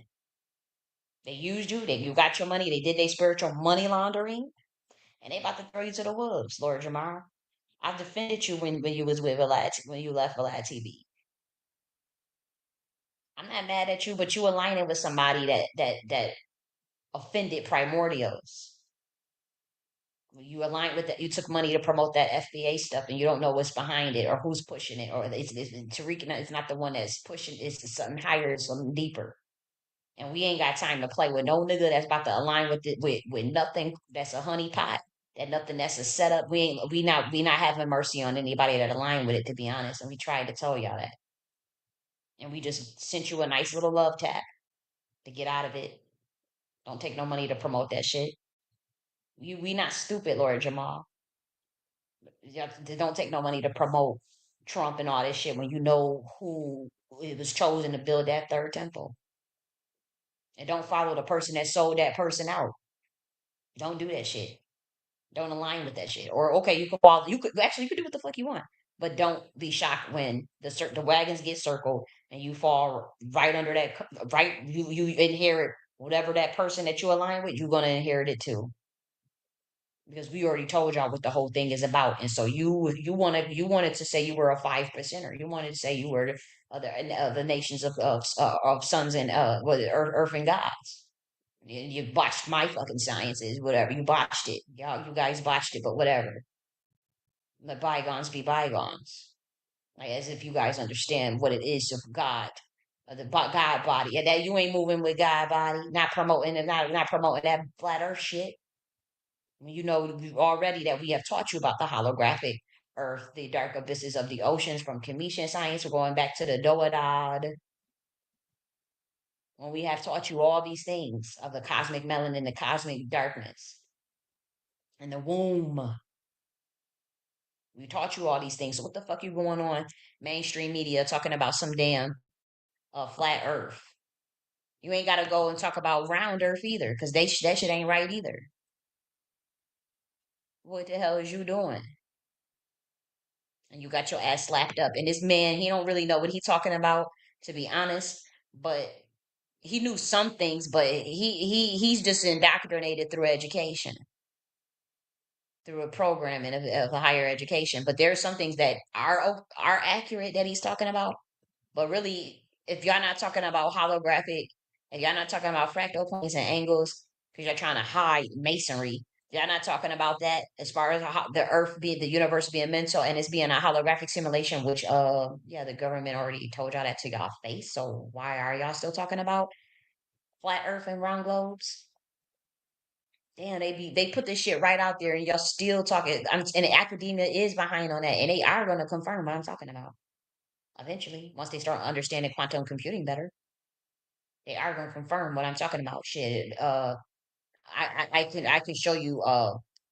Yeah, our military already knows this of what I'm saying, and I can show you documents to prove it about the holographic universe. Our military, do you know the Department of Defense? How you think they be developing all type synthetic telepathy? Yeah, wake up. And I'm not even trying to be funny. Yes, you live in a holographic universe. The Earth is not round. It's not flat. It's a motherfucking. It's a resonance. It's a plane of existence with an electromagnetic field that appears to be like a roundness, but it's an electromagnetic field, which I already told y'all that in ancient Mayans and ancient Americans and ancient Africans already told you that too. Sure did. About the electromagnetic field that appears to be round, that creates this plane, but then these different poles, and then this the horizontal energy does create a plane of existence based on density and dimension. You get 3D, 4D, 5D existence all simultaneously. It's the energy that makes it look like a plane. Plane is existence. You say plane is flat, but it's not. It's horizontal energy, but it's not flat. It's all gonna be confirmed what I'm saying. Oh, I'm just a crazy lady, but watch motherfuckers, watch these scientists eat this shit up and start doing their research of the quantum mechanics, and they are gonna confirm what I'm saying. Yes, they are. Just like they're gonna confirm that resonance is the fifth governing law of the universe, but it comes before electromagnetism. They're gonna confirm what I'm saying. They already know it. They already know these sciences. They just it's supposed to be top motherfucking secret classified. But with me, I talk with God every motherfucking day, and I talk with God. God give me information after quantum teleport. And sometimes I see quantum entanglement. Sometimes I see things from the quantum realm. Anyways, with all these different qubits of information that I have access to, because I'm a priestess, and obviously all spiritual shamans been talking about this shit. How you think the Mayans knew that Earth was 93 million miles away from the sun? Did they have a telescope? Did they have a calculator? Did they have a computer that stretched? Did they have a fucking ruler? No, they knew this from their motherfucking mind. They knew this from talking with God. They knew this. They knew that the how the fuck did the Mayans know that the sun was 93 million miles away? How did they know it was 365 days in a year? They come with these cool ass calendars that were accurate. Mm-hmm. How did they know? How did a doggone tribe know about Sirius A, Sirius B without a motherfucking telescope? And it took NASA to have to use a motherfucking telescope and different a motherfucking what's that thing called? Satellite to go out there to go confirm what the random tribe, random primitive ass tribe was talking about. So they say. They talking about they did some dance or some shaman motherfucking dance and talk with ancestors and they got that information about Sirius A and Sirius B and Sirius C and different constellations that you need to have a motherfucking satellite for. It's what these tribes knew automatically with they line. Just like how some of the Bushmen know all different types of secret knowledge from about the universe that is proven true once you get the equipment and the technology, certain equations. Just like we talk about the Adigo codes and computational algorithms and computing that they knew thousands and thousands of fucking years ago. There's so many people that know these things that I'm saying from meditating. Did you have to go to a motherfucking school and get no PhD to know it? No. You just need to sit and talk to God, meditate, study the universe, just be quiet.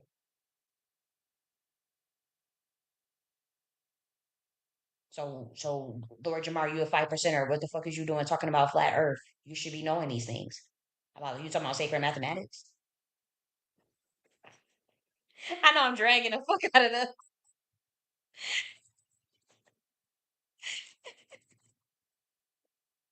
but it's like it's ridiculous. And then this Professor Dave motherfucker, it's like I ain't got no beef with neither one of them. I'm disappointed in Lord Jamar for offending for aligning with somebody who has offended the primordials. You needed to check him. You didn't need to abandon him, but you should have motherfucking checked him and say, whatever this motherfucker is talking about, can you just go and make that shit right, or can you go and clear this shit up for everybody? Because this shit is like a black ass cloud, man. And shit. I don't know what the fuck she talking about. Maybe she is, whatever. But if there's some truth to it, please go and make that shit right. Because I don't know what the fuck she talking about. I ain't say, like whatever the fuck she talking about. Only you know. But she's saying that I'm aligning with something about some primordials. What the fuck is this motherfucker talking about? And this nigga is real smart. Don't let him fool you. He ain't that flat earth shit. You being paid to push that. You better not push that. Because that's wrong. You ain't gotta push that globe ass shit either. But you know that it's holographic. You ain't gonna tell me that Lord Jamal don't know that. But they wanted to throw him out there. You wanted to play the game and move to the next level and get out there. And they letting you know, yeah, we did our spiritual money laundering. We do not need you. Let's have our white boys from they created craftsmen shit. They lining y'all niggas up and they shooting one by one. I gave you all list of all the black men that died, but the ones they can't kill, that got power on them still. They about to buck break you motherfuckers. That's why they did what they did to Billy Carson and Lord Jamal. That's what they doing to Tariq too. That's why they got him with that promoting that damn tranny. But they can't kill him because of they can't kill him yet. They got power on him. They got a light code on him that's protecting him. So they're gonna try to get him at other ways. But they thought they was just gonna be playing that game. But no, they did they spiritual money laundering. So they done.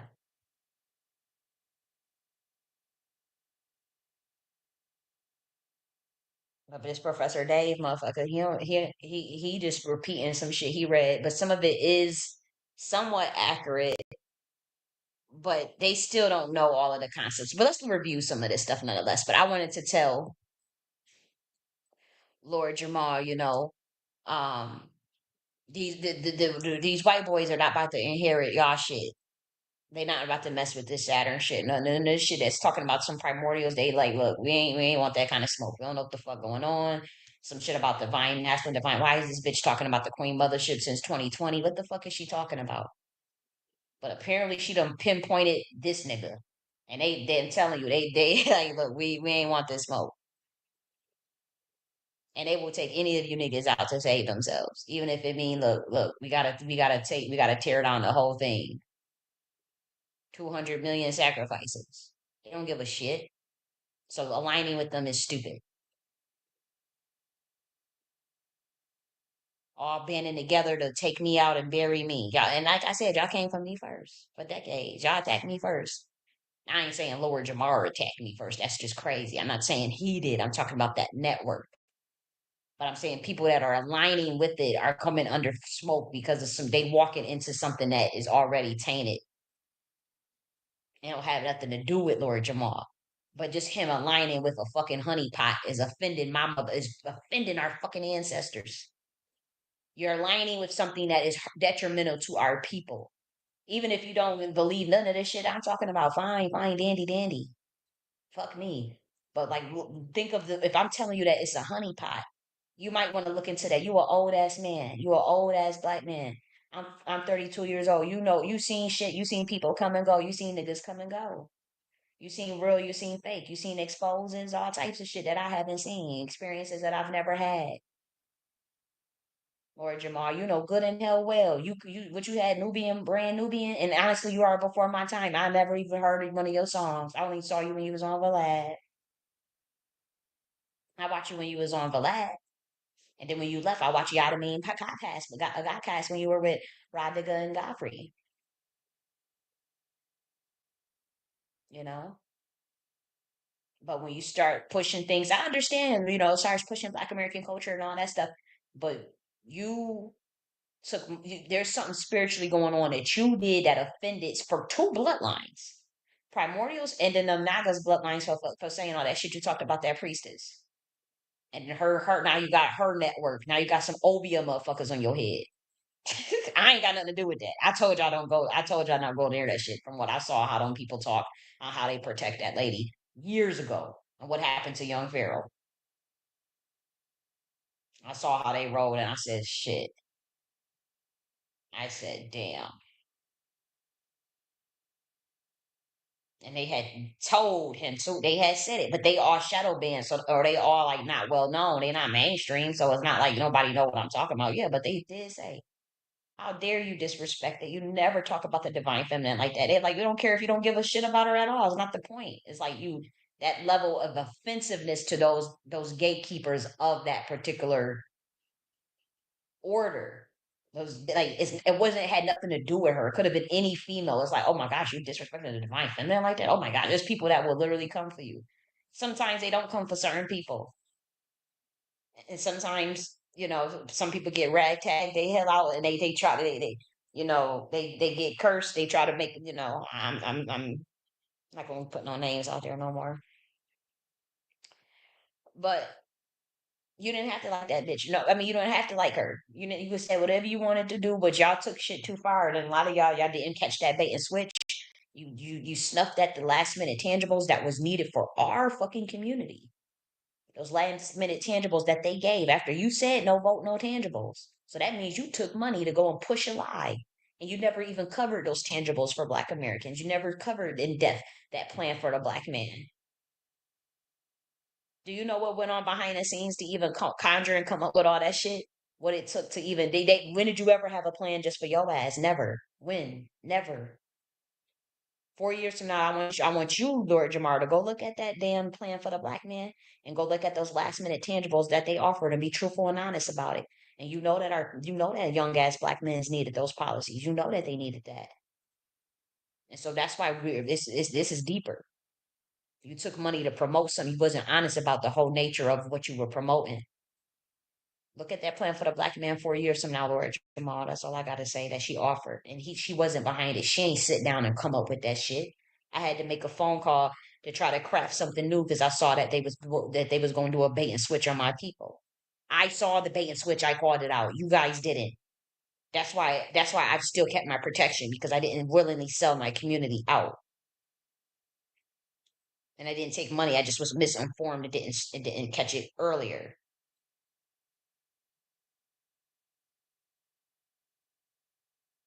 I knew they were going to bait and switch. I knew they were lying. I knew at 3 weeks before the election, and yeah, it was late as fuck, but I still tried my best. And I ran out all my energy because I was pushing all this other shit. They did bait and switch.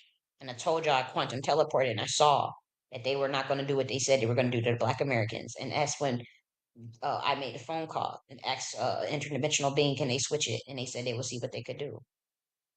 And they did try it. And when the plan for the black man comes out, you guys scoff at it. Yeah, you could say it was a one pager, but read it 4 years from now and compare to what the fuck you got now. It's all the same team. It didn't matter. You were going to the slaughterhouse either way. But the other side, honestly, it was at the last minute. It wasn't about. It didn't matter up until they offered those last minute tangibles. And y'all didn't even. Y'all purposely didn't tell Black Americans about those last minute tangibles, or even break down that both agendas were going to be the same anyways. They both had cryptocurrency plans. Y'all lied about it. They both have crypto. Both sides. It's a fucking one world. It's a one world shadow government. And I was trying to tell everybody that, and everybody wanted to, of course, shadow ban me, and bury what I was saying. Say, oh, she's just crazy. Only for all that stuff I said to come true, and it's not even. He ain't even in office yet, and y'all now see the bait and switch. Y'all now see the bait and switch in the blackmail that I was talking about. That in that like in that Elon getting close to that administration was not a good thing. It wasn't what you thought it was, and that it was a trap. I told you guys that 3 weeks before the election. And it wasn't just for black people, it's for pretty much all of Americans, but obviously black Americans are gonna get the short end of the stick and are always the target. You can't say, oh, we were all suffering and it doesn't matter. No, how that worked. They offered last minute tangibles that would have been uh very helpful for these young black men's and young black women's, even myself as a late bloomer. They did offer those last minute tangibles. And you hid it and y'all didn't talk about it, and then y'all lied about it. You and Tariq.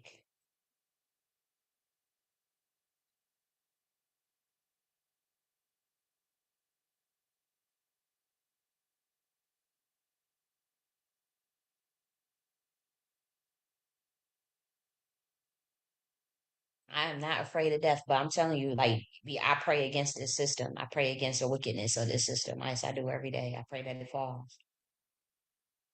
I decree and declare that it falls. For not giving me justice and for you niggas covering for that wickedness of that nigga.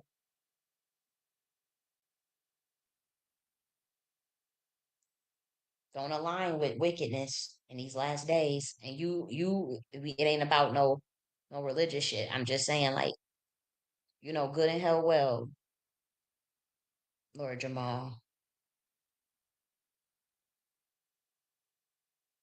So let's cover this debate.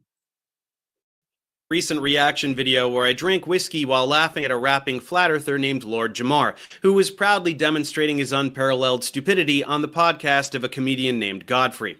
Well, that reaction video set off a chain of events that I'm very excited to share with you today, so grab some popcorn and enjoy.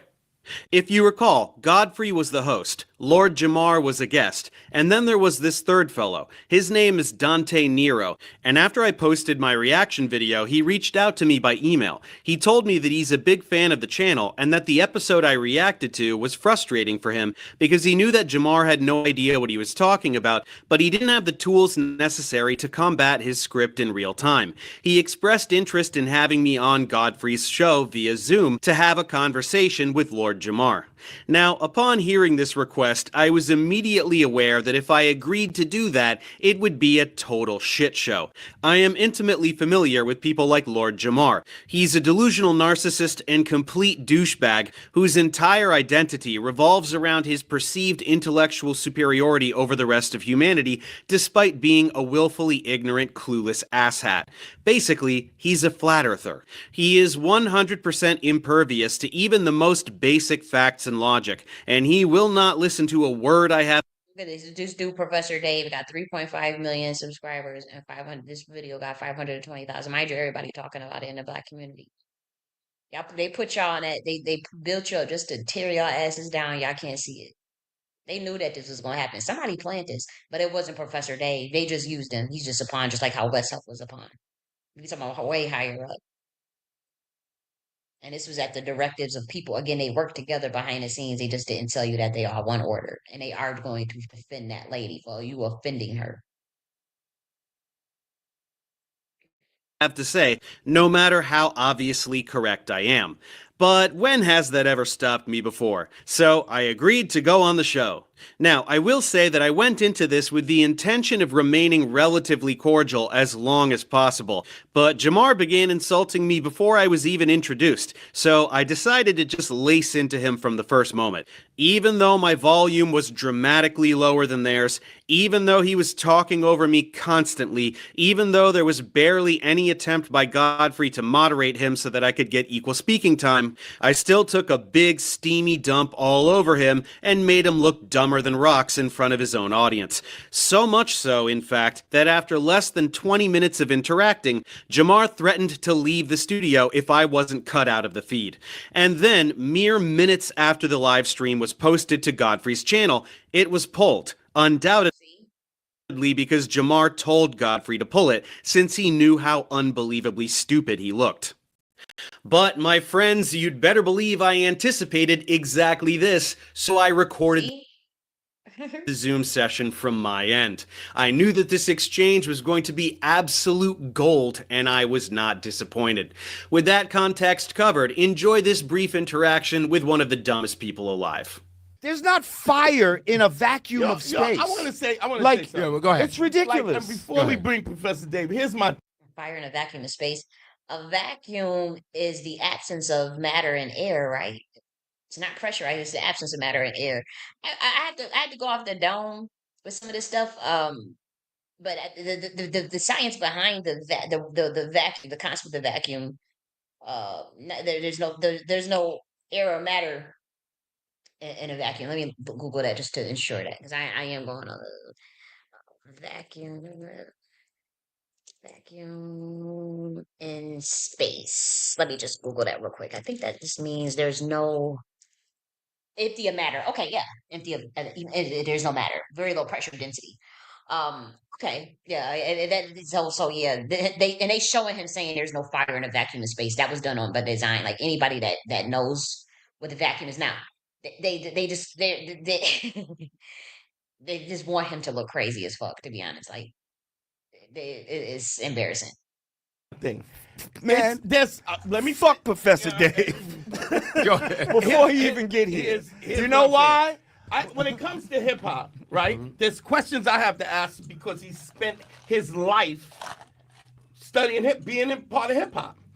To take the people that have spent their lifetime understanding physics, science, all kinds of things. Don't matter. It is absurd. It would be the equivalency if I took the internet. My God, that does not matter. It does matter to an extent. If they are self-taught and they did spend a lifetime studying quantum mechanics, even in ways that could be controversial, but also in ways that are socially acceptable in academia eyes, whether they had a PhD or not, it does matter. But the way that they do have science in academia is problematic. There are scholars that even talked about it itself in terms of what Lord Jamar was about to speak on, about how grant funding is tied to the collective consensus of what is considered normal or acceptable academia. And that's been a problem. Researchers are only regurgitating or exploring avenues in which would allow for certain grant funding. When you got National Science Foundation, the National Institute of Health. I mean, just look how many scientists we're talking about, how they got blacklisted or defunded for not going along with the narrative. That is something that exists in academia, in all fields. I was just reading papers about that from the higher education level it was written by like the chancellor about academic freedom and funding, and then ties to accreditation. Like there's a lot of disagreement about what could be considered, proper accreditation and whatnot for these universities. But what's interesting is when it comes to Lord Jamar, he does make a good point. We talk about institutional review boards, National Science Foundation, DARPA research projects. They will get at you. They will blacklist your ass. I have written 20 books. I'm in a PhD program. I went to Columbia University. Do you hear me all over the place? No. Like if you start talking about shit that's not socially acceptable, even if it's accurate, you have yet to see a PhD challenge me, and they fucking won't. You don't think I can hang with Professor? Y'all see how I ragtag West Huff when I did my response on behalf of what Billy Carson should have said? Like it was nothing. You think he can actually make a response to that? No, he can't. I'm not being arrogant. It's just a fact. I know how thorough I am. And I know how I like to create modes of knowledge of production. Like there's really good scholars that teach you tools that if you use them, it could be life changing. Michel Foucault is one of them when he talks about power and knowledge production, power knowledge, knowledge power, power knowledge, and how what gets concept the power that's in the construction of knowledge and how to construct knowledge. That's a very rare skill. I perfected that skill through going through academia. I'm not indoctrinated by academia. I know how to create knowledge. That's a threat. They need you to just, and again, that was the old school of scholarship. Old school scholarship is you create the knowledge. Michel Foucault, that's why when people come up with all these different theories, why don't think people come up with theories no more? Yeah, I came up with 20, more than that. But remember when you talk about the Weber theory, Weber and sociology, W.E.B. Du Bois and double consciousness, um, come on, Michel Foucault, Panopticon Prison, Power Knowledge, uh, Herbert Mead, right? Isn't that another sociologist? I mean, people used to come up with theories like in all fields. In 2025, you don't hear no big time people are just regurgitating other motherfuckers' research, or other motherfuckers' theories, and building their thesis off of somebody else's theories, but they're not creating the theories themselves.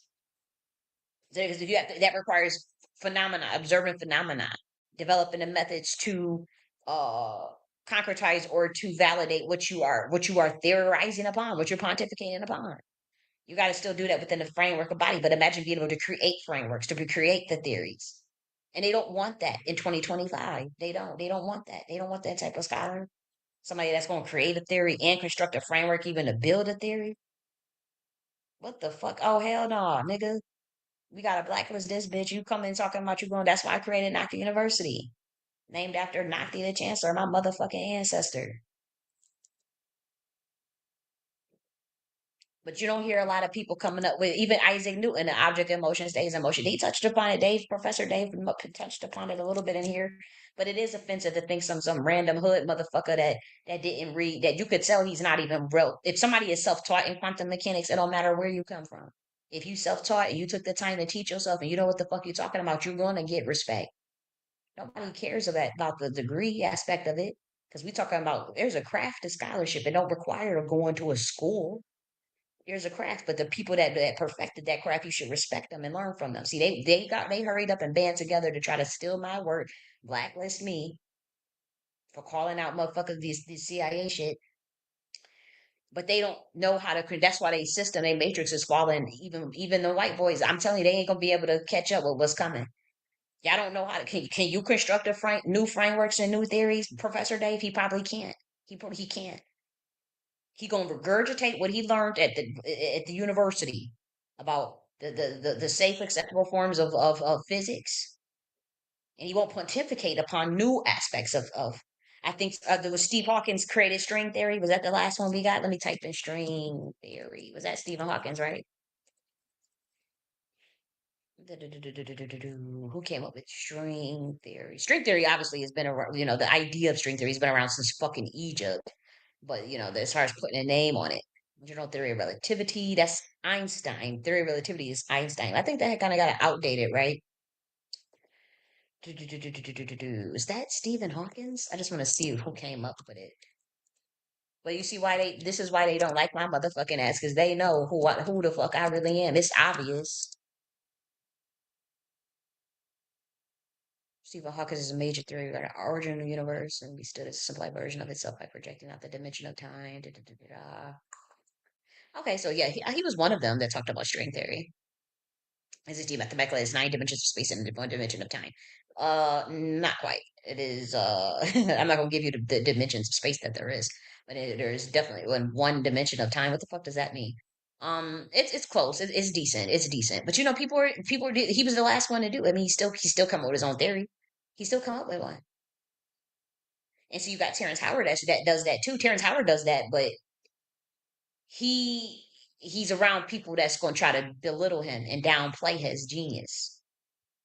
And you got a bunch of stupid motherfuckers that's indoctrinated that's going to try to play him, and then these white boys are going to try to belittle him, and then he's not confident enough or what he's saying. And I don't think it's necessarily surface level, but it is a new construct. And I think the ideas are new, but they're not organized in a framework. And so the current body of physics is organized under a certain framework, so it's easy for them to rely on that structure and then try to belittle someone with that structure and say, "Okay, you don't know what you're talking about." But I believe he does know. I actually know this. Terrence Howard is on to something. He's on to something. He's just too advanced for them to understand. And when you're too advanced for them to understand you, they just call you crazy or dumb. And see, that's not the case with Lord Jamar. So I don't want y'all to think because like there's black people that they just smell smoke your ass intellectually. You can't fuck with them. And sometimes they just too advanced. You're not going to understand them. And Terrence Howard is one of those people. But he also has to develop his confidence, and you never let them disrespect you or belittle you or try to make it seem like some shit. They stole that shit from us and they regurgitated it to us all half botched and shit. And we supposed to be impressed. And white boys will be running for the motherfucking hills. I'm gonna tell y'all this. I grew up in academia, you know. I'm a black woman. Everybody wants to downplay your intelligence. Everybody knows that. That's what happens to us. The black men do it. Everybody do it, you know. And so when you in academia, you give certain presentations, you talk certain shit, you say certain things, and people will try to test you and challenge you all the time, even when they don't know you. They will try, and then if they know that you know what you're talking about, they'll get scared. They try to play the fuck out of you. They get jealous. I remember, I'll never forget, I had a family member that when I was talking one day, I was talking about I was talking about the different aspects of the dimensions and frequency terms. He knew what I was saying, but the way he was looking at me, he was happy, but then he just looked so sad and he said, "The world is just gonna hate you. The world is just gonna hate you. You have no idea how threatened they feel. Like like they don't want to hear they hate intellectual stuff." And I was so sad. He was like, they don't want to hear none of that shit you talking about. It's interesting. To him, he thought it was interesting, but he was just like, I just know how you're gonna get attacked. You're just gonna be attacked. And I was like, what? I didn't understand that. And in academia, you do get attacked. And that's why a lot of people they hide what they know, they hide their intelligence and whatnot. But I'm telling you how my mind worked. When somebody used to attack me, and again, I learned I don't mean to take knowledge and use it as a weapon. But I've been disrespected so many times. Sometimes when somebody does something, you don't want to you want to try to understand sometimes why did they do what they do? Because I actually had been accused of, by one of these bootleg, oh, you try to use knowledge as a weapon. I have done that before. But what necessitated, who disrespected me that caused me to just wham bam they motherfucking ass? It was most likely some sort of disrespect or some sort of discrediting or some sort of bullshit that happened just before I just went off on the ass. The people taught you this shit. If you come to me, I'm not taking no high road with disrespect, just so y'all know. I will blast your ass. I don't give a fuck. I'm not taking no high road. When you disrespect me, you will be disrespected back. And I will call you a fucking dumbass to your face. I do not care. I'm letting y'all know that now. But I get the black community, y'all be loving to disrespect me and all this shit. And then when I jump back, now it's, oh, I should have took the higher road. Or we just don't know. Or you're using your knowledge as a weapon. Or you're using your knowledge or was a weapon against me. Did you not attack me and try to downplay me and lie? And then when I wag tag your ass, it is what it is. And I've been dealing with that my whole life. Even in academia, obviously with debates. With the debate, you gotta approach that differently than you will approach any other conversation because it is a challenge. You ain't having no regular ass conversation in no debate. You're not having a regular conversation. You're being challenged. And you better look at it and treat it as such. And see, now you talking to a regular person, you don't have to be trying to be challenging or look at it as no debate. Everything is not, sometimes it's a conversation. And sometimes silence is golden. Sometimes a silence is a conversation. Sometimes you just don't need to talk at all. Shit. You know what I mean? And sometimes silence is a conversation, but sometimes, if somebody is, and you in a debate, and I've been in debates before and in college. Also, when you present an argument In a presentation, yeah, you're going to get questions. And sometimes people will challenge you to try to make you look stupid. At the end of a presentation, them professors don't play. In committee panels and all that shit. I used to go to conferences to present scholarship that I created and researched on my own, and a panel will grill your ass. And sometimes they want to ask you something to trip you up or to make you look stupid in front of the crowd. What are you going to do? You think Lord Jamar has been in a situation like that? I have been since I was 20 years old. Since I was actually younger than it, since I was 19 years old. I've been in situations like that consistently, time after time. Not since 2020. Not since, actually, not since I did a thesis presentation for a master's that was online. It was still the same thing though, but like as far as like having to present something and stand in front of people, that's been like since 2020, and present it and be grilled and questioned and have people looking you up and down, having them white folks look you up and down at Columbia or at Georgia State, wherever. At Buff State, going to different, it's to travel. Like I have gotten paid to go to different conferences to do research. Okay, and get paid and shit. Them people, they'll grill your motherfucking ass. You go to these different conferences and it's professors from all over the world. And I was an undergrad doing that shit. I was an undergrad student that was invited by a professor. That was only for professors. It was not for students to do research as an independent scholar and present do nothing but, they was all professors. There was no other students. This wasn't a conference for students. It was a journal conference. It was a journal, one of them sociology journals. I can't remember. The person that was the editor of the magazine, of the article, the journal article, scholarly journal. She was the editor. That was my mentor. She invited me to go to a conference when I was 20 years old to present as an undergrad at a scholar at a professional level, PhD level conference. And I had to present that research because she said out her mouth she thought I was brilliant. And so I had to go and do that. And I wasn't really the most prepared, but I did good enough. And I did present it the best I can.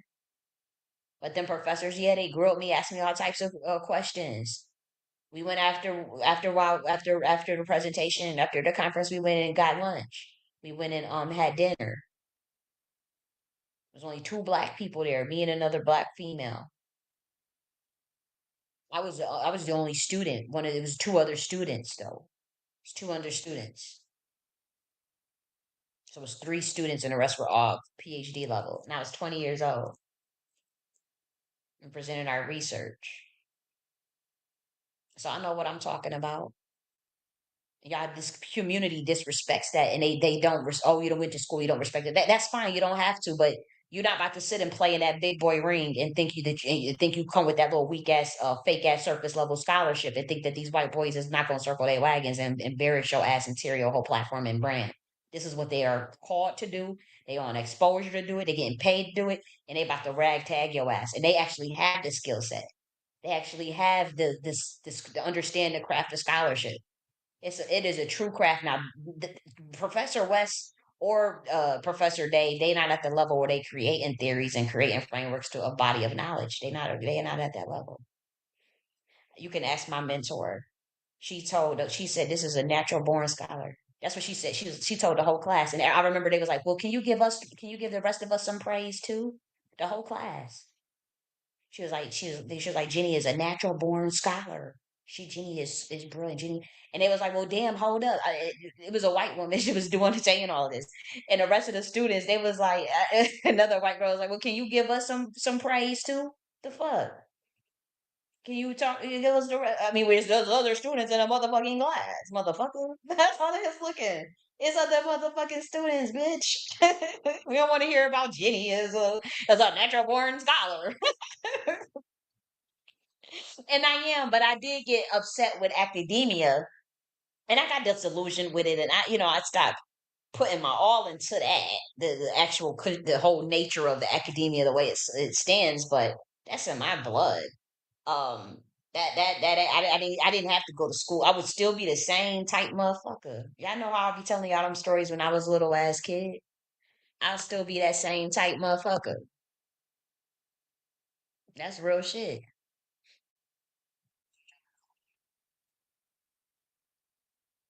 I'm just checking my sound on here. But it's like it's offensive. It's offensive uh for niggas to think that they at that level when they don't put the work in. And then y'all come and disrespect me. And then when I start using knowledge as a weapon and y'all want to blacklist me and say, oh no, because y'all can't compete. Because y'all scared to compete. It's disrespectful. And I'm glad they called it out. And here I'm gonna tell y'all this. Certain people, they don't take debates lightly.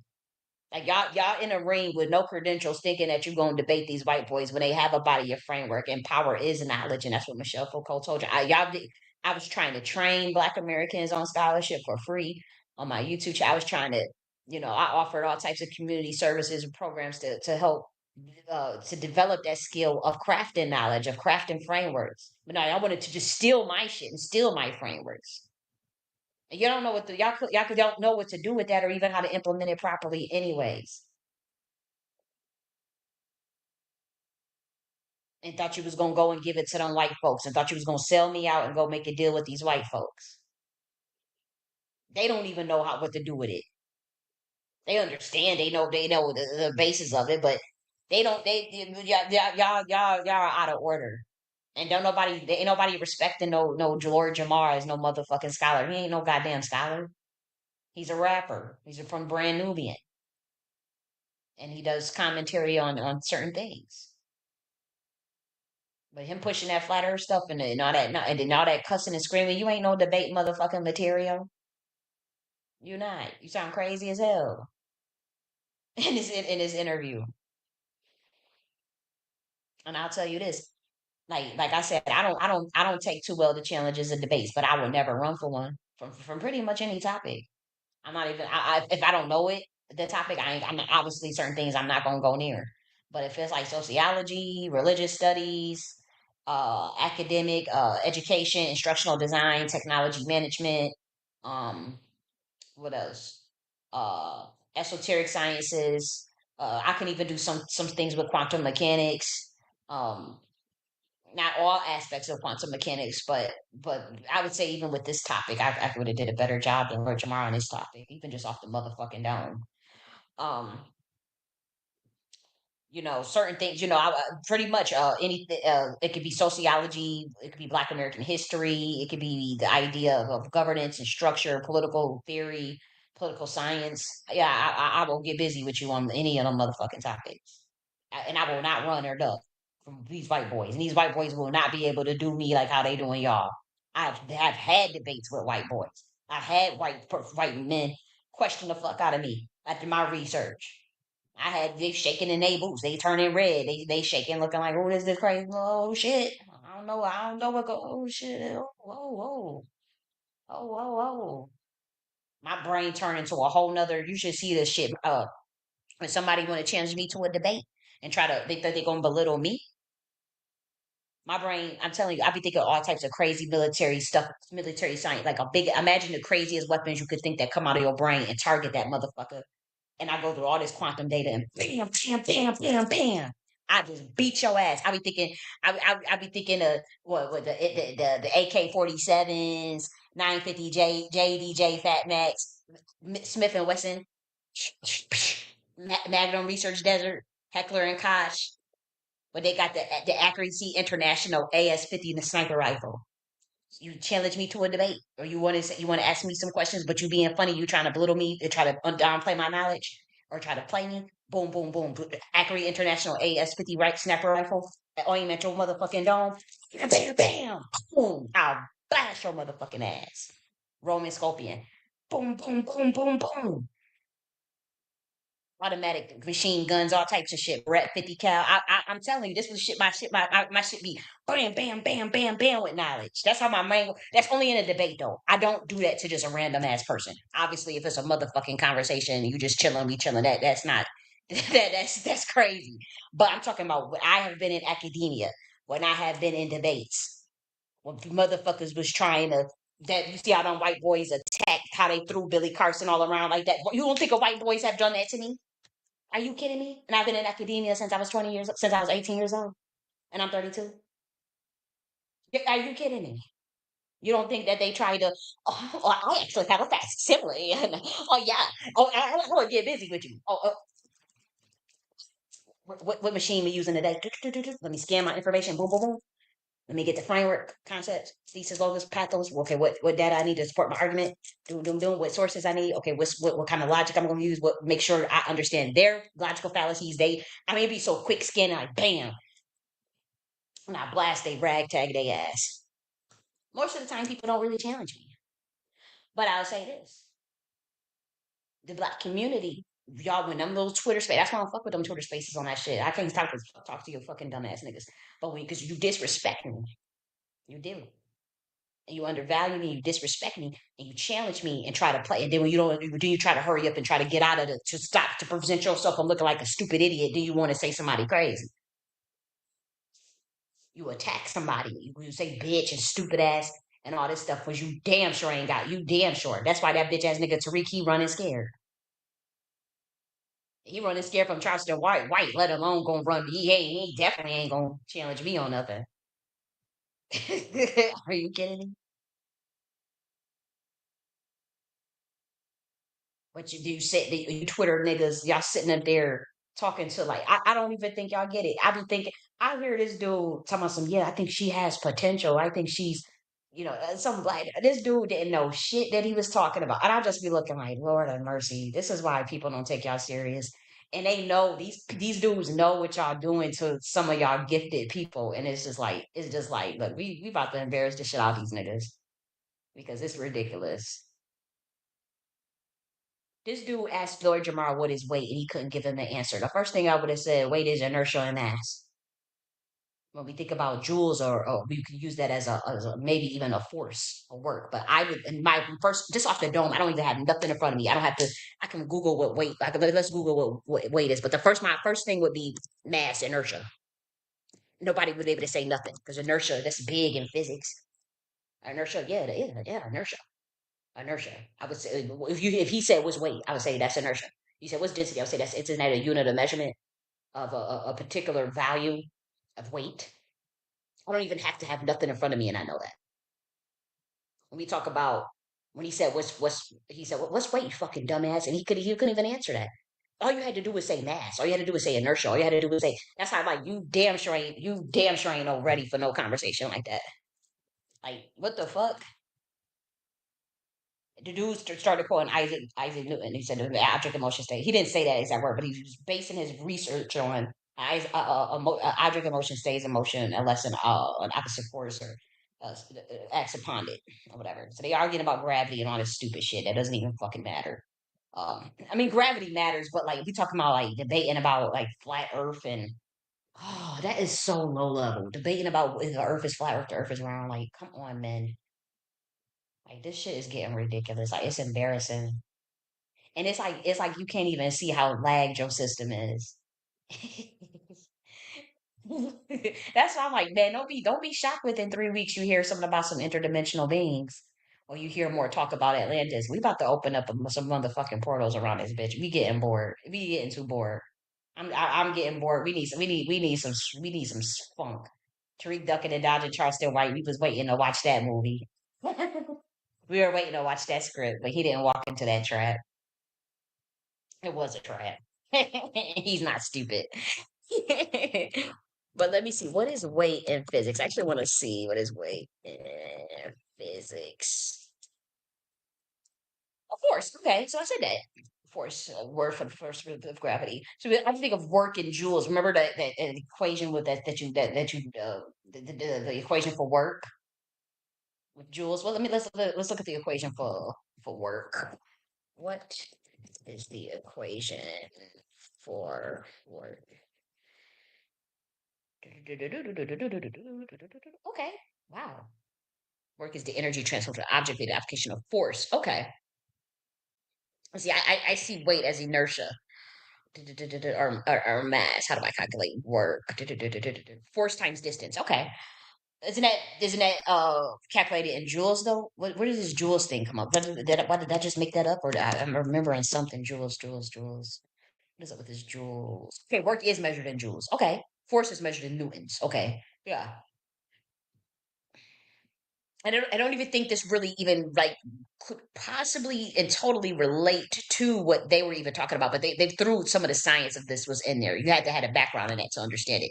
It is fifth grade science, isn't it? Now what is it? Isn't this fifth grade science? I think it is. I think it is fifth grade science, guys. But I'm just was canning in my head to see what I remembered. Yes, it's scalar quantity. This work is scalar quantity, right? Okay, I'm just trying to think. Isn't this fifth grade physics or seventh grade physics? Like, which one is it? And so that's why this professor is dragging Lord Jamal. But at the same time, Lord Jamal, he has the theories and different things and different ways of looking at the world. There's nothing wrong with that. You should totally be looking at the world in a different way. But you also have to know what you're talking about. And that flat earth stuff is a hoax. There's some people pushing that it's just weird to me. It's a distraction. So that's what I take issue. It's not a novel idea. It's not nothing that's new. It's something that's already been pushed. And I mean, y'all not looking at the documents that the military released about holographic universe. Why not? Yeah. You see the type of weapons that they come up with. You should start looking at what that stuff is if you want to understand the nature of the universe and whether something is flat or a globe and all this stuff. They already told you. It's already in front of you. Finish. If I took an internet dude who got a couple of tracks and asked him about the history of hip hop, it's the same thing. No, it's not. It's one No, it's person. not. But what about, you say scientists, right, that have been studying for a long time, but there are people who've been in these professions that have there to lie, just like medical apartheid against African Americans. There are trained doctors. When you follow that have lied the money, to black people about health. They're gonna say whatever the money tells them to say. That's true. Now that is true. We talked about that with the National Institution of Health, the I did NIH with Fauci. How they was blacklisted scientists if you won't get your funding if they don't say what they tell you to say. That's what I'm saying. I have an issue with academia because they don't create knowledge. They don't construct frameworks to even guide the knowledge. They just copy. They just repeat. It is parakeets, and it is about money now with the National Science Foundation. You know who gets IRB, who gets tenured and all this stuff. It is about money and politics, and that's why I don't like academia. That's why I created Nike University. I has to create my own thing, so I could be free.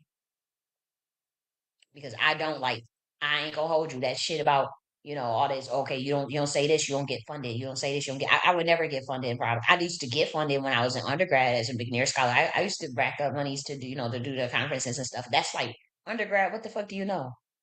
But when you start branching off, want to do your own scholarship and stuff, and that's when they start fucking with you. And I did submit proposals and stuff to the National Science Foundation and stuff. Shit, and they would lie and say, oh, like they would just shut down my shit. I'm telling you, something was off. They had already wanted to lock my ass out. It was like, no, we ain't like we got this system where you got it. Everything is about the money, money. And so we ain't talking about no, we don't need nothing new. We don't need none of that. That's how the system is. So Lord Jamar is right on that part. But at the same time, he did not know what the fuck he was talking about. And he was ignorant as hell in this debate. And he did lose this debate. It's saying that didn't happen. No scientist is getting funded if they do not say what the money wants them to say, sir. Okay, that's true. Conspiracy. Science? No, it's not. It's real. It's a fucking fact. It is a fact. You don't get to science is a religion now. You don't science, but you can't throw the baby out with the bathwater, and that's what this guy is saying, and that is also true. It's a religion. It is not, what you think it is. Oh, yes, it is. And people worship at the altar of science. And these people are your new fucking. And that's true. They do go by consensus over exploration. Everything is now consensus. in science. Follow the science, trust the science, trust the science. That is a fucking religion. They were saying a chant. They made it political. That is true. Deacons and bishops, and you believe that they have the power, they're closer to God than anybody else. No. Hang on a second. My whole disclaimer before we even start this bullshit, okay, is that, hang on. I issued a challenge, Godfrey, to even come here to talk to Mr. whoever, scientist man, that if he can present me a working model of a ball that water sticks to the outside of rotating. it. Yes, as it rotates, I'll gladly sit down and have a talk with him. He hasn't showed me such model. I can give you a model right now as we sit here. Oh, is Dave around? Is he there? He's on. Can he hear us? A model right now. I can hear you guys. Hey, Dave! Hey, Dave. Hi, guys. Hi, Dave. It's Godfrey. How With are a you? I don't concave see bowl. you. Doing good. You're doing good. Can you guys see me? Hey, What up, Dave? Dave, are you Dave the scientist? I'm the one that contacted you, Dave. Are you Dave the scientist? Yeah, he's the one I'm a that science contacted communicator. Science So somebody see we getting closer to it. You got to find out who contacted Dave in order, because this was definitely a setup. But it might be trying to figure out who set it all up. And I think it's somebody higher than the person that you got to pay attention. I don't think Godfrey wasn't the one that was behind us. He wasn't trying to embarrass his friend, but somebody put this all together, knowing that that Lord Jamar was going to get embarrassed. Again, well, hey, how you doing? First What time does that meeting mean? you. Different. Science communicator. Science communicator. Okay. Well, here you are. You do not believe in the flat Earth theories, and you are. I've been taught that the Earth has been round for a long time, and when the flat Earth thing came around, I said, okay, what's this about? And then I listened to some of the flat Earth stuff, and you know what? Some of the stuff made sense. I was like, that kind of makes sense. And then, when you hear about what you've always been learning about, well, that kind of makes sense. And then when I talked to, actually, Dave, when I talked to a fighter pilot, and then they go like 50,000 feet, way higher than commercial jet. I say, have you seen curvature? He goes, yeah, we see the curvature of the Earth. That's what he said. I was like, I've seen multiple videos where they say no. You talk about we're supposed to take care of your video over a pilot who has thousands of hours. We've seen multiple pilots say so. So Dave, who's going to go first? Tell us, Dave, why you are against what he believes. How about that? Yeah, Flat Earth is the dumbest hoax in human history. Jamar just watched some videos by Eric Dubé, who just spews a bunch of bullshit, memorized what he says, and repeats it and pretends to be intelligent. Instead, everything you say is so insanely stupid and can be disproven with, middle school level physics. Really? So he said it was middle school. I knew. I see it when I was talking about inertia and joules. That I knew it was middle school physics.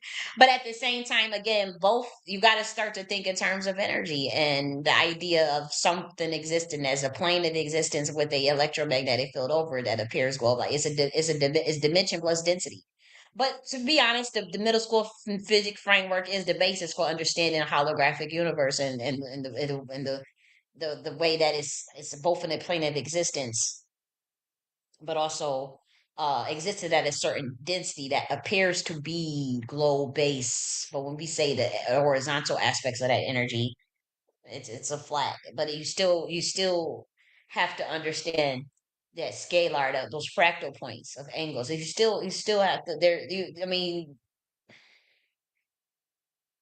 you guys know about sacred geometry. I just don't understand.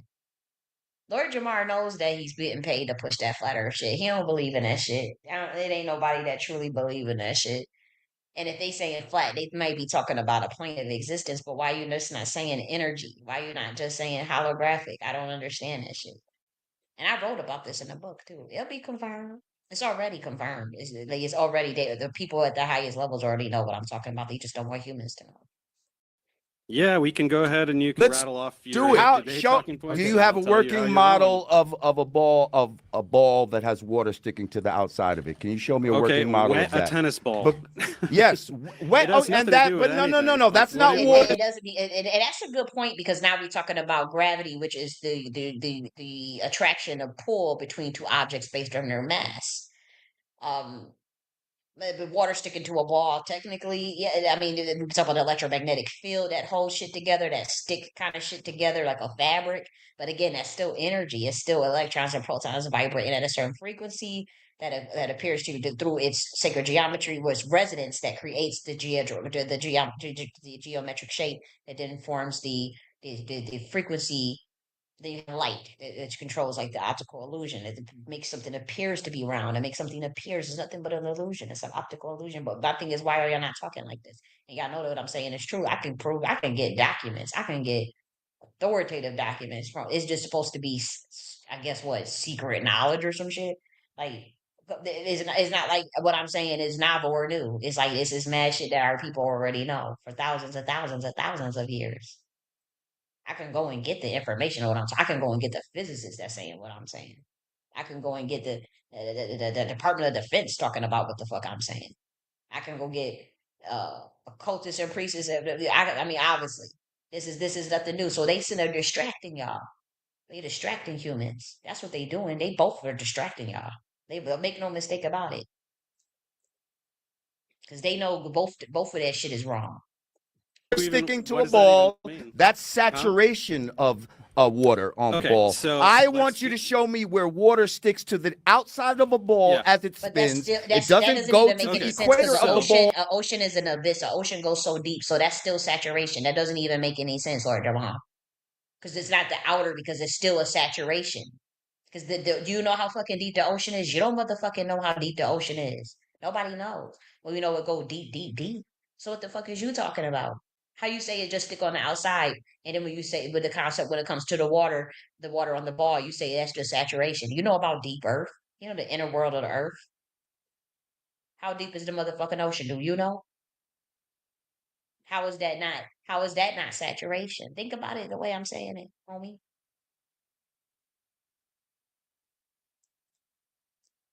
And right, spin buddy. off. I heard what you said. Show me a working model. Hang on. You said something very Show stupid. me I'm a gonna working explain to you how it's model. stupid. Okay. The reason that things stick to the Earth is because the Earth is extremely massive, so it generates a very large gravity. It's the mass of it. There's some truth to it, but it's a density. There's some truth to it. There's energetic wise. You don't have to. It's not about like they give you some of the stuff they give out is not all horseshit. It's not. But you got to still understand frequency and energy still to make it put it all together.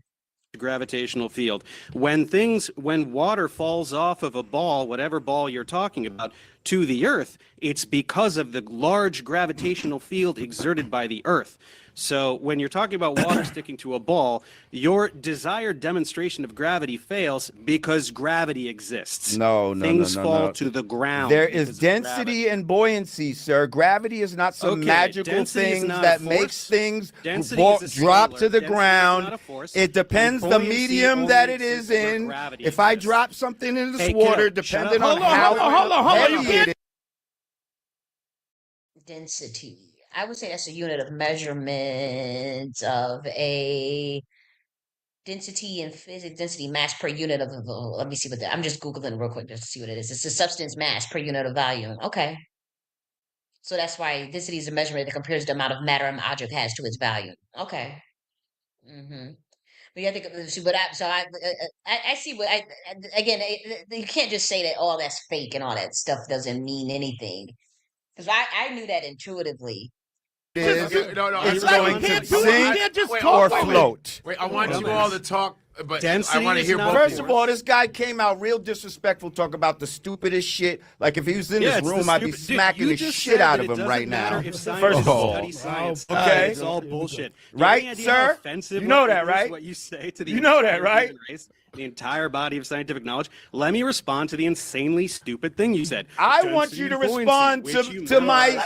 Let him talk, Jay. Okay, we're going to talk about what pseudoscience. Okay. Go ahead. Okay, go ahead, Dave. Go ahead, Dave. Density is not a force. It requires a force to produce an acceleration. Things accelerate towards the Earth. Density is a scalar. It's not a force. It can't make things move. Buoyancy, there's a buoyant force, but it has gravity in the equation. Buoyancy only exists when gravity exists. When gravity, the secret sauce. Here's the problem with your density bullshit. Yeah, that's when he lost right there. Lord Jamar lost right there with that.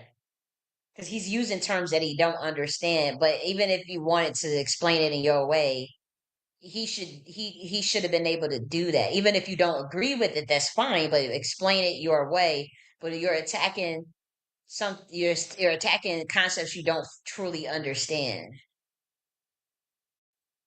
You think that things fall down because the air is less dense. The air is less dense above the object too. So why the fuck don't things fall up? Can you Things explain do that to me? fall up, you fucking asshole. what Bubbles, fall up? bubbles Nothing go falls up, you stupid fuck. Fucking evaporation goes up, you dickhead. Like what? But you see, like these name call, like I don't know, it's kind of weird. But he started doing it back too. The white boy was doing it too. The fuck are you talking about? That's like not having a pissing contest though. It's not. Nobody is getting anything. It's just entertainment. That's because there's wind. Because it's lighter than the fucking density it's in. Doesn't a bubble? How can Doesn't a fly defy gravity? Fall? How can a fucking tadpole defy gravity? You fucking shithead. Tadpole defy gravity? What the? Yes. Fuck are you talking How does about? anything swim through? If gravity is holding down oceans that are tons of fucking of fucking force, how does anything swim through the ocean? How do you fucking lift your legs off the fucking ground? Things can you exert fucking force. cockbag. Let him answer you. Muscles. Birds have wings, right? You can exert They have force, wings? which allows you to accelerate. Yeah, he done. He got cooked. It's cringe. It's cringe. Right? Doesn't that make sense? If you jump or if you throw a ball, you're Now he's talking about the laws of Isaac Newton, right? But the energy and motion. Let me see. Object in motion stays in motion. Let me just Google this real quick. Isaac Newton. But then they stole that from melanated folks. As far as who they were learning from. The laws of motion. There are three fundamental principles that describe the relationship between forces on an object and its motion. An object at rest stays at rest. An object in motion stays in motion at a constant speed and direction unless acted upon an external force. Law of inertia. So that's why I would say mass. When people say, well, what is weight? I would my instinct would just say inertia. So that makes sense to me. Yeah, there's some truth to that. My thing is, Lord Jamar should be familiar with the basics of that. This is not like high level science, just so y'all know. He should be. That's how you can tell it. It's really fucking cringe, But this is what happens when you take a bag to push bullshit. exerting force and you are counteracting gravity until that momentum runs out. You throw a ball, it goes up, and then it falls back down. Why do things fall down? Speaking of momentum, do things No. Why do things fall down? Subject. Why don't things fall up? Why do things only fall down? Why do they? Why do things fall up? No. Why do things fall down only? Why don't they fall up? This is what he's asking. Again, light things will rise. Only with wind, which is a No, force. it's not only with wind. Things don't float. Nothing. That's what he's saying. You got it's a force to accelerate. He's there. That's why. Why doesn't a ball? And here's my thing. Like, even if you don't understand something, like in a debate, you could totally use your phone to look up something. Like, he should have been like, it doesn't matter. Like, it's better than just looking stupid and saying, "Oh, you stupid bitch, you cock a bitch, you did the cock." Like, that's not how you debate somebody. It's like, what? He should have had his phone out looking at this shit.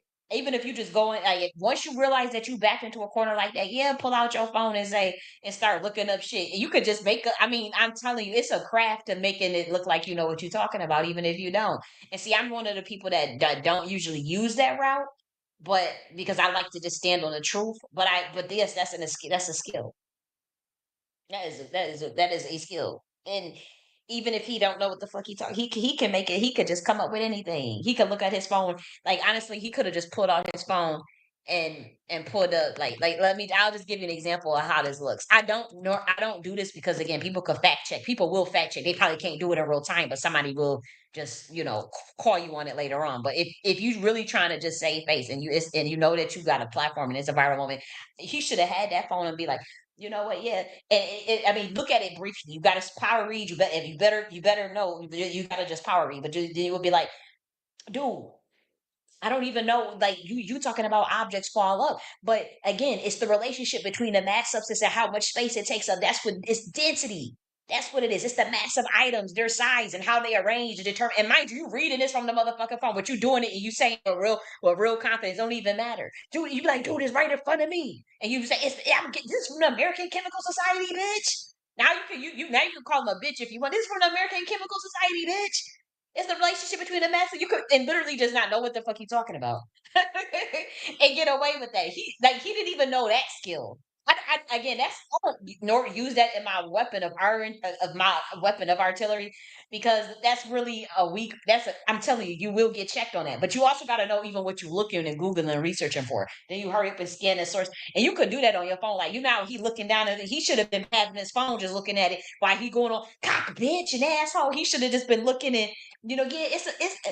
Look. Do this equal to mass of a substance divided by the volume d minus or not?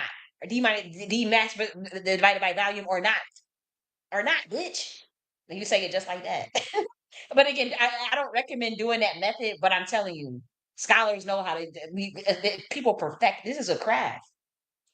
I'm telling you, you got to go in a conference in front of hundreds of people, the best scholars in the world, and somebody will challenge you on something. And what you gonna do? And see, these people is used to that. These people, they used to that, and they are offended that people is running around in the black community like they just some motherfucking scholar and shit, and just want to like you about to buff up like you the big dog, and but you degrading your actual real black scholars and won't push them up, but you pushing pseudo science and pseudo intellectuals up. And that's shit. It is what it is. These niggas circling their wagons on y'all. All fall up. The air because above the ball it is less dense. than the ball. Because it is dense. Because what's dense? The air ball is more is dense dense. than the ball? Is that what you're saying That now? don't even make sense. That's not even what the ball what you're saying. is dense. If it's in regular air, it will fall to the ground. If it was in See, and here's the thing. I knew what he meant with the different air pressures from like the stratosphere, the ionosphere. When he said when he was talking about like the changes. And again, I don't necessarily think that's air pressure. I can look at this. I can look this up. Let me just look this up real quick because if I don't know, I'm just going to look it up. The air pressure, the ionosphere. That's what he meant, but he did not. I know that's what he meant, but he didn't. Isobar, line that connects points of equal air pressure. No. I don't want that term. Ionosphere. I just put stratosphere. Oh, let me just do stratosphere. The air pressure. He's talking about the changes in the in the air pressure depending on its altitude and location. See, but you can't be surface level at that. You gotta know that. You gotta actually know that. And then that's what he meant though when he said regular air. When he's talking about the atmosphere becomes less dense and air pressure decreases as it expands away from the Earth's surface. And so, but obviously they're gonna take that and run with it. They're gonna be like, regular air, dude, you're fucking stupid. Like, what the fuck, regular air? What does that mean? But he's talking about the difference in the air pressures. And so, and I get his point. It's not a bad point, but it obviously the delivery and everything that he's talking. It looks look how people are looking at him. Why does it fall up? Like you heard, like watch this part.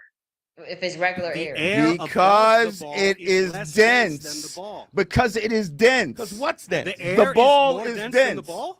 Is The- that what you're saying That now? don't even make sense. That's not even what The you're, ball what you're saying. is dense. If it's in regular air, it will fall to the ground. If it was air. in, Why if does it it was fall up? in, Isn't say the air a above the ball gel, less if it dense was than in the a ball? gel, what is it? What's the ball gonna do?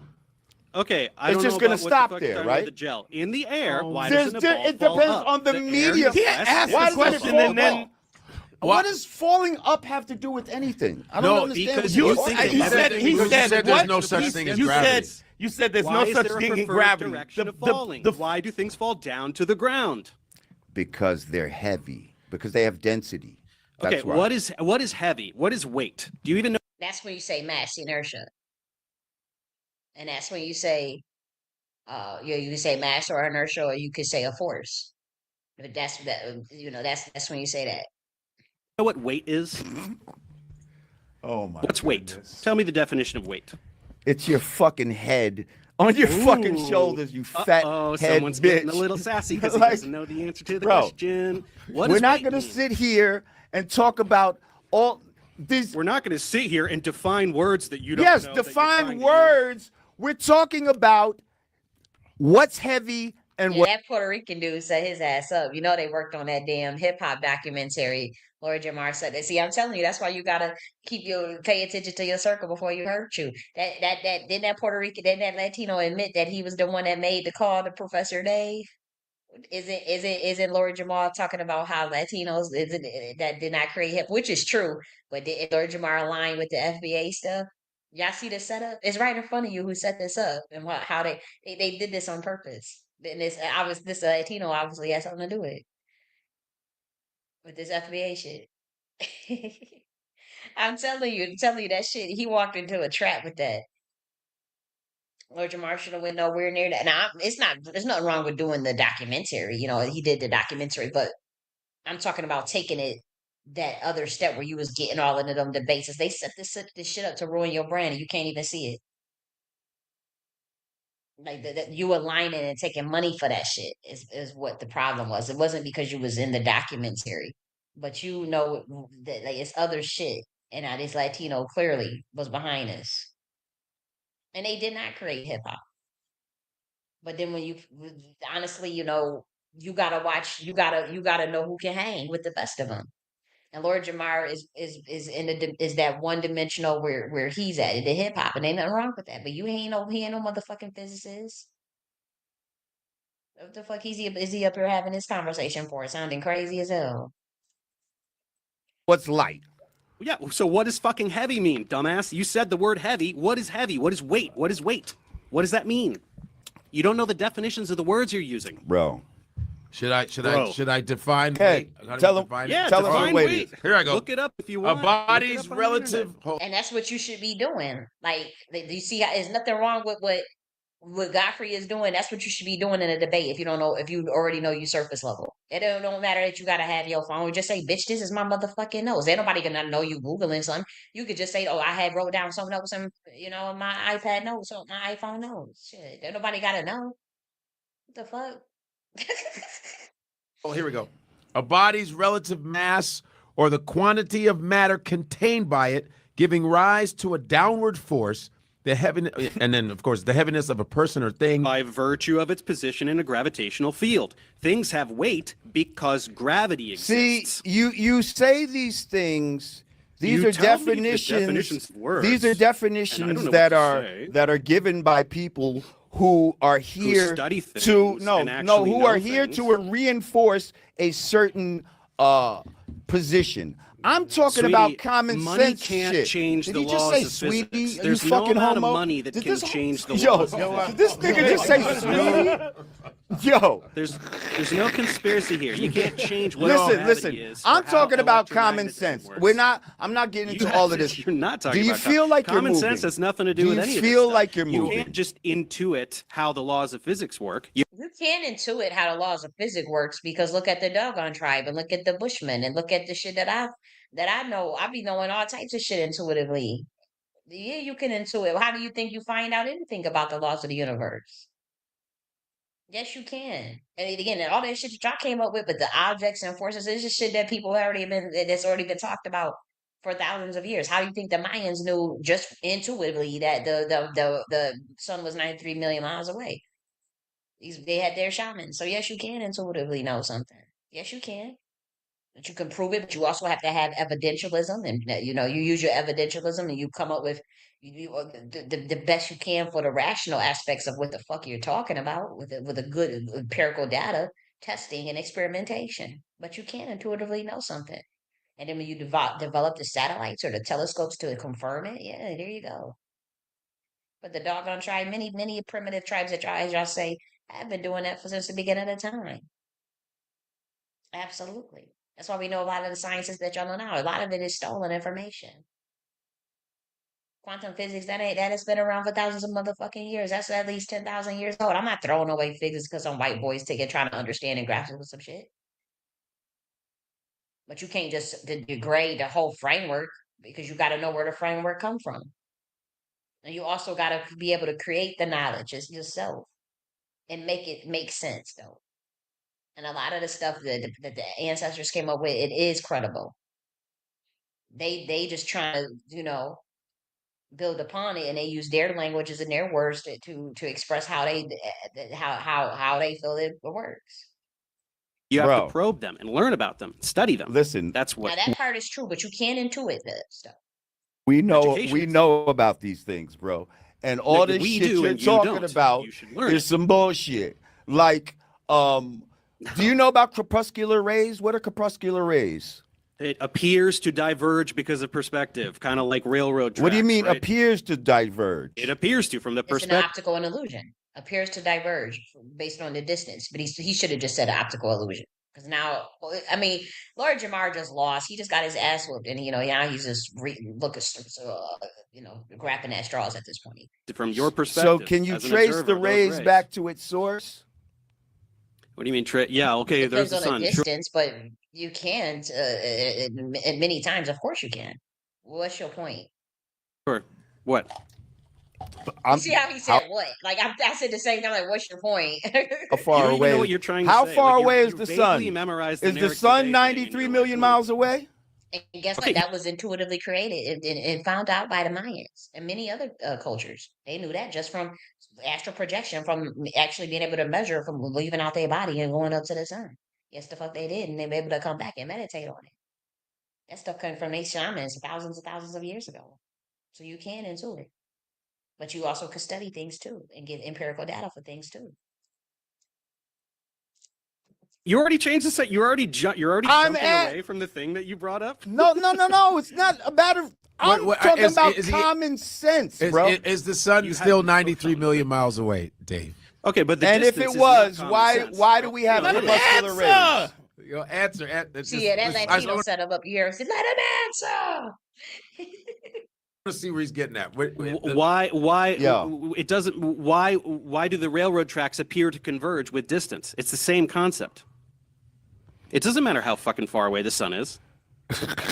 What do you mean it doesn't matter? Y'all say it's 93 million miles away. Yeah, and that's what these same people that you're talking about, all the definitions, say is the truth. So what are you saying? That it's not? No, of course it is. I'm saying that as so how does what is corpuscular rays? How do you explain corpuscular rays? By what I just fucking told you with the railroad tracks. Do railroad tracks appear to converge with distance? Yes, but at some point you would not be able to see. At which point? At which point? That's a good point. At which point? It depends on its distance. At which point? At some point. I don't know exact distance. No, you should have said it depends on its distance. And even that's not even really a good point even to bring up, to be honest. Of what where you can't see something. Go with you. But you still can see the sun. This 93 million miles away is ridiculous. Okay, so the sun's right up there in the sky, right? So why can't we go up and see it? Why doesn't it appear to get there's videos of people where they are actually above the sun in planes and stuff like that. Yeah, there's a video where people are above the sun. Is that right? Or are you completely full of shit? Nope. Above the sun. People are up. But this is what he meant to say. That when you're in the airplane and you are in the sky, you are above the sun at times. Remember how like sometimes when you're in the plane, the sun look like it's kind of beneath you, or like you right at level with the sun. You can kind of see it, and it seems more level. Like it's depending on its angle, when you're in the airplane, it seems like you can be above it. That's what he meant. But he knows he's not a dumb man. It's not like, he just don't know what the fuck, he's not explaining stuff right, but he's not taking the time to articulate, but in his mind, he knows exactly what he's talking about. He's just not good at articulating it. But he knows exactly what he's talking about when you're in the airplane and you're above the clouds, and you could even feel the warmth increase from the sun. You got that window. That's what he's talking about. The appearance of being above the sun, which relates to the vestibular, that optical illusion of things appear of diverging and converging and appearing to diverge based on the distance. That's the point that Lord Jamar is trying to make, but he is not articulating that shit right, and apparently he doesn't know it well enough. But he should have slowed down and but he kind of just he's not processing. He's not a fast processor, but that don't mean a person is dumb. I don't mean that they dumb at all just because they not processing fast enough. It's better fast processors obviously always appear smarter, but you have to be careful with that because again, people gonna check you on your shit. Behind the video, are they above the sun? Well, do you see anything in those folders that say anything like that? The sun is above the flat. But they don't, because they don't believe. Is it like a dome, right? We're like in a that's dome? what they believe is fucking ridiculous. But it's just like, how do you have pressurized air in something that doesn't have a covering? How do you have pressurized air? And you guys will say about the vacuum, but it's not pressurized. That's when I think he's referring to the vacuum concept here. Let him answer. Hang on. Let me finish saying what I'm saying. You said what you asked the question. Bro. You asked the question. Dante, do what you gonna do. He's trying to be friends. But come on, man. Dante set his ass up. Because you have to have a covering. People will say that the covering is the ozone layer or the thermosphere. These are basically imaginary coverings to say the same thing that somebody would say is a firmament. But go ahead. Tell me why you have pressurized air next to a vacuum of space, sir. Okay, so this is really adorable. You think that space is a vacuum cleaner because you don't know what a vacuum is? You don't know what vacuum means. What's a vacuum? What does vacuum mean? Tick tock, tick tock, tick tock. What the fuck is the concept behind a vacuum is one that was used to create the actual vacuum invention, but it doesn't suck in air. It's not from what I'm understanding, that's not what that does. But I think again, he's not off in what he's trying to say. It's just all over the place. It has no air. It's Yeah, that's true. It has no air, but he's saying how's it pressure? Okay, so let's see what the point. Let's see. It's an absence of matter. Mm-hmm. So why the fuck would the vacuum of space pull air anywhere? Can you explain that? A vacuum also pulls things, sir. No, it doesn't. Vacuums don't suck. That's not a thing. If vacuum is so you don't know what a vacuum is, Dave. Right? A vacuum is the absence of matter, right? Yeah. So why would that pull air anywhere? But that is the basis for understanding. No, let me Google that real quick. The basis for understanding the actual vacuum cleaner is based on the science behind the. Let me just Google this real quick. Vacuum of space and vacuum cleaner. Similar. I know they're different things, but I'm saying the science. One of the equations, I believe.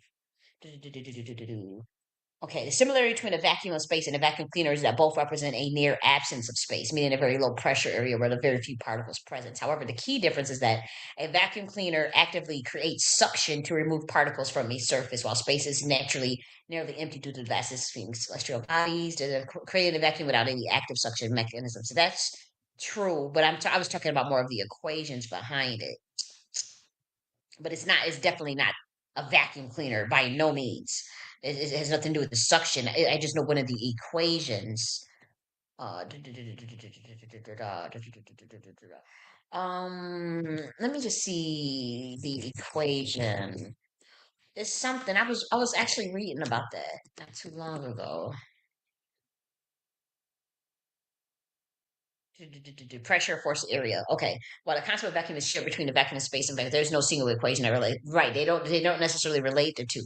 But the fundamental principle behind both is the concept of low pressure. Okay, which can be calculated using a basic pressure formula: P divided by force divided by area.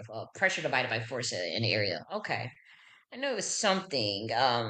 but it's the absence of air. But how to calculate suction power of vacuum cleaner? Airflow plus vacuum equals air. Okay, measure with the airflow being restricted. Okay, okay. What is the suction formula? Okay, let me see. To calculate the force of suction cup with F holding its force. Yeah, it's this. I mean, you had to do that science, but they're not. They're not the same thing, though. But I knew it was something with the equation that would make sense. Next to pressurized air. Yes, which sticks to the Earth because of gravity, which again you pretend doesn't exist. Which sticks to the Earth, so it's spinning with the Earth. I have the definition at 1,000 miles an hour. Okay, so I have the definition. Really jump into all the favorite talking points. So the Earth spins once per day, bro. That's what a fucking day is. Did you know that? Do you know what? He knew that. Yeah, he knew that. See, he's getting frustrated. So they both doing lowbrow shit. Let's be real. They both is out of pocket. Like, yeah, he know what a fucking day is, but they just disrespecting each other now. Lord Jamar did evolve it though, but Professor Dave, he with the shits too. They just insulting each other. But yeah, he know what a fucking day is. You know what a day means? It's how long it takes the Earth to spin around one time. So all of this 1,000 miles an hour bullshit just makes you sound like an idiot because it spins once a day. It spins at half the rate of the hour hand on a clock. Not so fast, is it? Well, yeah, he is extremely uncomfortable. Pretty funny shit, huh? Yeah, really funny. Yeah. Any response? Yeah, you're full of shit. Am I full of shit about what a day is? Is a day 24 hours? What's a day, dude? Tell me what a day is. Yeah, he's getting pissed off at him, but you already won a minute ago, so you don't have to browbeat it. And then it's not that he didn't know a lot of things. I told y'all what he was trying to say with some of that and make those connections, but he's in the big leagues, and that's not you don't. For one, I would say on both parts they out of line. A trained physicist scholar, you don't really go on. But the thing is, he wanted that smoke too. Lord Jamar, they get up there thinking that they about to pull that shit, and it don't be working. And you can't be surface level. You could do that. You don't have to have a degree. You can be self-taught. That's fine, but you can't be surface level though. I got a question. Go ahead. What are we living on then? If it's not flat, so some people say it's not. So people are upside down on the ball because of gravity. Upside down? Yeah. What's upside down? Why upside down? Because what does that mean? The ball has to have a top and a bottom, correct? Does it? Yeah. Why? Because it's a ball. And see, that's why I'm saying y'all got to get out of that flat Earth and that circle shit because it's a holographic. That's y'all issue. Y'all understand energy and frequency. You talking about sacred geometry, mathematics, but then you gonna sit up there and really be arguing about flat Earth? They paid you to debate about that shit. The fuck. So y'all say the North Pole and the South Pole, right? Where's the top of a ball? You said it's at the North Pole. Take a featureless sphere. Where's the top? It's not featureless. Y'all say the North Pole, but you the said South Pole. You didn't say the Earth. You said a ball. Okay, that's so what y'all saying. We are on a ball. You said we live on the outside of a ball. So Dave is so the Earth. You're designating the North Pole as the top and the South Pole as the bottom. That's fine. So now, how do we orient ourselves down? Where is down to us? Where's down? What do you mean, where's down? Is it towards the ground? Does down mean towards the ground? Towards the gravity. The pole. Yeah, when you say down, you mean towards the ground, right? Yeah, that's the ground. Yes. So wherever the fuck you're standing on this thing, wherever the fuck you're standing, down is towards the ground. But now look how the center of the look earth. how it So look how it nobody's upside turns. down. Look how it Everybody curves, motherfucker. Look how the fucking shit is on the side and of if the you're ball. Here, down is towards the center of the earth. And But if you're here, standing down is on towards the. center of But earth. And you if you're see how here, down is towards the center of the earth. This is how fucking dumb that you are. doesn't make This is how sense, you fucking fucking dumb you are. asshole. You That's how imagine dumb a you globe. are. That shit You don't think make that no down- fucking sense. You think that there's You're a on the magic side, down in and outer it's supposed to space be because you're tilted, imagining and a it's supposed to globe be in on your an house, axis. and you're This imagining shit is the fucking ground ridiculous. below below Please the get this globe. clown out of That's here, why you please. think that there's a down All in right. space. Get this in clown out of reality, here. there's no fucking down. He's trying to get famous. Magically Okay, in you got space. famous off of Down me. is towards Get him the out of center here. of the earth. Do you get it? Do you Get him understand? out of here. Down. Well, you're out of here. Where are you going? Down is towards you is what you do to your fucking father. Get out of here. Oh, now we got the gay jokes coming. He's getting a little mad. Okay, kiddo, listen. Can you admit? Ooh, he called him kiddo. And this dude, he got 3.55 million subscribers. Isn't he? How much do Yada mean? What does Yada mean? Godcast is still what, but 100,000?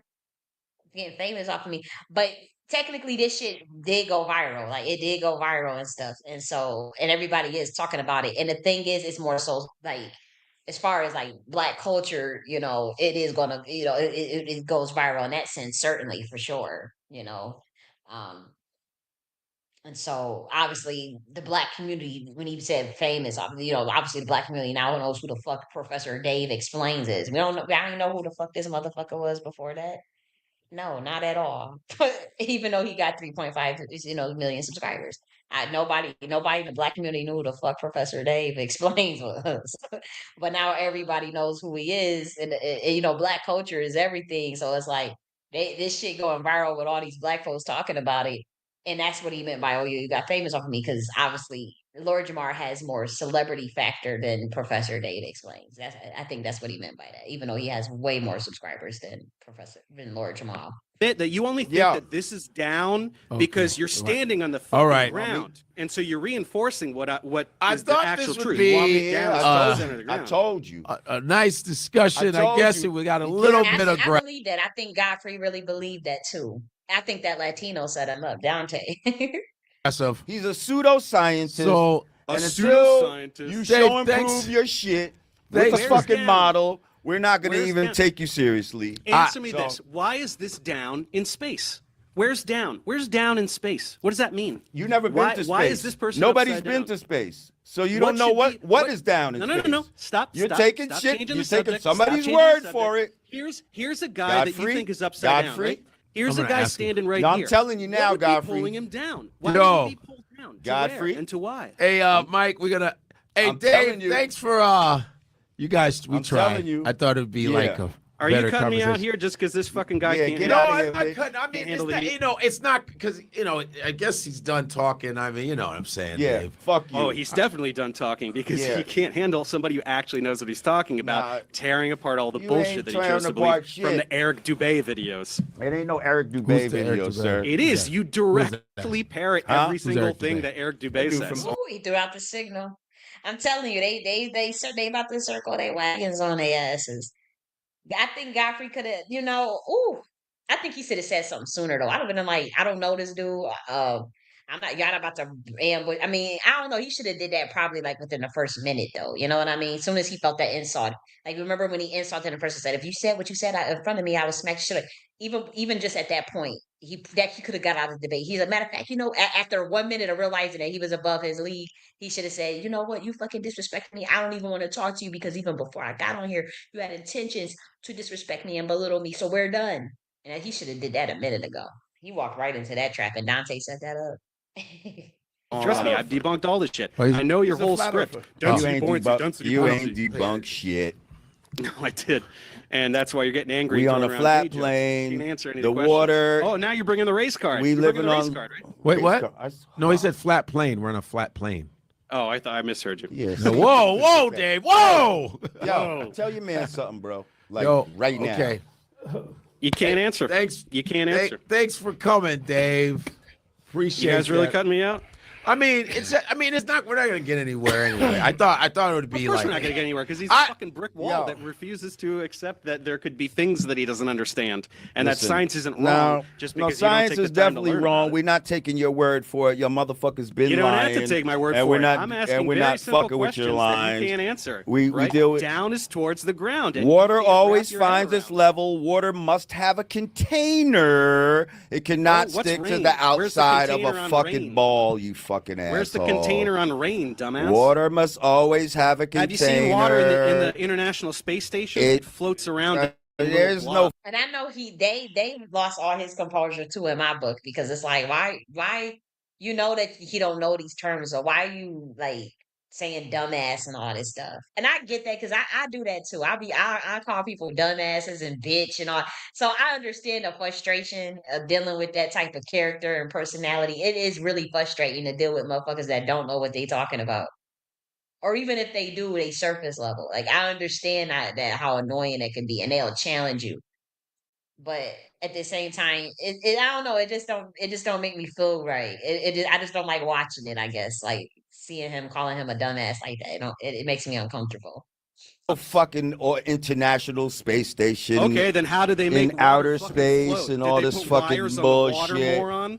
Get the fuck out of here. There ain't no satellites and all this. Thousands of satellites. That's all some bullshit. Yo, bro. Everything is fake for real, because like, I don't seriously, like it. like, And it hurts my feelings. Who's I wanna the be guest that special. you want? Because All right. you know what I mean. Y'all can stay on with him.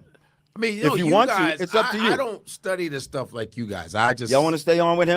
No. Y'all want to stay on with him? No, I invited you here. So what then? You paid a couple tolls. All right, so then that's expensive. I'm done with him. And Godfrey is Nigerian, but Dante is African. I mean, Dante is Latino. Look at Dante's face. I know this energy. Godfrey, I don't think set this up, but he is Nigerian, and they are pissed about this little FBA with this little hip hop shit. I still don't think that Godfrey was behind it, but you see how many times he had to say, take him off, take him off, take him off, but that's supposed to be his friend. Ooh. And you see Dante was all for it. Look how he looking. Look how he looking at him like, good job. I'm telling you, look at that look right there. Good job. That's a good job look. Are we done? Like, yeah. All right. Like, get him the fuck out. Wow. Good Lord. Yeah. Wow. See? Woo. And see how many times it took him to get him out of there? Bro. That was. Wait, hold on. Pretty good stuff, huh? I thought you'd like it. Apparently Eminem crapped all over Jamar in a diss track once. I've never heard it, but I'd like to submit this exchange as one of the 2 most humiliating experiences of Jamar's life. Who knows, maybe he'll do some deep introspection and decide to get his act together. I'm just kidding. I'll see you next time. Wow.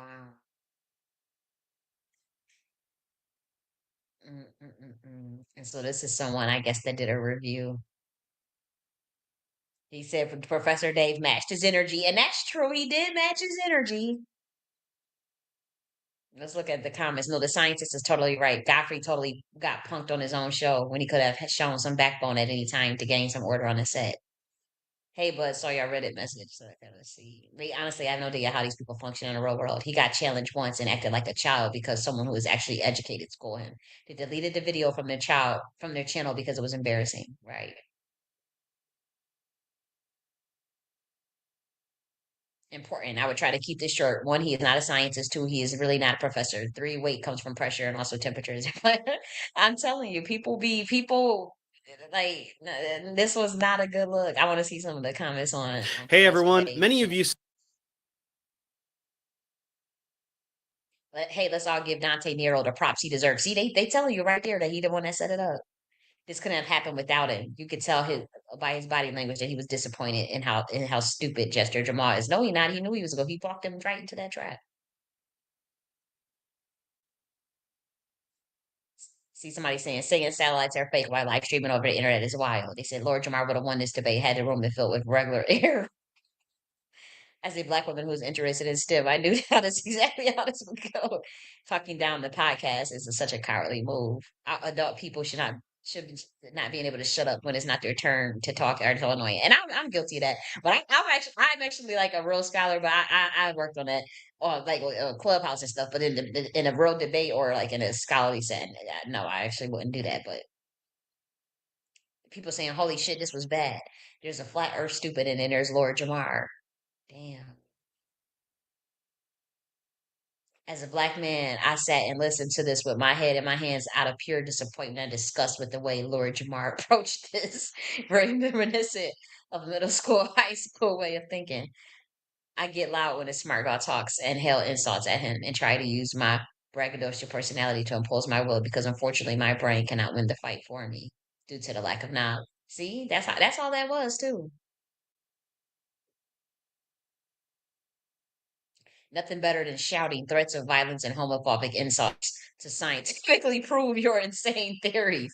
This was painful to watch. This is a textbook example of a bad faith debate. kudos to you, Dave. I don't think I could have the mental strength to interact with this kind of debate. The only thing Professor Dave can't explain is why Lord Jamar can't float on water despite how extremely dense he is. Damn, they in the comments dragging his ass, man. It's bad. Let me get through. I know I was supposed to talk about Bitcoin. I ain't even gonna hold you.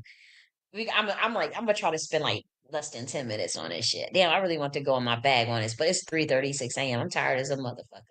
Okay, so we have Jamie Dimon talking about how Bitcoin has no intrinsic value, and we talked last week about the barter economies and new economy systems, and how the intrinsic value, I would say, that would be in your skills and in your service, and so your labor, your time, and your emotional labor, that becomes the greatest intrinsic value in the not the order barter economy that we've come up with. And when Jamie Dimon says that Bitcoin has no intrinsic value, he is actually right. Now, I would say, as it relates to the barter aspect, and perhaps the economy that we were talking about with that app, the intrinsic value would be the time. And the point exchange, or the service or quality, and the rating that you would receive. We can also look at that as also intrinsic value. But when it comes to Bitcoin, some investors feel like Bitcoin has no intrinsic value, and others people say they can be calculated a certain way because Bitcoin only exists within computer networks. And so, you know, um, when even the technology behind I would say is somewhat subjective in how you value it. There's nothing a value behind it. But so people are saying, well, what is it? Is it expected value? Okay.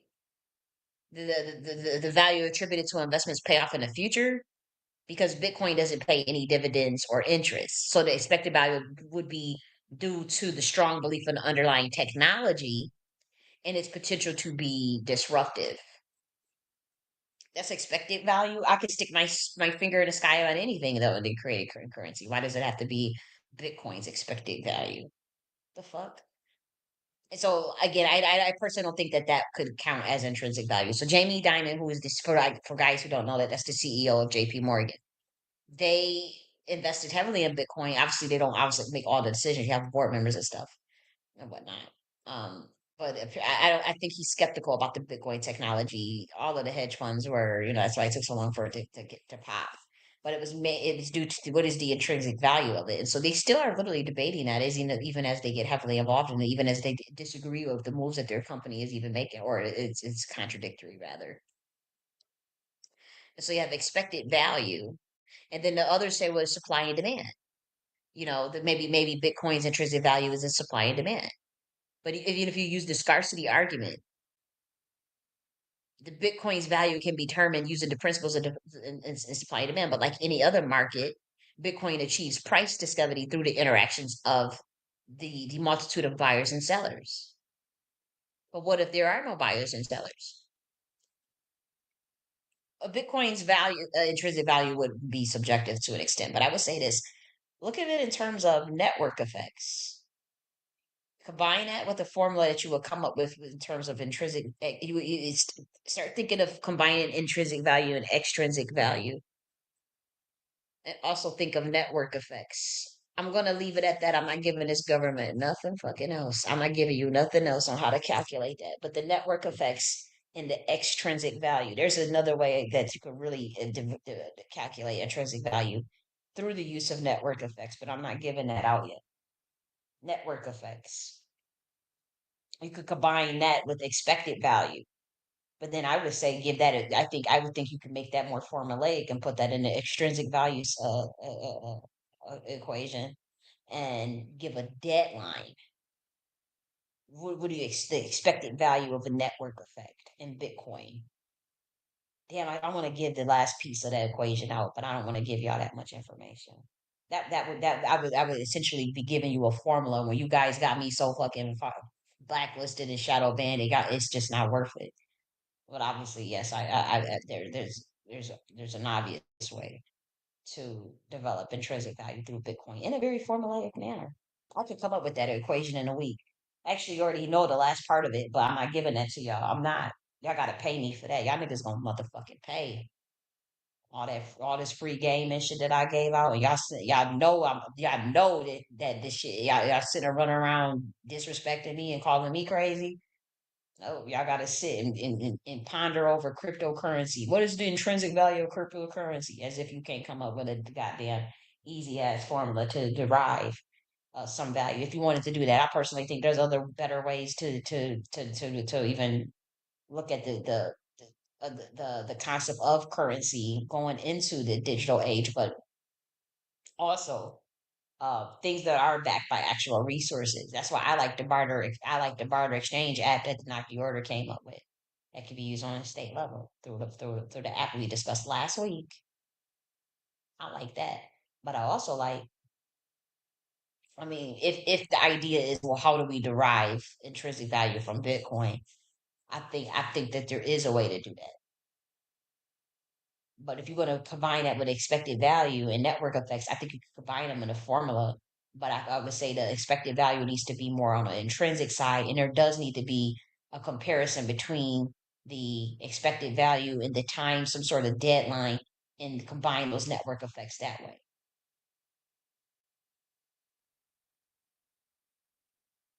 And then the last part, there's other parts to this equation that I'm leaving out purposely.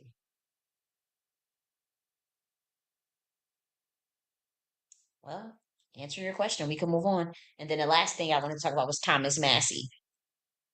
Thomas Massie gets the boot. Thomas Massie got the boot because he talks about lobbying. He's against APEC handlers, and he's the only one without an APEC handler.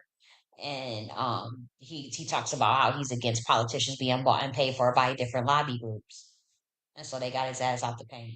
Now most politicians are corrupt, but he was, I don't know, like everybody gets a side eye from me, but Thomas Massie, they getting rid of him, and then the public and the media, they telling him it's because he's disruptive, he's an obstructionist to the plans. But what the fuck are the plans? The plans that you think are the plans are not the plans, Americans.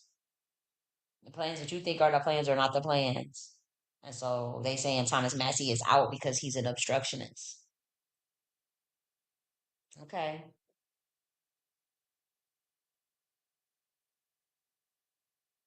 Yeah. Hey, MVG. So this is what they doing. So Thomas Massie ass is out. Oh well. I wouldn't say oh well, because my thing is I don't know how genuine like people, you can't really trust, like, I think that they getting him out of the paint because I think they get him out of the paint. Again, he's called out lobbying. He's the only one that doesn't have a APEC handler or took money from them people. But the rest is, and so he be talking like he looks more like for to the people's champ. He's a threat to Trump's, to whatever the character and the stage theater that they got, the role that they got Trump playing. He's a threat to that. As far as that's what they want him out. Now they say he resigned, but if he's the one that looks like, hey guys, I call out the system, I challenge these things, I look at the rest of these politicians, they take money from them, even including Trump, and that he end up looking like the golden boy, and so that was a threat. But it's even much deeper.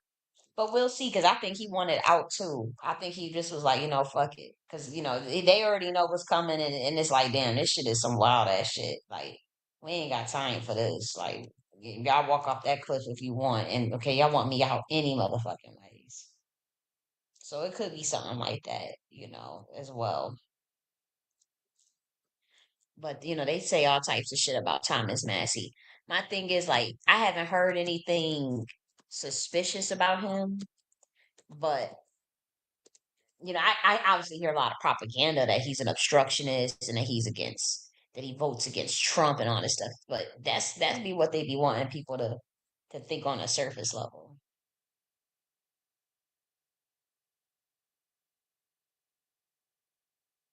Let me look at this.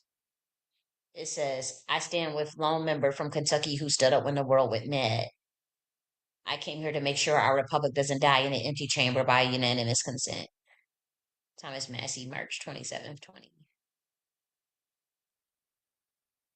I think he did call out like the stuff about the jibby jabs too and the mandates, right? Wasn't he one of the ones that spoke out against that too? He said we finally get a chairman of the budget committee who wants to balance the budget in a swamp of taxing. Republicans are confused because he wants to come spitting. Da, da, da. I'm just trying to look at it. He says every representative has an APEC handler. Congressman Thomas Massie. That's why they probably wanted to get rid of his ass. Okay, let's see what he says. He says when TikTok goes dark, please remember I voted against the so-called TikTok ban because the legislation was overly broad and sets a dangerous precedent for censorship. That's true. And that's what he's trying to tell y'all, but y'all just can't see it yet.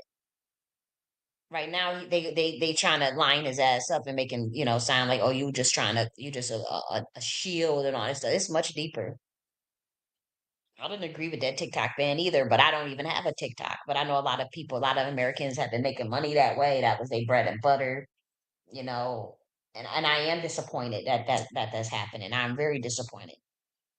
They had a better algorithm. Like that's why they want to get rid of TikTok. TikTok, whatever, even the US don't own it, but they don't censor, believe it or not, as much. I know you would think, oh, China censored. It was easier for certain things to get in through the narrative of TikTok and the algorithm of TikTok than you could on X or than you could on YouTube or Facebook, obviously. Now they want to do this community note shit, but y'all about to fall for that and can't realize that shit really don't prevent censorship. You see how Elon got rid of his own community note out of embarrassment. So that shit don't mean nothing. So don't try to let Mark Zuckerberg off the hook. Demand that he give motherfucking compensation and demand more justice because they was behind some really grimy ass shit. Don't be impressed by somebody saying they're gonna stick some motherfucking community notes up. What the fuck? And get rid of fact checkers. Yeah, get rid of the fact checkers, but that community shit that don't impress me either. Change your algorithm and invisibility. I be shadow banning real niggas. And here's my thing, like that TikTok stuff, like I probably would have blew up a lot quicker if I would have just used it consistently and got on it. But I just didn't want to. I just honestly, it was too much social media stuff, and I don't know much about no TikTok or nothing like that. I honestly don't know much about TikTok. I don't have a TikTok account, but just because I don't believe in TikTok, I saw things with it that I didn't want in my conscience. But that's like with any social media. But at the same time, a lot of people people making their money that way and stuff and their livelihoods and spreading information. You can get some good information on that TikTok and now they want to motherfucking ban it. That's suspicious. It does set a dangerous precedent for censorship. But here go the Americans not fucking thinking, never sticking up for themselves and wanting to always go with the mainstream narrative. And then when they stick their foot in the mouth and look stupid, then they want to come back around.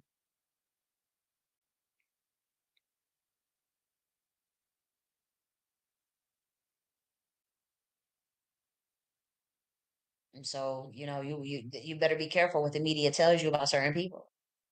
Who's shadow banned, who's not, who's saying what and whatnot. You can't trust these motherfuckers. None of them.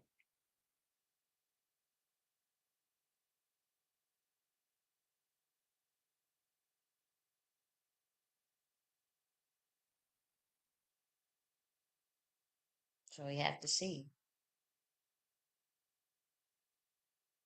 Yeah, I don't know. With Thomas Massie, we'll see. He says, and he also introduced a bill to audit the Federal Reserve. They just want him out. They can't control him, and they feel like, bitch, you're not about to take this APEC. You don't want an APEC handler, then you out. They want all of them under the control. You about to see some shit. Didn't Trump and Bill Gates just have a 3-hour conversation? That is a fact. But you thought it was all done. They all were. I told you it was a trap. I tried to walk our people. I begged them not to do that shit. I begged them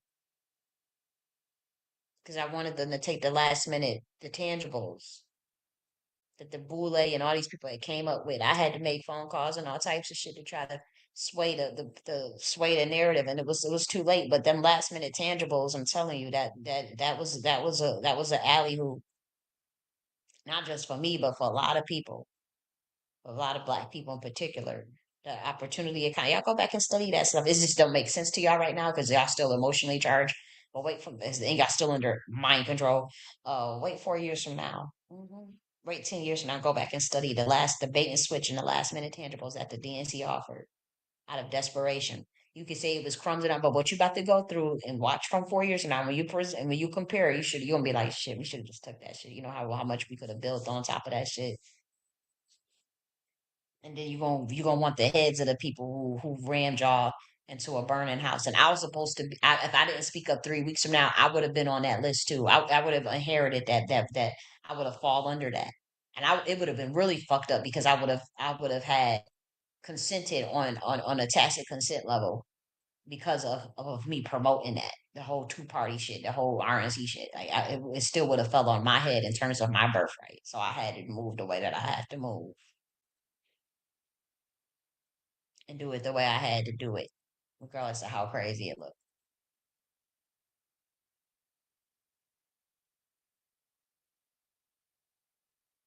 It don't matter. Things work out the way they work out. We all gonna be fine. But not we all gonna be fine. Some of us gonna be fine. You know.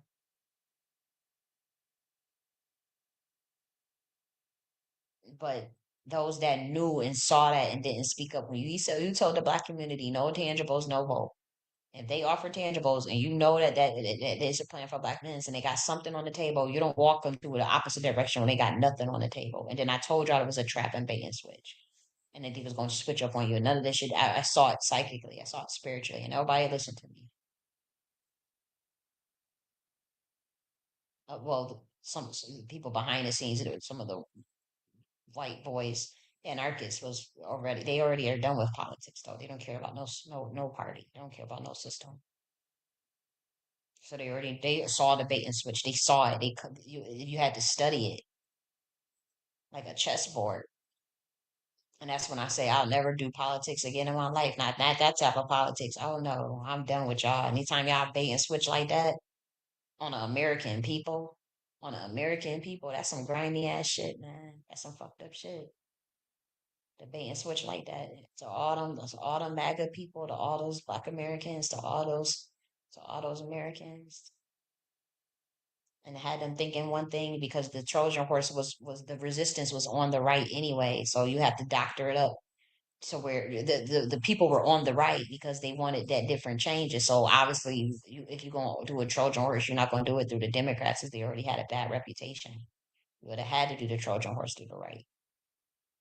And I know people want hope right now. People want hope, want things to work out and shit. Okay, well, let me get my ass off of here, man. I haven't even ate anything. We were supposed to have a party. I had 5 hours of music lined up. Do you think I would be spending 15 hours on here? No, that's crazy. But I had already had timed it, and it did say, our playlist was like 5 hours long. We were supposed to do a mean R&B party, man. Like, I mean, we was gonna play some good ass R&B music too, man. I'm kind of sad, but at the same time, I know good and hell well that is just unrealistic. Right now, it's just unrealistic. It ain't happening. And so we'll do our R&B party shit. I want to do our rock and roll party, black rock and roll. I got a black rock and roll playlist lined up. I want to do black rock and roll. I want to do new age, new school R&B and shit. Want to play some nice ass music. To calm my ass down after screaming and hollering and shit and going off on people. But that ain't gonna happen. That Beloved, because Beloved is a very heavy movie, guys. It's very heavy. I still don't really watch that movie. That was one of them. I watch a lot of repeats of some of the old school movies. I don't do that with Beloved. It's too deep. Remember Oprah said she went into a deep, deep depression after Beloved. I see why. And that's some real shit. They put some real game in that movie, but that's why I wanted to play them clips. I go and watch that movie. That's a heavy fucking movie, man. It's heavy. But be careful though. Yeah, I saw that movie when I was 5 years old, multiple times, 5, 6, and it was kind of like that's like kind of traumatizing for a kid to watch that shit, let alone an adult. And I only showed y'all the two clips, and them two clips that I showed y'all was really heavy. Imagine that whole movie. That whole movie was something else. I'm like, damn, who came up with that sad ass shit? Damn, y'all just be thinking all types of trauma porn when it comes to Black Americans. Good God. Can we get something happiness around this bitch? Yeah, but I was just thinking about Wendy Williams' situation, and I wish her the best. I truly do. Let me get my ass up in here. I think I'm a man. I haven't even ate anything, but I did have some rose. I know a lot of people are against yogurt, but I had some rose flavored yogurt with rose, and it actually you could taste the rose in it. It was actually really fucking good. That rose yogurt, man. I'm like, damn, they come with all types of flavors. They got a jasmine flavored yogurt too, but that rose flavor, and I spent a lot of money for them little yogurts. I'm like, damn. But I couldn't believe the rose taste. That. It's an amazing taste because it got, it's rose flavored yogurt. It's one of them bougie ass. It's the La Fermiere brand. That bougie ass yogurt brand. But I'm telling you, that yogurt is good. It's superior. I had their honey orange blossom. They had the honey orange. I got the hibiscus flavor. They got hibiscus. I want to get they jasmine flavor one too. I'll do. Hmm and then I like to try new things. I had tried some Vietnamese coffee this week. It was Vietnamese coffee with the oat milk. A lot of people don't like oat, but I have to say it was okay. But I have to say I still like the American latte. But that's not really latte, isn't it? French. I mean that's not really American. It's a latte French. But I was like, man, I was like the Vietnamese. Maybe I just didn't have a good brand. I'm just trying to figure out it was different. It tastes different. I could taste the difference, but um it wasn't bad, but I was just like, okay, I think I still prefer the latte, or I still prefer, like a cappuccino and shit. But let me get my ass off of here. Y'all be easy. Y'all be easy. I'm tired as hell. I done worked myself up a damn appetite. So I'm gonna talk to y'all later. Love you. Bye.